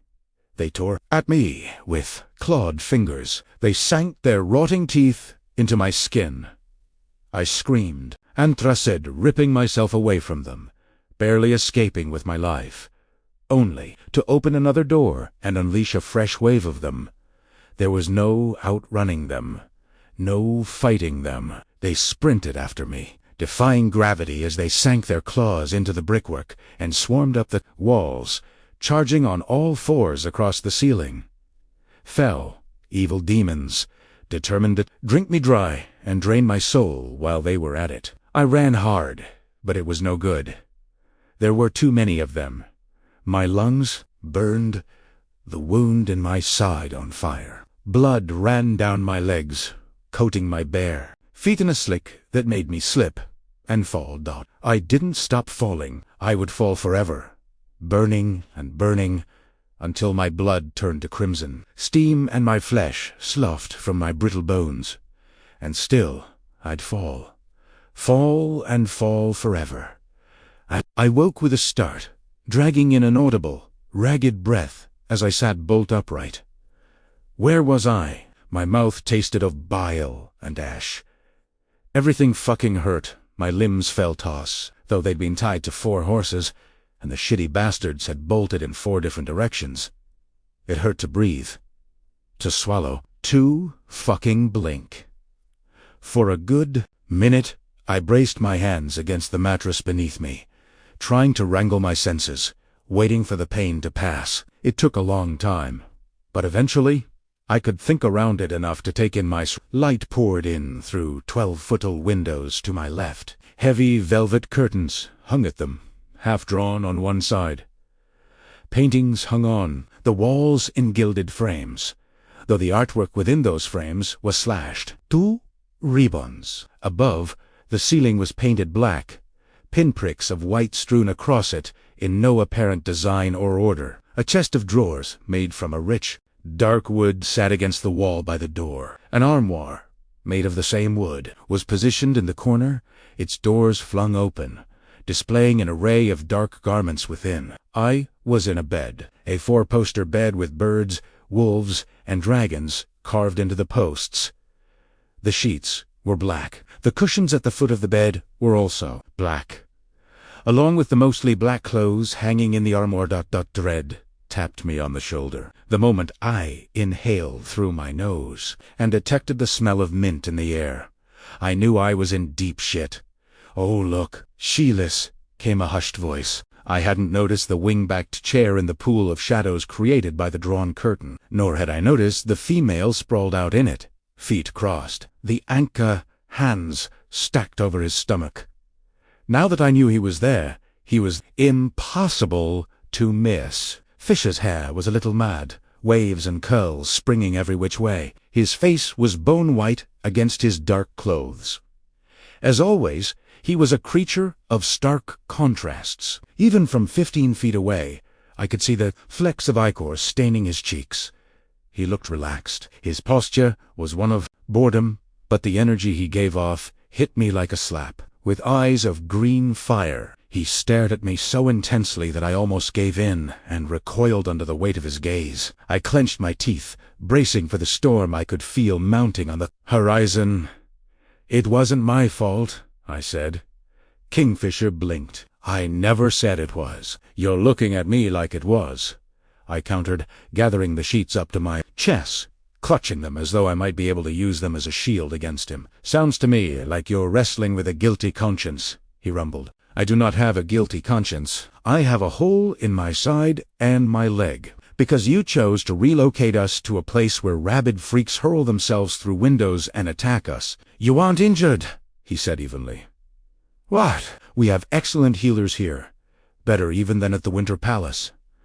A perk of living on the outskirts of a war zone. You don't need to replace your warriors if you can snatch them from the jaws of death in time." I gave him a dark look. "Stick really close," you said. Well, I was about as close as I could get without sitting in your lap, and look what happened. We were attacked inside your fucking house. P-S-H-H. He made a dismissive sound, fiddling with a button on the front of his shirt. "It was nothing. For rogue scouts taking a shot, they were never going to win. It won't happen again. You can't guarantee that. I can. The house has been unguarded since we arrived. Wren wanted to post a unit here to patrol the grounds and ensure we didn't have any uninvited guests, but I shut him down. I didn't realize the feeders had gotten so breath-in, hungry." He pressed the tip of his tongue against the point of a sharp canine, studying me. "You landed a hit on one of them," he said. "2 hits. If he was going to commend me, he might as well get it right." Impressive. This was supposed to be a compliment, but his tone made it backhanded. "For a girl?" I asked bitterly. He arched a dark brow. "For a human?" "Oh, fuck you, princeling. What have you got against humans anyway?" snapped. "You're so determined to hate us, but we're more alike than different." He snorted at that, rose from the chair, and approached the bed. Standing next to me, he reached out a hand and curled a piece of my hair around his index finger, staring at it thoughtfully. "We are nothing alike," he said quietly. "You nearly died from a scratch. That would have been a mild irritation to me. You are soft. You are fragile. You are vulnerable. You are a newborn fawn, stumbling around in the dark, surrounded by predators with very sharp teeth, ting, that exists on the other side of the dark. I'm the thing that puts the fear of the gods into the monsters who would eat you, bones and all." Why was he looking at me like that? His eyes were hard, but his expression was carefully blank. I couldn't figure it out. Couldn't figure him out. His fingers twitched, the tip so close to my cheek. I was still delirious from the poison. I had to be, because it really felt like he wanted to trail them over my cheek, and was forcing himself not to. "This is your room," I whispered. Fisher yanked his hand back, fast as lightning. He stood there, eyes wide, lips parted, as if he couldn't understand how he'd found himself touching my hair. I watched his expression harden, a pit forming in my stomach. Why was he like this? What exactly was his problem? I'd asked him flat out what his issue with humans was just now, but I couldn't shake the feeling that it was more than that he had a problem with me specifically. "It is," he said. "It was the closest place to set you down." "Why are all the paintings torn up like that?" I demanded. The tension crackling between us snapped like a cord pulled too tight. "Because I destroyed them," he said flatly. "Why?" He exhaled, whirling away, taking long, determined strides. He headed for the door, and just as he'd done at dinner before all hell had broken loose, he cast his voice so that it was right next to my ear. The rough edge of it, so close, made me startle. Because sometimes my pendant can't stave off the darkness that creeps in. Gritting my teeth, I shouted after him, "Really? That's it? You're leaving? That's the case. I can go back to my own room now." Fisher paused, hand resting against the doorframe. "Unless you need to. Relieve yourself. You won't get out of that bed, Osha. Even then, you'll go to the bathroom and get straight back into that bed. There are still trace amounts of poison in your veins. You need to rest until you've had time to properly heal. I can heal in my own bed." But even as I said this, the question sprang into my mind. Did I even have a bed here? A space to call my own? The room I'd woken up in was luxury beyond anything I could have ever hoped for back in the Silver City. But the prospect of sharing a bedroom with Carrion did not sound appealing, especially when I felt like shit. "Stay in that bed, little Osha." The command was gentle, almost kind, but there was a resonant quality to it that left no room for argument. My grip on the silky black sheets tightened. "Then where are you going to?" "Sleep." If he thought for 1 second that I'd share a fucking bed with him, he was sorely mistaken. He must have known what I was thinking because he smirked as he spoke. "I'm heading to Inir for a week. There are things that need my attention. They're Inir, the war camp, on the other side of the mountains." A nodded to the window. "They act as a barrier between this place and the carnage on the other side." Oh, I'd been right, then. The camp I'd imagined when I first heard of Kolish did exist. 4,000 feet of jutting, jagged rock stood between it and this house, but it was out there. For the record, I'd never use an injury as an excuse to sneak my way into a bed, Fisher said. His voice was even closer now. I could almost feel the brush of his lips against the shell of my ear. "I've never had a problem securing myself. An imbite." He was so sure of himself. His arrogance went beyond the pale. "Well, don't count on an invite from me," I snapped, drawing the sheets up even higher beneath my chin. Fuck me. That smile. Slightly open-mouthed, flashing the smallest hint of pointed teeth, primera de Tobiso. So careful around that smile, it would wreck me if I let it. You're right. I don't think you will invite me. When the time comes, I think you'll beg." I let out an infuriated scream. Grabbing the closest thing I could lay my hands on, I hurled a cushion at his head. Too heavy, it thudded to the floor, woefully short of its mark. Kingfisher's laughter rang out down the hall as he disappeared, his bedroom door swinging closed behind him. I tossed off the bedsheets, determined to hurl something much sharper at him. But when I tried to swing my legs out of the bed, nothing happened. My muscles didn't move an inch.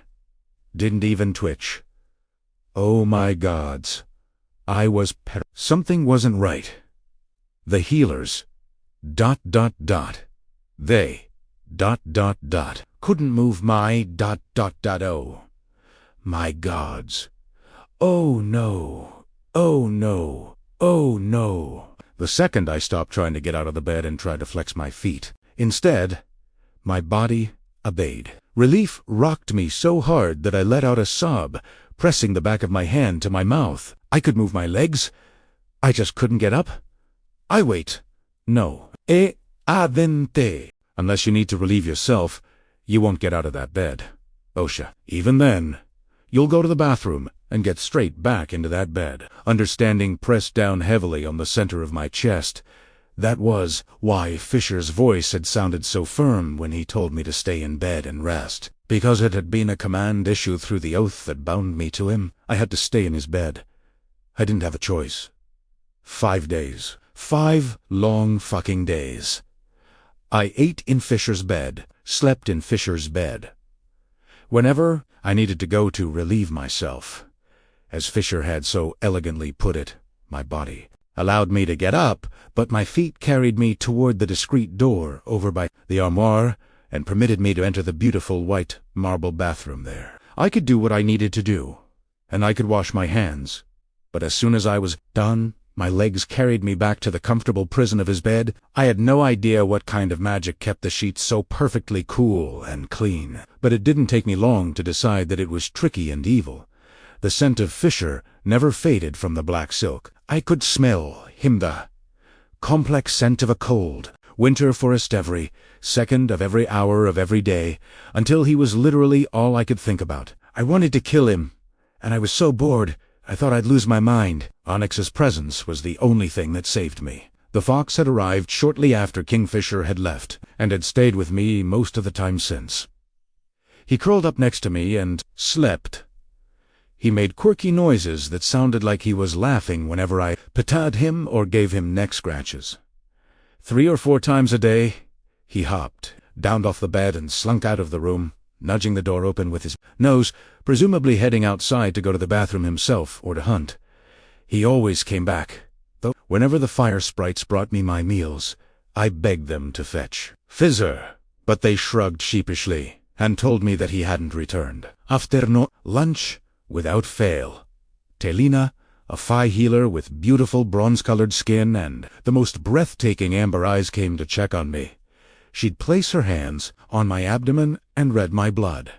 I had no idea what that meant, but she did. Something, all right, a shivery, not unpleasant sensation would skate through my veins, making my body hum a little. She'd smile at me apologetically and say, "Not yet," then give me a new book to read. On the 4th day, her smile was brighter, though more optimistic. "One more day," she said. "But I feel fine." I'd felt good enough to run halfway across Zilveran without breaking a sweat since Fisher had left for the camp, but there'd been no reasoning with any of my visitors, least of all Telina. Even if I wanted to release you from his command, I couldn't. The oath knows you're not fully recovered yet, so it won't let you out of this room. She'd squeezed my shoulder reassuringly. "But not long now. There's so little poison left in your system that I can barely detect it. Only 24 more hours." On the final day of my incarceration, Carrion brought me my breakfast. Instead of one of the fire sprites he'd visited before, but he'd annoyed me so much with his pacing and his questions that I'd screamed at him and made him leave. He hadn't returned after that. Not until now. He grinned at me over the top of the tray. He sat down on my lap, a mischievous glimmer in his eyes. "You look pissed," he said. That wasn't the understatement of the century. It was the understatement of the entire epoch. "I am pissed." Carrion threw himself down onto the bed, stretching out next to me. The disturbance woke Onyx from his nap. He snarled, baring his teeth as a most wanted man, flattening his ears against his head. But Carrion just ignored him. He grunted, fluffing Fisher's pillows, making himself comfortable. You know what'd really piss him off? I knew he wasn't talking about Onyx.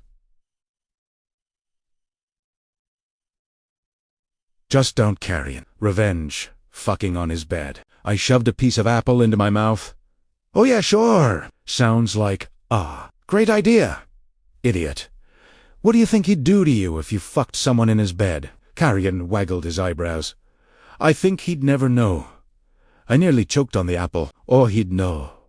The snarky comment Fisher had made in the dining room rose to the surface of my mind like he were here himself, laughing as if he were repeating it in person. "I detected your scent from 3 miles away, plastered all over that boy. Pheromones are signal flares, too. Our noses, little OSHA." "I'd be willing to risk inciting his wrath," Carrion said. "Whatever his punishment was, it'd be worth it." Ha! Carrion hadn't seen Fisher decapitating that feeder with one ruthless flick of his wrist.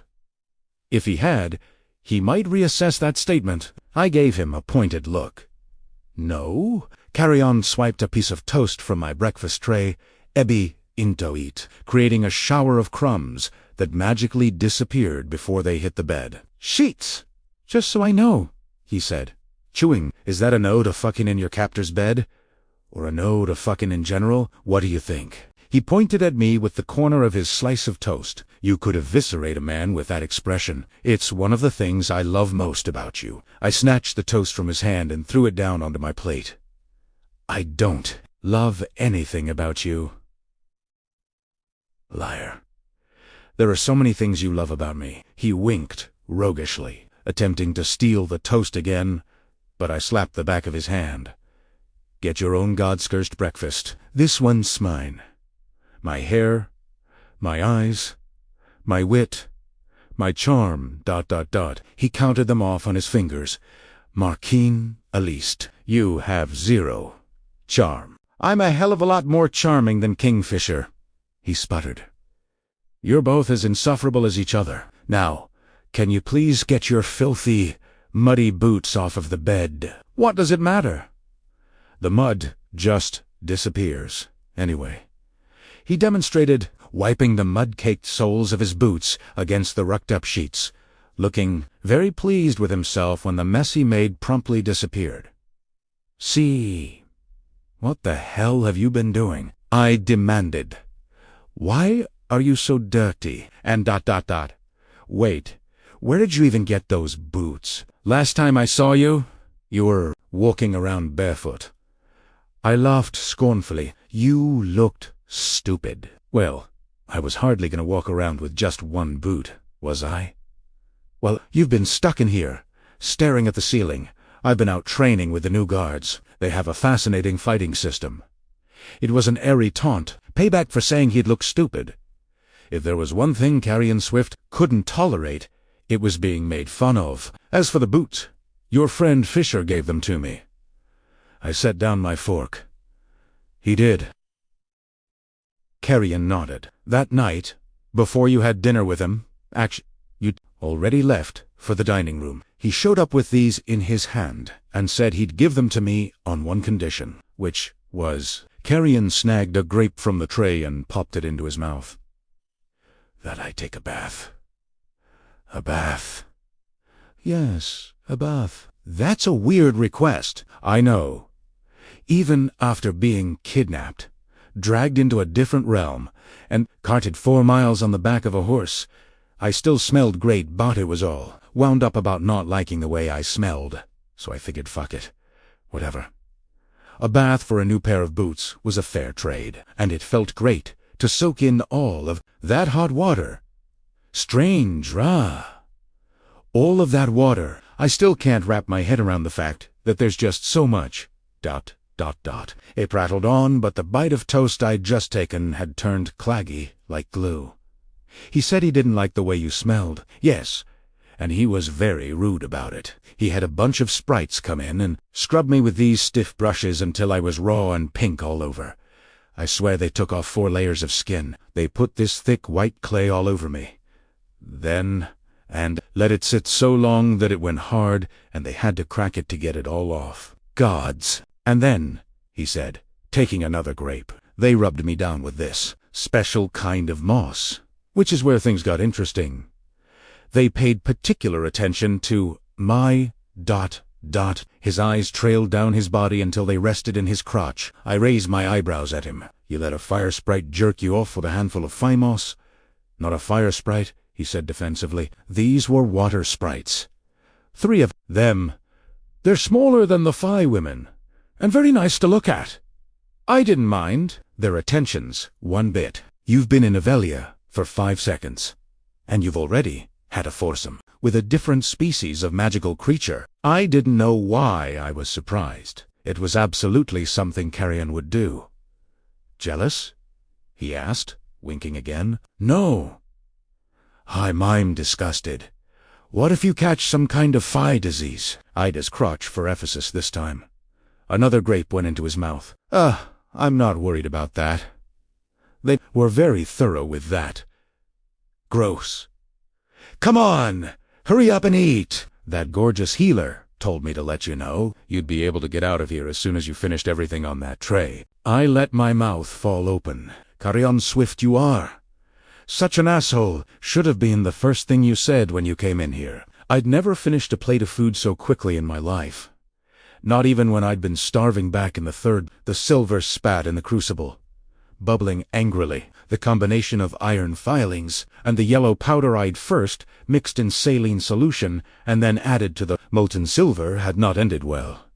Neither had the experiment where I'd attempted to add a small sliver of gold and some human hair mine to the metal. Both times, when I'd placed the medallion I forged with the materials into the quicksilver, it had roiled, the voice within hissing furiously in a foreign tongue. This time, I'd burned some wood, ground up the coals that had remained, and sprinkled that into the silver. The two didn't want to combine, but I poured the contents of the crucible into the mold and flashed the whole thing in the slack tub anyway, wincing as the water cooled the metal, creating a cloud of rank smoke. The second I dropped the medallion into the crucible that held the quicksilver, I knew this attempt had ended in failure as well. The quicksilver laughed, and that was that. I could only do 3 experiments a day, with so little silver to work with. I needed to spend the rest of the day refining it, so that it would be ready to test with again tomorrow. Swearing angrily, I gathered together the scrap I'd created and dumped it into a firing chalice, my temper rising along with the temperature inside the forge.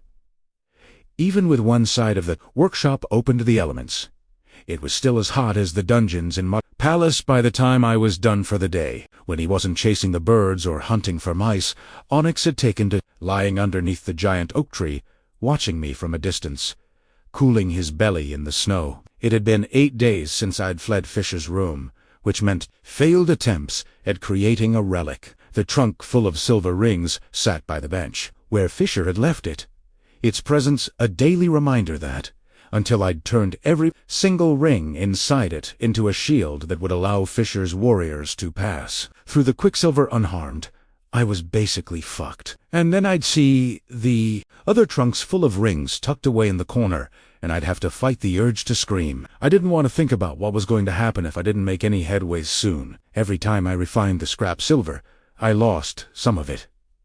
The amount I had to work with grew smaller and smaller every day, and with it, so did my chances of ever seeing Hayden and Elroy again. As I worked, Onyx yawned, excited by something on the other side of the garden wall. He did that a lot. There were animals that roved Kalicia's grounds, and guards that now patrolled on the other side of the wall as well. I didn't see them very often, but I heard them from time to time.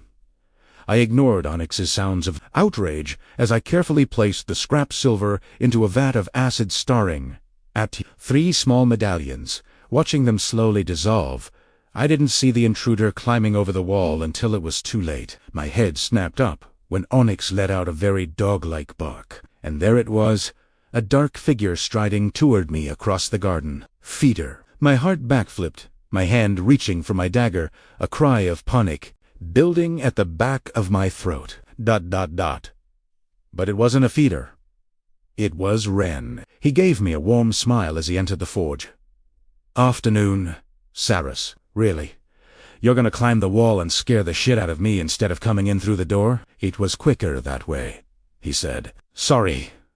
I didn't mean to frighten you. The general should have frightened me, but even after launching himself over a wall and surprising me, he didn't. There was a warmth to him that made me feel at ease, no matter how imposing he was. The top half of his long, sandy, brown hair was tied back into 2 war braids. They gathered into a ponytail at the base of his skull. The rest hung well past his shoulders, almost as long as mine. His eyes the deepest, Brown looked a little wary as he peered past me into the forge. Are you all right? I asked. Is that?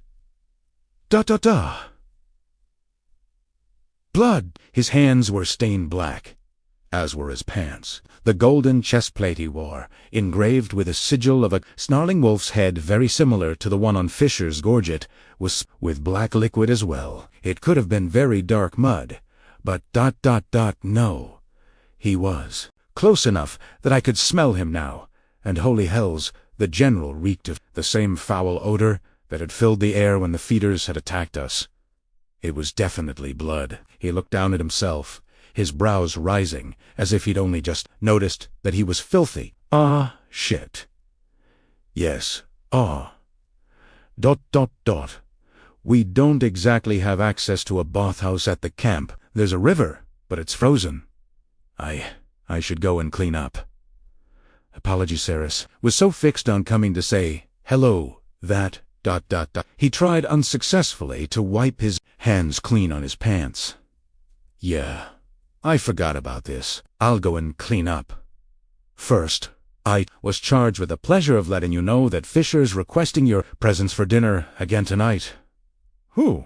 He's back, is he? I folded my arms across my chest and requesting my presence. "Are you sure? You don't mean demanding it?" Renfis winced, and I knew that I'd hit the nail on the head. Ren was 1,000,000 times nicer than Kingfisher and had reworded the message he'd been given to pass along to me.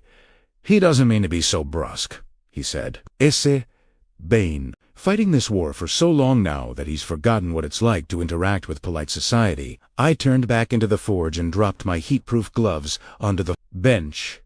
"You really should stop making excuses for him. It doesn't help him, me, or anyone else. He's just a bastard." Ren smiled weakly. "He's also my best friend. I have to believe that he's still in there somewhere. The person I once knew, not this cold, shut-down version of himself." His sadness weighed him down. I could see it. "But anyway, I won't keep you. You need to get ready for dinner and—" "Are you going to be there this time?" Ren looked down at his dirt-trimmed fingernails, a small smile playing over his mouth. "No. I do normally eat with Fisher, but I wasn't invited this evening."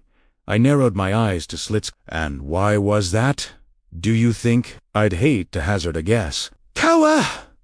We both knew. Fisher only invited me because he wanted to torture me for his own sport without anyone there to keep him in check. I wasn't having it this time." "You're coming to dinner?" I informed Ren. "No, I don't think so," he answered slowly. "Yes, I'm inviting you. I'm honored, and thank you. But look, do you want Fisher to have to come find me because I've refused to show up for dinner? Do you want him to force me to go? Do you think he'd do that?" "No, of course not. He wouldn't."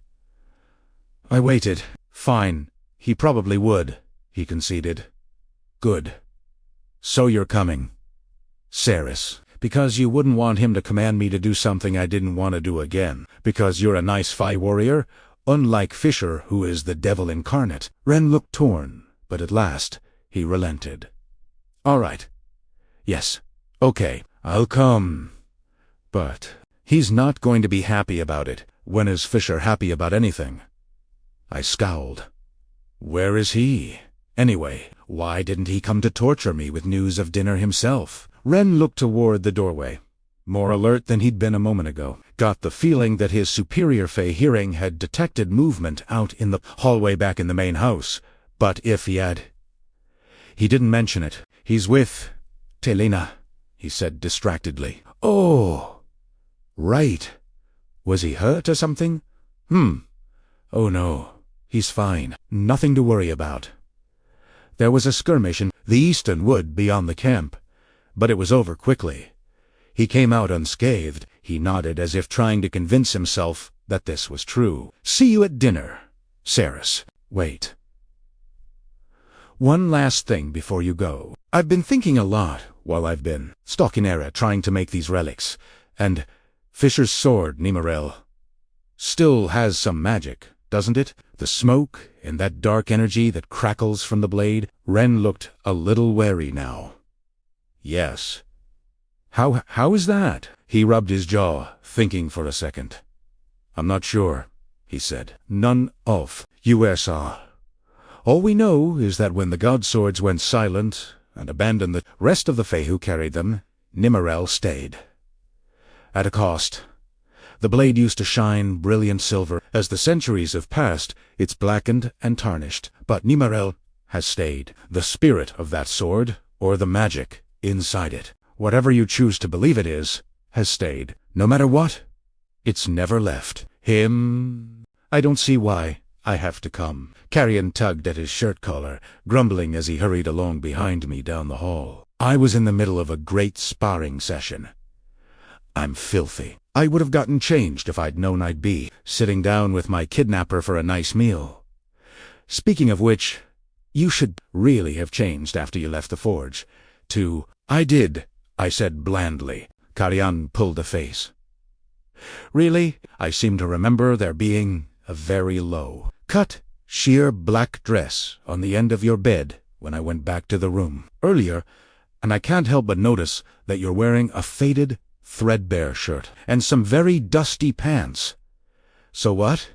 They are clean. That's the only positive thing that can be said about them. Karian's nose wrinkled in disgust. I had a vested interest in seeing you in that dress. Why? I shoved open the door to the dining room. Your phenomenal tits. That's why. They would have looked great in that dress. And your ass? The material was sheer as hell. Wouldn't have left much to the imagination. Not that I need to use my imagination when it comes to your body, but... A sinister growl echoed around the dining room. Karian had enough common sense to stop talking. The windows had been fixed after the attack. There was no huge floral arrangement in the middle of the table this time. Fisher sat at the head of the table, dressed in midnight black. A tailored shirt hugged his chest and shoulders. In the most distracting way, his hair was damp, the ends curling, as if he wasn't long out of the baths. His mouth formed a taut line, suggesting that he wanted to close his hands around Karian's throat and snap his neck. All cleaned up now. Ren sat 2 fishes left, nursing a glass of whiskey, looking pained. You're late, Fisher said in an icy tone, and please enlighten me. Why? Have you invited half of the household along to a meeting that was supposed to be for just the 2 of us? Meeting? I thought this was dinner. And how would it be fair for me to enjoy the pleasure of your company while these 2 miss out? Karian held up a hand.